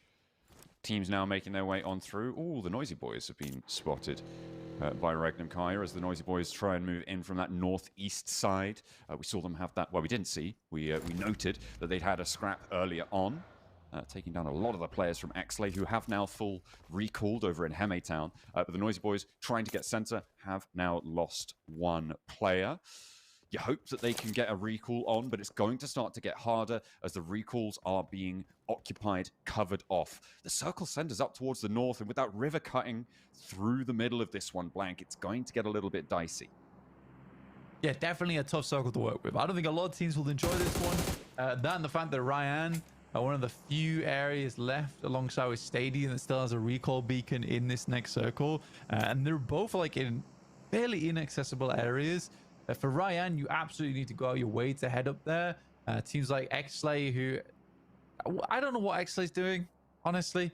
They went all the way to the northeast, now to come all the way back to the northwest. And they've got a team ahead of them too. I think Exley might just go down for the troubles because they have just been playing this map like pin the tail on the circle. Except they are blindfolded. They have no idea where the circle is. I mean, I think they did lose 3 of their players, right, early on, so they needed to get a recall, which is why they're out so late over in that direction. It has been pretty rough for them in their joust with the Noisy Boys. But they will have to try and make the most of it. They'll have to be very slow here. At the moment, no, we've got all 64 of our players back on in, and still quite a while on these recall beacons to be playing in and around. A couple of teams have got recall beacons under their control. At the moment on the southwest, it looks like Ulf have predominant control over one there. Over on the northwest, you've got Jetgo, who are currently in control of that northwest side. I believe there's one down towards Bamboo on that southeast edge, which the Falcons are starting to poke their noses in towards. And of course, that stadium position also controlled by Ulf, looking to try and keep that one under wraps, make sure nobody else thinks of getting in there.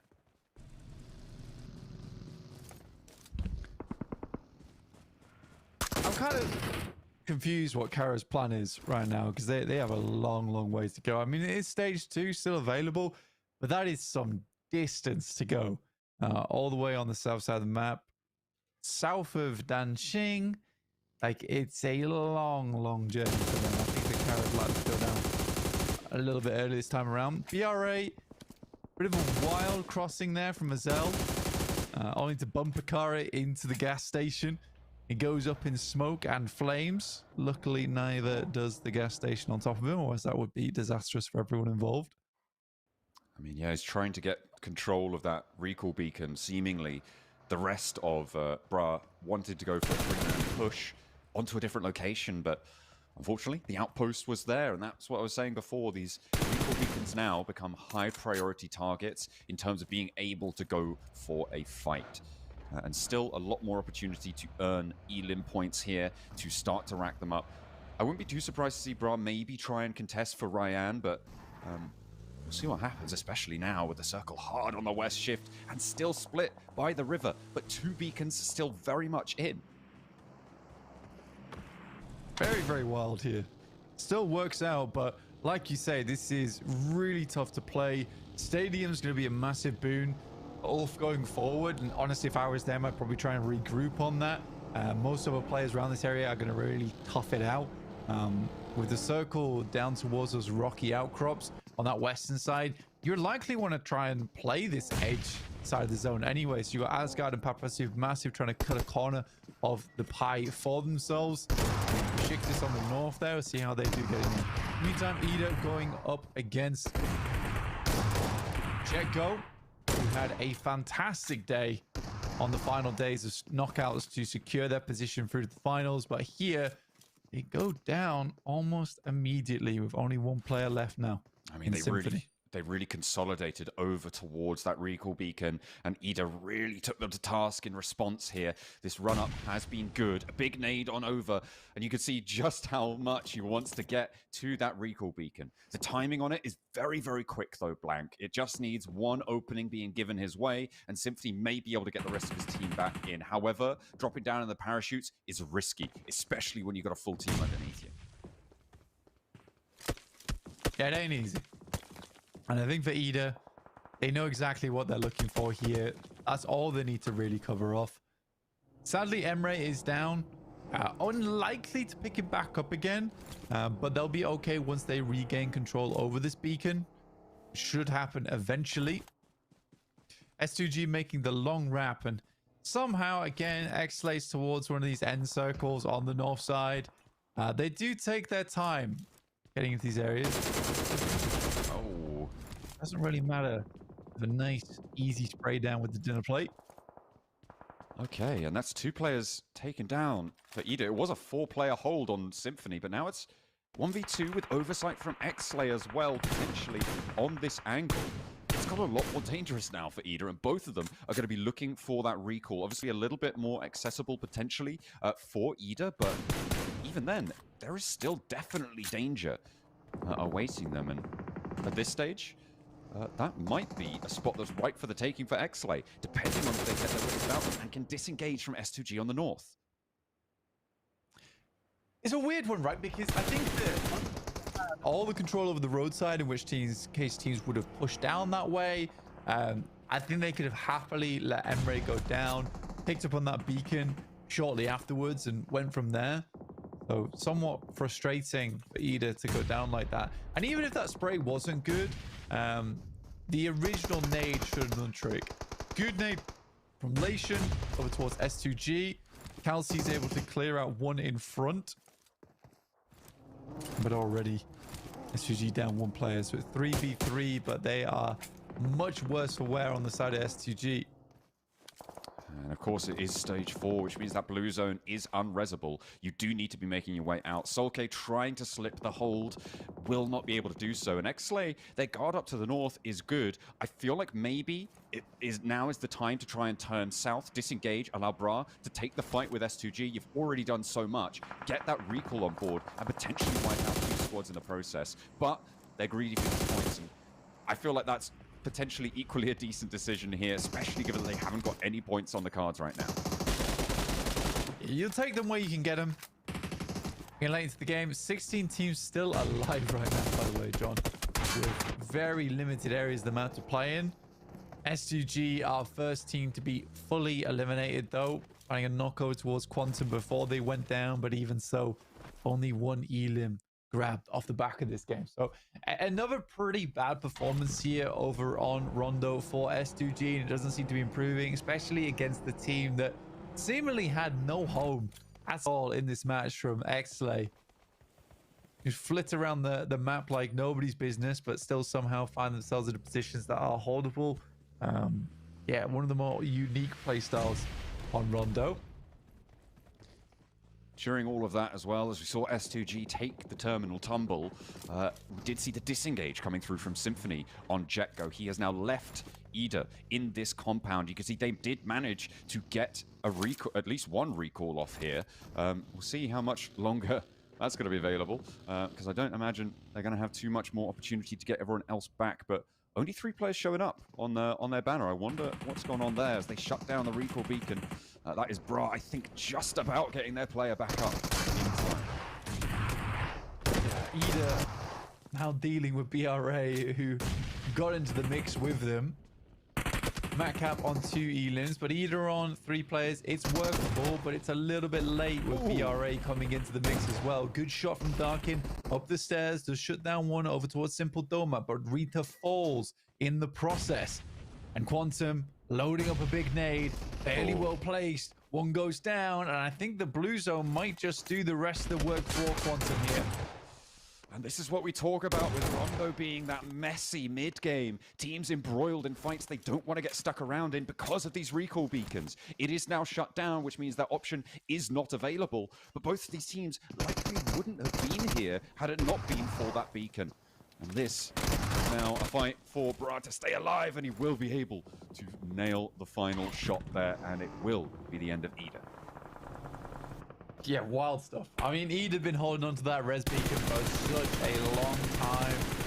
Some strange plays here and there. I think that you just leave Emre to bleed out there in the first place, and life might have been easier off the back of that. Aaron from Ulf, limited amount of ammo, but still giving it as good as Scarface goes down from Pmsl. Strange game from Pmsl. It is working out though. Have managed to extract quite a bit of value.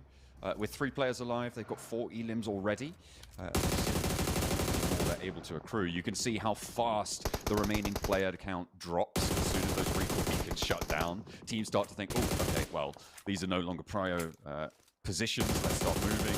They're in a bit of danger, and they get stuck with everybody else taking a look their way. Pmsl looking to try and move down south, but you can see how open these cliff sides are that sit in front of them. Down to the water, they do have a bit of cover from the terrain, but the only reason that it sits there is because the teams that are around them can't peek forwards yet. As soon as those fights start to conclude, it will get more dangerous, as well as crossing the river, being incredibly dangerous still.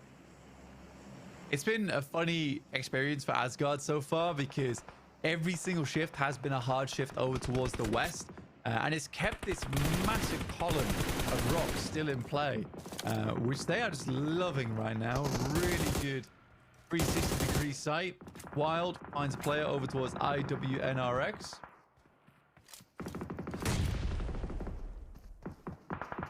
Wolf with the nades. Last player, Eren, trying to find Regnum Kaya.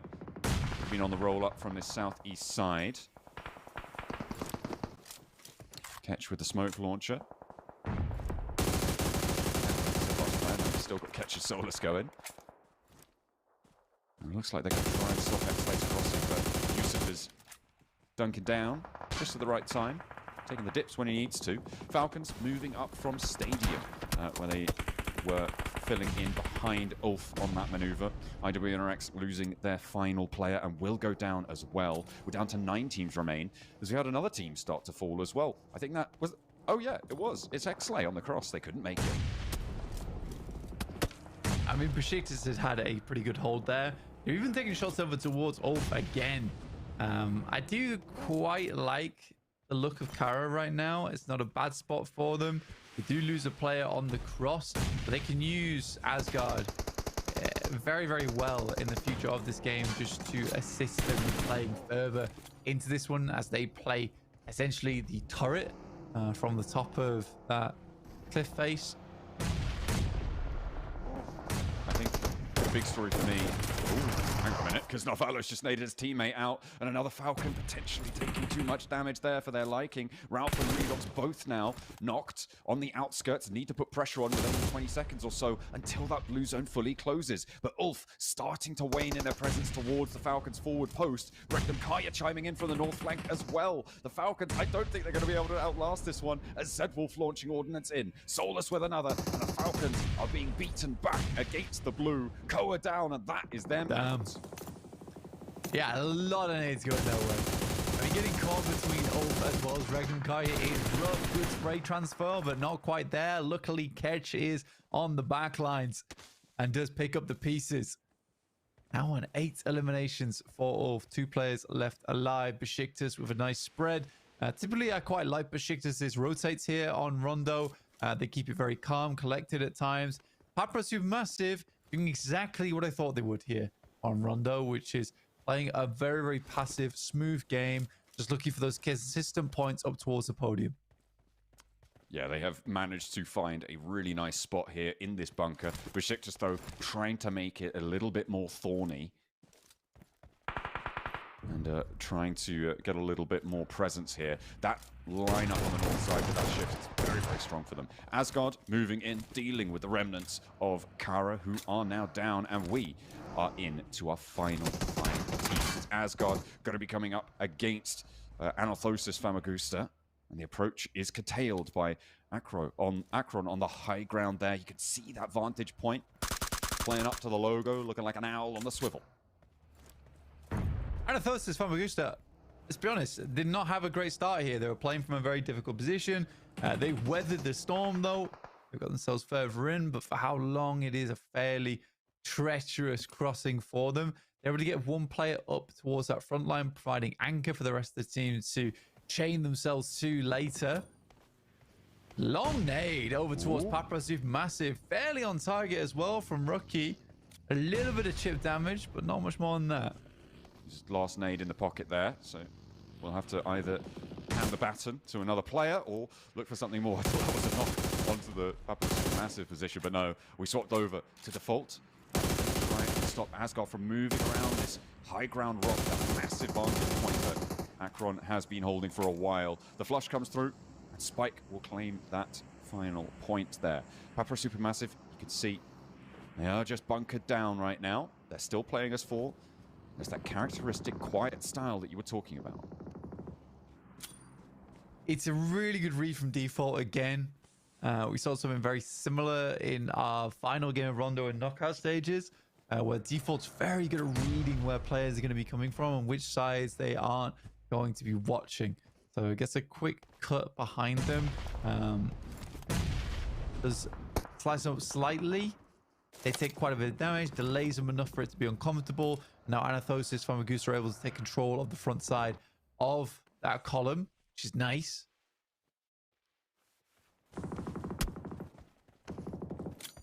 Definitely solid for them for now. A nice backing to play around. But we're still with 5 teams remaining. Some not terribly magnificent Elim counts here across the board, except for from Ulf, who are on 8, but they've only got the 1 player. A knock over towards Kamikaze does open the door a little bit here for Besiktas to potentially start to transition, but they are a 2-2 split, which makes things very, very difficult to navigate this one fully. They might have to go for a regroup, and in fact, unlikely that they're going to go for this push with that circle shift coming through. Brings it away from everybody but their position, and so everyone else is going to have to move to them.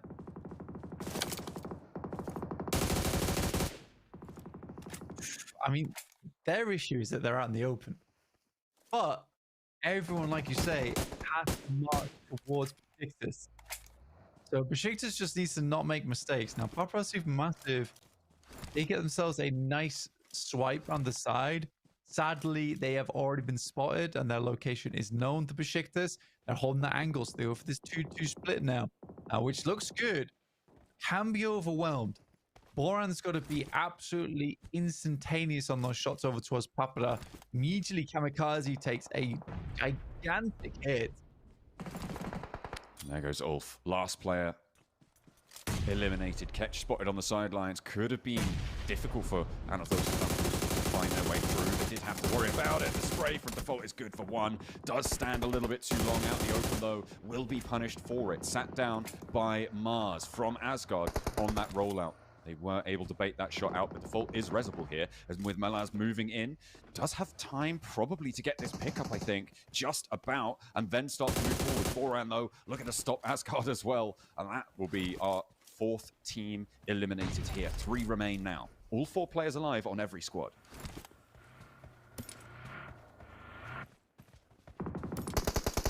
See who comes out on top here. Anathosis from Augusta. I do like how they play out this map, but I think Besiktas has just got such a strong position. It's going to be extremely difficult because Pablo Supermassive have to worry about Anathosis and Besiktas at the same time.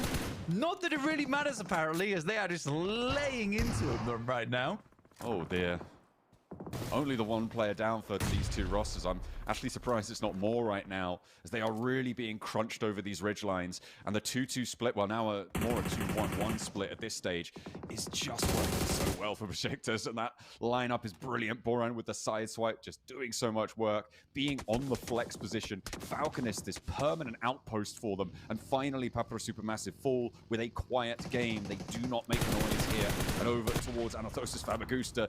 The stones are rolling and they will not stop. Though Moss is growing on Besiktas as they close us down for our first chicken dinner of the finals.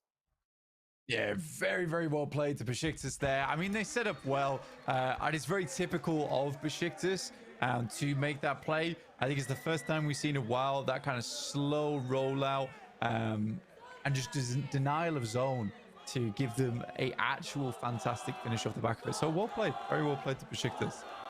I think that a big feature of that game was that river. It allowed Besiktas to control a lot of the crossings, and they very successfully transitioned down to the ridgeline where they finished the match. It was very difficult to contest their position because nobody was left on that north shore. If the circle had been a little bit more north-leaning, I think Besiktas would have been caught in the crunch there, but it turns out they knew what they were doing. They had it in their favor, in hand at all times. Yeah. It was also obviously contributed to by the fact that everybody got messy around those recall beacons, right? All the teams on the north, Ida, who was contesting, JetGo in that recall beacon position, they shredded each other into those spots and couldn't make it work, unfortunately. So yeah, a lack of threat allowed Besiktas to move through. Yeah, I think again you're right there, but I think Besiktas is quite good at like getting those silent plays in. And slowly encroaching on space. And I think when we watched them in the knockout stages, they were quite good at finding areas of the map that they could carve out and make their own. And that was especially important there on a map like Rondo, where it's such a flat open space. You need to cover a lot of area. And they knew a lot of teams to be using that rock as cover for as long as possible. They just had to hope it was going to move away from there at some point, which it did. I think they set themselves up nicely for that end game. Either way, Papa Supermassive get themselves up towards a podium finish, as does Anathosis. BRA going out slightly early was a bit of a surprise to me, though. Yeah, it was not ideal for them. I think that it feels a bit unexpected when you move into these mid-game circles because there's these unnatural clumpings of teams around these. I'm going to keep bringing up these recall beacons because I think it is a major factor, especially when you talk about what happens early. It creates these sort of unnatural clumpings of teams, right, around these points of interest that you wouldn't see if the recall beacon wasn't there, which means that if you're an IGL, you really have to readjust your rotational thinking, right? Because you're creating these unnatural clumps, but you're also creating these weird openings that you might not be able to see before. So you go for somewhere that in theory should be, low risk, but there's actually 3-4 teams around this area. Whereas over here, where you're going over the top of a hill, but all of a sudden there's actually no one around to make it work. Hey, look at that. They're adding their mark to 1 chicken dinner on the tablet. I haven't seen this before. What's going on there? That's crazy. That looks cool. Yeah, it's like a gravestone of chicken dinners. You love it. And then you get like a big chicken dinner at the top, like the big one. Yeah. And then that's when you bury all your opponents in the dust and the dirt. Yeah, absolutely. Yeah, and the dust. Yeah, it does look like a gravestone, doesn't it? Oh dear, that's from Dust to dust. Yeah. Ashes to. Go on, Joe. Ashes to ash. Ashes. Yeah, that's Absolutely. right. Yeah, they're Oh, it's the other way right around now. normally, but yeah. There we go. They have to take a little okay, time. sorry. Take a toddle on down. I Take a toddle- apologize. Yeah, well. We'll all get there one day. Well, To ash and dust. well, That's literally what it's about. Well, Goodness me. well, technically, yeah. That's what I'm saying. Well, you're not wrong.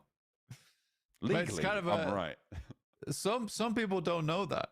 You can't bring that up live on air. You can't be saying that we're all going to expire at some point. Just a quick reminder. Which we're not, by the way. We're all going to live forever. We're all going to live forever. Except we're all for gonna live everyone. forever. No. Don't listen to him. Don't listen to him. If you don't know the concept of mortality, don't worry about it. It's fine. You know, one of these teams is going to have to go out at some point. Well, most of these teams are going to have to go out at some point. And only some more will remain. It's sort of like that. Sort of. Kind of. The difference is that they'll get the chance to come back next season. No. Once you're gone, you're gone. Oh, okay. You can't come back after that. You've got to change name. To Okay. reincarnation of All teams. right. Okay. I understand it. That's okay. That's Yeah. an interesting philosophical debate. Maybe we don't, because we could potentially be reincarnated. We just don't know. Yeah. We'll have to wait and see. Would you do human again? Would I do human again? I feel like if Earth is the option, probably. Yeah. You'd be like, I would do that again. Yeah. I think so. Yeah. Generally. New probably. game plus. Yeah. Exactly. What is this? Are we writing That's a manhwa now? What's going on? That's well, it's like isekai. It's like, but we call it new game. We call it new game plus, but it's not really isekai. It's just you just come back, same world, same place. It's like it's kind of a slice of life. It's kind of more boring. It could, you know, if you knew it was going to happen, that'd be very interesting. Anyway, that's never possible. It's not going to happen. Stop being silly, because we've got to break down that last rondo. Of course, a lot of some low elim final teams. I think it's safe to say in that final situation, right? A lot of quiet teams getting into those final teams, and generally, what I think that's going to mean is that we're going to have this broad middle section of the table that has sort of just done fairly well. I'm talking 4 to 7 points on the match. A couple of teams lower than that, not going to have as good of a performance, but it's interesting because generally on Rondo, you can see these big blast outs. We haven't seen that here. No, I think that what we saw, and I've been thinking about this a lot actually, a lot. You know, even like at night, sometimes think about it. Is that some of these rondos just mean nothing. Like they absolutely mean nothing because most teams, either it means a lot for one team or it means nothing for everyone because everyone's getting like similar point scoring. You're getting 7 or 8, you know, 3 to 5 at the top end. It's like it's a quiet game. So you got the chicken dinner, but you only got like 3 elims. So you're having like this sway of maybe 7 points between the best team and the worst team. That makes sense. Yeah, I think that. Maybe I more think than yeah, it's a bit. 7. It could potentially, you could potentially call it a feast or famine map. I have to look at all the numbers that we've seen. I do think though. Yeah, please do. I up think at night. I'm going to have to do some serious statistical analysis. It's going to be spreadsheet time soon Yeah. enough. Yeah, I think that's an interesting perspective, right? Because you've got, as you say, either this bit of a wash game or polarizing games in a way that we don't see on other maps. And I would argue that maybe other maps are like that, but just less so, right? That it's much less dramatic on other maps. What Rondo does is just emphasize all of these dynamics when it comes to point scoring. Yeah, because I mean, like even your most terrible teams on Rondo are earning like 4 points, right? Yeah. But your most terrible teams there are earning nothing. Nada. Exactly. Yeah. Nil point. You get 1 or 2 points, you know, sometimes all the way up the back page, right? Of the results from that match. Whereas here, it's unlikely that you see anyone with 0 and but less than 1 point, or if you get fewer than 2 points, generally that's only going to be 2 or 3 teams maximum. So that middle section is changed. MVP for that game was Wild from Regnum Kaya. Interesting. That is wild. Can't believe it. He was the MVP from that match. No Weird, beard. right? No, no beard. He's just everything. He's all the things. How's he And done that? 311 most distance score. It's kind of low. Very, very low.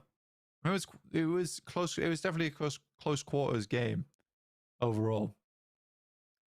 Septimus total distance covered 11,000 something. 11,000s of somethings. Not sure what. Like footsteps, potentially. You know, thoughts, maybe.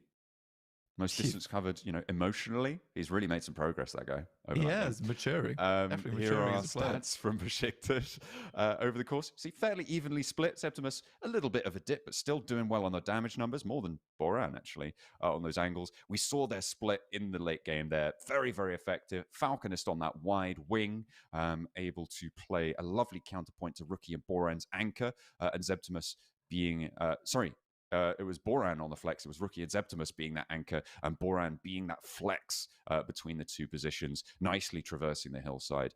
Very, very effective given the terrain and their setup. Let's take a look at the points. You can see 19. Not a huge game, but there we go. The only team to get 1 point was S2G in 16th place. Everyone else, 3 points, all the way up to 7 points in 5th place. Really small gap. Yeah, very, very small. It's just, like I said, it's just weird. I mean, 19 points, yeah, it's good, but still somewhat of a nothing burger of a game. S2G, I think that's the real standout. S2G is bad. We set this up earlier, but that's bad. That can't keep happening. I mean, it feels like a lack of direction from the team. It's difficult, right? Because whenever you're watching them, they've got new mechanically, direction they still as well. look fine, but it's just it's not there. Well, there you go. Do you want to blame Solka? Or should we not do that? Yeah, sure. I'll dish out some some of the blame game. Some blame to Solke on S2G. Yeah, because I agree. Mechanically, good team. But the IGLing just seems weird in how they're taking fights. I don't think it all comes down to Solke. We are memeing a little bit there. Because it always is the new IGL in the team who gets the most flack. I think overall that team has just got worse and worse over time, which is really sad and a little bit unfortunate. But these things happen. Anyway, we're heading over to the stage for a little show and a little break. Catch you soon. I believe we're here. Welcome, ladies and gentlemen. We're back one more time in the Complex Arena, and I believe we have a special surprise for the lovely fans that we have here in the arena, don't we? We have a couple of presents, a couple of gifts to give out to everyone. I would like a piece of the pie as well. I'd want one too. What a great day. The question is, who are lucky? Me, I'm the lucky one. No, without us. Evet, dedik ki arkadaşlar çok güzel bir gün ama en şanslı kişiler kimler bugün diye aramızda bir tatlı sohbet yaptık Davut'la. Davut kardeşimize bir alkış alabilir miyiz? Kendisi İrlanda'dan kalktı geldi. Sevgili kardeşimize kocaman bir alkış. Dünyaca ünlü anonsör kendisi. Davut Sandstorm. Evet, şimdi. Okay. Choice. So, do I pick? Or you? Okay, look, so we're gonna run this a few times. First, you have a question. Whose birthday is it? Yes, whose birthday? Yeah. So does anyone is anyone's birthday today? Today. Şimdi ilk önce şunu anlatayım arkadaşlar. Aranızdan bir arkadaşımızı seçeceğiz. Sonra bu 5 kişiye çıkacak ve arkasından çarkı çevireceğiz. Hediyenizi kazanacaksınız. Olayımız bu. Okay. Yes, you have a good idea. Okay, I'll pick the first one. Okay, over there. White and red. No, white and red jacket with his father. First one right there. Yes, you. Yes. Okay. Come.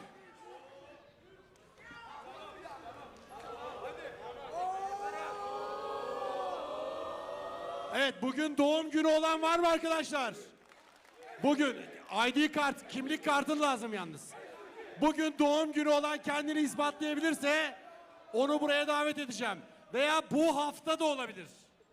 Bu hafta doğum günü olan kim var? So, which prize do you want?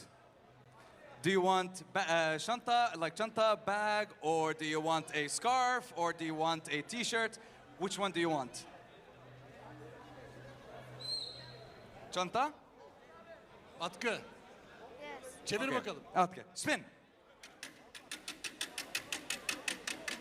Da da da dam. Atkı istedi, bakalım ne çıkacak. Atkı istedi. Atkı istedi. Atkı istedi. Atkı çıktı. Hemen hediyeyi alıyoruz. Bugün doğum günü olan var mı? Bugün doğum günü olduğunu ispatlayabilecek var mı? Bu hafta doğum günü olduğunu ispatlayabilecek var mı? Bu hafta. Yarın mı? Gel göster kimliğini. Hemen tomorrow his birthday. His birthday's tomorrow. Okay. You know what? We'll give him one spin. We'll give him one spin. Okay. Okay. Şimdi arkadaşlar bir şanslı arkadaşımızı daha alıyoruz. Geliyor. Hemen kimliğine bakıyoruz. Kimliğine bakıyoruz. Yeah, yeah, that's right. Okay, I like Doğum it. günün şimdiden kutlu olsun. Hemen çarkı çevirebilirsin. What would you like? What would you like to Ne win? istiyorsun? Gelemem, cezası var. Okay. So I believe. Oh wait, no. Okay, it's not stopped yet. Bere kazandı. Hemen alıyoruz. Şimdi kimlik bende kaldı. Kimlik bende kaldı. My birthday tomorrow. Oh my God. Evet arkadaşlar, şimdi yerinizden bir arkadaşımızı seçeceğiz. They must be stay there. Okay. Okay, don't invite here. Yeah, and I think. Don't forget, we have another spin after game 4. After game 4, we're gonna do this again, and we're gonna be giving away a few more prizes to the crowd. So don't worry, and this is gonna happen every single day. We have Bir so kişi many daha presents to seçiyoruz. give everyone. Bir kişi daha seçiyoruz. Kimi seçelim? Kimi seçelim? Bakalım. En yaratıcı pankart kimde var? Yes. Pankartlara bakayım. Pankartı olan var mı böyle güzel yazı, bir mesaj veren? Gel, sen gel. Gel ama görelim pankartı. Ya gel derken kal orada. İşte her maç bir sahne, Kara hep başrolde. Alkışlıyoruz. Güzel bir pankart gördük arkadaşlar. Evet, çeviriyoruz senin adına. Ne istiyorsun? Atkı istiyor. Okay. He wants a atki, which is scarf, I believe. Let's make sure he wins it. It is a scarf. Hold on. Oley! We'll make sure to have our lovely managers and Ne kadar da staff to şanslısın. help you Tam da and atkı get that çıktı. reward for you. Don't Hemen worry. atkıyı sana veriyorlar. Please, one more. Well, okay, one more. Lucky One man. Lucky more. woman. Last one. Lucky girl.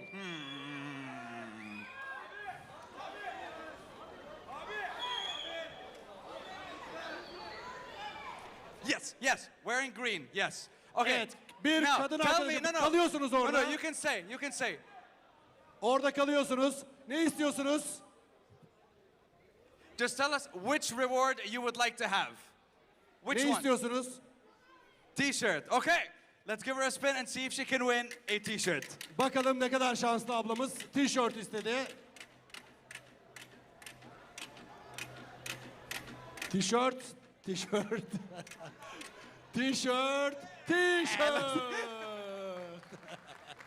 Not cheating at all. I don't know what you're talking about. Ablamıza uygun bir tişört hemen ayar.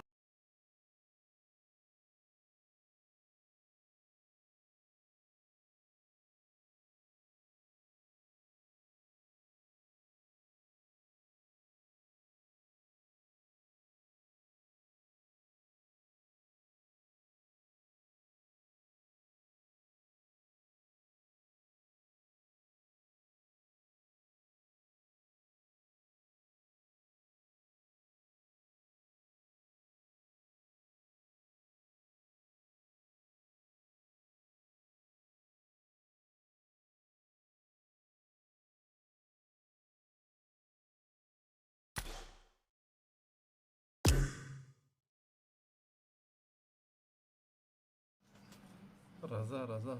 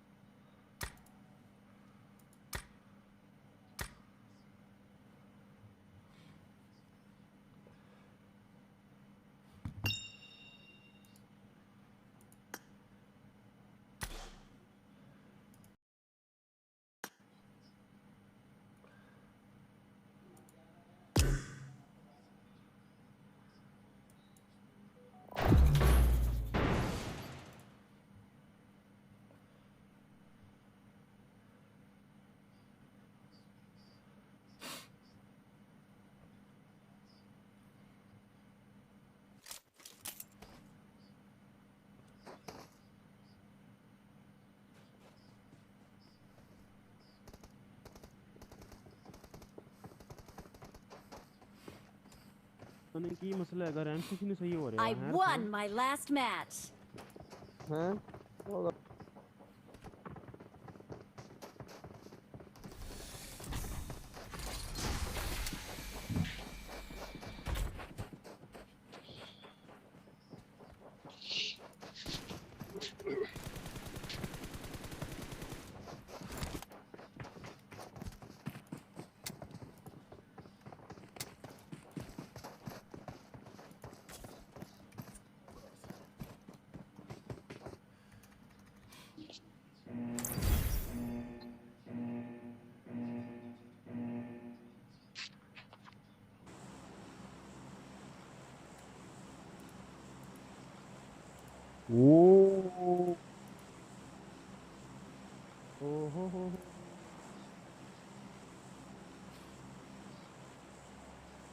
LMG ਦਾ ਪੰਜ ਬੰਦੇ ਮਾਰਨੇ ਹੋਏ random ਜਲਦੀ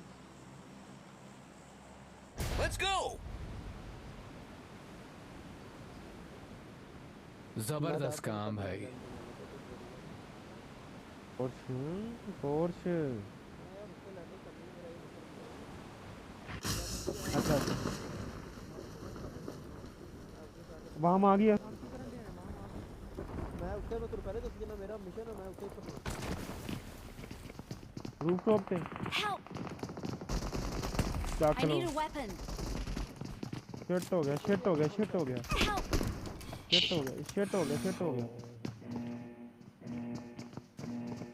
इधर आ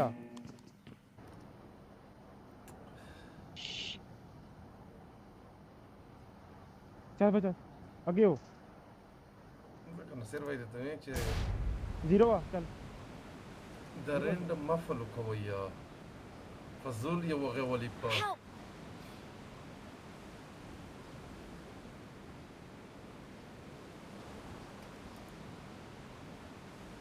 Watch out.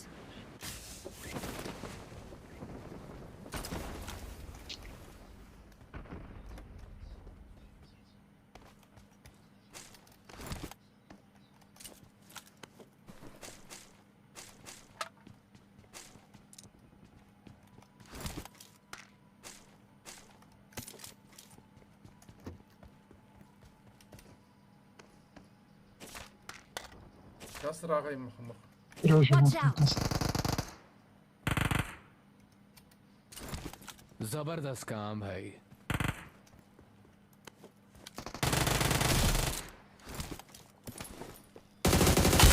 هذا الجماس صح ماركو ما يتوقع تاتا ديرا غي كندا ديرا غي مارك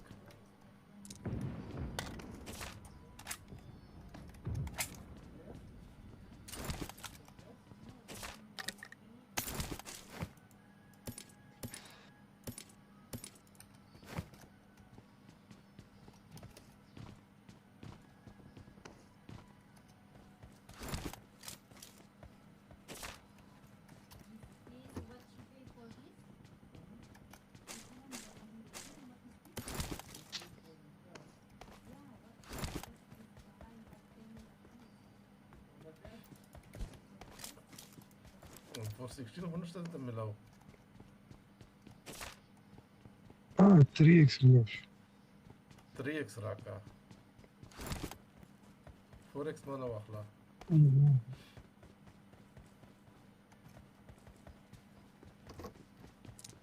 ماذا 3x ملاوش مالا Marked a location.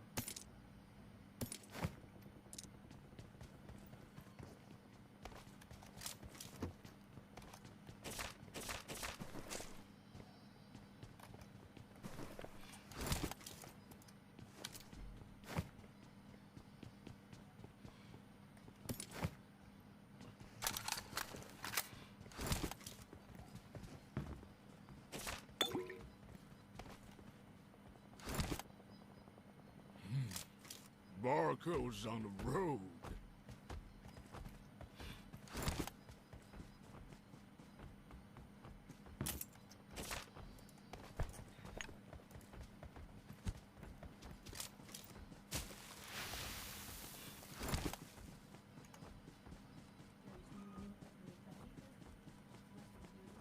Barcodes on the road?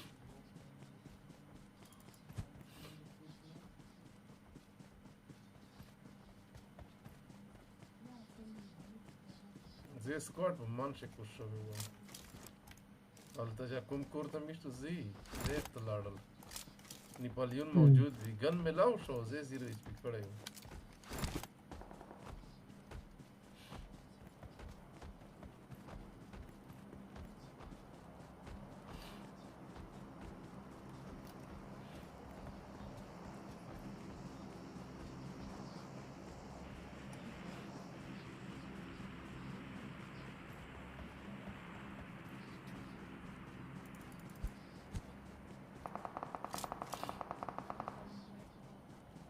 Watch out!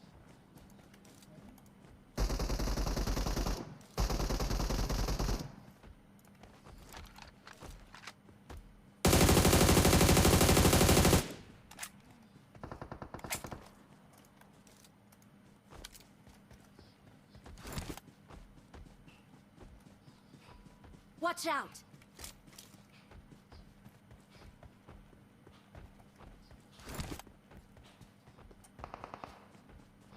Barcodes on the road!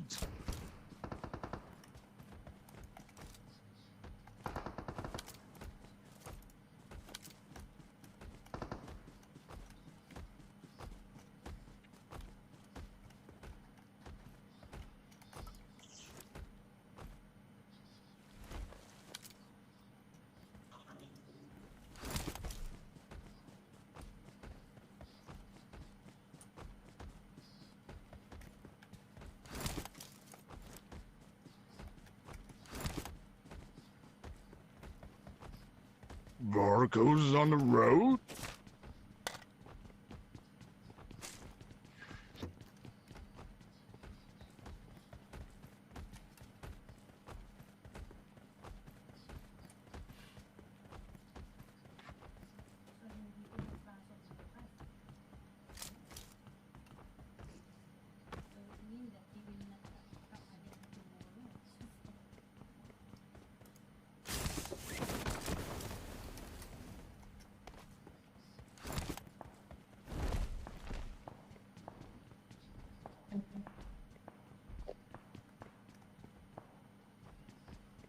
Barcodes on the road!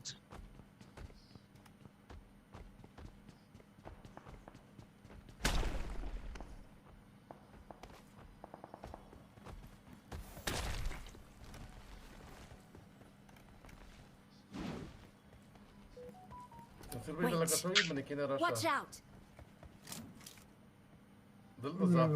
Watch out! نشطة ما قتلي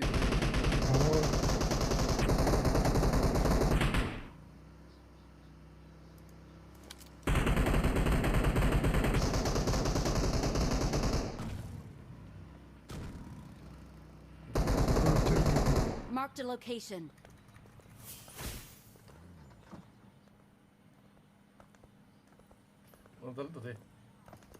Watch out! Higher!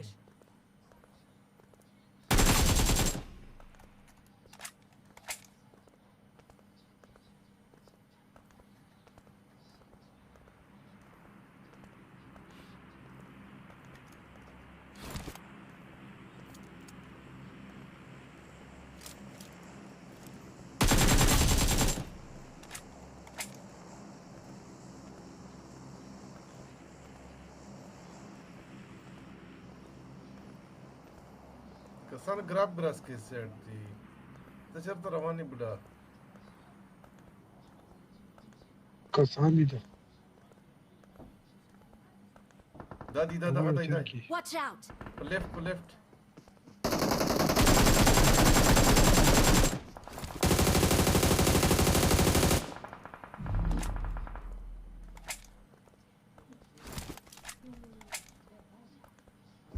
مخمختنا مخمخ رايد بندے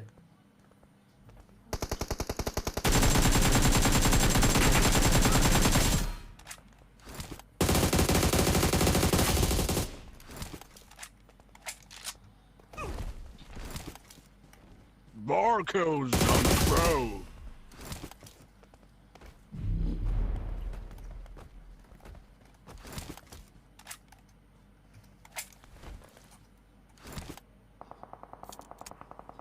Brother, loot you on Watch it. out! Help! Oh, no. تو ما versa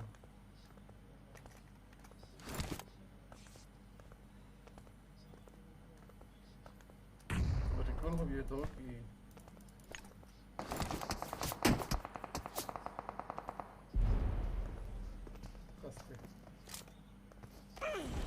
Cust.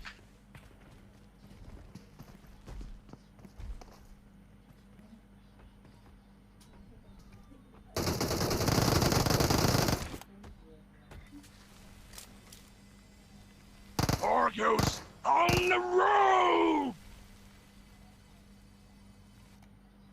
bargal khilaf kulam Barcodes on the road. khawe ul konuştu esara No.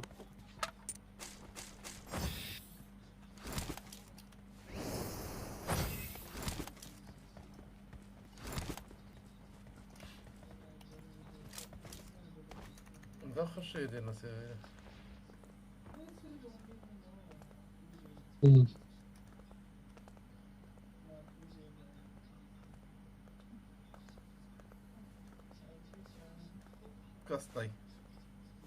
كاستي ده Watch out! पता है direct बनोवर्स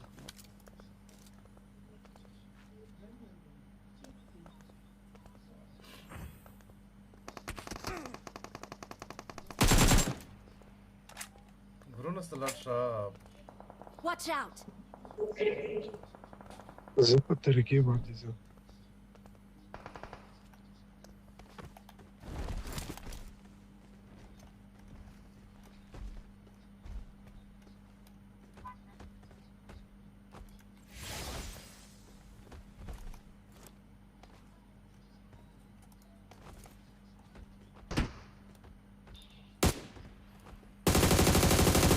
Barcodes on the road. उधर बंदा recall हुआ उधर Watch out! Barcodes on the road. خرار واخلا نسير भाई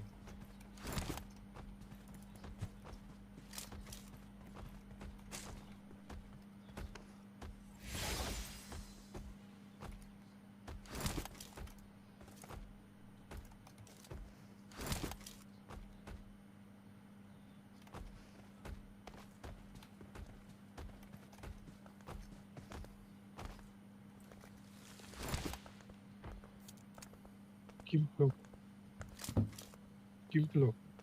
Dostan tak už pěchtem. Watch out!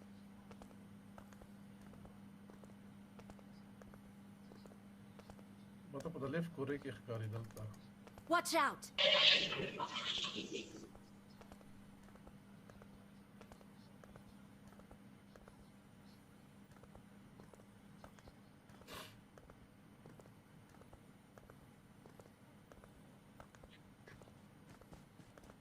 San de tariqa nasir bhai.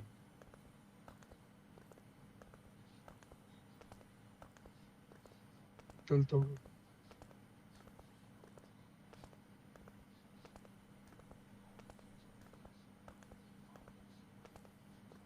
Daga di daga. Watch out!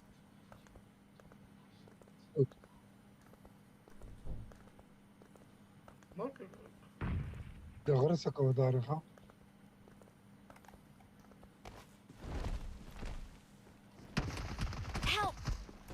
Barco's on the road!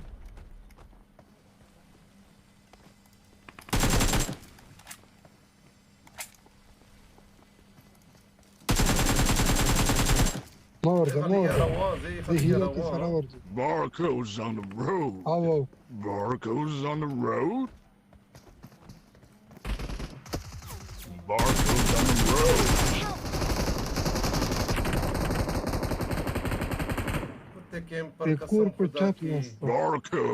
on the road.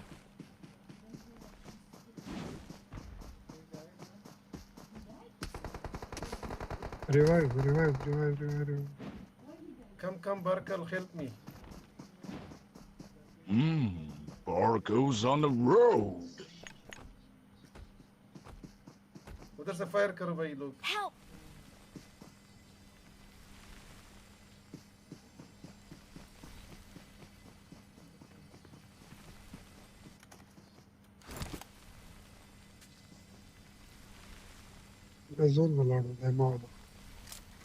Barco's on the road.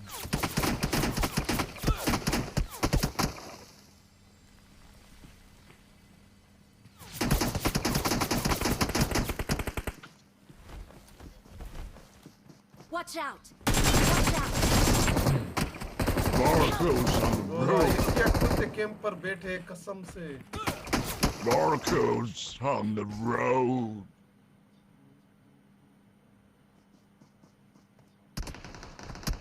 Barco's on the road. ये कुत्ता था. Awesome.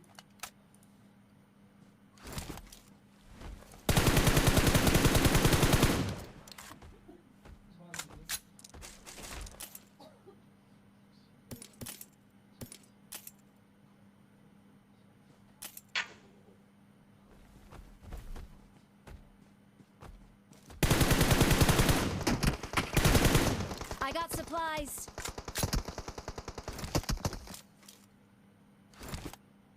Barco's on the road.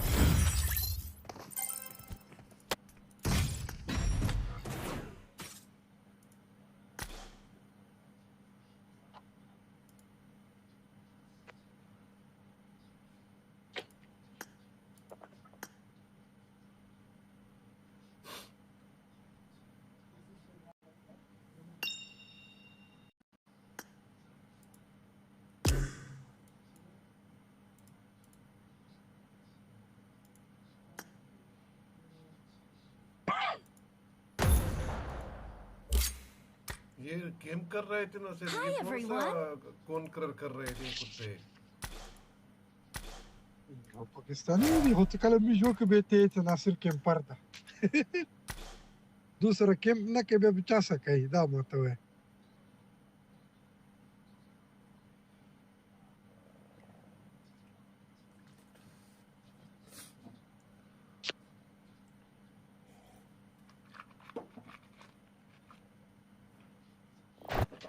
جهاز ده دغه بنچو دوخه ته پته جهاز اندغو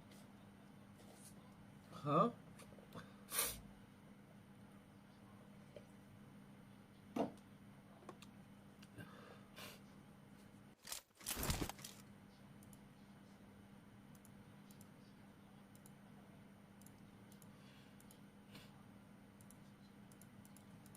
رفيقه د لندنګ وخله دا و زوایم راخستو کور ته ځه. Good luck, mates.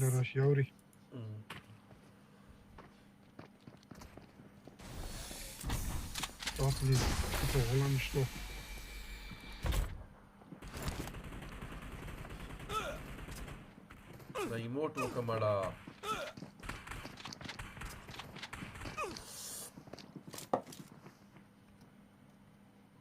Good luck, mates.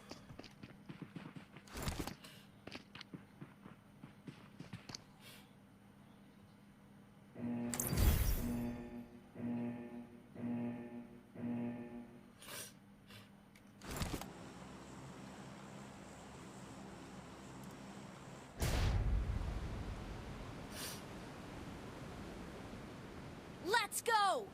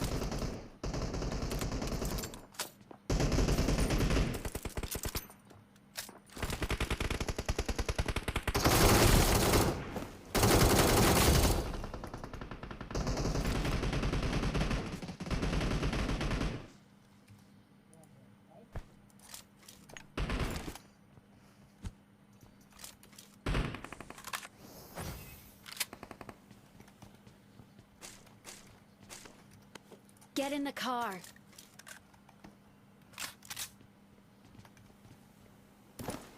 Get in the car.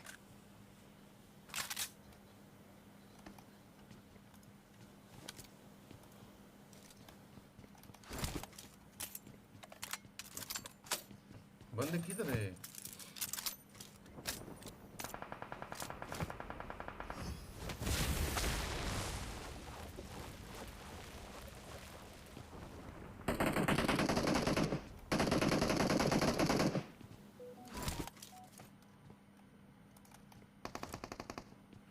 Watch out! Watch out! Watch out!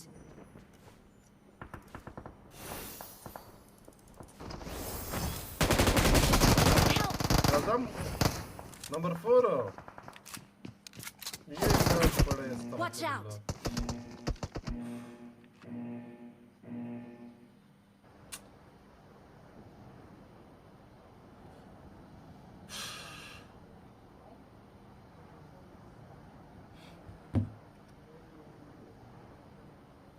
Help!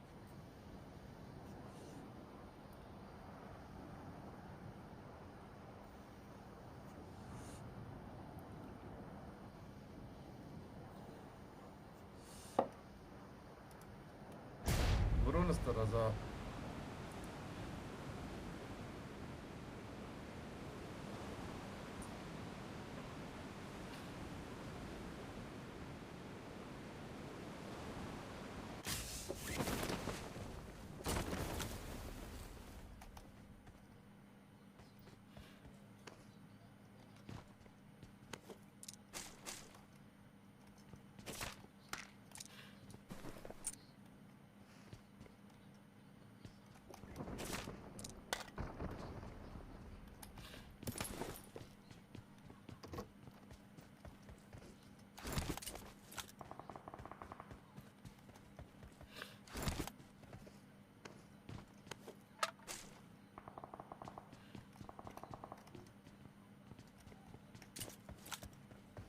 Watch out! Watch out! Watch out! Awesome.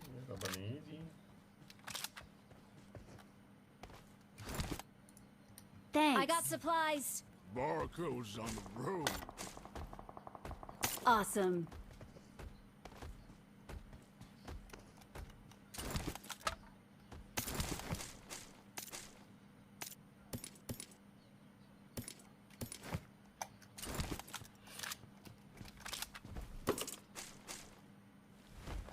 I got supplies.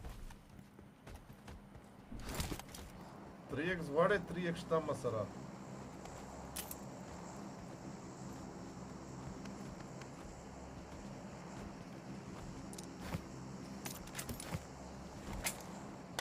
Watch out. Marked a location. ما غادي ماشي دي لازم بارك الكم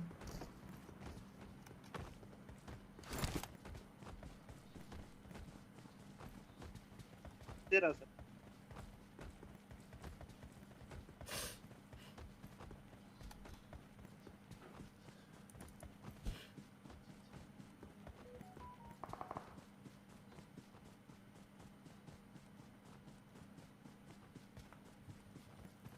Stay alert.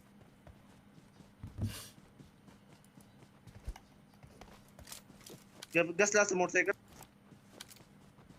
شرطة Watch out. Motorcycle sound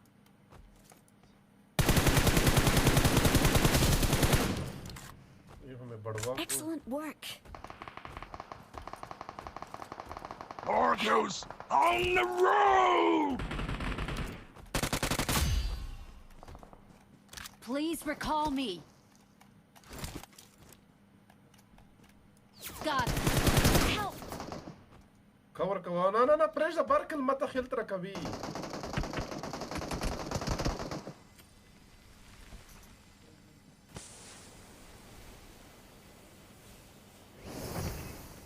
Help.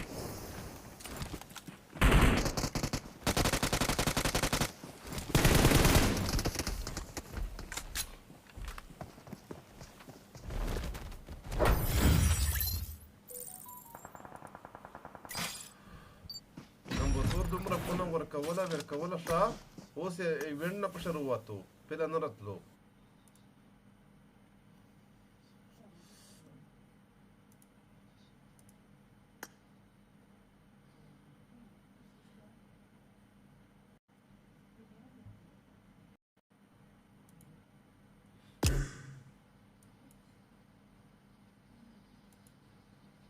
हर लो बीसा से जोड़ा की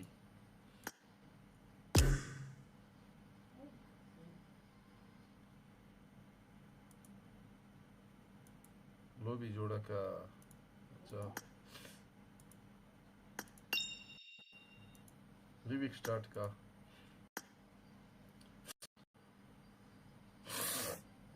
Let's start come on. Here we go.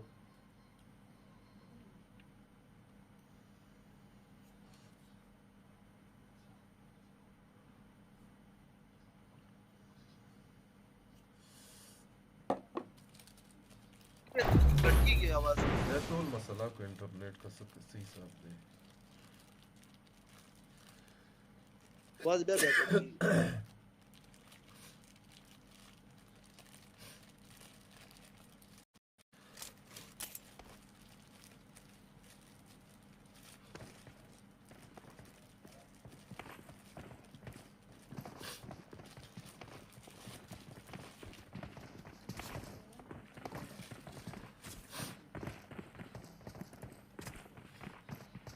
I got the triple elimination medal. Good luck, mates.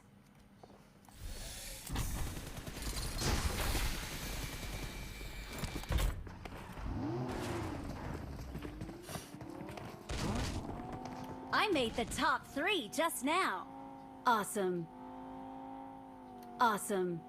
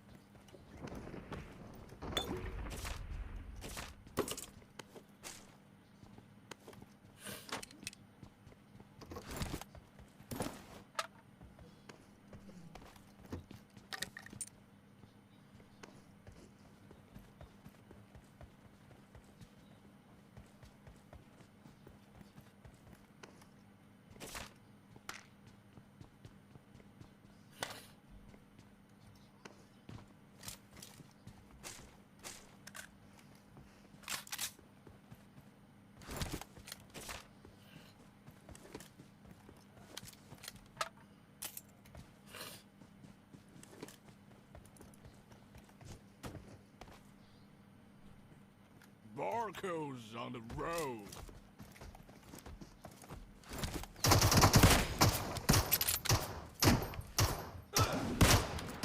Barcodes on the road!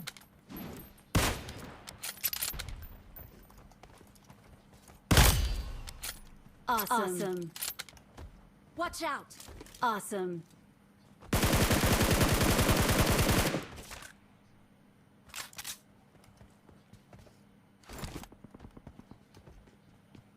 Help.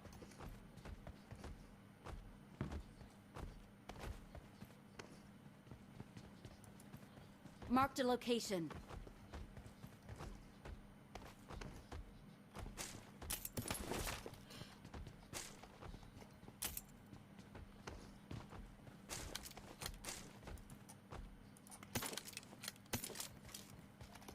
मैं जा रहा हूँ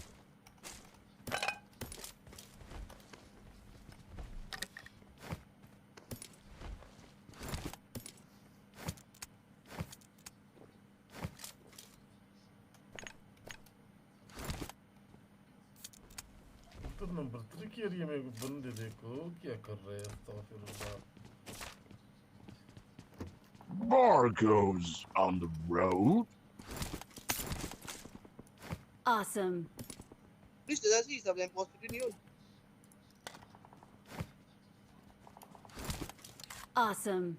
Thanks. Let's go.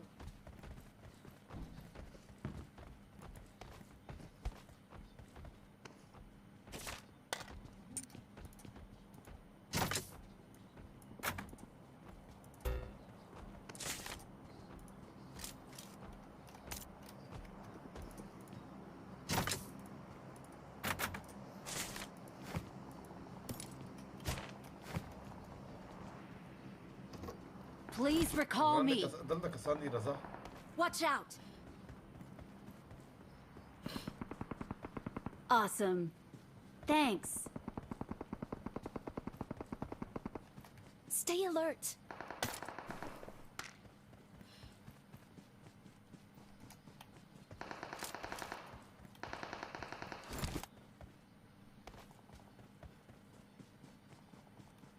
Awesome.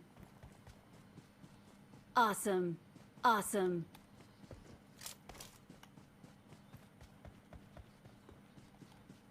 Help!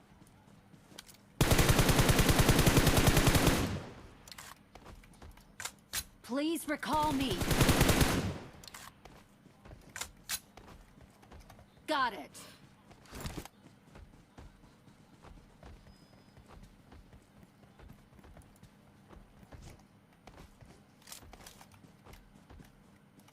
चलो चलते हैं Barkel recall him Barcodes on the road. for recall Barcodes on the Let's road. go.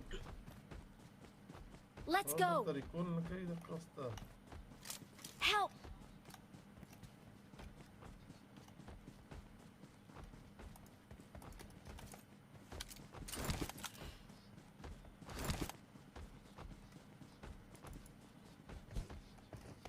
Yo, Rafiq bhai, your last mobile. Barcodes on the road.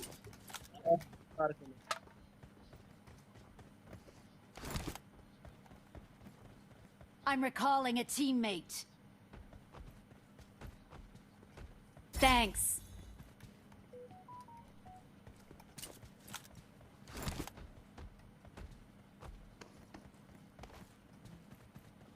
Let's go. Ambush हो गया यार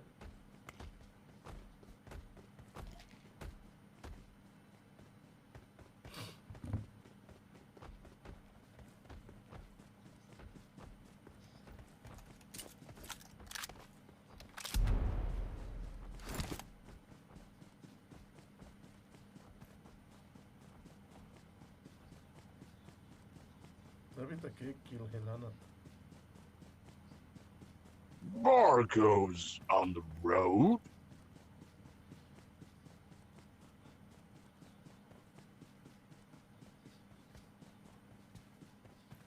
मेरा मर गया जहाँ से हमारा Orissa ما بس بارك الكم. تسلا هذا محمي. Barco's on the road? Excellent work.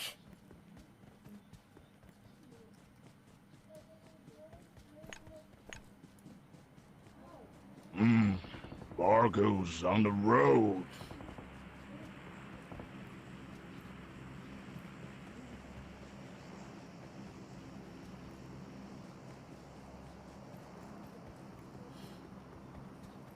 Si pe rank push ke kana conqueror rank No, no, mada rank.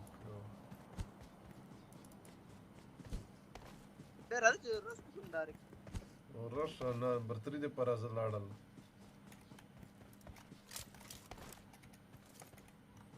Excellent work.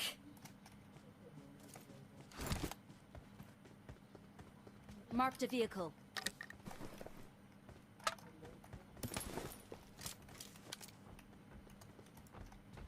Marked a vehicle.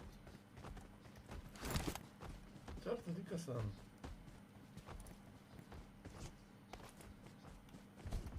Help!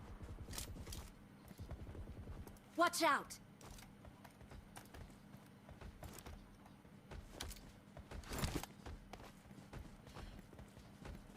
Let's go! Marked a location.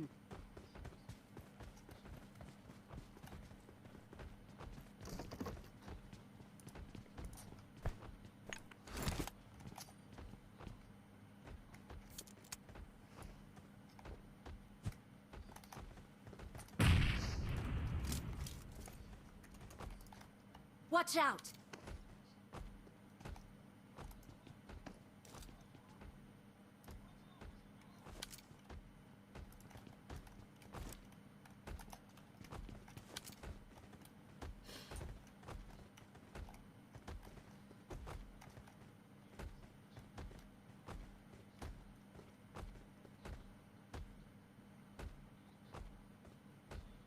Saan kam ji? Mahamak pagrak nasto.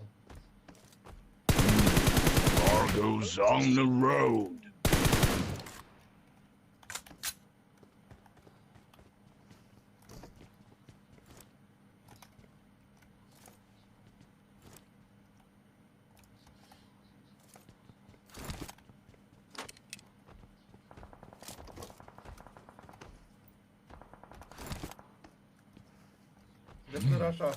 Barco's on the road. Watch out!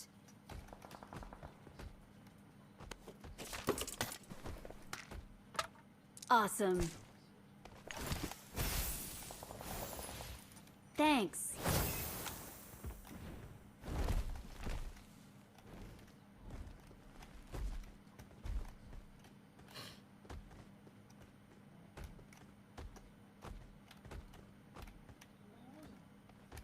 Guarda che in persa ci tiene number 2 ko Sarakarasha.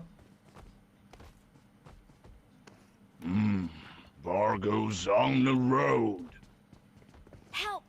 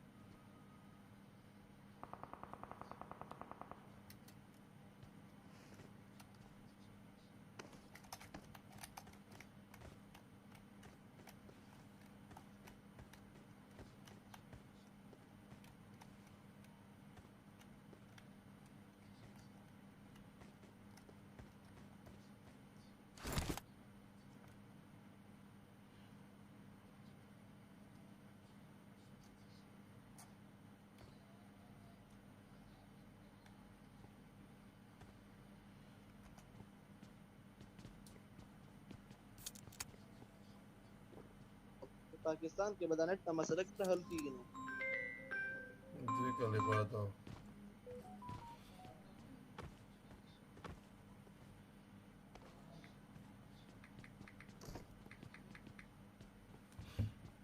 राजा दोन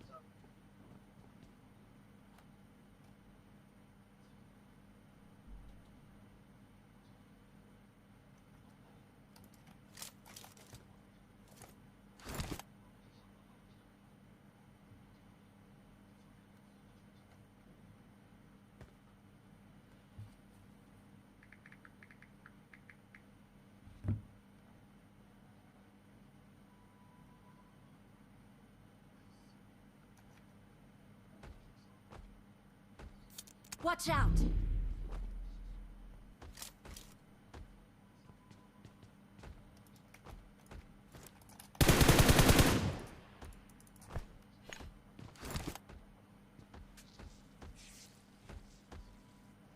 Varco's on the road? Let's go!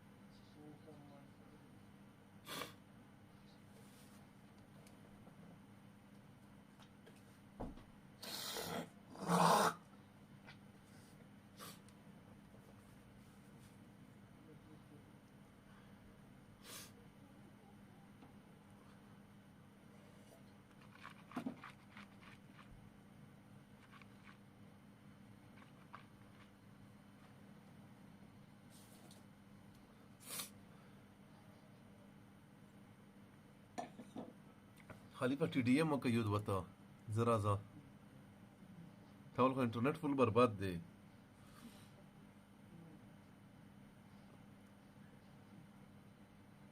खलीफा तर TDM का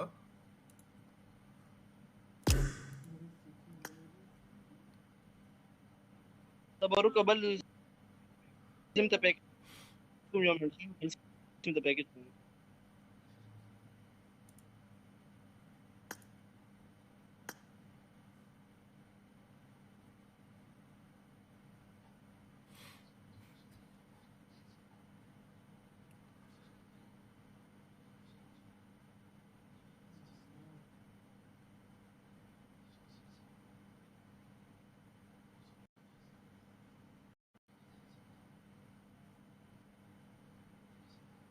दूसरा में करो न सलाम न दुआ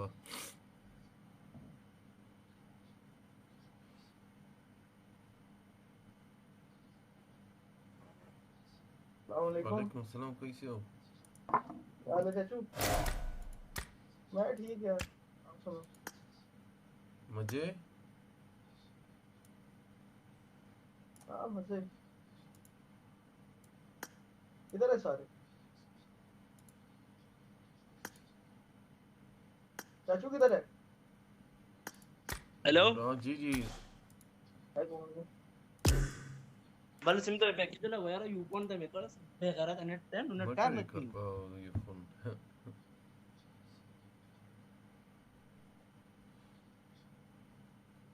संग गेम लगू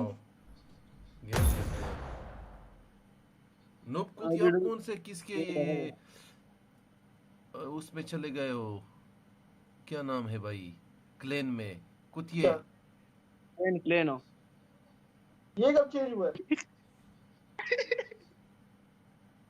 वही नहीं भाई आपको मैं आपके मैं 6-9 वाले स्टाइल में करो आपके साथ मेरी ईमेल आईडी में आता है वैसे।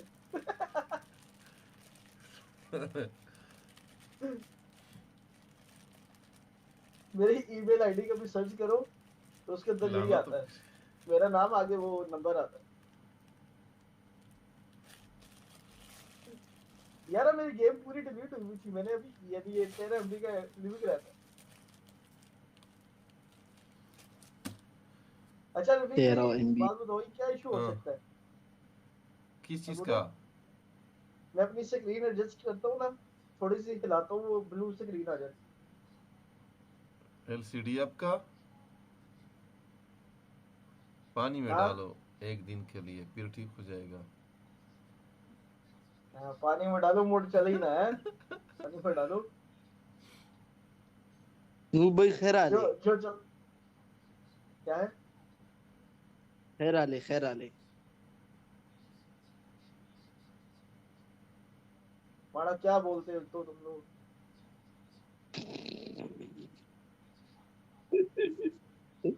तेज वो बखर डेरा रफीक भाई, तेज वो बखर डेरा।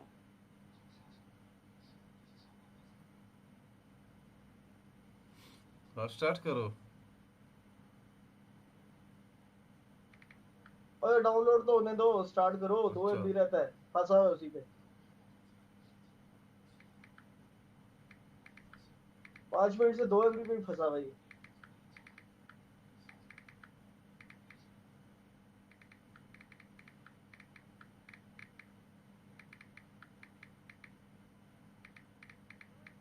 ओए फोन आ रहा है।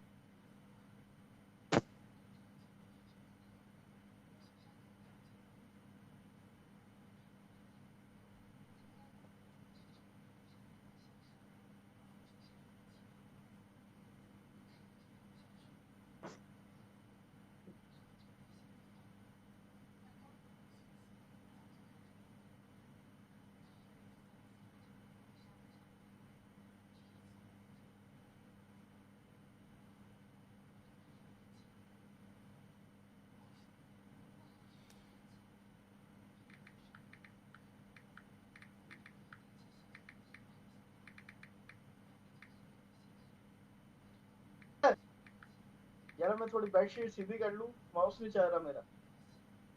क्या नहीं कर रहे? बेडशीट मैंने कहा सीधी कर लूं, माउस नहीं चाह रहा मेरा। आपका सारा सिस्टम खराब हुआ है। यार 2 लाख का इसमें 2 लाख का खर्च आएगा। जी सही कह रहे।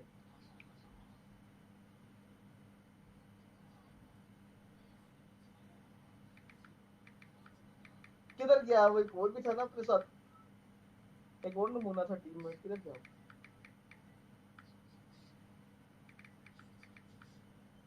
यार क्या कुछ डाउनलोड हो रहा है यार पीछे। रिसोर्सेज यार नहीं करनी है। ये बहुत गंदी चीज होती है जो होता है पीछे। वो 2 MB पे ही अड़ा हुआ है मेरा भी।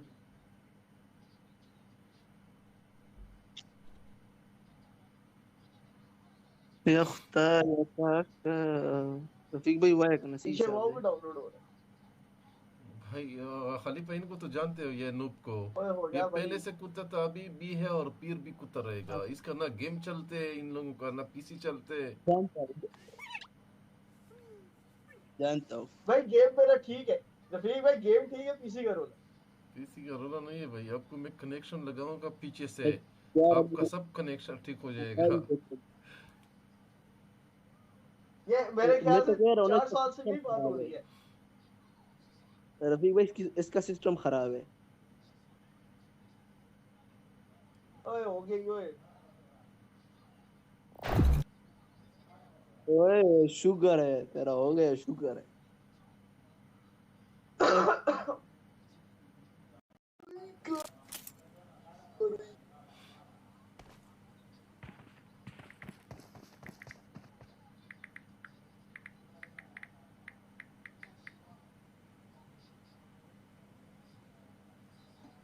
Good luck, mates. I made the top 3 just काफी लोगों now. से जान छुट गई हमारी, तो क्यों है?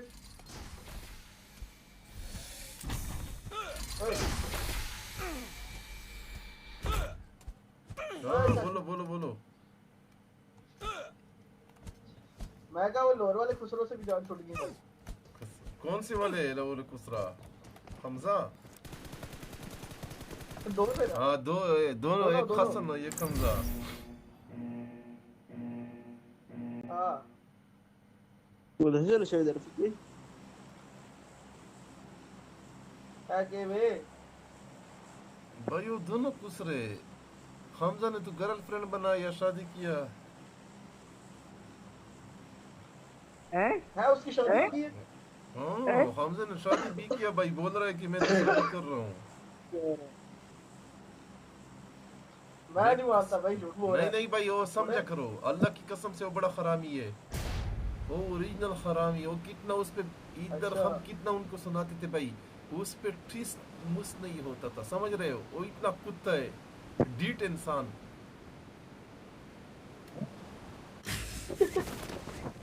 नंबर 2 आप लाइव हो, मैंने आपको देखा। थैंक यू भाई। इधर आओ, जब मारना नहीं है भाई, हम गरीब लोग हैं। मिल गया आपके पास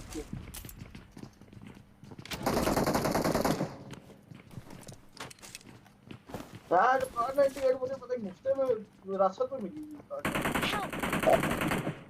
ओए दो नॉक है।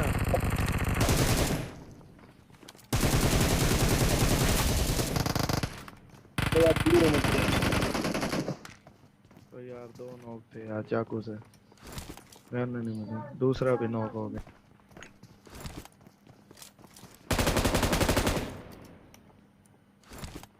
चाचू तितली चाचू I got supplies.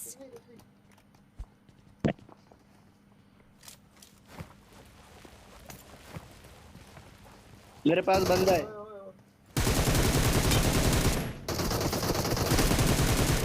बंदा होना चाहिए तुम्हारे इनका। मैं ऐसा पटक दूंगा, ऐसा पटक दूंगा। भाई मुझे भी पटक दिया, वेरी गुड। ध्यान से ओ नो, ये कैसे मुर्गा? टच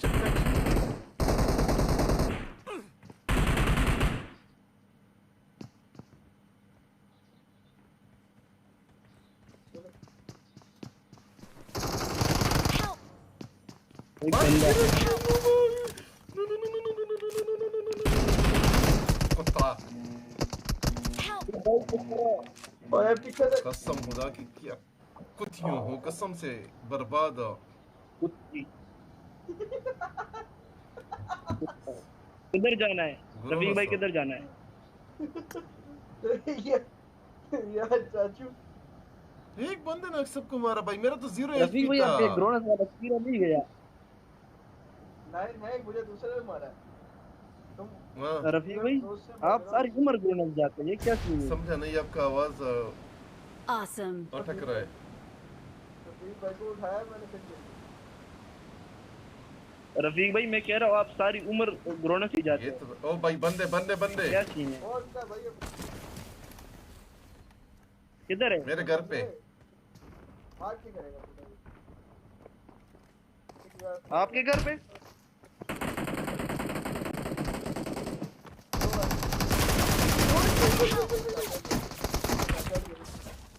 यार फिनिश कर रहा है। Don't give up. Your teammates can still मैं recall you. कथा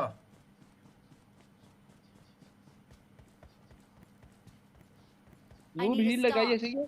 I need a stock.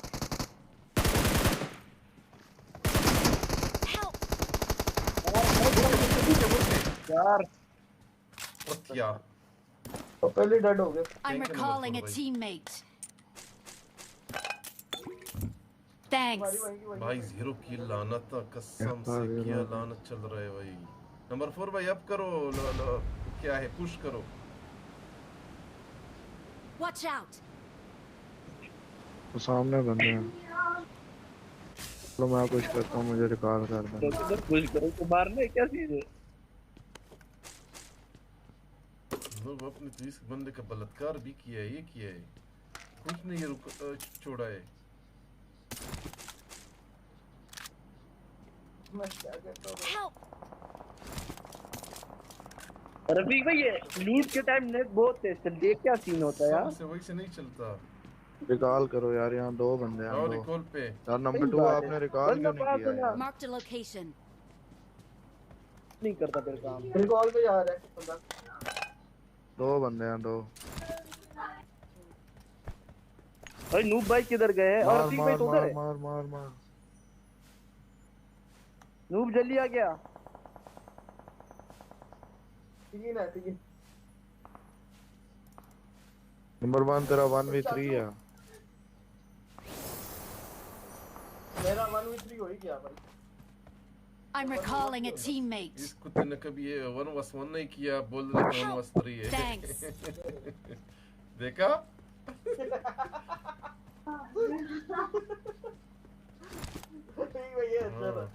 Number 1 ये तो आपकी I'm बेइज्जती कर रहा recalling है। a teammate. किस तरह मार रहा है यार? 2 गोलियों में मारा है। Thanks. रफीक भाई ये पठान बंदा खतरनाक है। ये देखो दूसरा बंदा भी नॉक किया है, देखो साथ ही। मैं भी आ रहा हूँ, उस पे जाओ। ये सामने पत्थर पे सही है। रफीक भाई ध्यान से, बंदा गड़बड़ है।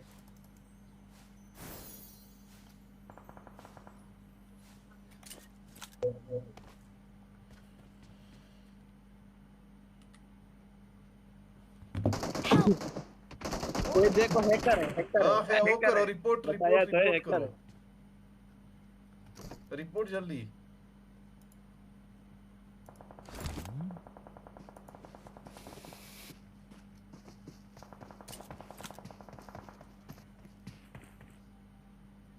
पटू किधर है? ये मार करो। Watch out. आपके पास है?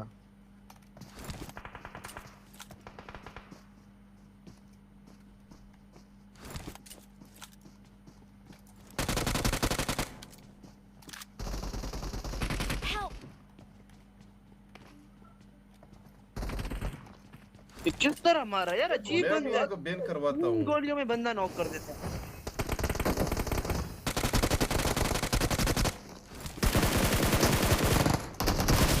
वो वाला नॉक है। Excellent work. वो नॉक है। पठान नॉक है। पठान को किसी और ने नॉक मारा।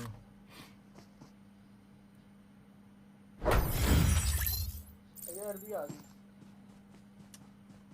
ओ भाई क्या वो बहुत बाहर जाना है और क्या करना है भाई?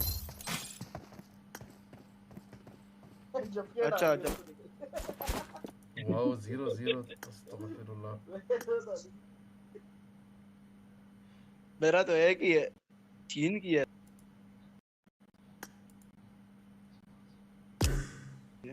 क्या बाहर जाने किस जा रहा?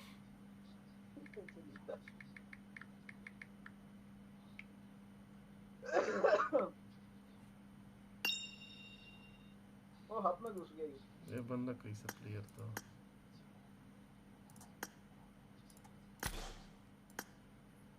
और ये तेरा बंदे बाद में स्टार्ट करो। अजय मुझे करो, मैं लगाता हूँ। मुझे लीडर करो। कौन है तुम?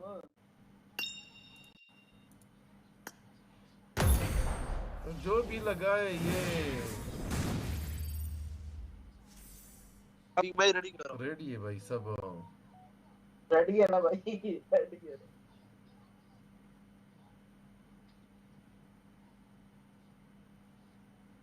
यार रफीक भाई ये भी तो डाउनलोड की मैंने गेम, अब क्या ये इशू है भाई? पीसी का इशू तो यही है।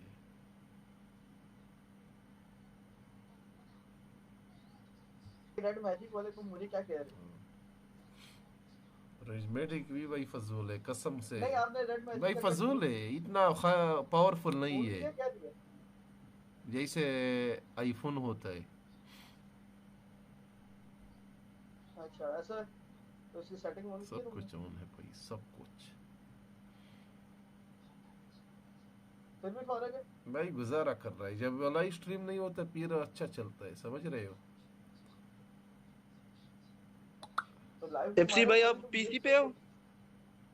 नहीं फोन पे है। ये फोन का शक्ल है इसका, नूपो का। जी मैं पीसी पे भाई ये एफसी तो पीसी तो है। फिर मेरा नहीं लगेगा मुझे एफसी भाई लीडर करो। हाँ आप लोग स्टार्ट करो फिर अच्छा एमएस आएगा। देर उठाएगा फिर नहीं हूँ मैं कौन सा रेडी करो। मेरा नहीं लग रहा सेकंड बहुत है अरे ये आज ही नहीं लग रहा 1 मिनट हो जाता। मेरा तो पीसी नहीं चलता फिर क्या की मैं मुला गाता हूँ मुझे लीडर करो। 1 मिनट ये टाइम पूरा हो जाए भाई देख एमएस लेते हैं। हाई आएगा भाई। नहीं मूल वाला है वो मूल वाला यार भूलेगा तो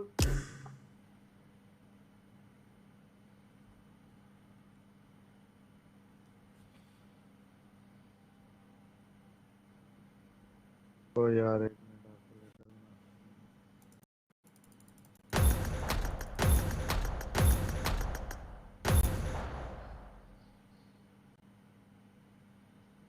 रफीक आपको रिक्वेस्ट सेंड कर ओके भाई।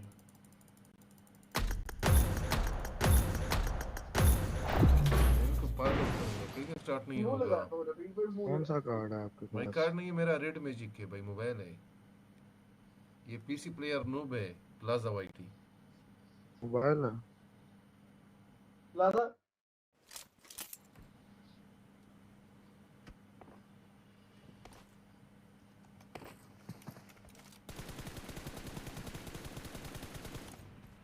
मैं तो गिर गया नीचे। क्या किया Good luck, mates. मैं टेलीपोर्ट हो गया। देश कचमर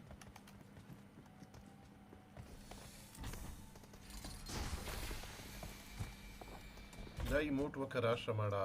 मेरे पास तो डाउनलोड ही नहीं है यार।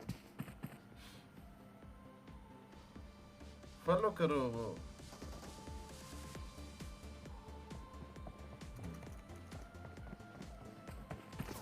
Excellent work. खलीफा आपको मेरा इमोट शो नहीं हो रहा है?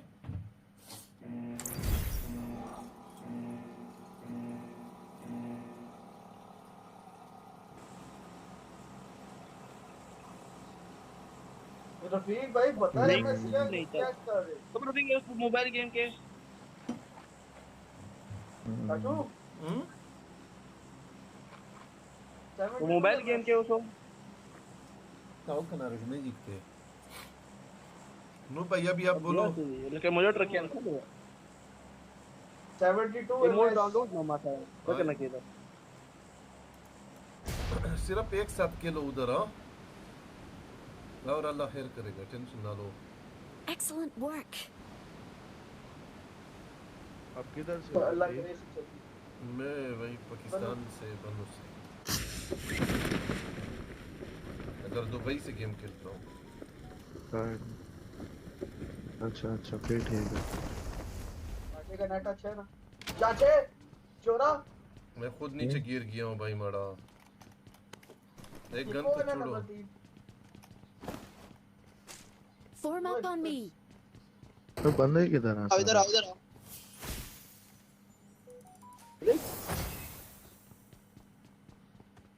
बंदे हैं। हाँ फायर किसने किया?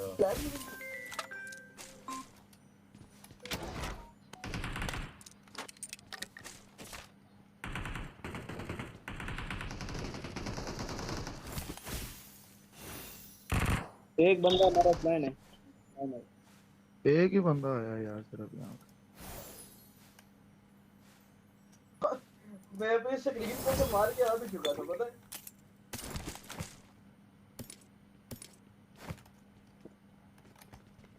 अरे बॉट भाई बंदे आ गए। कोई उतरा है?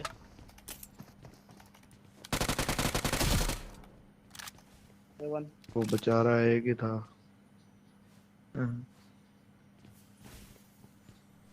क्या हुआ है?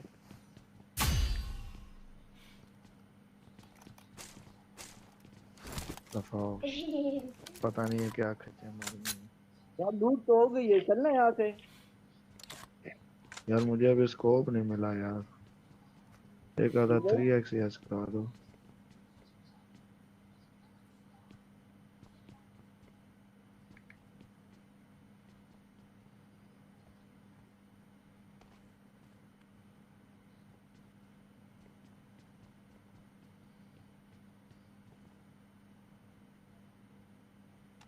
यार बंदे इस दफा आए नहीं आप लोग से।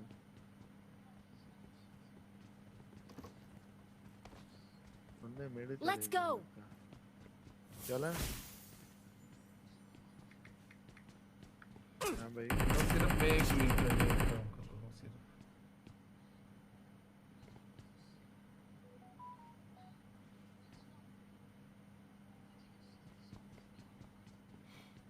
रिकॉल पे बंदे हैं।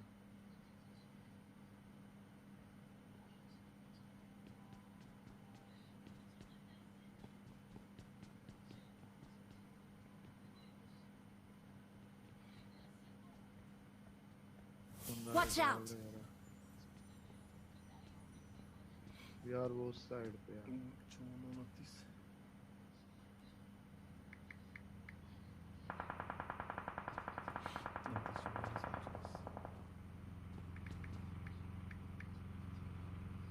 Enemies ahead. Help. ओ यार इतना गंदा।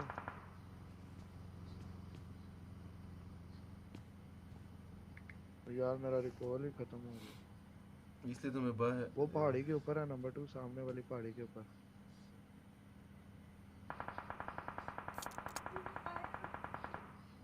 एक भाई जल्दी आओ पास बंदे हैं।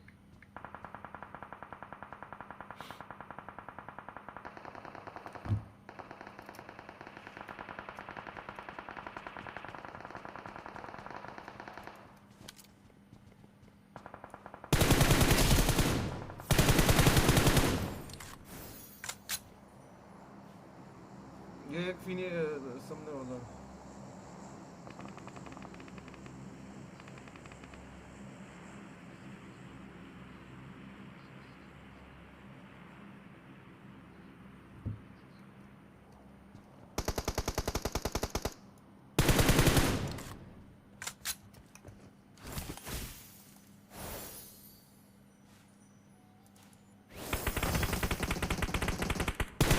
Excellent work. Enemies ahead.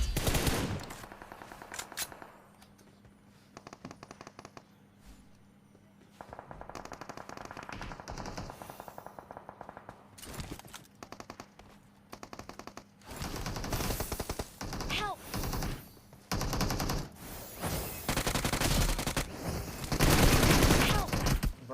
भाई रिकॉल तो नहीं किया मेरा।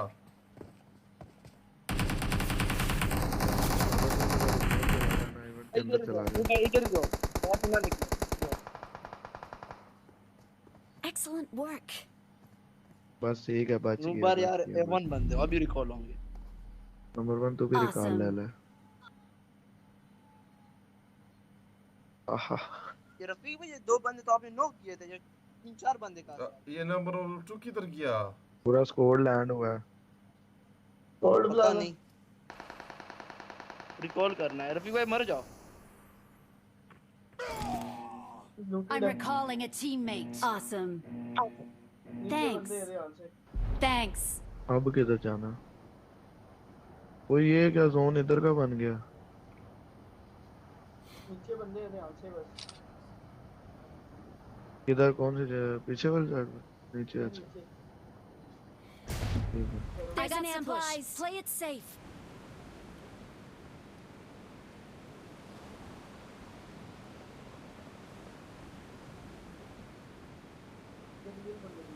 I need a weapon.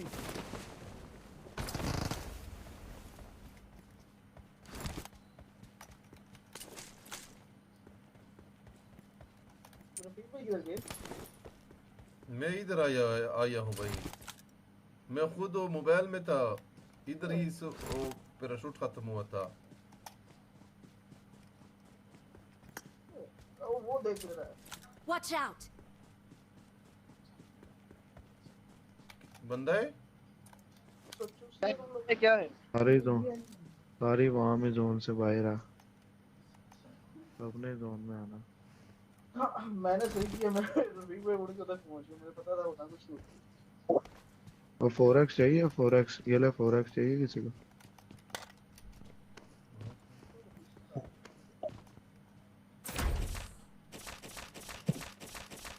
Awesome.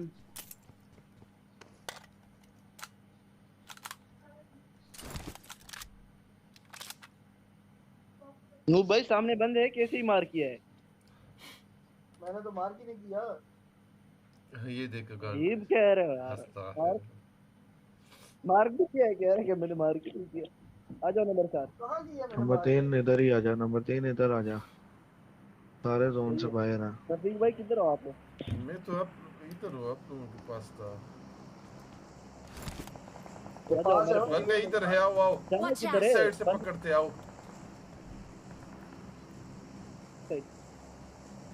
ये फूल का क्या काम है? ओपन में भाग रहे, मरी ना जाए। आओ आओ, कोई भी नहीं है, सब इधर फाइट ले रहे हैं। जोन के बाद देख हुआ है रफीक भाई, बंदे पास है थोड़े। फोटो उठा रहे नूबे।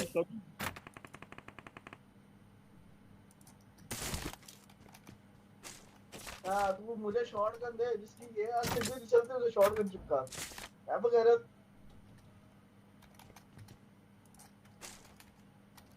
बंदे उसी साइड में, इधर कोई भी नहीं है। ये गोल पे लड़ रहे। इस साइड पे कोई भी नहीं। वो है वॉच आउट। तो ये क्या पानी की उस पार बन गया, उधर चलें टाइम से। सामने ऊपर है। लोकेशन।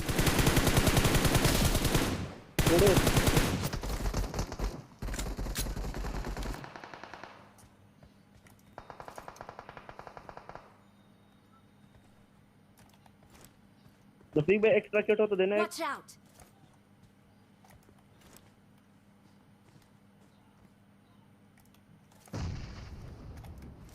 बंदा भाग रहा है।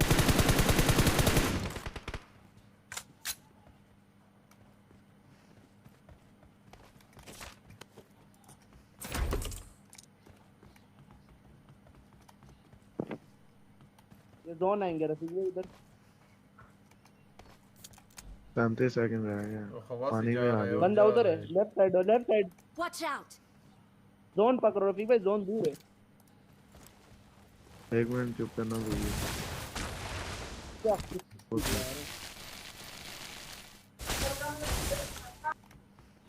बंदा रश करेगा।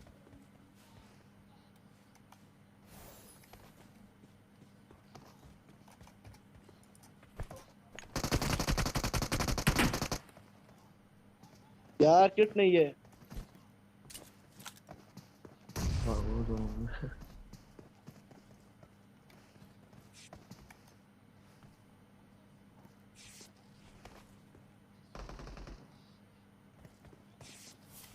Marked a location. आ जाओ रफीक भाई, मैं आगे चलता हूँ, आ जाओ।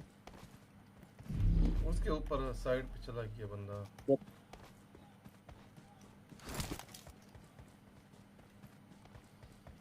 नंबर 4 तेरे ऊपर से जा रहा है। मेरे ऊपर। Enemies ahead. Help.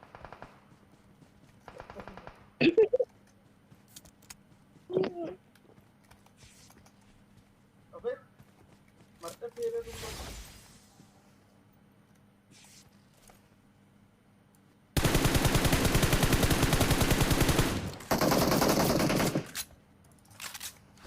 कुछ नहीं है हेल्प वगैरह। और हेल्प नहीं है, देंगे। गिव अप कर देना के साथ। Excellent work. वो तेरी तुम लोग जोन में हो।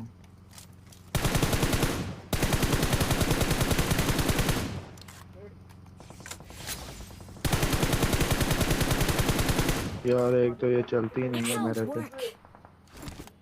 एक तो ये चलती नहीं है मेरे से ये वाली गन यार।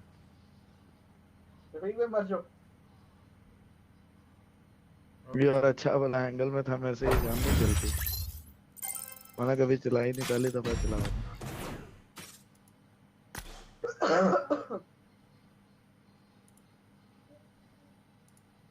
ये क्या चल रहा है भाई? ये क्या है? एक एक दो दो किल, ये क्या है?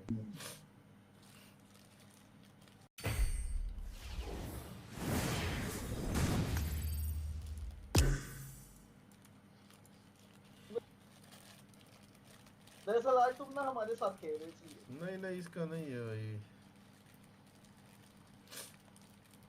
रफीक भैया आप एमुलेटर पे नहीं खेलते? नहीं नहीं भाई, मैं छोड़े 1 साल हो गया। खलीफा रेडी करो। ये दोनों भैया एमुलेटर पे खेलते हैं? नहीं, एक मोबाइल है, ये एमुलेटर है, प्लाजा वाइट ही एमुलेटर है। प्लाजा वाइटी की पे आप ना देखे प्लाजा वाइट। यार ये प्लाजा वाइट बड़ा अच्छा नाम है रफीक भाई, प्लाजा वाइट। इनके प्लाजे में हम भाई टट्टी ये करवा। रफीक के नाम पे इतनी गालियां खाई है ना मैंने। इसी वाले भाई कसम से सेम लोग आता है हर टाइम। आग भी लगी थी रफीक भाई, इनके प्लाजा में तो आग लगी थी, पीछे आग लगी थी ना, पीछे आग। कोई प्लाजा यार नाम है।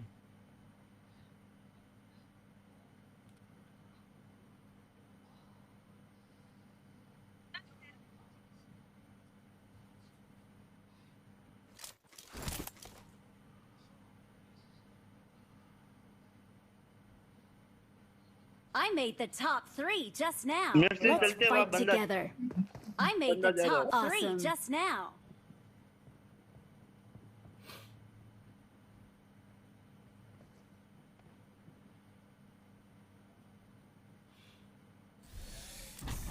चला चूहे लगे तेरा।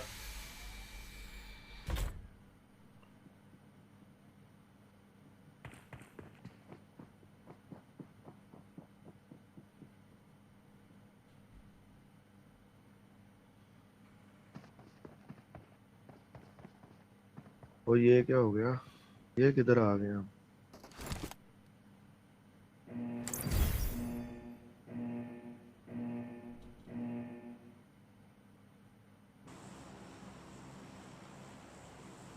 रफीक भाई 101 एमएस यार, क्या बकवास है?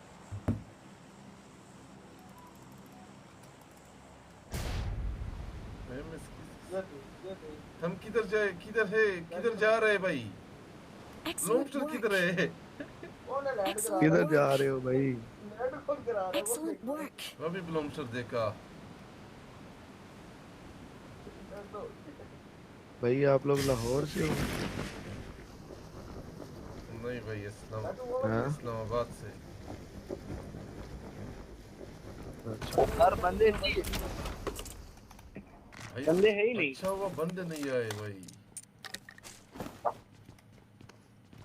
लूट लो सारा। पैसे फिर क्या मजाक। आया बंदा नंबर 1 में। अपना नमूना भाई गाने नहीं मिल रहे मुझे, सब कुछ लूट ही जा रहे हो। भाई हम गेम खेलने नहीं आते, हम लूटने के लिए आते हैं। इतनी यार रफीक भाई, हाँ लूट इकट्ठी करके एनिमी को देने के लिए आते हैं।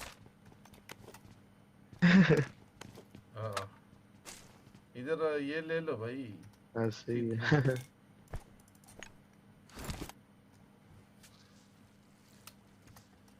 I got supplies. हम कहते हैं यार एनिमीज को लूटना ना पड़े, सारा लूटिएगा। हाँ बात इसकी भी सही है ना। हाँ भाई चलते हैं, किल नहीं चला हो रहे भैया। वाओ भाई ये क्या है? इस दफा लॉबी का मांडा लगाया। क्या कहते हो? सिर्फ एक साथ करो। कितनी किधर है? एक तो बंदे घेर लेते हैं ना इधर उधर।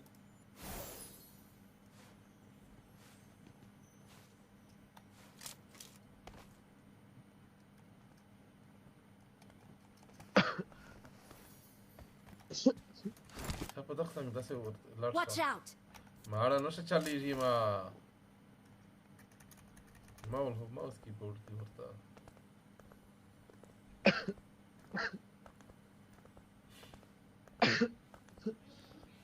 मेरी पिछली वो लगवा हो गया भाई। ग्रोनस के साथ से साइड से जाओ। हाँ ग्रोनस में बंदे। ओए बंदा।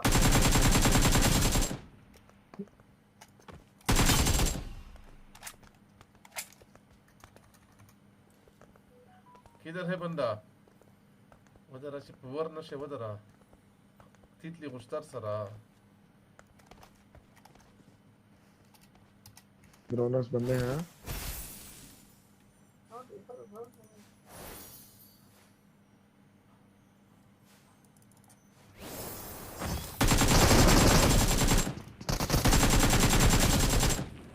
कारी साहब। Awesome.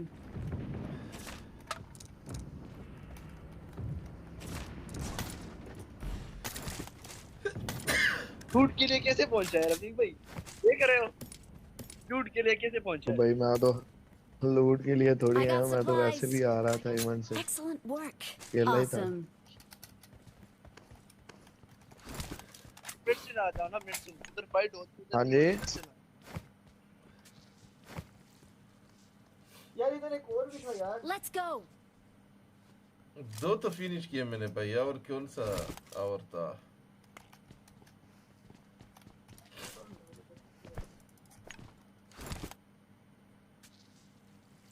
ठीक भाई मिड से ना जाओ, उधर फाइट होती है। हाँ मेडिसिन चलते हैं, यही आ जाओ भाई। उनके मुंह पे मैं कसम से आया, वो सिर्फ फायर किया, उसने कुछ नहीं किया। उनको समझ में नहीं आया भाई, क्योंकि एक बंदा 2 सेकंड के लिए फ्रीज हो जाता है अगर कोई अब पे ऐसा हवा से आए।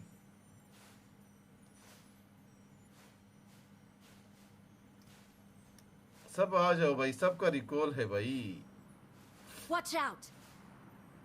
बड़ा रिकॉल है भाई, वो हमने इवेंट वाला रिकॉल तो यूज नहीं Watch किया out. है। Watch out. अरे बनाना प्लीज सर।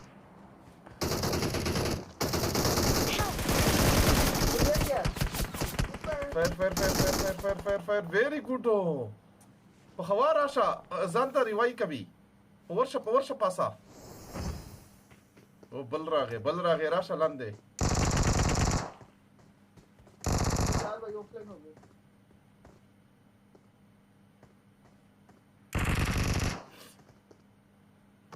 उसको फिनिश नहीं किया इसने ना। आओ मैं रागे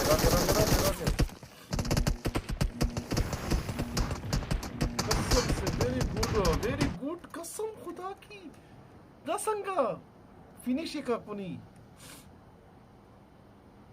जान पर शहीद का फिनिश का। ओह नो फिनिश का वाले खुदे खलीफा दावर पासे वरदू करना दे زود दावर पैजू زود ده بقولون ستار بوشول मैं फंस गया इधर। वर से मर Marked a location. लेफ्ट से घूम के आएगा। चल नंबर 2 ले दम नुकम दे दिया मार का नुगा कसान मार का Help. वाई ये यार There are enemies nearby. तो वो एमएच पेटी टूटेगा देखो। Help. Excellent work. चल ओए यार भी लोंडा जिंदा लोंडा रिकॉल करेगा ऐसा भागूंगा ऐसा रिक्वेस्ट इतनी टूटी किधर है? लोंडा जिंदा लोंडा रिकॉल करेगा। भाई जोन भी इस साइड है। ओए नुबे बात सुनो। हाँ हाँ ये हमारे पास लूट बहुत ज्यादा होती है, ठीक है पहले मर जाते हैं पर लास्ट में कुछ अगले नहीं मैच होता। में नहीं लूट रहा है भाई। अगले मैच में नहीं लूट रहा है, बस एक यूएफ और एक स्कोप बस। भाई अजीब चीज़ है रिकॉल यार। तो होने लिविक में ये दो, इधर कुत्ता बेटा ना हो। पीसी लोबी है, कुत्ते कसम से ऐसी जगह से निकलते हैं। तो स्मोक करके रिकॉल करो ला। अबे स्मोक में भी आते हैं कितनी बार। स्मोक जो मिलेगा अभी तो मैं आई आप लोगों के साथ। I'm recalling a teammate. इधर ही उतरना है ना? Thanks. बुरा ना जाओ। यार पीछे चलते हैं रफीक भाई, सस्ता है। यार मैं आपके साथ खेल सकता हूँ डियर कहना है तो बाद में खुदा का फोन हो गया। क्यों नहीं भाई? और नहीं मोबाइल प्लेयर हो पीसी प्लेयर हो भाई, ये बताओ।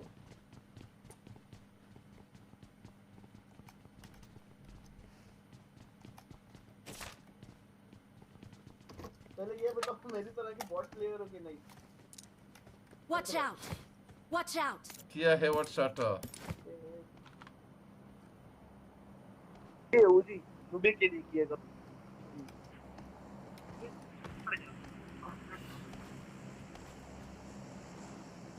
रफीक भाई M4 की एमो चाहिए? हाँ मुझे ओक दे दो, ओक AOG। वो मिल जाए तो बता दूंगा। इधर आओ एमो ले लो ना।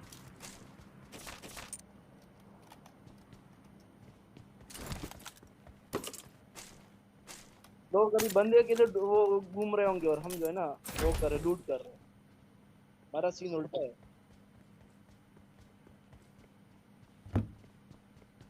Watch out.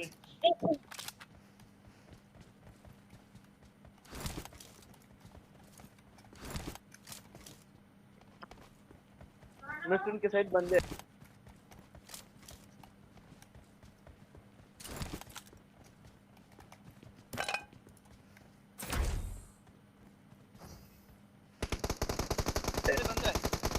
Help.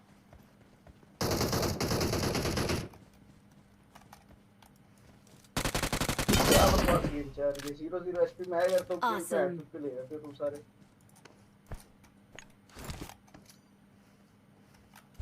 क्या बकवास गेम है ये।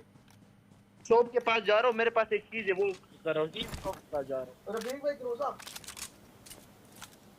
ओए हेल्प तो दो। गुरुजी का फायदा भाई तीर किया है। हाँ एमो तो नहीं है गुरुजी का मेरे साथ तो। ये है, ये बड़ी अच्छी स्टोरी।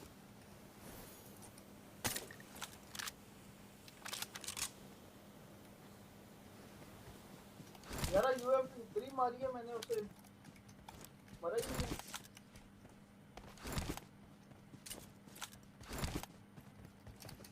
इधर आओ रफीक भाई, ग्रोजे की एमो ले लो। इधर आओ। बस पेंग दिए गुरुजी, गोली मारो बंदे खत्म है। मैं मैसेज देखो हाइट तो अभी होगी भाई। अब स्कोप में स्कोप रिडीम कर।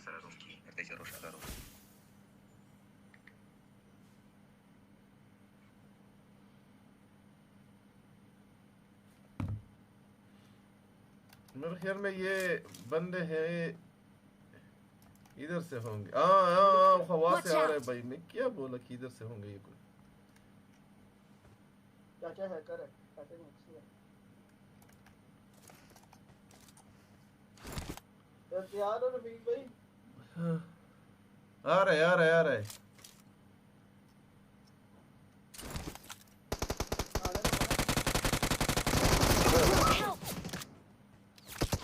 बंदे वही बंदे।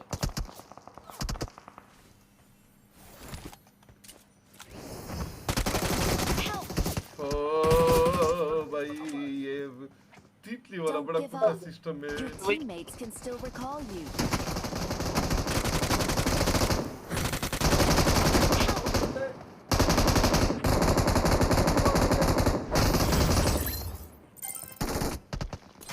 क्या बर्बाद लोगों कसम से, कितने कसम से। खलीफा आपके साथ तो बंदा मैंने बहुत डैमेज किया, मुझे दूर से पड़ी।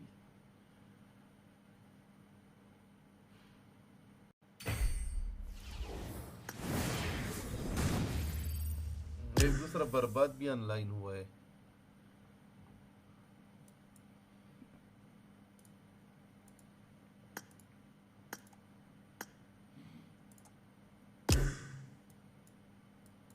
तो भाई एक्सीडेंट करके ओ शहाब आया ओए। वही मैं बोल रहा हूँ कि एक दूसरा बर्बाद भी ऑनलाइन आया है। रफीक भाई उसको तो मैंने भी डैमेज है, क्या सीन है यार। वो कैसे नॉक नहीं हुआ, मैंने डैमेज दिया। सलाम वालेकुम। मैंने वालेकुम अस्सलाम। आज क्या होगा, आज डैमेज क्या होगा। चाचा टीडीएम लगाओ, क्या पता मेरा की मैपिंग सही हो गया। विंडो कर दिया कि नहीं किया? वाव लगा। तेरा भी रोला चाह रहा है? नहीं फिलहाल नहीं किया। मैं घर पे नहीं था, अभी आया। नहीं वाव को मार गोली, मेरा डाउनलोड नहीं है। टीडीएम लगा। भाई ये तेरा भी इशू हुआ था, खाली माउस का हो जाता था, माउस से मूव करता है। हाँ मेरा भी है, तेरा भी है। हाँ मेरा भी हुआ था ये, मैंने पूरी गेम अनइंस्टॉल की, गेम लूप भी अनइंस्टॉल किया था। मैंने सारा कुछ करके देख लिया भाई। नहीं मैंने सारा कुछ उड़ाया था, मैंने रिपोर्ट भी मारी थी, पहले रिपेयर किया फिर चेक किया, फिर नहीं हुआ मैंने पूरा अनइंस्टॉल किया।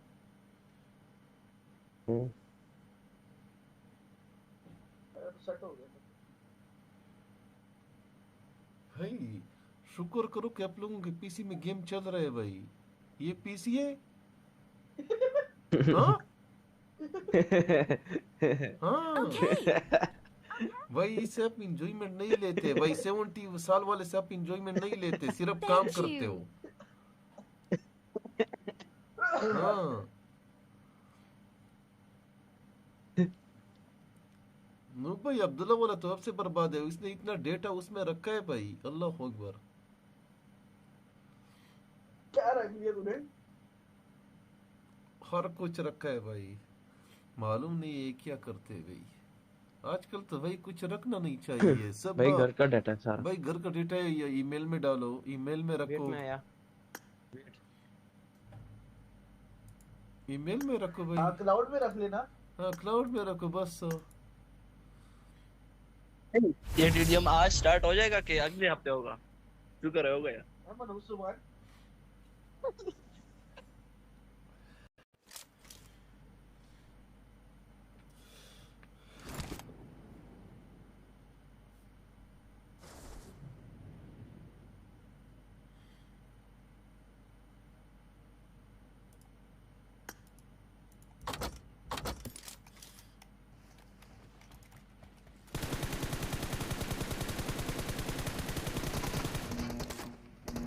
चाचा नहीं हो रहा भाई आप तो करते नहीं हो, जो हम बोलते हो करते नहीं है, फिर कैसे होगा भाई?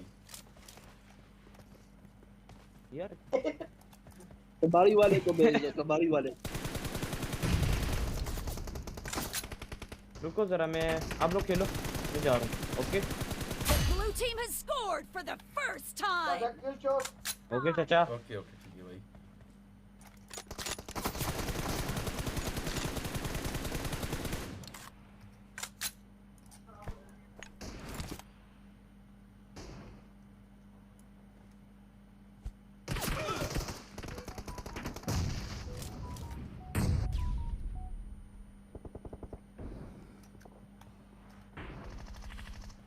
मेरा कार्ड का क्या हुआ?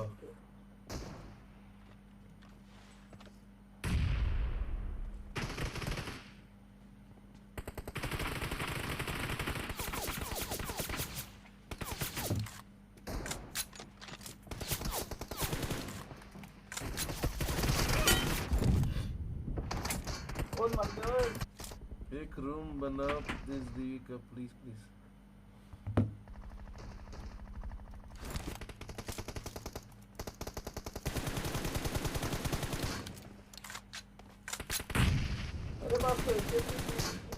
चलो बर्गर चलाएंगे।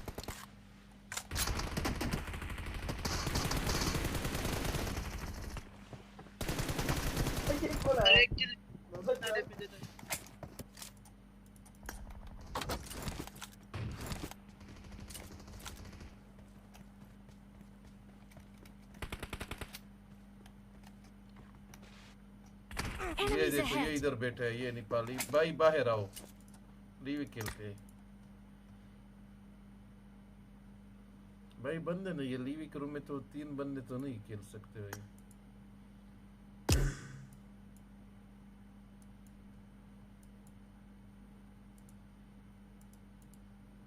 सिर बुड्ढा किधर गया भाई? Domain expansion.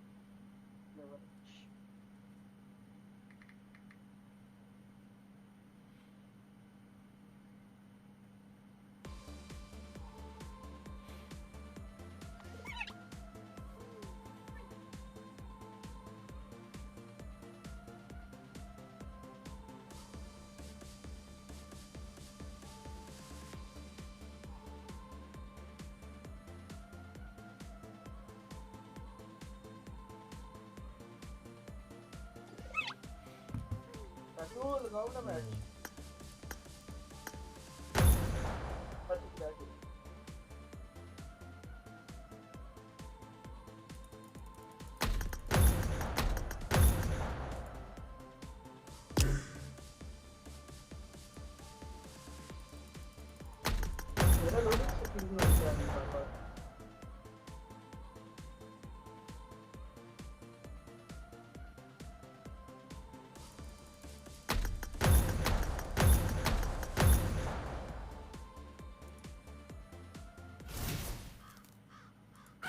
ठीक भाई मैं 510059144150 कितने मिनट में स्टार्ट हो रफीक भाई ये मुझे वालों के साथ ताल्लुकात खत्म करो।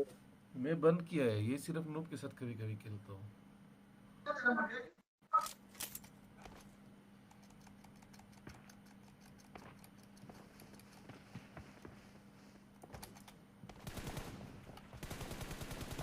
बहुत बड़ा बोटा है। I made the top 3 just now. एक भी नहीं।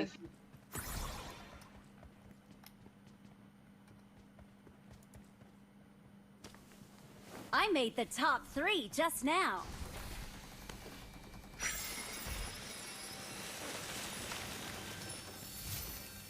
It is showtime.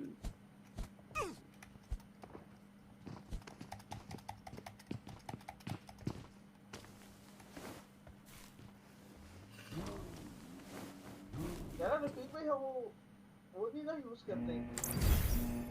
कौन सा? क्या वो बांधने वाली जो है रस्सी। ये दिन जाने के ब्लूम्स कहीं नहीं जाना, इस पहुंच जाता है। Excellent work. रैंक पुश करूंगा। Excellent work.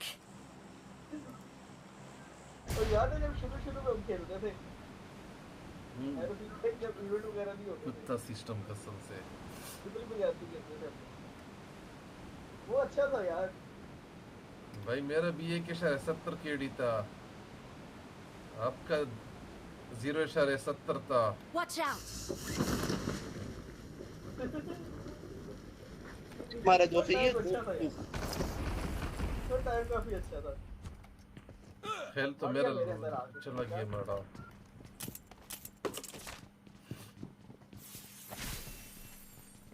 ओ भाई गन ही नहीं है। गन इधर होता है माड़ा, ये नंबर 4 ने उठा लिया। भाई क्या हो मिल गया।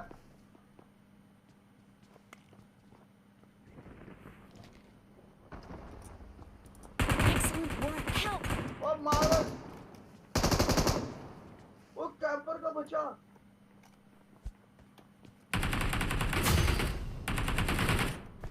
Awesome. Excellent work.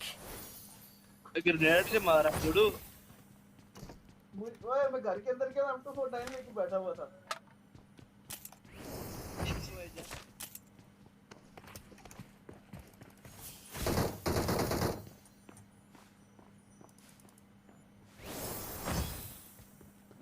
Ground house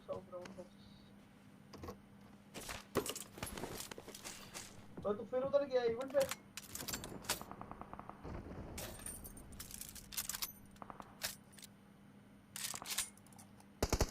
Watch out.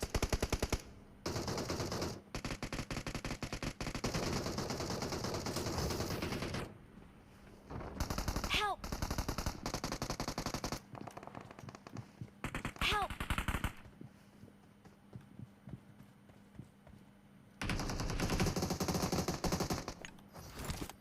I'm recalling a teammate. Thanks. Excellent work. यार उसके मुंह पे गन रखी।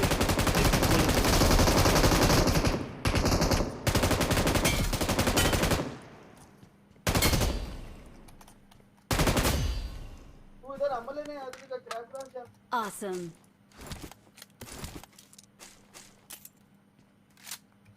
Nani yattenno? Thanks. Tasukete yo!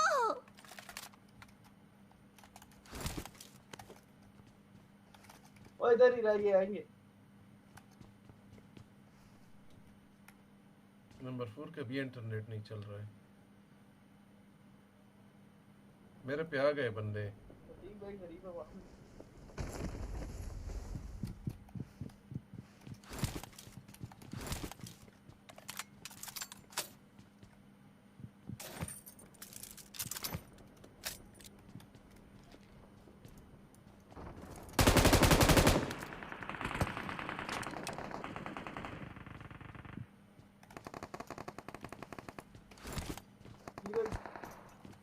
Excellent work.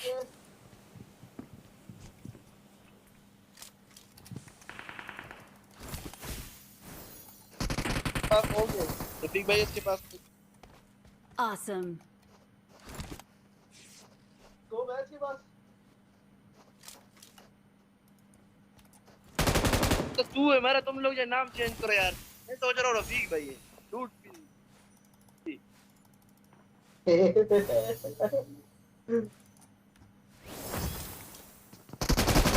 अभी तक बैठा है कुत्ता, चेक करो कुत्ता।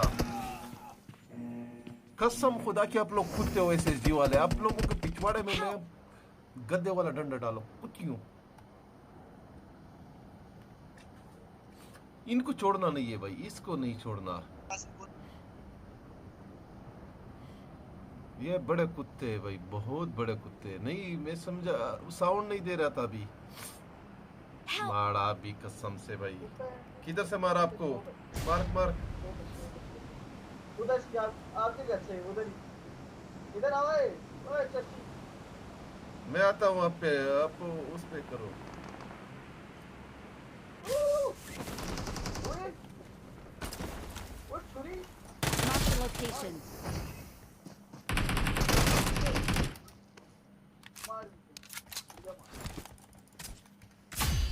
चोरी करो, चोरी चोरी चोरी कुत्तियों को। और नंबर 4 पावर प्लांट गया।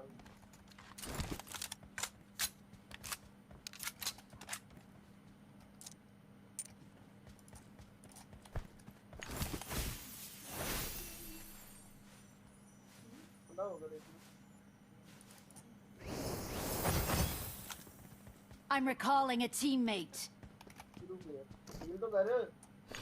Thanks. क्रैबग्रास चले या ग्रोनस जाना है? मैं तो बोलता हूँ कि इवेंट जाओ भाई, हम आते हैं। हाँ उधर से वो तो मिलेगा भाई, हवा वाला आपको। Let's go.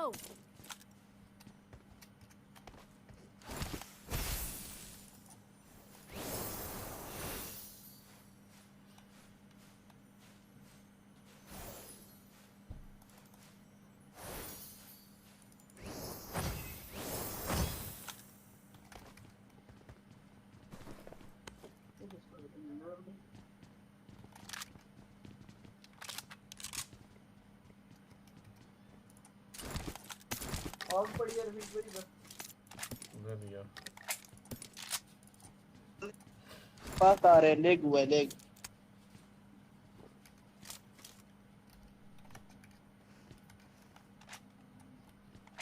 भाई 5 गेम है कि नहीं है भाई? 5 गेम और नहीं मिल रहे। Form up on me.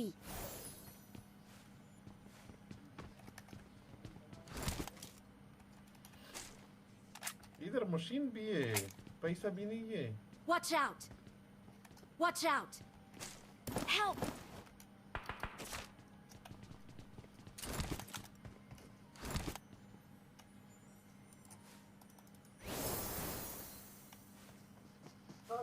Boat है बोट।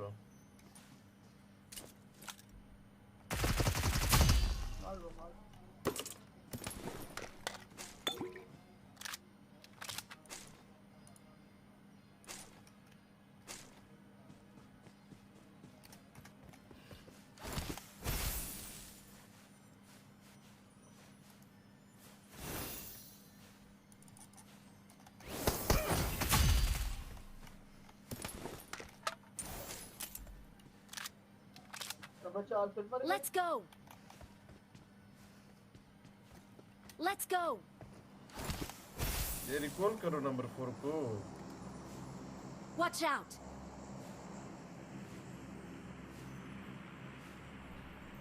हम नहीं जानते कौन है वो।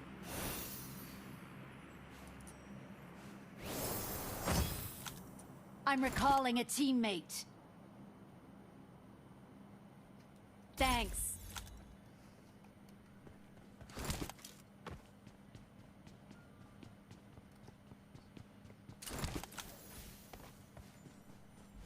ये भाई इधर से होंगे ये वाले जो कुत्तियों को मुके पड़े।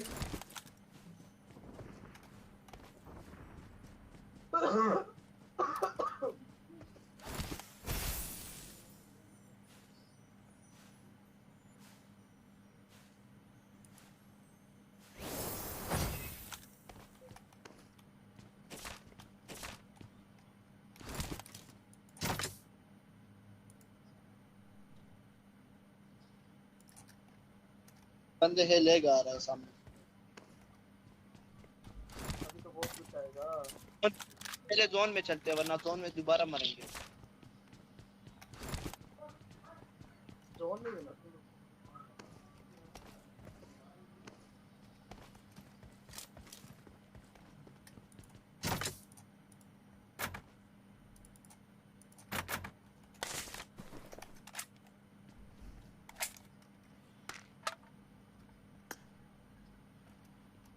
मैं तो बोलता हूँ कि इधर से आओ भाई।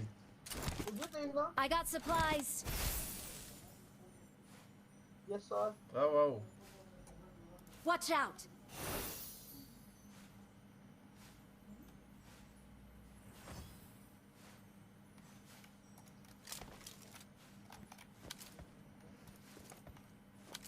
ये यूएई वाले जो है जो एसएसजी वाले। Watch out.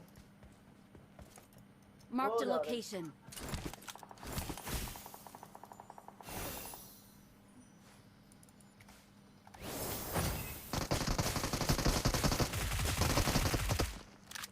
आओ।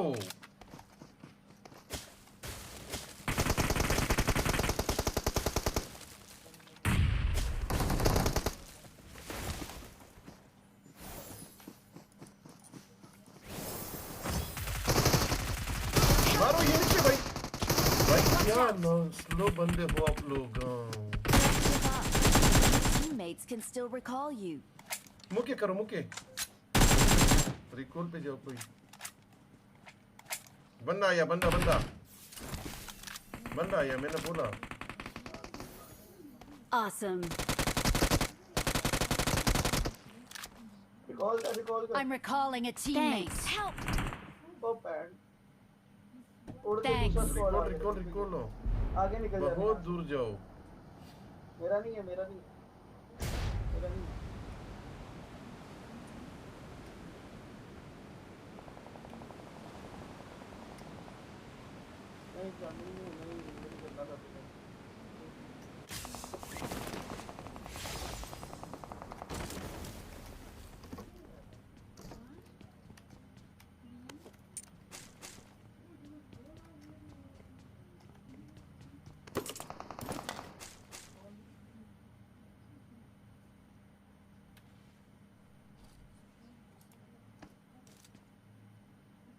ये लोग ढूंढ रहे थे मुझे रफीक भाई अभी तक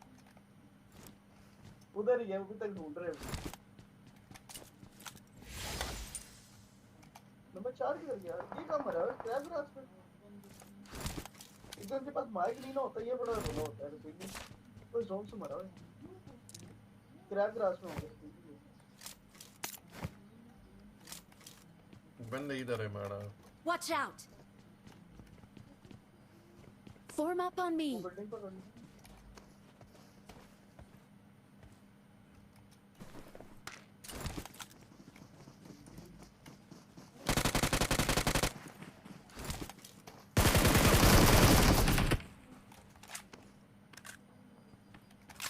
इतना अच्छा काम इसने किया है। मैं अटक गया। हीरो स्पीकर की क्वेश्चन मार। Marked a location. फजूल गेम है।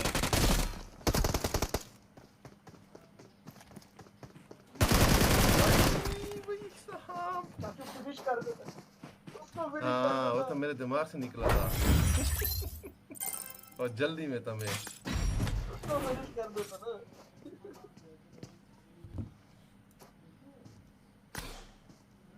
यार मैं ककरी में अटक गया ककरी में। अपने जो खेल दिया खलीफा वो अपने अच्छा काम किया।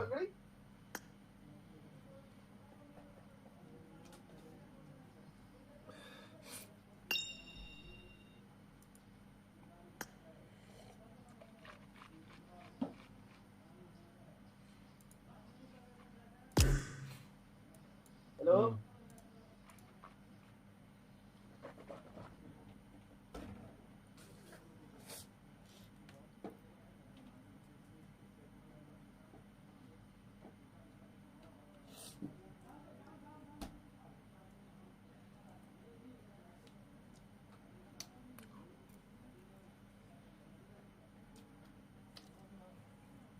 ठीक भाई गेम लगाओ मैं तो 2 मिनट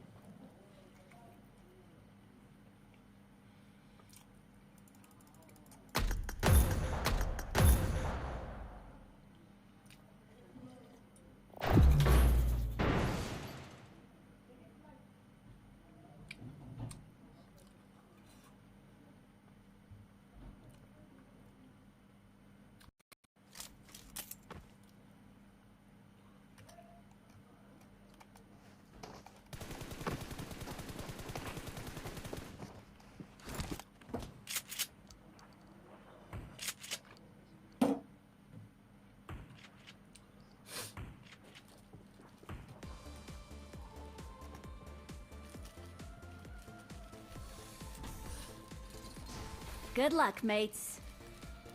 ये इमोट कितना मशहूर हुआ था भाई। सरवाज भाई इधर आओ। पता तो मैं खुद ही पड़ेगा मेरे पास। मैंने वो वाला लेना था, मेरे पास एक ही नहीं है यार।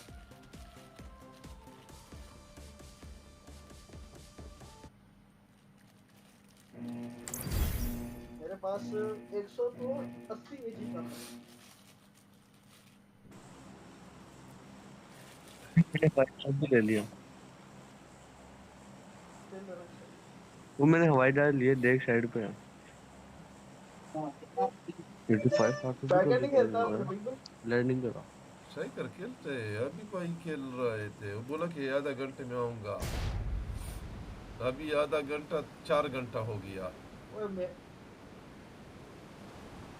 मेन में क्यों जा रहा है? हमारे तो 2 बंदे ऑफलाइन है। मेन में कौन जा रहे हैं कुत्ते?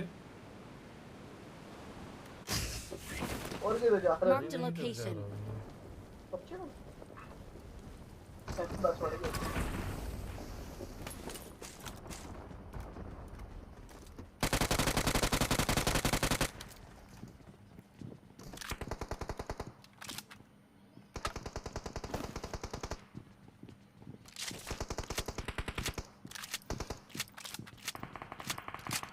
ये लो शॉटगन की गोलियां ले लो मुझसे। Form up on me.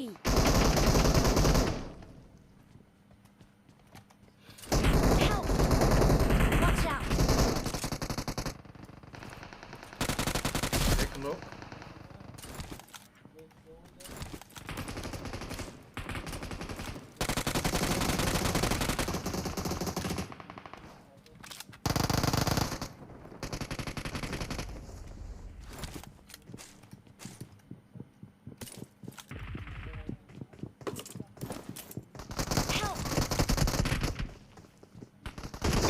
पीछे बंदा है।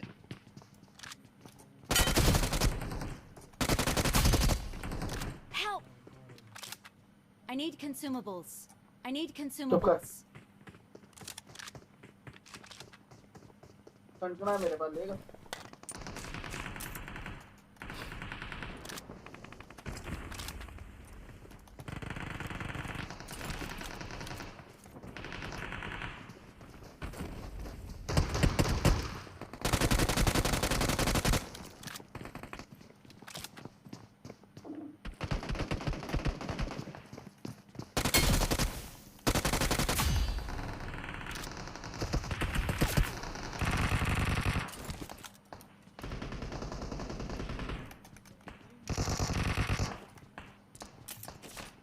भाव ये M416 आप इतना किए और शौकीन हो M416 के खलीफा।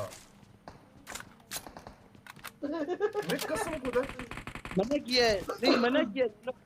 ले लो इधर आओ। नहीं कोई नहीं।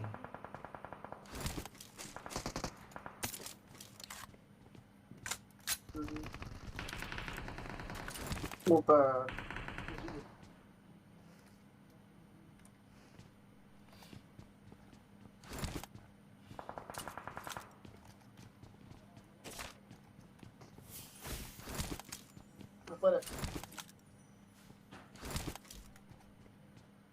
ऊपर आ जाओ। ऊपर कुछ है नहीं है भाई, ऊपर कैसे चढ़े?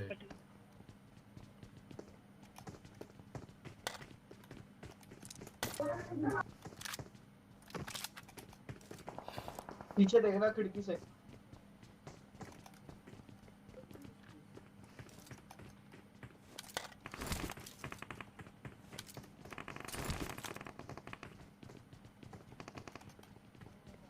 पास पक्की है अगर किसी को जाना है।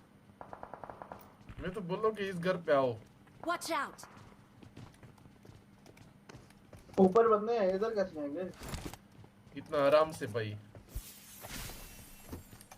देखा? आओ।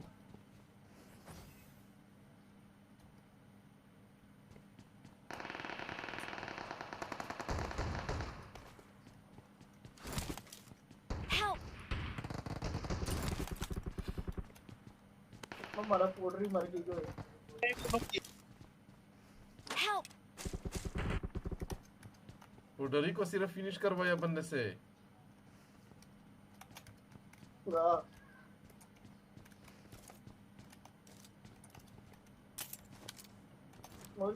इतनी नहीं है, लगती लानत है। Awesome. मेरे पे बंदा आया। ये देखो।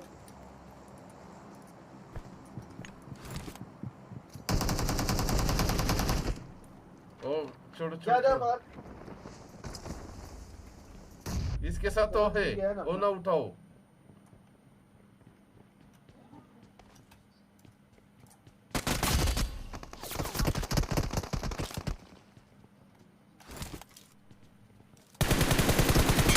एक नोक, दूसरा ना जाए। Watch out!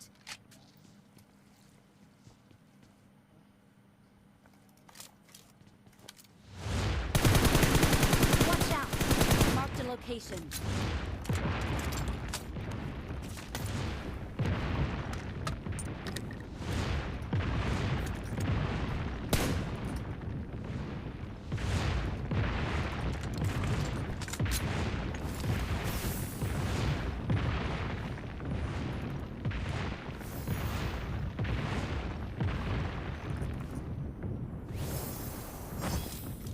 कवर करो। Enemies ahead. Watch out! अभी तक उधर ही है। हाँ?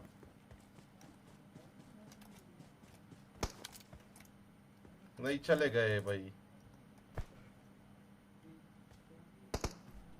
उधर ही। Help! It's safe here. Save me. Marked a location.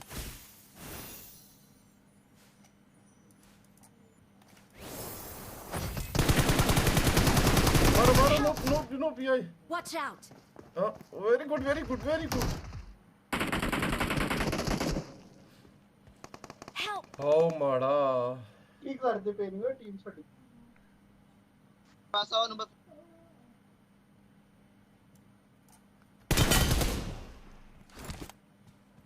हवा वाला इसे ले लो। Thanks.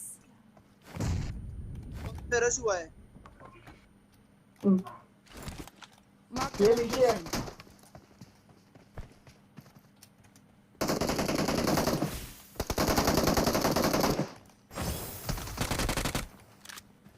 क्या कर रहे हो तुम यार? एक और भी होगा।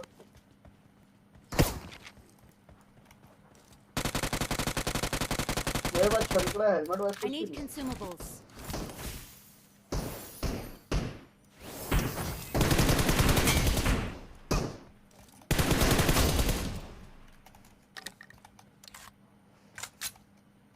भाई पागल था कोई ये।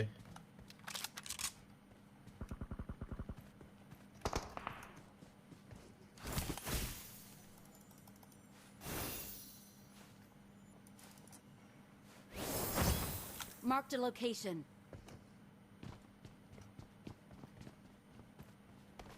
वो बोट है भाई। बोट है। वही तो गया। Awesome. ये देखो मेरा वाला गाड़ी में बैठा कुत्ता। मेरा वाला उसमें चढ़ गया। इधर एक और फायर हुआ था कोई। ये तितली उठाओ भाई। तितली है मेरे पास। लानत डरा दिया। Let's go. तो स्ट्राइकर ने काम किया था याद है? ये है बंदा आ रहा है बोट। work. ओ वैशी हो गए तुम सारे। ऊपर तो लैग हुआ। ओए बहुत लैग हुआ है।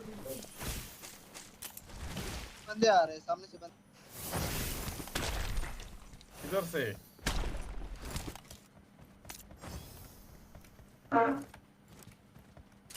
बताओ अरबाज भाई।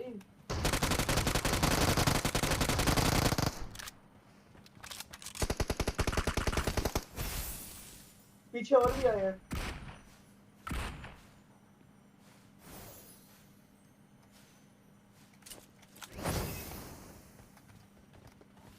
पीछे और भी थे।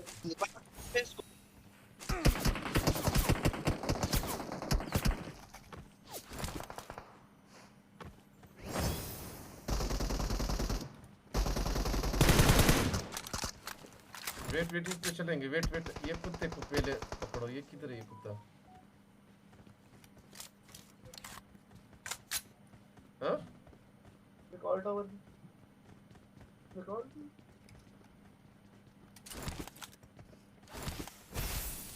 Enemies ahead. पीछे बंदा है। Watch out.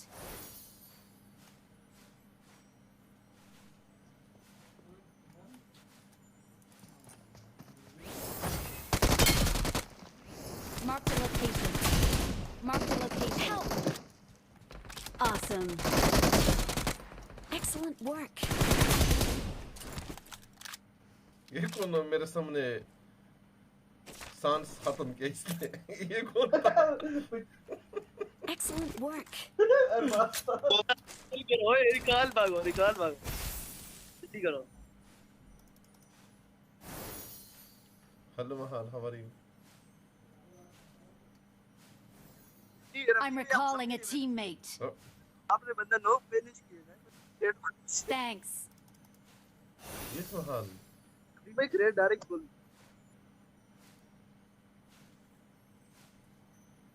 Watch out. Watch out. Marked a vehicle.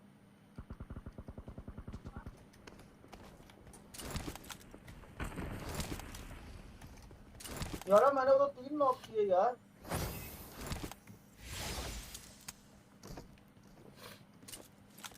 I need consumables. Yes Mahal. हाँ I need consumables. 1 second. I need consumables. ये ले लो ये ले लो ये ले लो।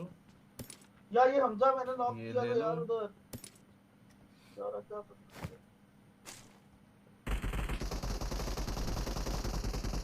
किधर है? गाड़ी आई। Watch out.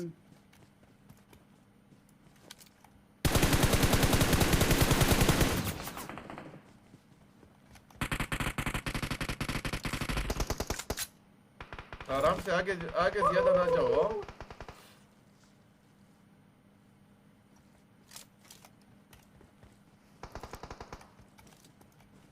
Watch out. Watch out. Marked a location.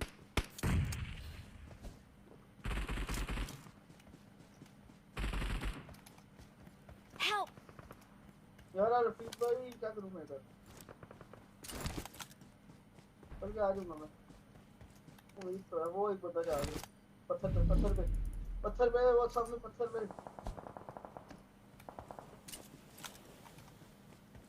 चलो और कुछ स्पीड से जा रही है। Watch out. चलते दो।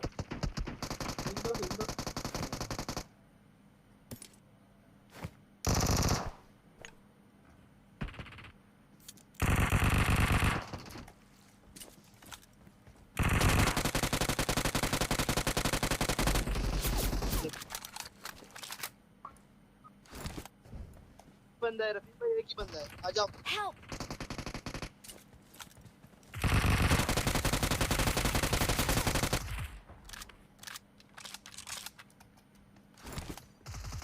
Help.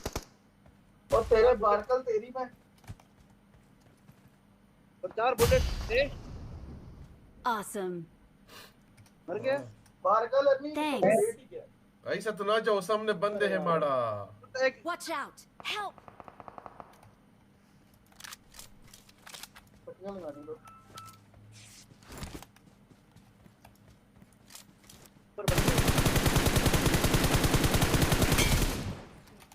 It's safe here. Save me.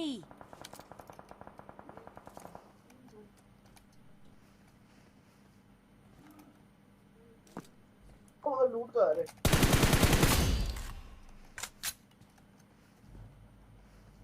Number 4 ये क्या है?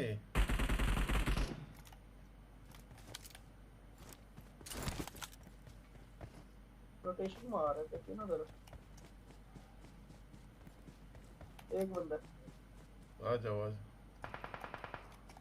ओके मार्क करो। Excellent work. Bullets Maria Watch सामने out. से।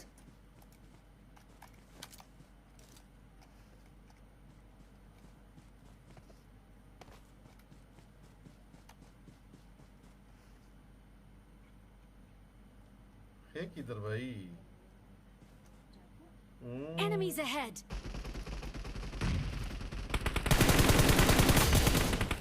Someone has been here. यो लड़के। We're the best. Awesome. We're the best.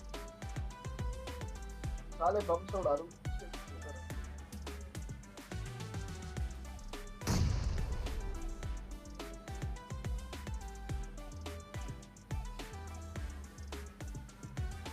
We're the best. अरे किल मारे रफीक भाई। ये देखो गेम गई है कि नहीं गई? हाँ।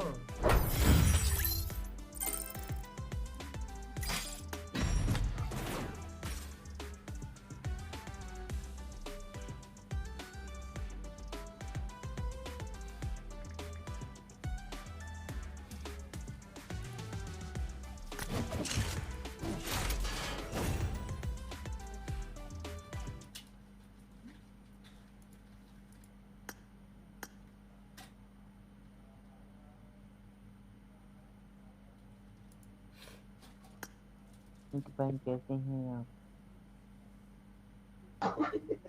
ये बिग फैन बिग फैन। बड़े फैन है भाई, बहुत बड़े फैन है आपके।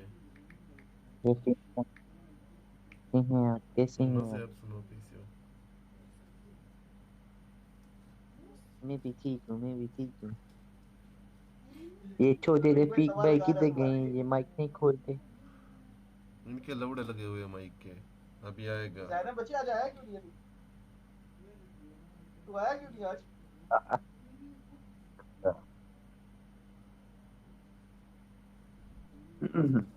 मुझे आपने पहचाना है रफीक भाई? ये आप जानते हैं रफीक भाई मैं कौन हूँ? नहीं भाई, क्या मैं बोलूं? मैं ये छोटे रफीक भाई का कजन हूँ ना। ये प्लाजा वाइटी का कजन हो? आंटी लवर का कजन हो? ये जो आंटी लवर है। जी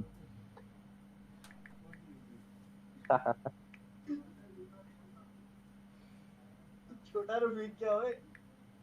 इतना क्या बॉट का कजन? छोटा रफीक।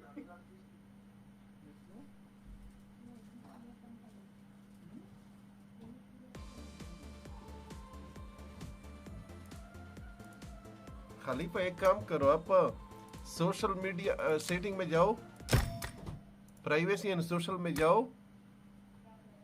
खलीफा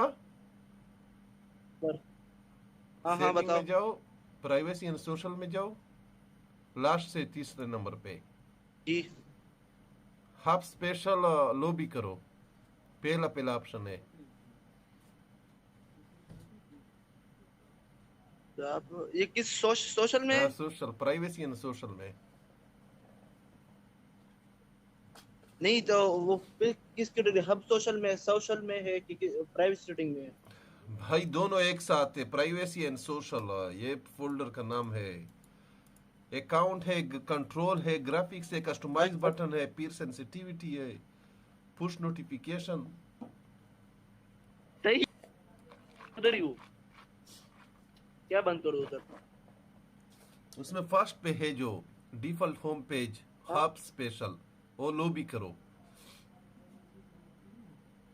अच्छा लॉबी, हाँ हो गया। अभी आप उधर नहीं जाओगे हब में। थैंक यू यारा। कुत्ता मैं देख रहा हूँ। थैंक यू यारा, थैंक यू। बहुत बड़ा कुत्ता सिस्टम है। अल्लाह तुम्हें खुश रखे यार।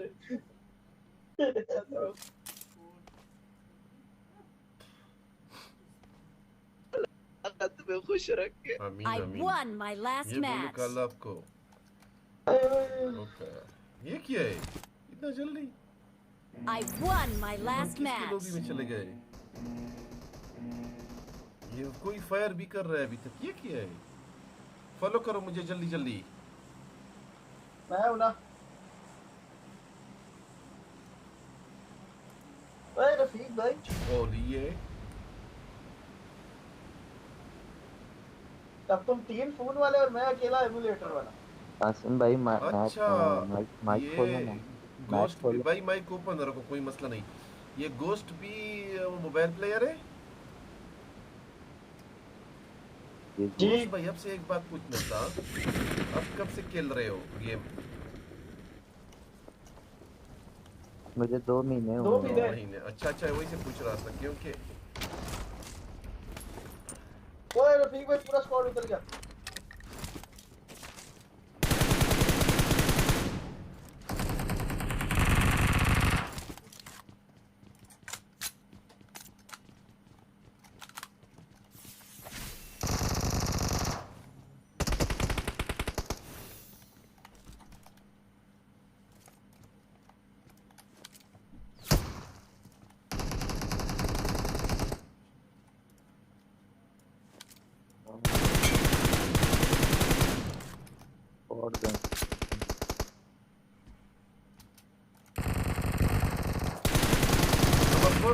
डैमेज किया है।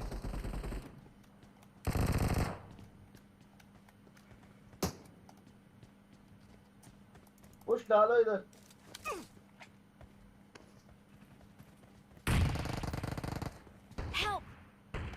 अबे ये कैसे मर गया मैं?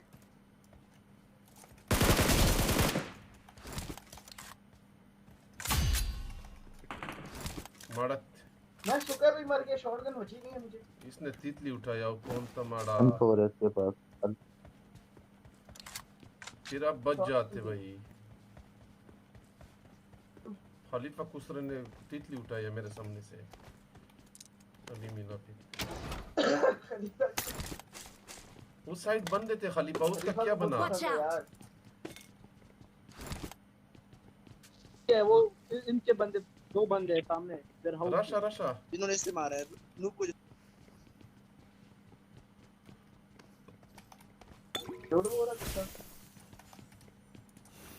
Marked a location.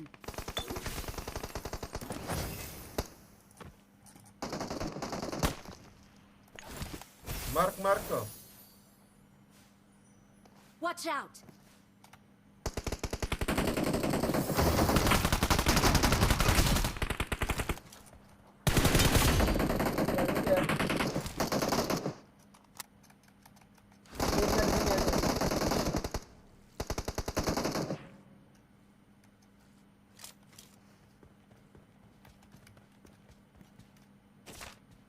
इसके साथ भी भाई वो है। हमने बाहर पे एक जल्दी आओ, रिकॉर्ड मैं भी रिकॉर्ड टावर पे बंदा हो, जल्दी आओ।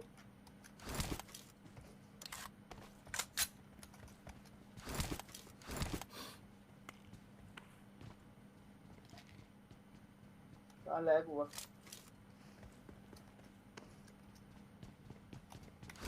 ये मारो, ये कुत्ता मारो, ये गणी। वो बंदा सामने। मार।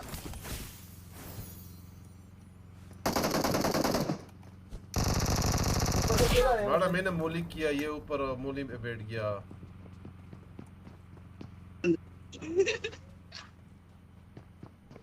मदद करो। Watch out!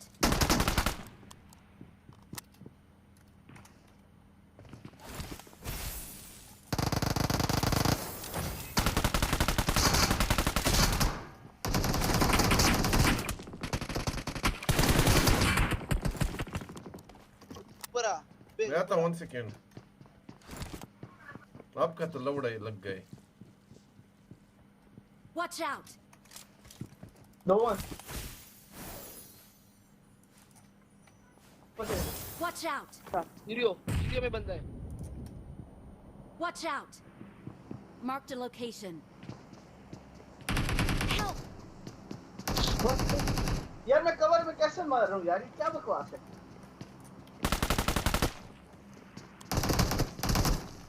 ज़ैना रिकॉल कर यार.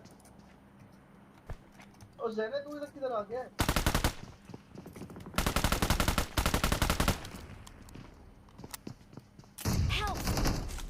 ये देखो. Excellent work.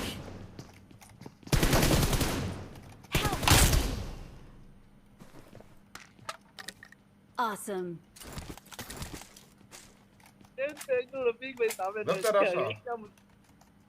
रफीक भाई Excellent work. Record over पे हो गए. Marked a location. भाई है कि देखो है. भाई उसको मैंने खेल लगाया फिर मुझे समझ में आया कि फ्री फायर करो. Excellent और work. मैं मेरी पेटी देख किधर है, बंदा था ही नहीं मेरे सामने.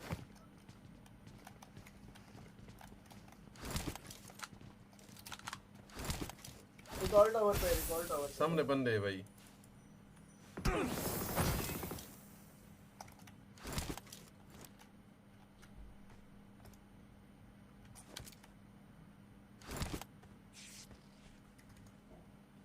Watch out!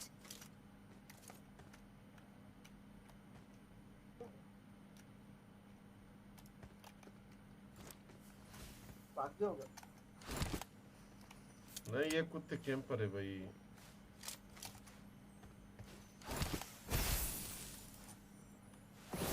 ये अभी इधर आया देखा.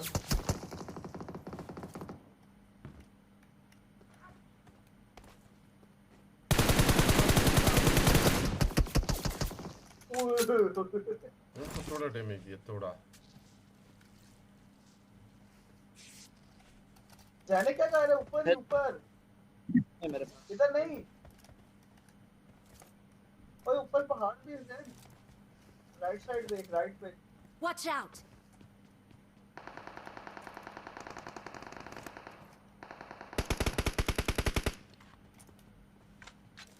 Marked a location. हाँ वो सामने पहाड़ है ऊपर.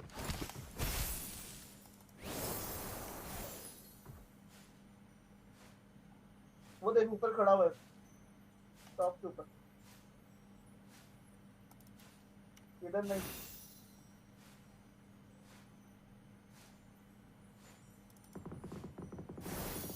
हाँ ये स्नाइपर. हाँ सर.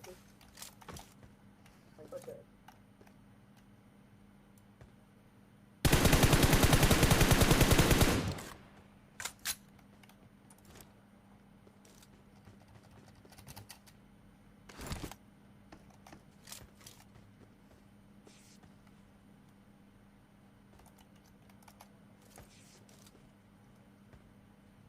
ये की बंदा है. हजार पेवेरशिप या. Please recall me.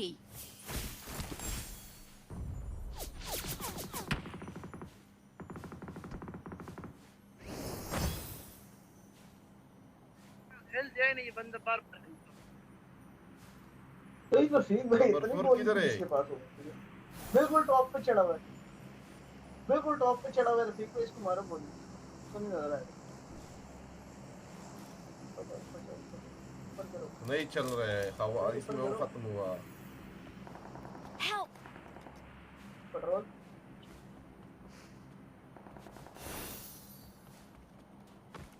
मैंने बच्चे माइक को फोन अपना भी किसी पे चार्ज मार दिया. गाड़ी आई.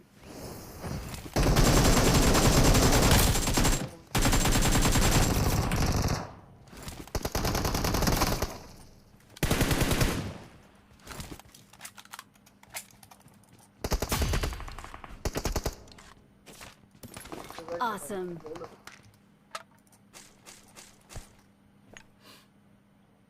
भाई वो क्यों रिकॉल से बाहर चला गया?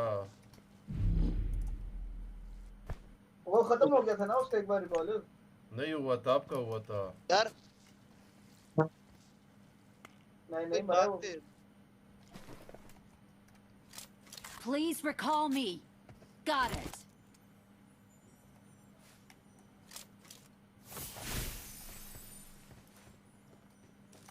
लेडी है क्या? टॉप पे टॉप। नहीं है भाई, उधर बैठा था।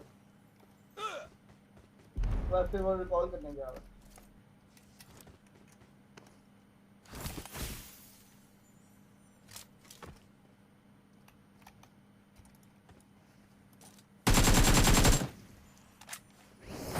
बॉट है तो।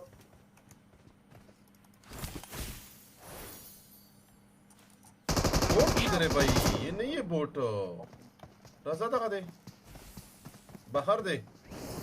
Watch out.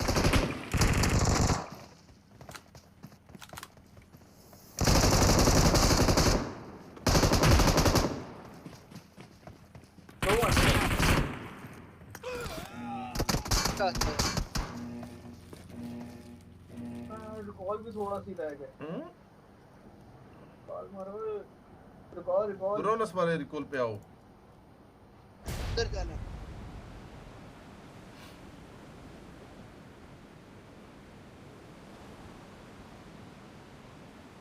और वो बॉटा छोड़ के गेम ही छोड़ के निकल गया। बाहर को दी। I'm recalling a teammate. Thanks. मैं खुद तो बोल रहा था कि बोट है, कहाँ इसने जाना है? मुझे कंफ्यूज किया।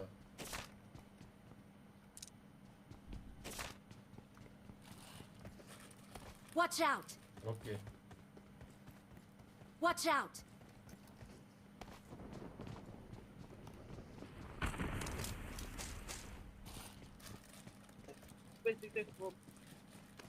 I got supplies. Okay okay.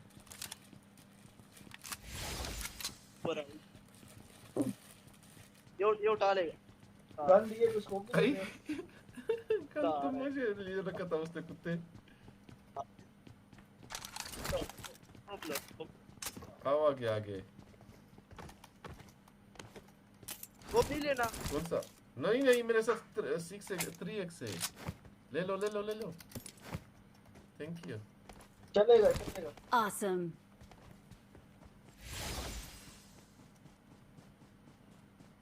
तूने ले लिया? Thanks. आ गया भाई।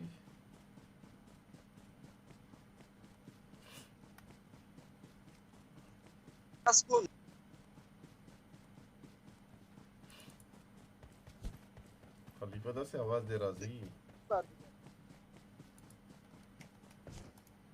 बॉटे हो गया तू।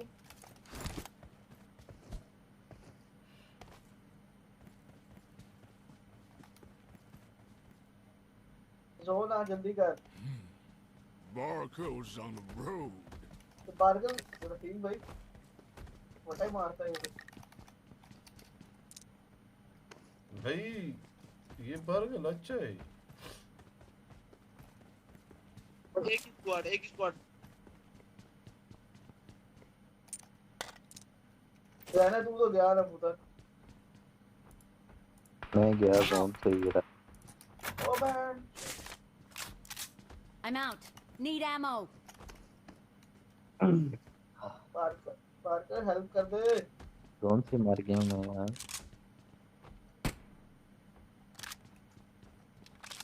Awesome. किधर से आपको मारा? पता ही नहीं चला, 1 सेकंड में मर गया मैं। मेरे ख्याल से उधर से।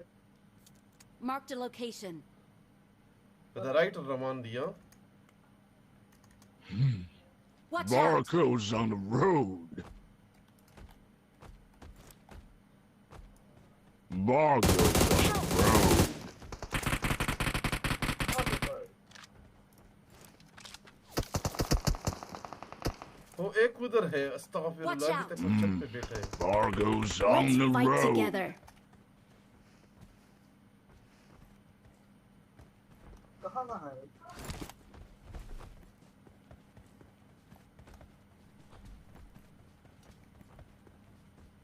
Barkal, help me. Barco's on the road. अभी देखो भाई मैं बारकल के साथ क्या करता हूँ सिर्फ चेक करो बारकल के लास्ट में लौड़े लग जाएंगे खुद बार का हील करता रहेगा आपको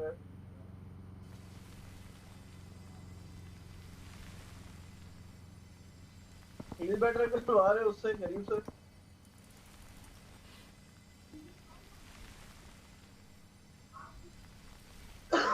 मारा तो बूस्ट भी नहीं आ रहा फीक में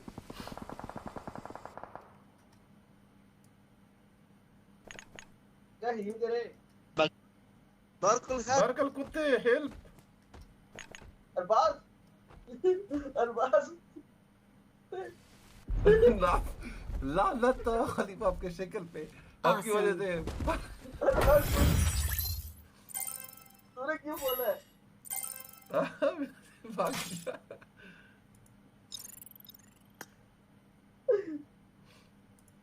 तूने हेल्प क्यों बोला है वो अच्छा खासा उसे हील कर रहा था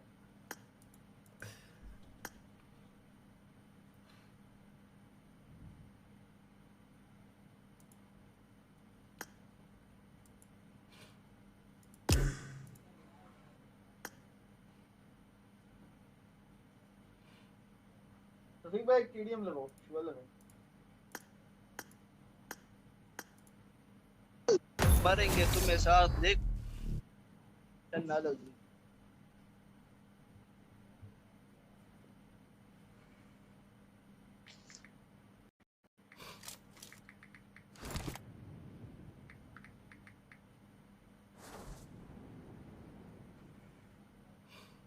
अबे तुझे किसने कहा था उससे हेल्प मांग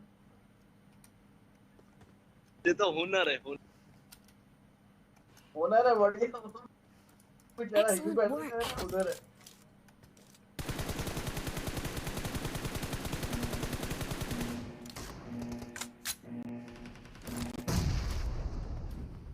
मैं स्वादी P90 भाई ज़ैनब खान आए हैं The blue team has scored for the first time. मुझे जानना था किसने किया था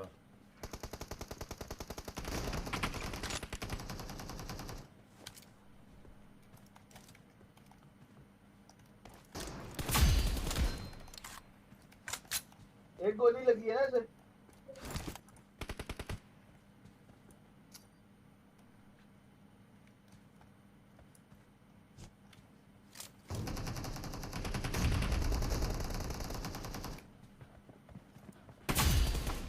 तीनों लोग एक picture wow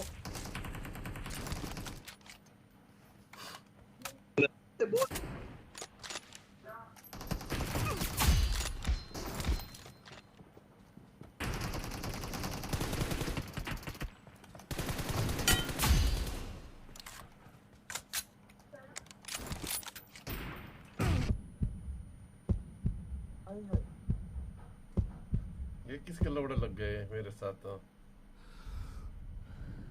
Excellent work.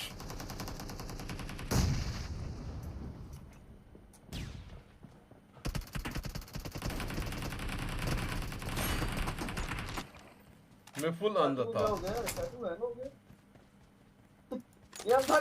Killing spree for the blue team. The blue team's streak has just been put to an end. Killing spree for the blue team.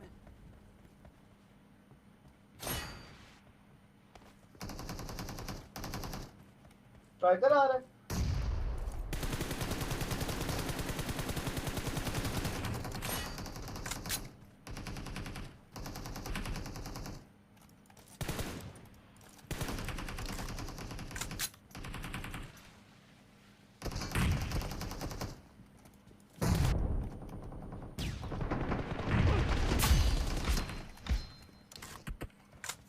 The blue team is ये in the किसने lead. आई लाना तब के शक्ल पे पूछ रही है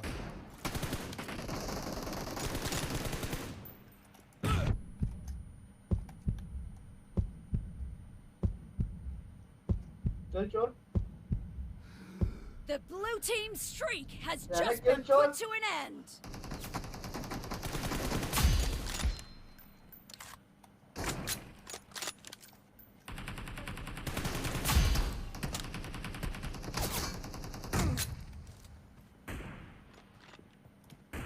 Killing spree for the blue team.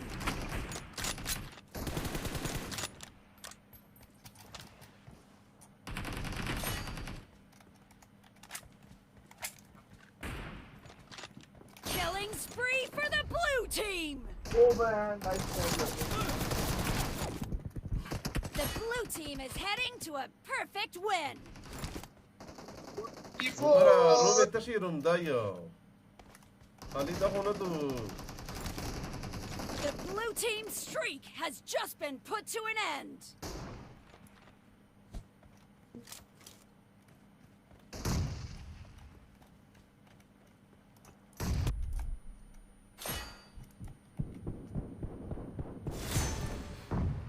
تشيرهم دايو مرا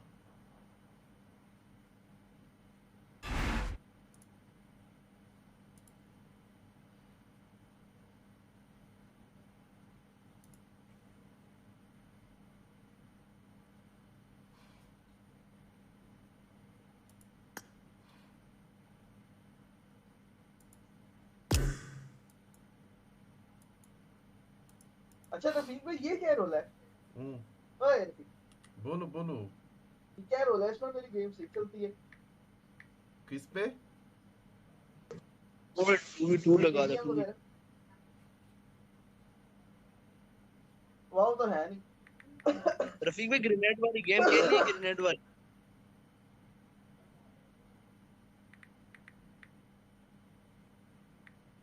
Rafiq भाई ग्रेनेड वाली खेलनी है ग्रेनेड वाली मुझे लीडर बनाओ लीडर नहीं भाई वो कुत्ता होते हैं 1 सेकंड में आप भी बना देता हूं टिल सुना लो ओए मेरा वाव डाउनलोड नहीं है मैं मुंह तोड़ दूंगा सर।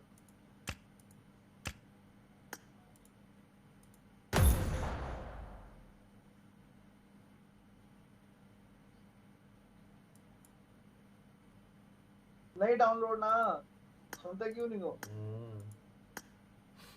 Okay. अच्छा लगा के देखो क्या पता लग जाए। लगाओ सर। उधर भाई नोटिफिकेशन आया कि कुत्ते को किक करो मैंने बोला नहीं नहीं हाँ मेरा वाव डाउनलोड नहीं है कल करूंगा। पीरली भी खेलते हैं भाई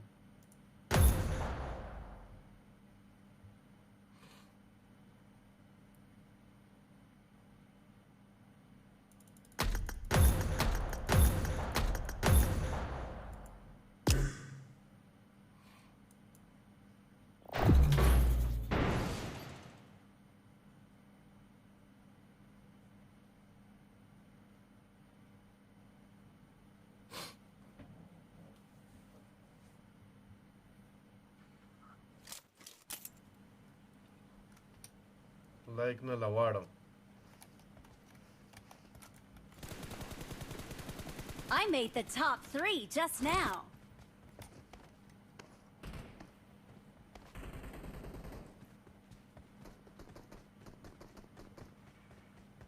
Awesome. I made the top 3 just now.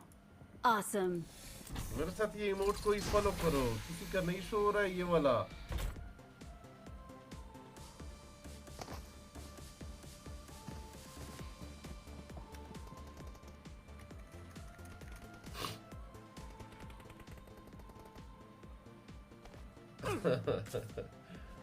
आई बुढ़ा आओ खलीफा बुलाना नसीर भाई खलीफा बुला तो उम्र से तो अच्छा खेलते है जो भी है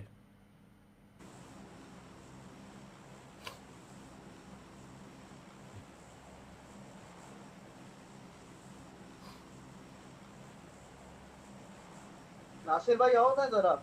हाँ नासिर आएगा नासिर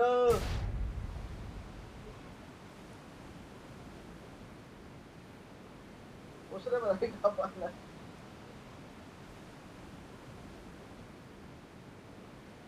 ओए ये क्या बोलो जा रहा है लगती लानत सा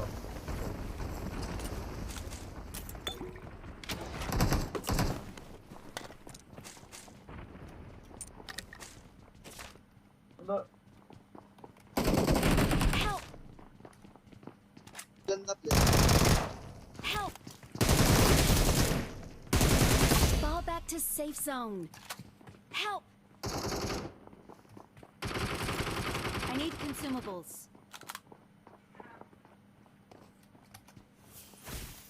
Help! Jat.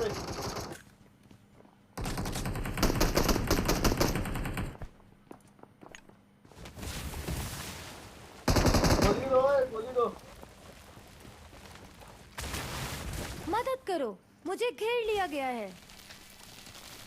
ओए 7 की गोली दो यार। हेल्प ले लो आप। बंदा है नीचे, बंदा है नीचे, बंदा ले लो ये हेल्प। चला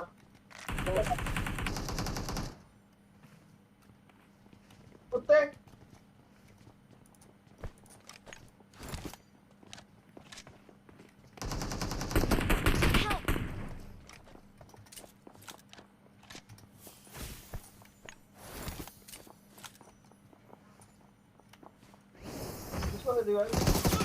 मारा इसकी वजह से मेरा फिनिश हो। Awesome. Help!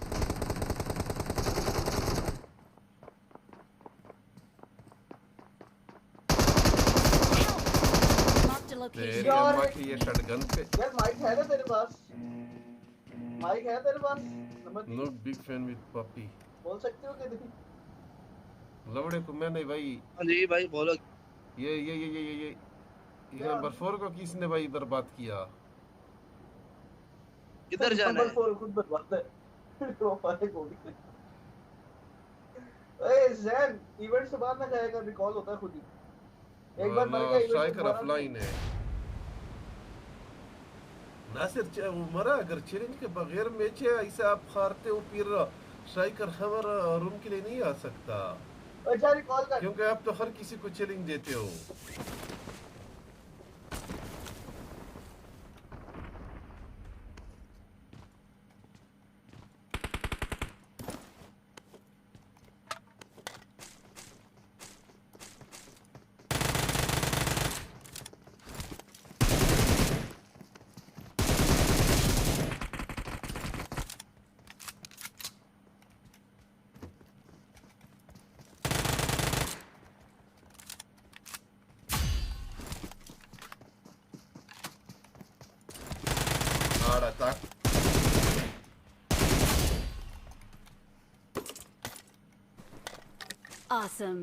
Awesome. नासिर अभी तो बैठना था।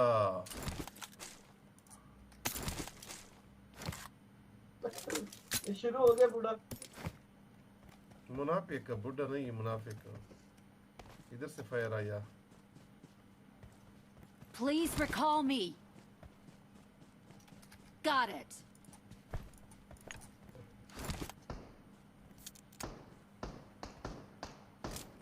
ना फिनिश करो एक दूसरे को प्लीज अल्लाह के वास्ते।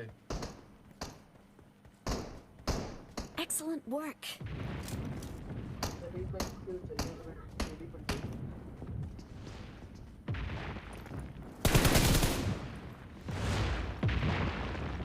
Help. Red zone. बूढ़ा रेड जोन में।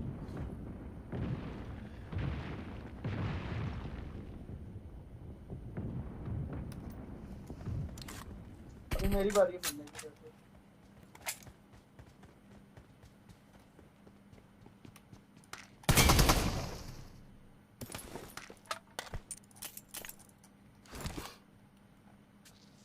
मैं समझा कि कैंपर ने मुझे मारा। तो जो आपने खलीफा ने जो किया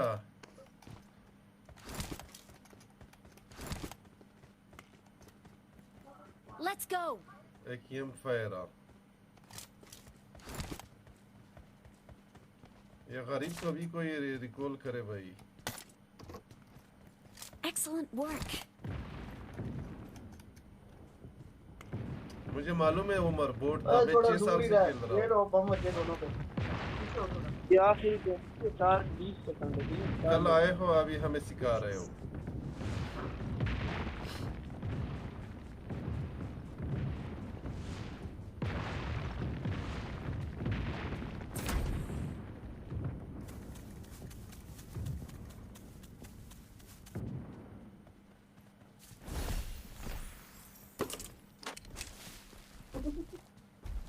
तुम क्या कहते हो?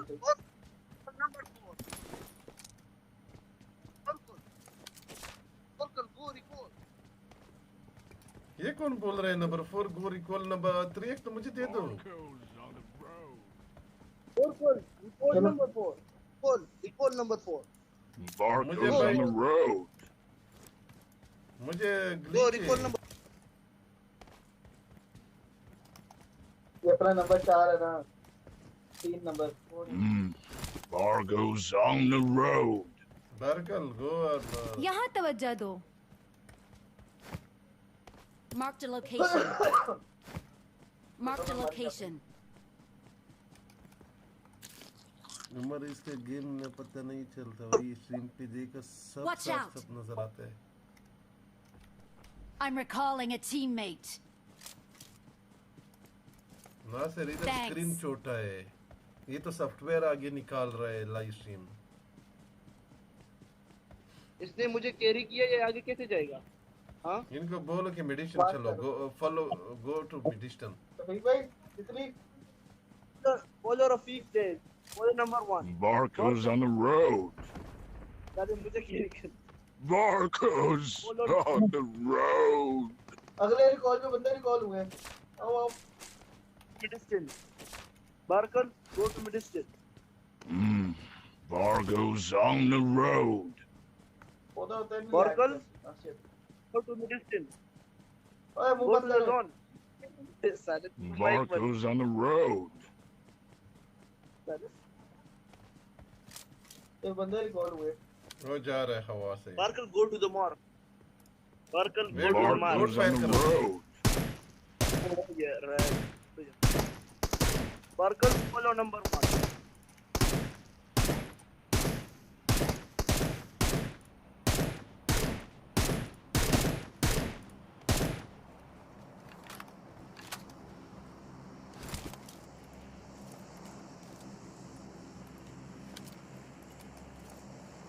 बस आगे जाओ भाई, मेडिसिन जाओ।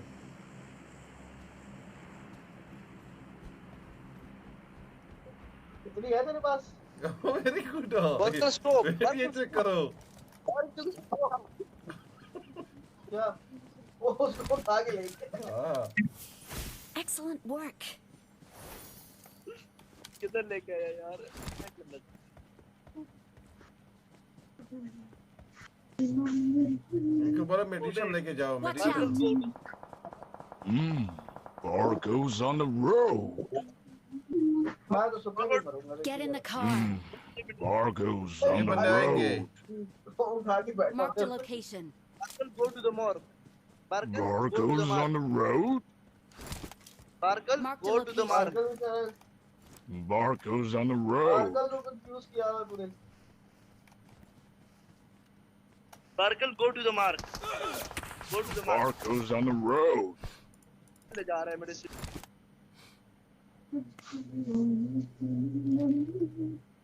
बारकल मार्क करो।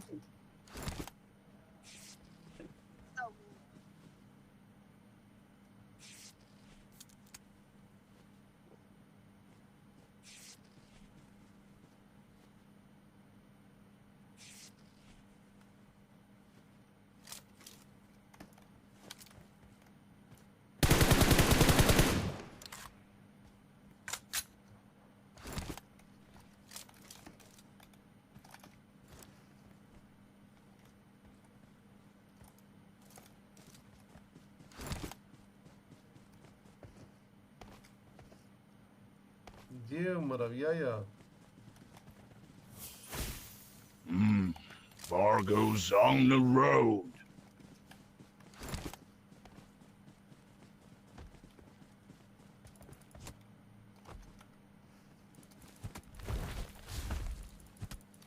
ये क्या कर रहे हैं?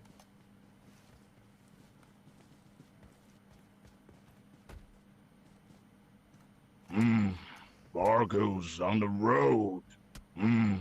Barco's on the road. Barco's on the road. Watch out! Excellent work. Marked a location.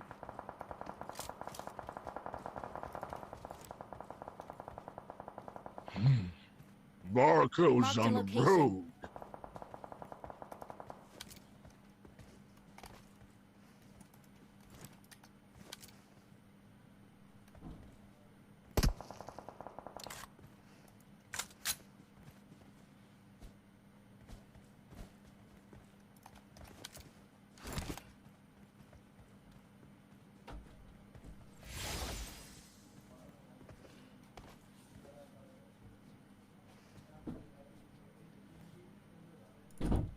Watch out!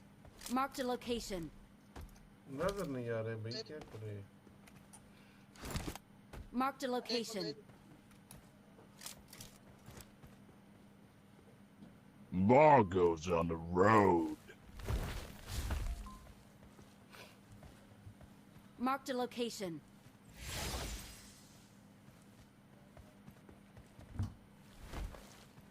ये कौन मार किया इधर Watch out! रफीक भाई इधर से दो बंदे आ रहे हैं किधर थे मेरे पास 3 बंदे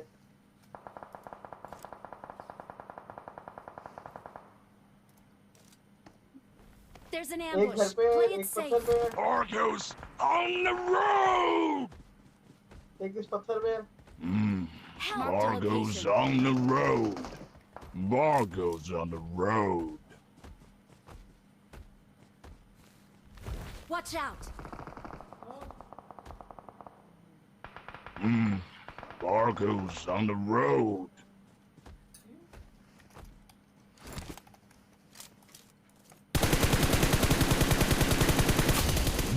Awesome. Barco's on the road.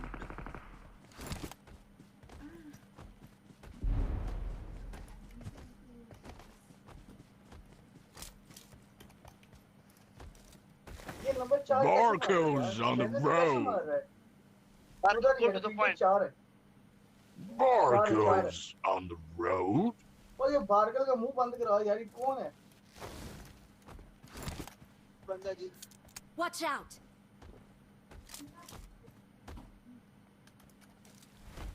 आपका बंदा मर गया भाई नो भाई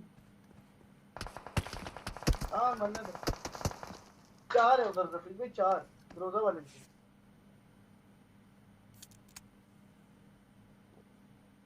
बर्गर से भागो केरी होके जर का तख्ता Barkal go to the point. go to zone करता है जो go to zone Go to zone. Zone. वो जोन है ये सेफ जोन क्या उसे Barkal go to safe zone. यार क्या स्थिति है यार सेफ जोन कहना उसे तू जोन कह रहा है जोन नहीं कह रहा तुझे फिर तो समझ गया बड़ा इंग्लिश का क्या कर रहे हो तुम देख कल लेगी कुछ के super Barco's on the road. इससे अच्छा तो रफीक भाई पोनिन था तो वो से मारता तो था मैं कम से Excellent work. Help! वाओ ये देखो ओ भाई अंदर बैठे अभी भी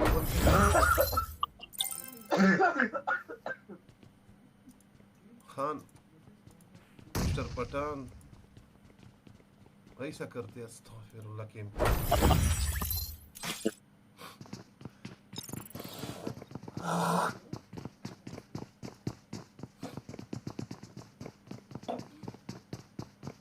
नासिर आ जाओ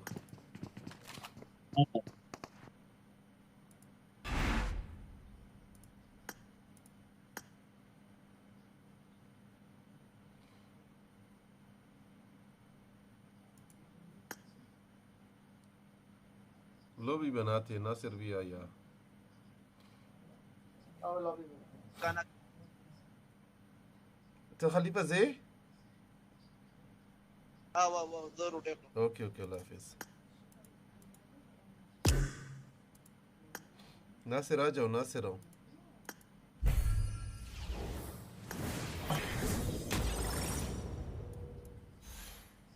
नासिर आ जाओ।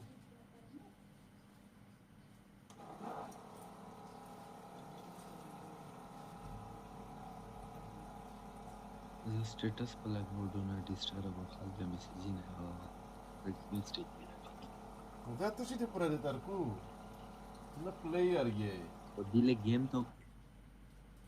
तो और सीबी तू तार किस्म कसर वाला दिले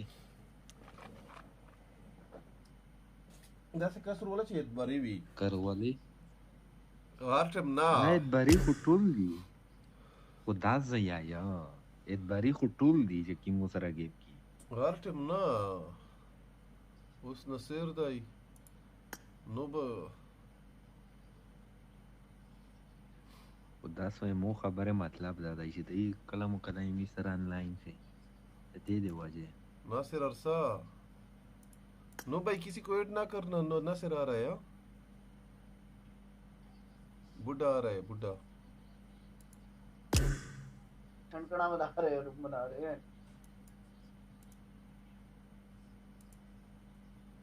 नासिर आओ तो सही माड़ा पिरांटी के पिछवाड़े में उंगली डाल के कोई ना खैर है सीख जाएगा।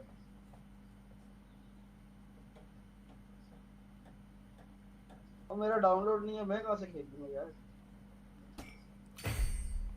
मैंने आज पूरी गेम पढ़ा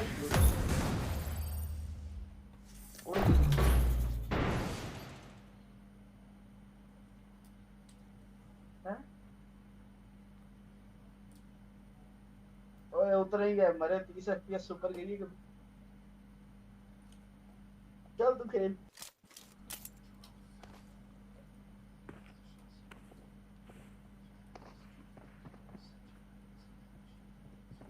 नासिर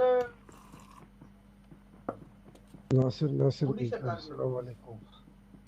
वालेकुम अस्सलाम। ये लेके जाते उधर से फिर कर इसका आप एक सेंटर तो रिमोट वर्क अच्छी सेट की हाँ लो भी ना उमरा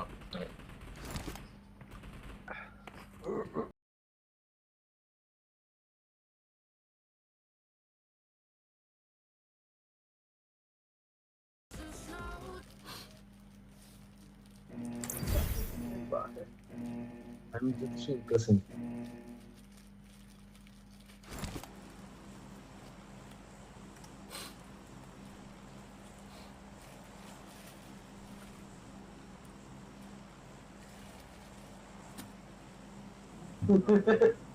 नासिर क्यों है नासिर? मेन में जा रही है लेके पे देख लो। क्या मैं नहीं दूसरी जगह लेकर आओ सिर्फ एक साथ था। मैं तो फॉलो करके सीधा शॉप पे जाऊंगा। There's an ambush. Play it safe.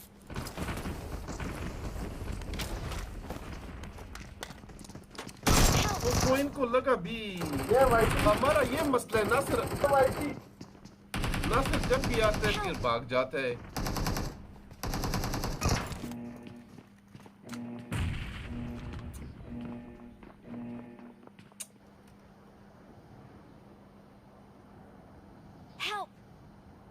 मेरे पास चाकू छुरी है, मैं वही मार सकता हूँ। भाई ऊपर सब कुछ मिलता है। सबसे पहले हमारा लैंडिंग था। मसला ये नहीं है हम एक अल्लाह अकबर और खलीफा इतना वो छड़कना उठाते हैं बंदे के हाथ में पहले ही तो मैं क्या उठाता हूँ कोई बच गया मेरा एमो खत्म। आसिफ भाई कोई नहीं होता रहा।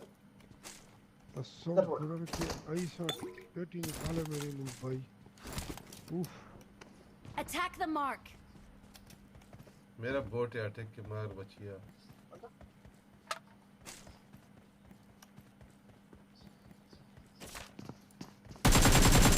फिलिपीनी है यार, इधर जाना था। होल्डोस जाना था। फिलिपीनी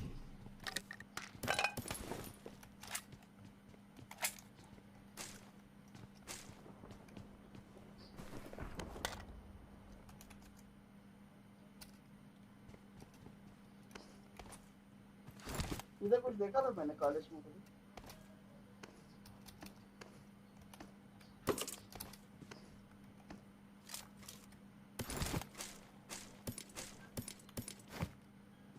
नासिर भाई बात कर लेगा ना। छोड़ो यार, कुत्ते की तरह बात करते रहते हो। इंसान तो नहीं, कुत्ता है।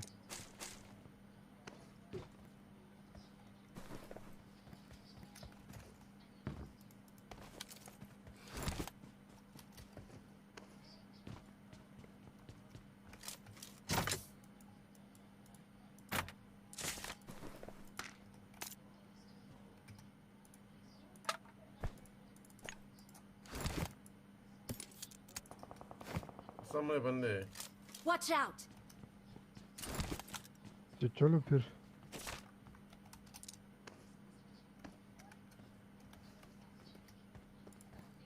चलो फिर काफी लोग इकट्ठी होगी उनको दया से।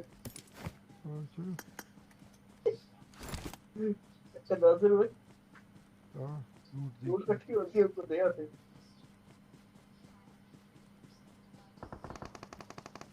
अब फाइट चल रहा है भाई।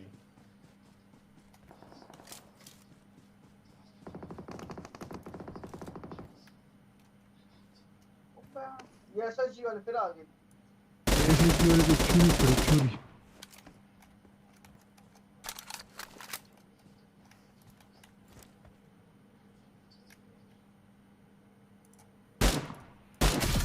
एक नॉक आउट। साई भाई आप लोग क्या कर रहे हो?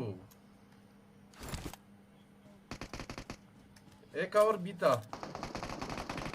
ओ ये कुत्ते एक और गया, एक और गया। जाओ जाओ जाओ, मेरा हील चेक करो। मैं नहीं आ सकता, मैं हील चेक करो। ऊपर वाले से देखो ना फिनिश का। फिनिश का नाम ये मर गया। इधर पहाड़ी पे, इधर पहाड़ी से पड़ रहा है, इधर पहाड़ी से पड़ रहा है।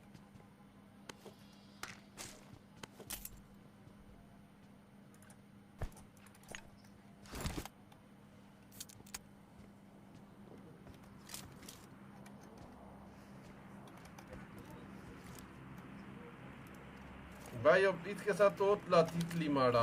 वो किसने उठाया? मैंने एक इधर मारा था। ये ले ले, ये ले ले। ना आप यूज करते हो भाई। इधर बंदा है ओए।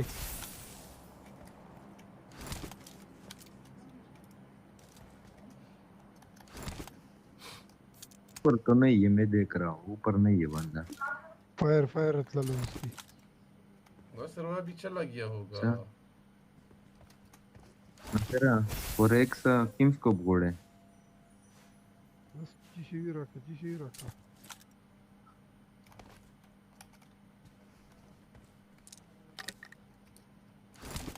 भाई इधर तितली वगैरह सब कुछ आओ। किधर है बताओ, मैं आऊंगा। Watch out! दो दो तीन तीन तितली आओ। फिर ये बहाना कोई ना करे कि कुछ नहीं है। दफा दाओ हो गोरा।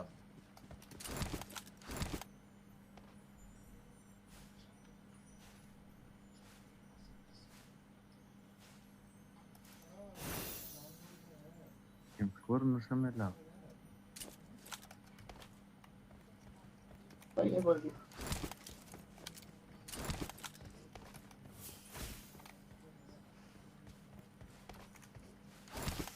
आओ ना सर, ये वही गए होंगे इस साइड। Watch out! किधर? हाँ ये अपनी जगह पे जाते हैं। होल्डोस जाते हैं, होल्डोस।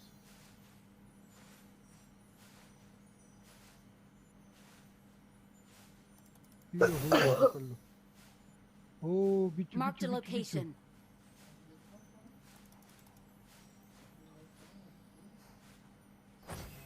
रिकॉल पे जा रहा है। नहीं ऊपर चला गया। वो उधर ही जा रहे, उधर ही जा रहे। वो Marked a उधर ही जा रहे। location. यही कुत्ते।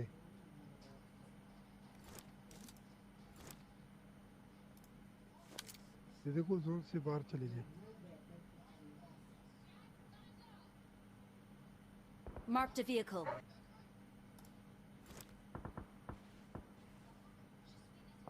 राइट से बंद।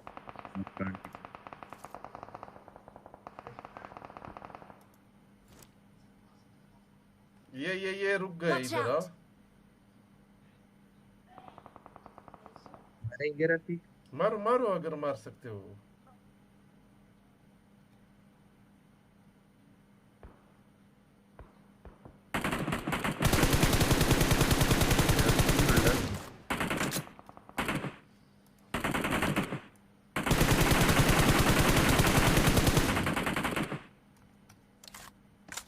कहाँ गाड़ी आई हाँ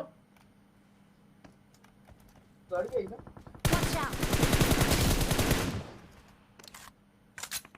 गुड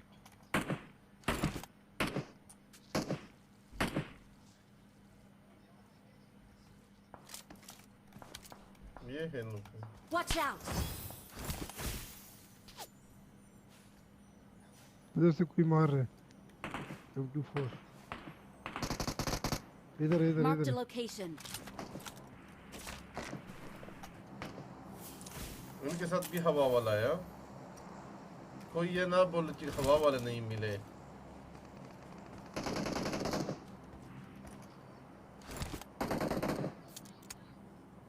उनके साथ M24 है किस वाले के पास सामने Watch out! ये जोन से अभी आएंगे वो हवा से जा रहा है मार करना सिर्फ Marked a इधर location.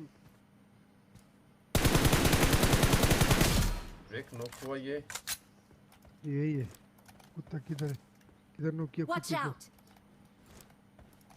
नासिर पत्थर के साथ एक Help!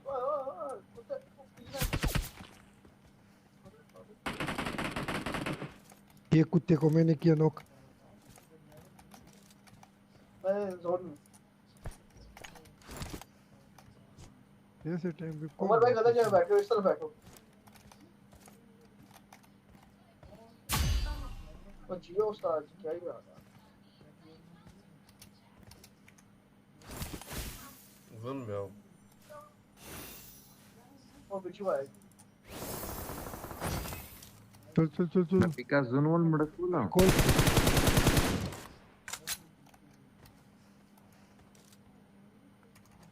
Watch out!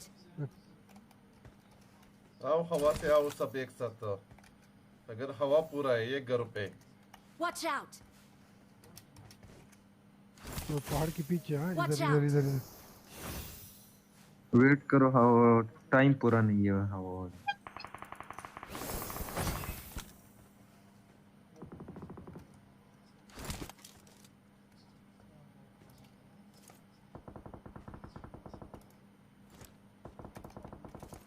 ठीक है ये फेस वाले को कर रहे हैं हाँ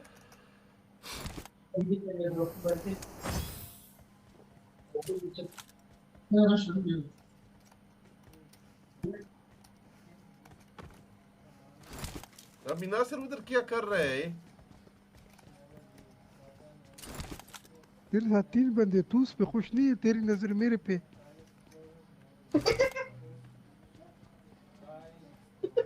यार दादल ये बढ़िया था गुरु ये आ रहा है Watch out! इस घर पे चलते Marked a आओ तो हम location. ऊपर नहीं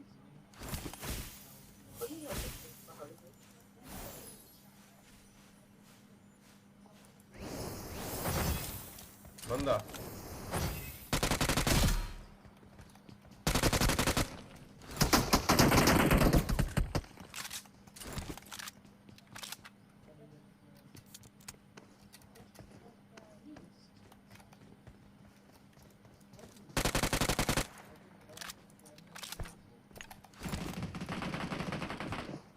Help!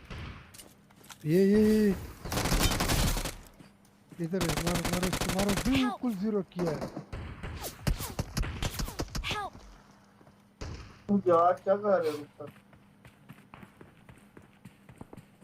ऊपर में चले गए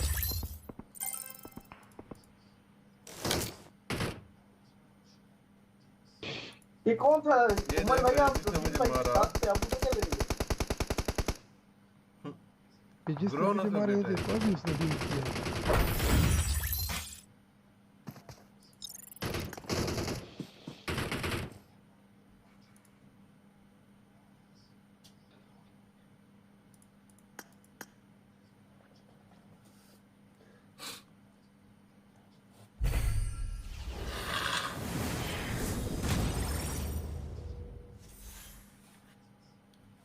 भाई हम अलग अलग हो गए सारे, देखा ही नहीं किसी ने।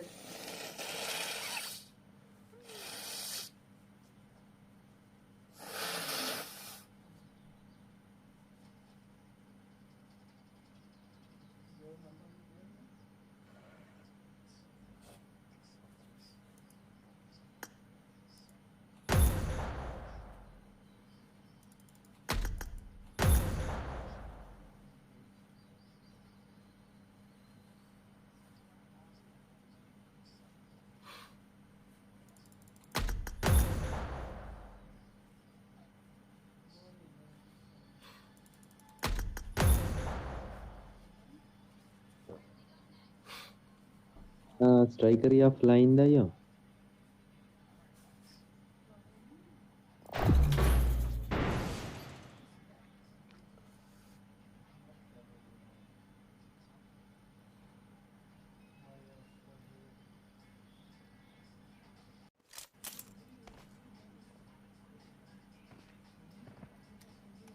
भाई इधर तो मेरा अपना वाला घर है, किधर है ये वाला।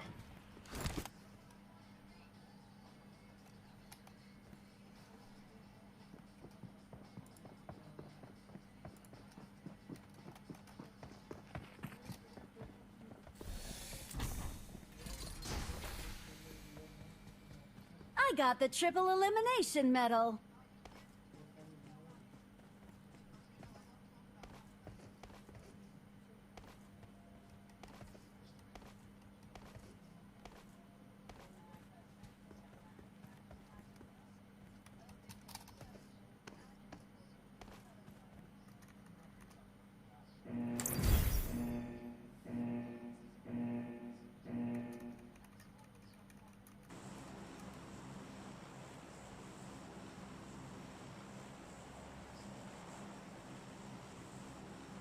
LGG راغلو در پسې Mario Medicine meu ratic dezoaiti. هو المفرر كثير راح Uite, pe si quiere boba yo.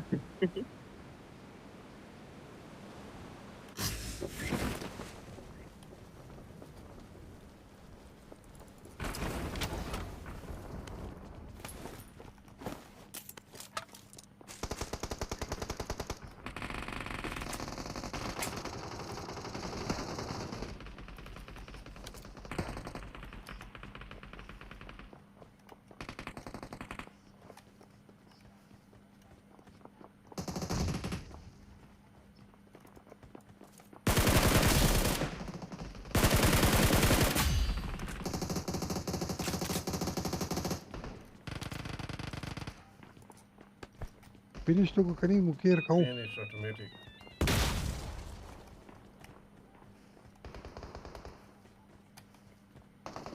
Marked a location. Mira, Watch out. dacă am rapus piratul, alun de casa. Da și kill-ul gustul și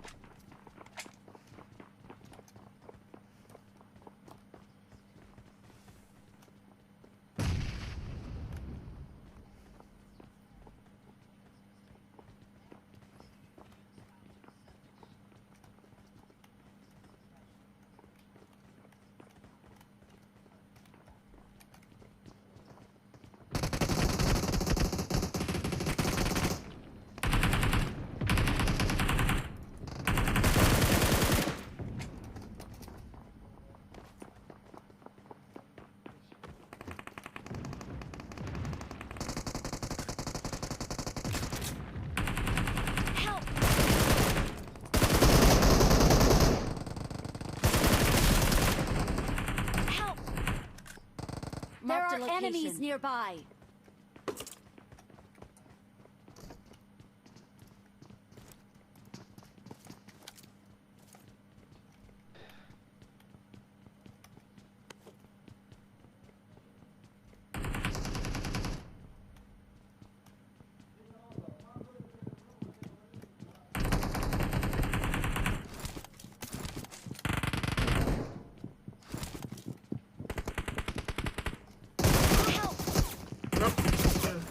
पे भाई को पुश करते नहीं है हम। अच्छा हसन नोक किए थे।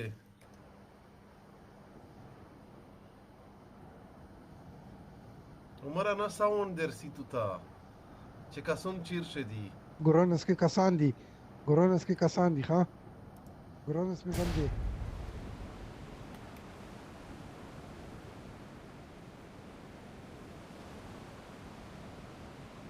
नोक किधर गए अपन? All out the seat की शू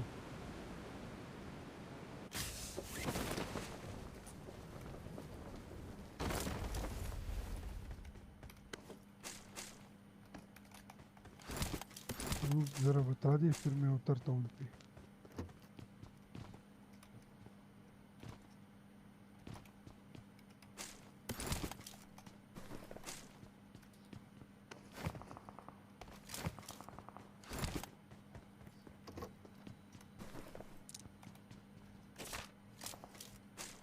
बार का लूट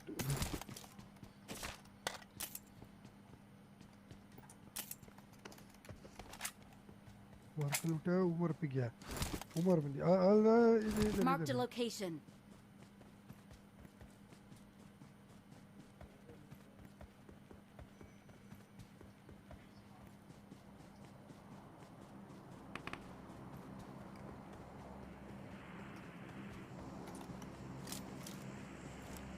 इधर है नूब Marked a इधर है location.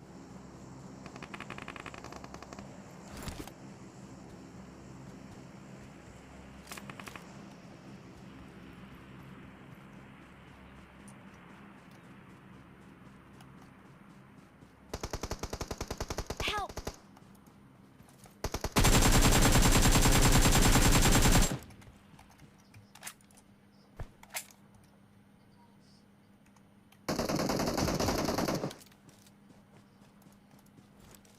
Help!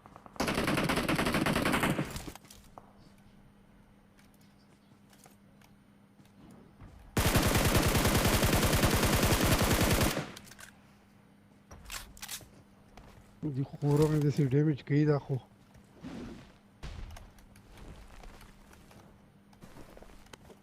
رفيق ريكول توزع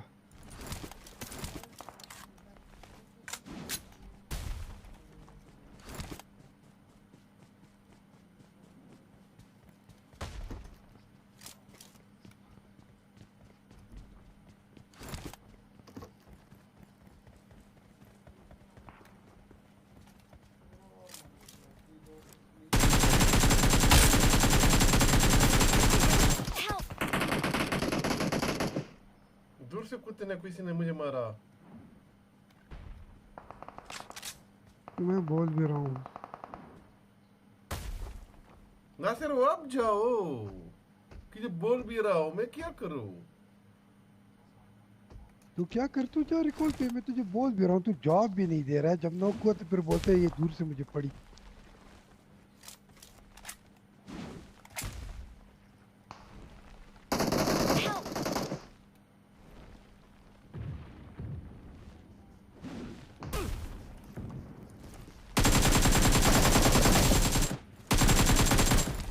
هذا خور بركل وغيان اغنو فينيش करल यही होता है ना जब सुनते नहीं है और जॉब नहीं देते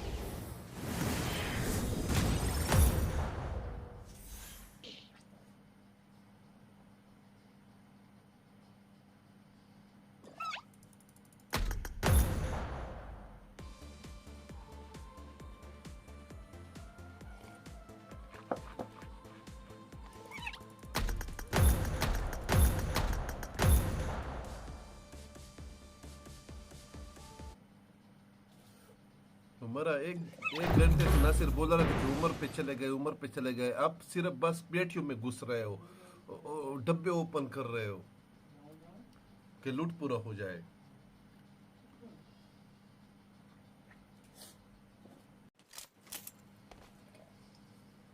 I need a weapon. I need a weapon. I need a weapon. I need a weapon.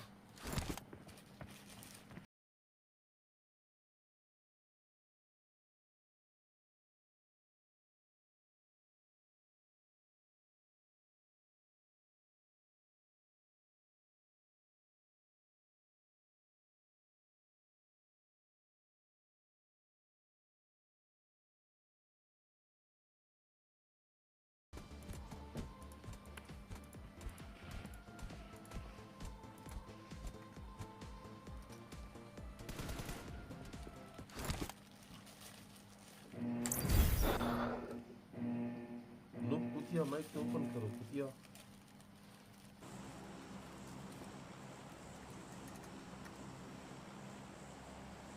ओ मेरा माइक ऑफ है उस टाइम से बोल ये देखो ये कुत्ता फिर कोई जवाब क्यों नहीं दे रहे कुत्ते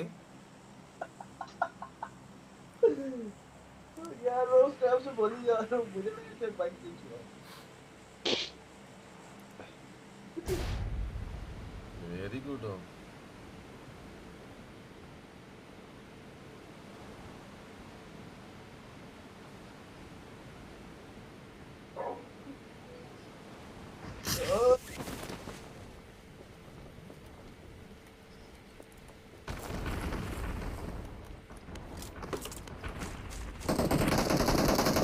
आते कुछ बच गया तो दे रहे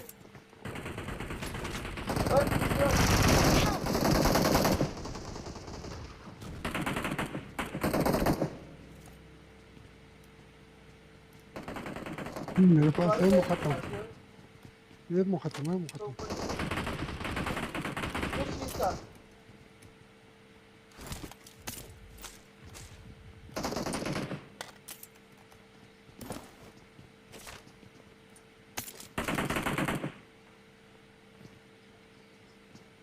उमर को तुम लोगों ने ऐसे ही छोड़ दिया ना फिर उमर के पास तो आप हो हमने कौन सा चुड़ा है आपने चुड़ा है जो तू कर रहा है मैं भी वही कर रहा हूँ इसलिए सबने छोड़ दिया लूटो लूटो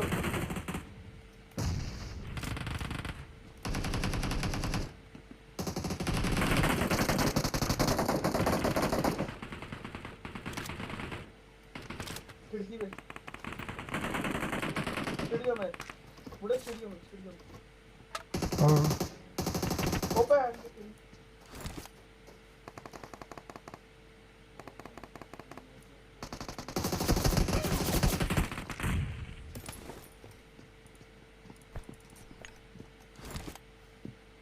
वापस आ गए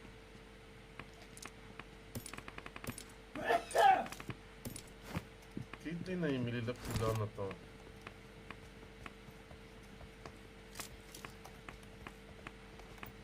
इतनी उधर इतनी थी मैं तो सोना मारूं उधर किधर आप इसी घर में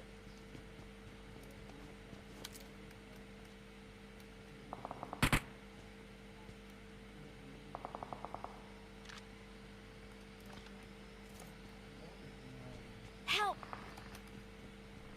वो नासिर भाई नासिर भाई मैं आउट ऑफ रीच हो गया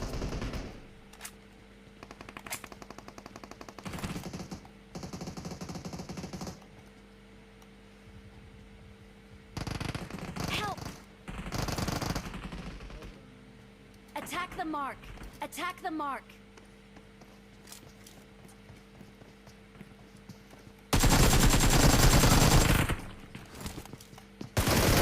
भाई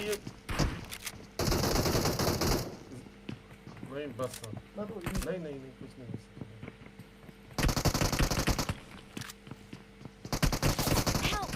तो मुझे आप यार रीलोड लगती है रीलोड लगती है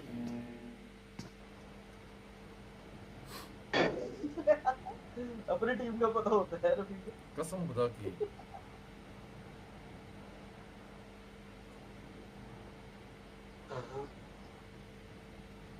I'm recalling a teammate. Thanks.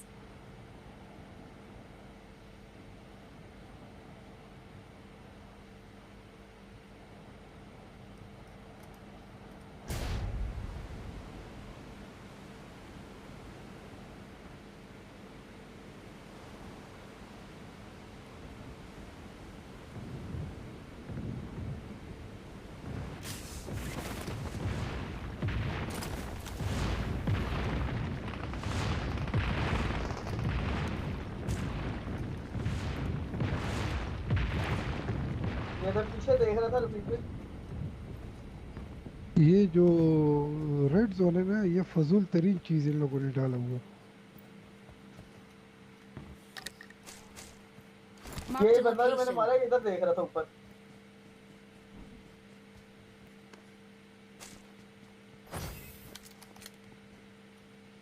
लूट हुआ है।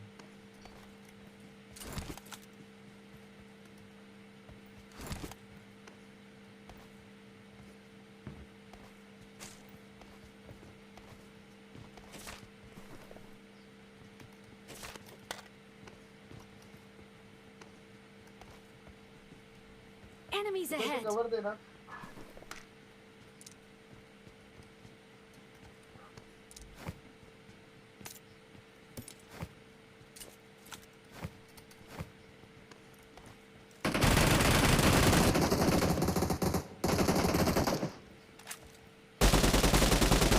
Attack the mark.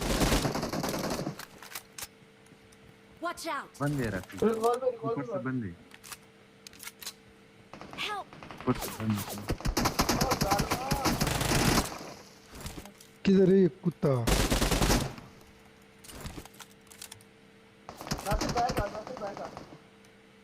नासिर भैया वो ऑन करिए। ऊपर से ना ऊपर से।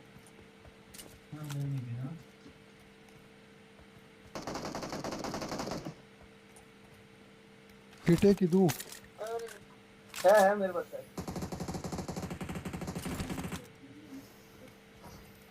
इस साइड पे आया रफीक।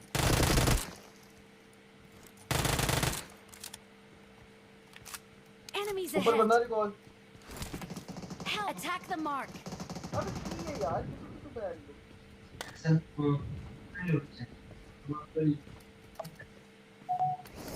ऊपर बंदा रिकॉल हुआ है।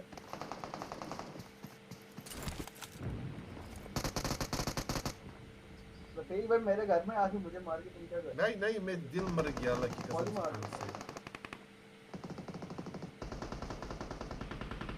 Help.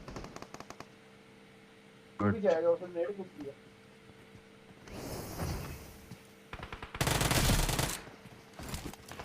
Raza, di plascia, gaimo po'.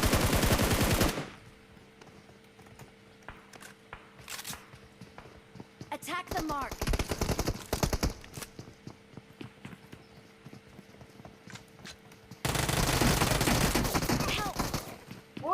भाई 0 HP है हेलमेट लेवल 3 हेलमेट है। Don't give up. Your teammates can Mora still recall you. recall tazo. Kamu sara ukaule ul shahid ay to fight waka. Raza, Raza. छोड़ो। उधर ही no भाई आओ। इधर ही ना।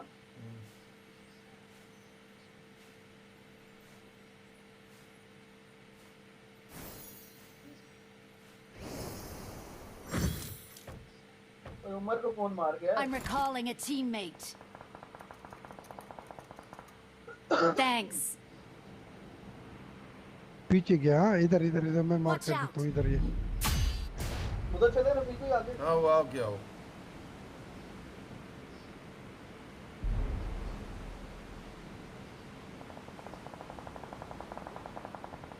Damage पड़ा है उसको।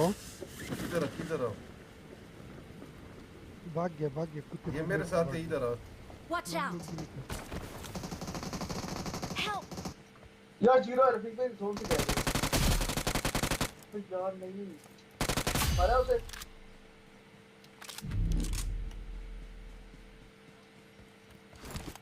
ये मेरी है छोड़ दे। अभी चले।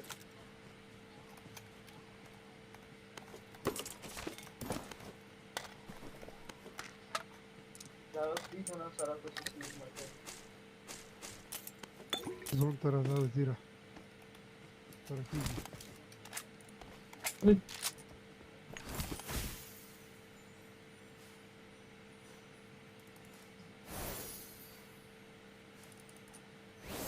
Watch out. घोड़ा है। Watch out. मेरा हील खत्म।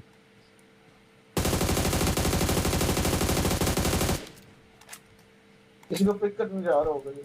Attack the mark. नासिर को हील दो। बंदे मेरे साथ। है नंबर किधर है?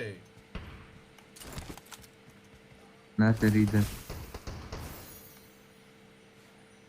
आओ अगले पे जम मार। वो गिर के मर गए।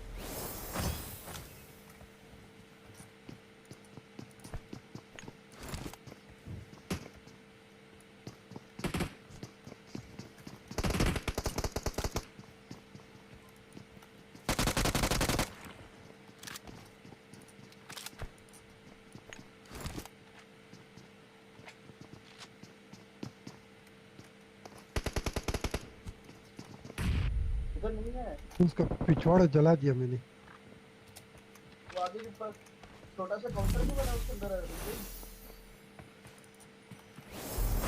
ये घर में बंदा घर में बंदा घर में बंदा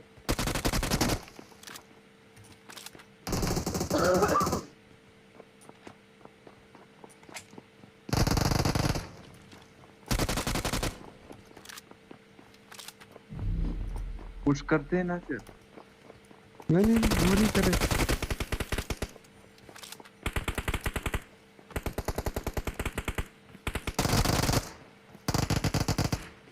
घोड़ा उठा बांध दिया रवि घोड़ा उठा बांध दिया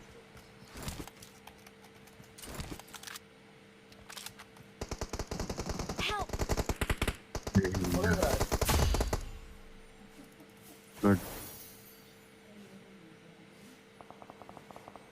नासिर निकलो, नासिर निकलो, निकलो नासिर। रजा नासिर घोड़ा है वो ले रहा है किल नेवर कहूं। अच्छा सही है। ओके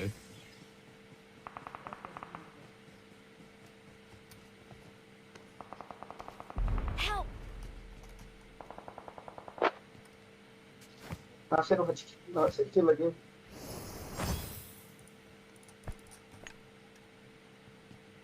आखिरी किट बचोड़े नु पता है सामने बंदे सामने क्यों लगा छोड़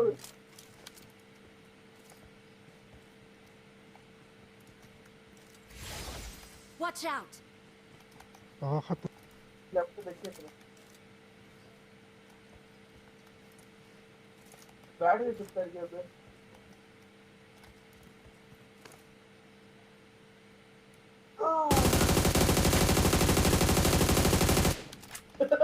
एक गोली नहीं बची नहीं लगी उनको। रफीका जोन तशा रफीका लगी होती तो वो मार्क आ जाते फिर जोन तरह मार्क मुझे तो आया मुझे तो नहीं है।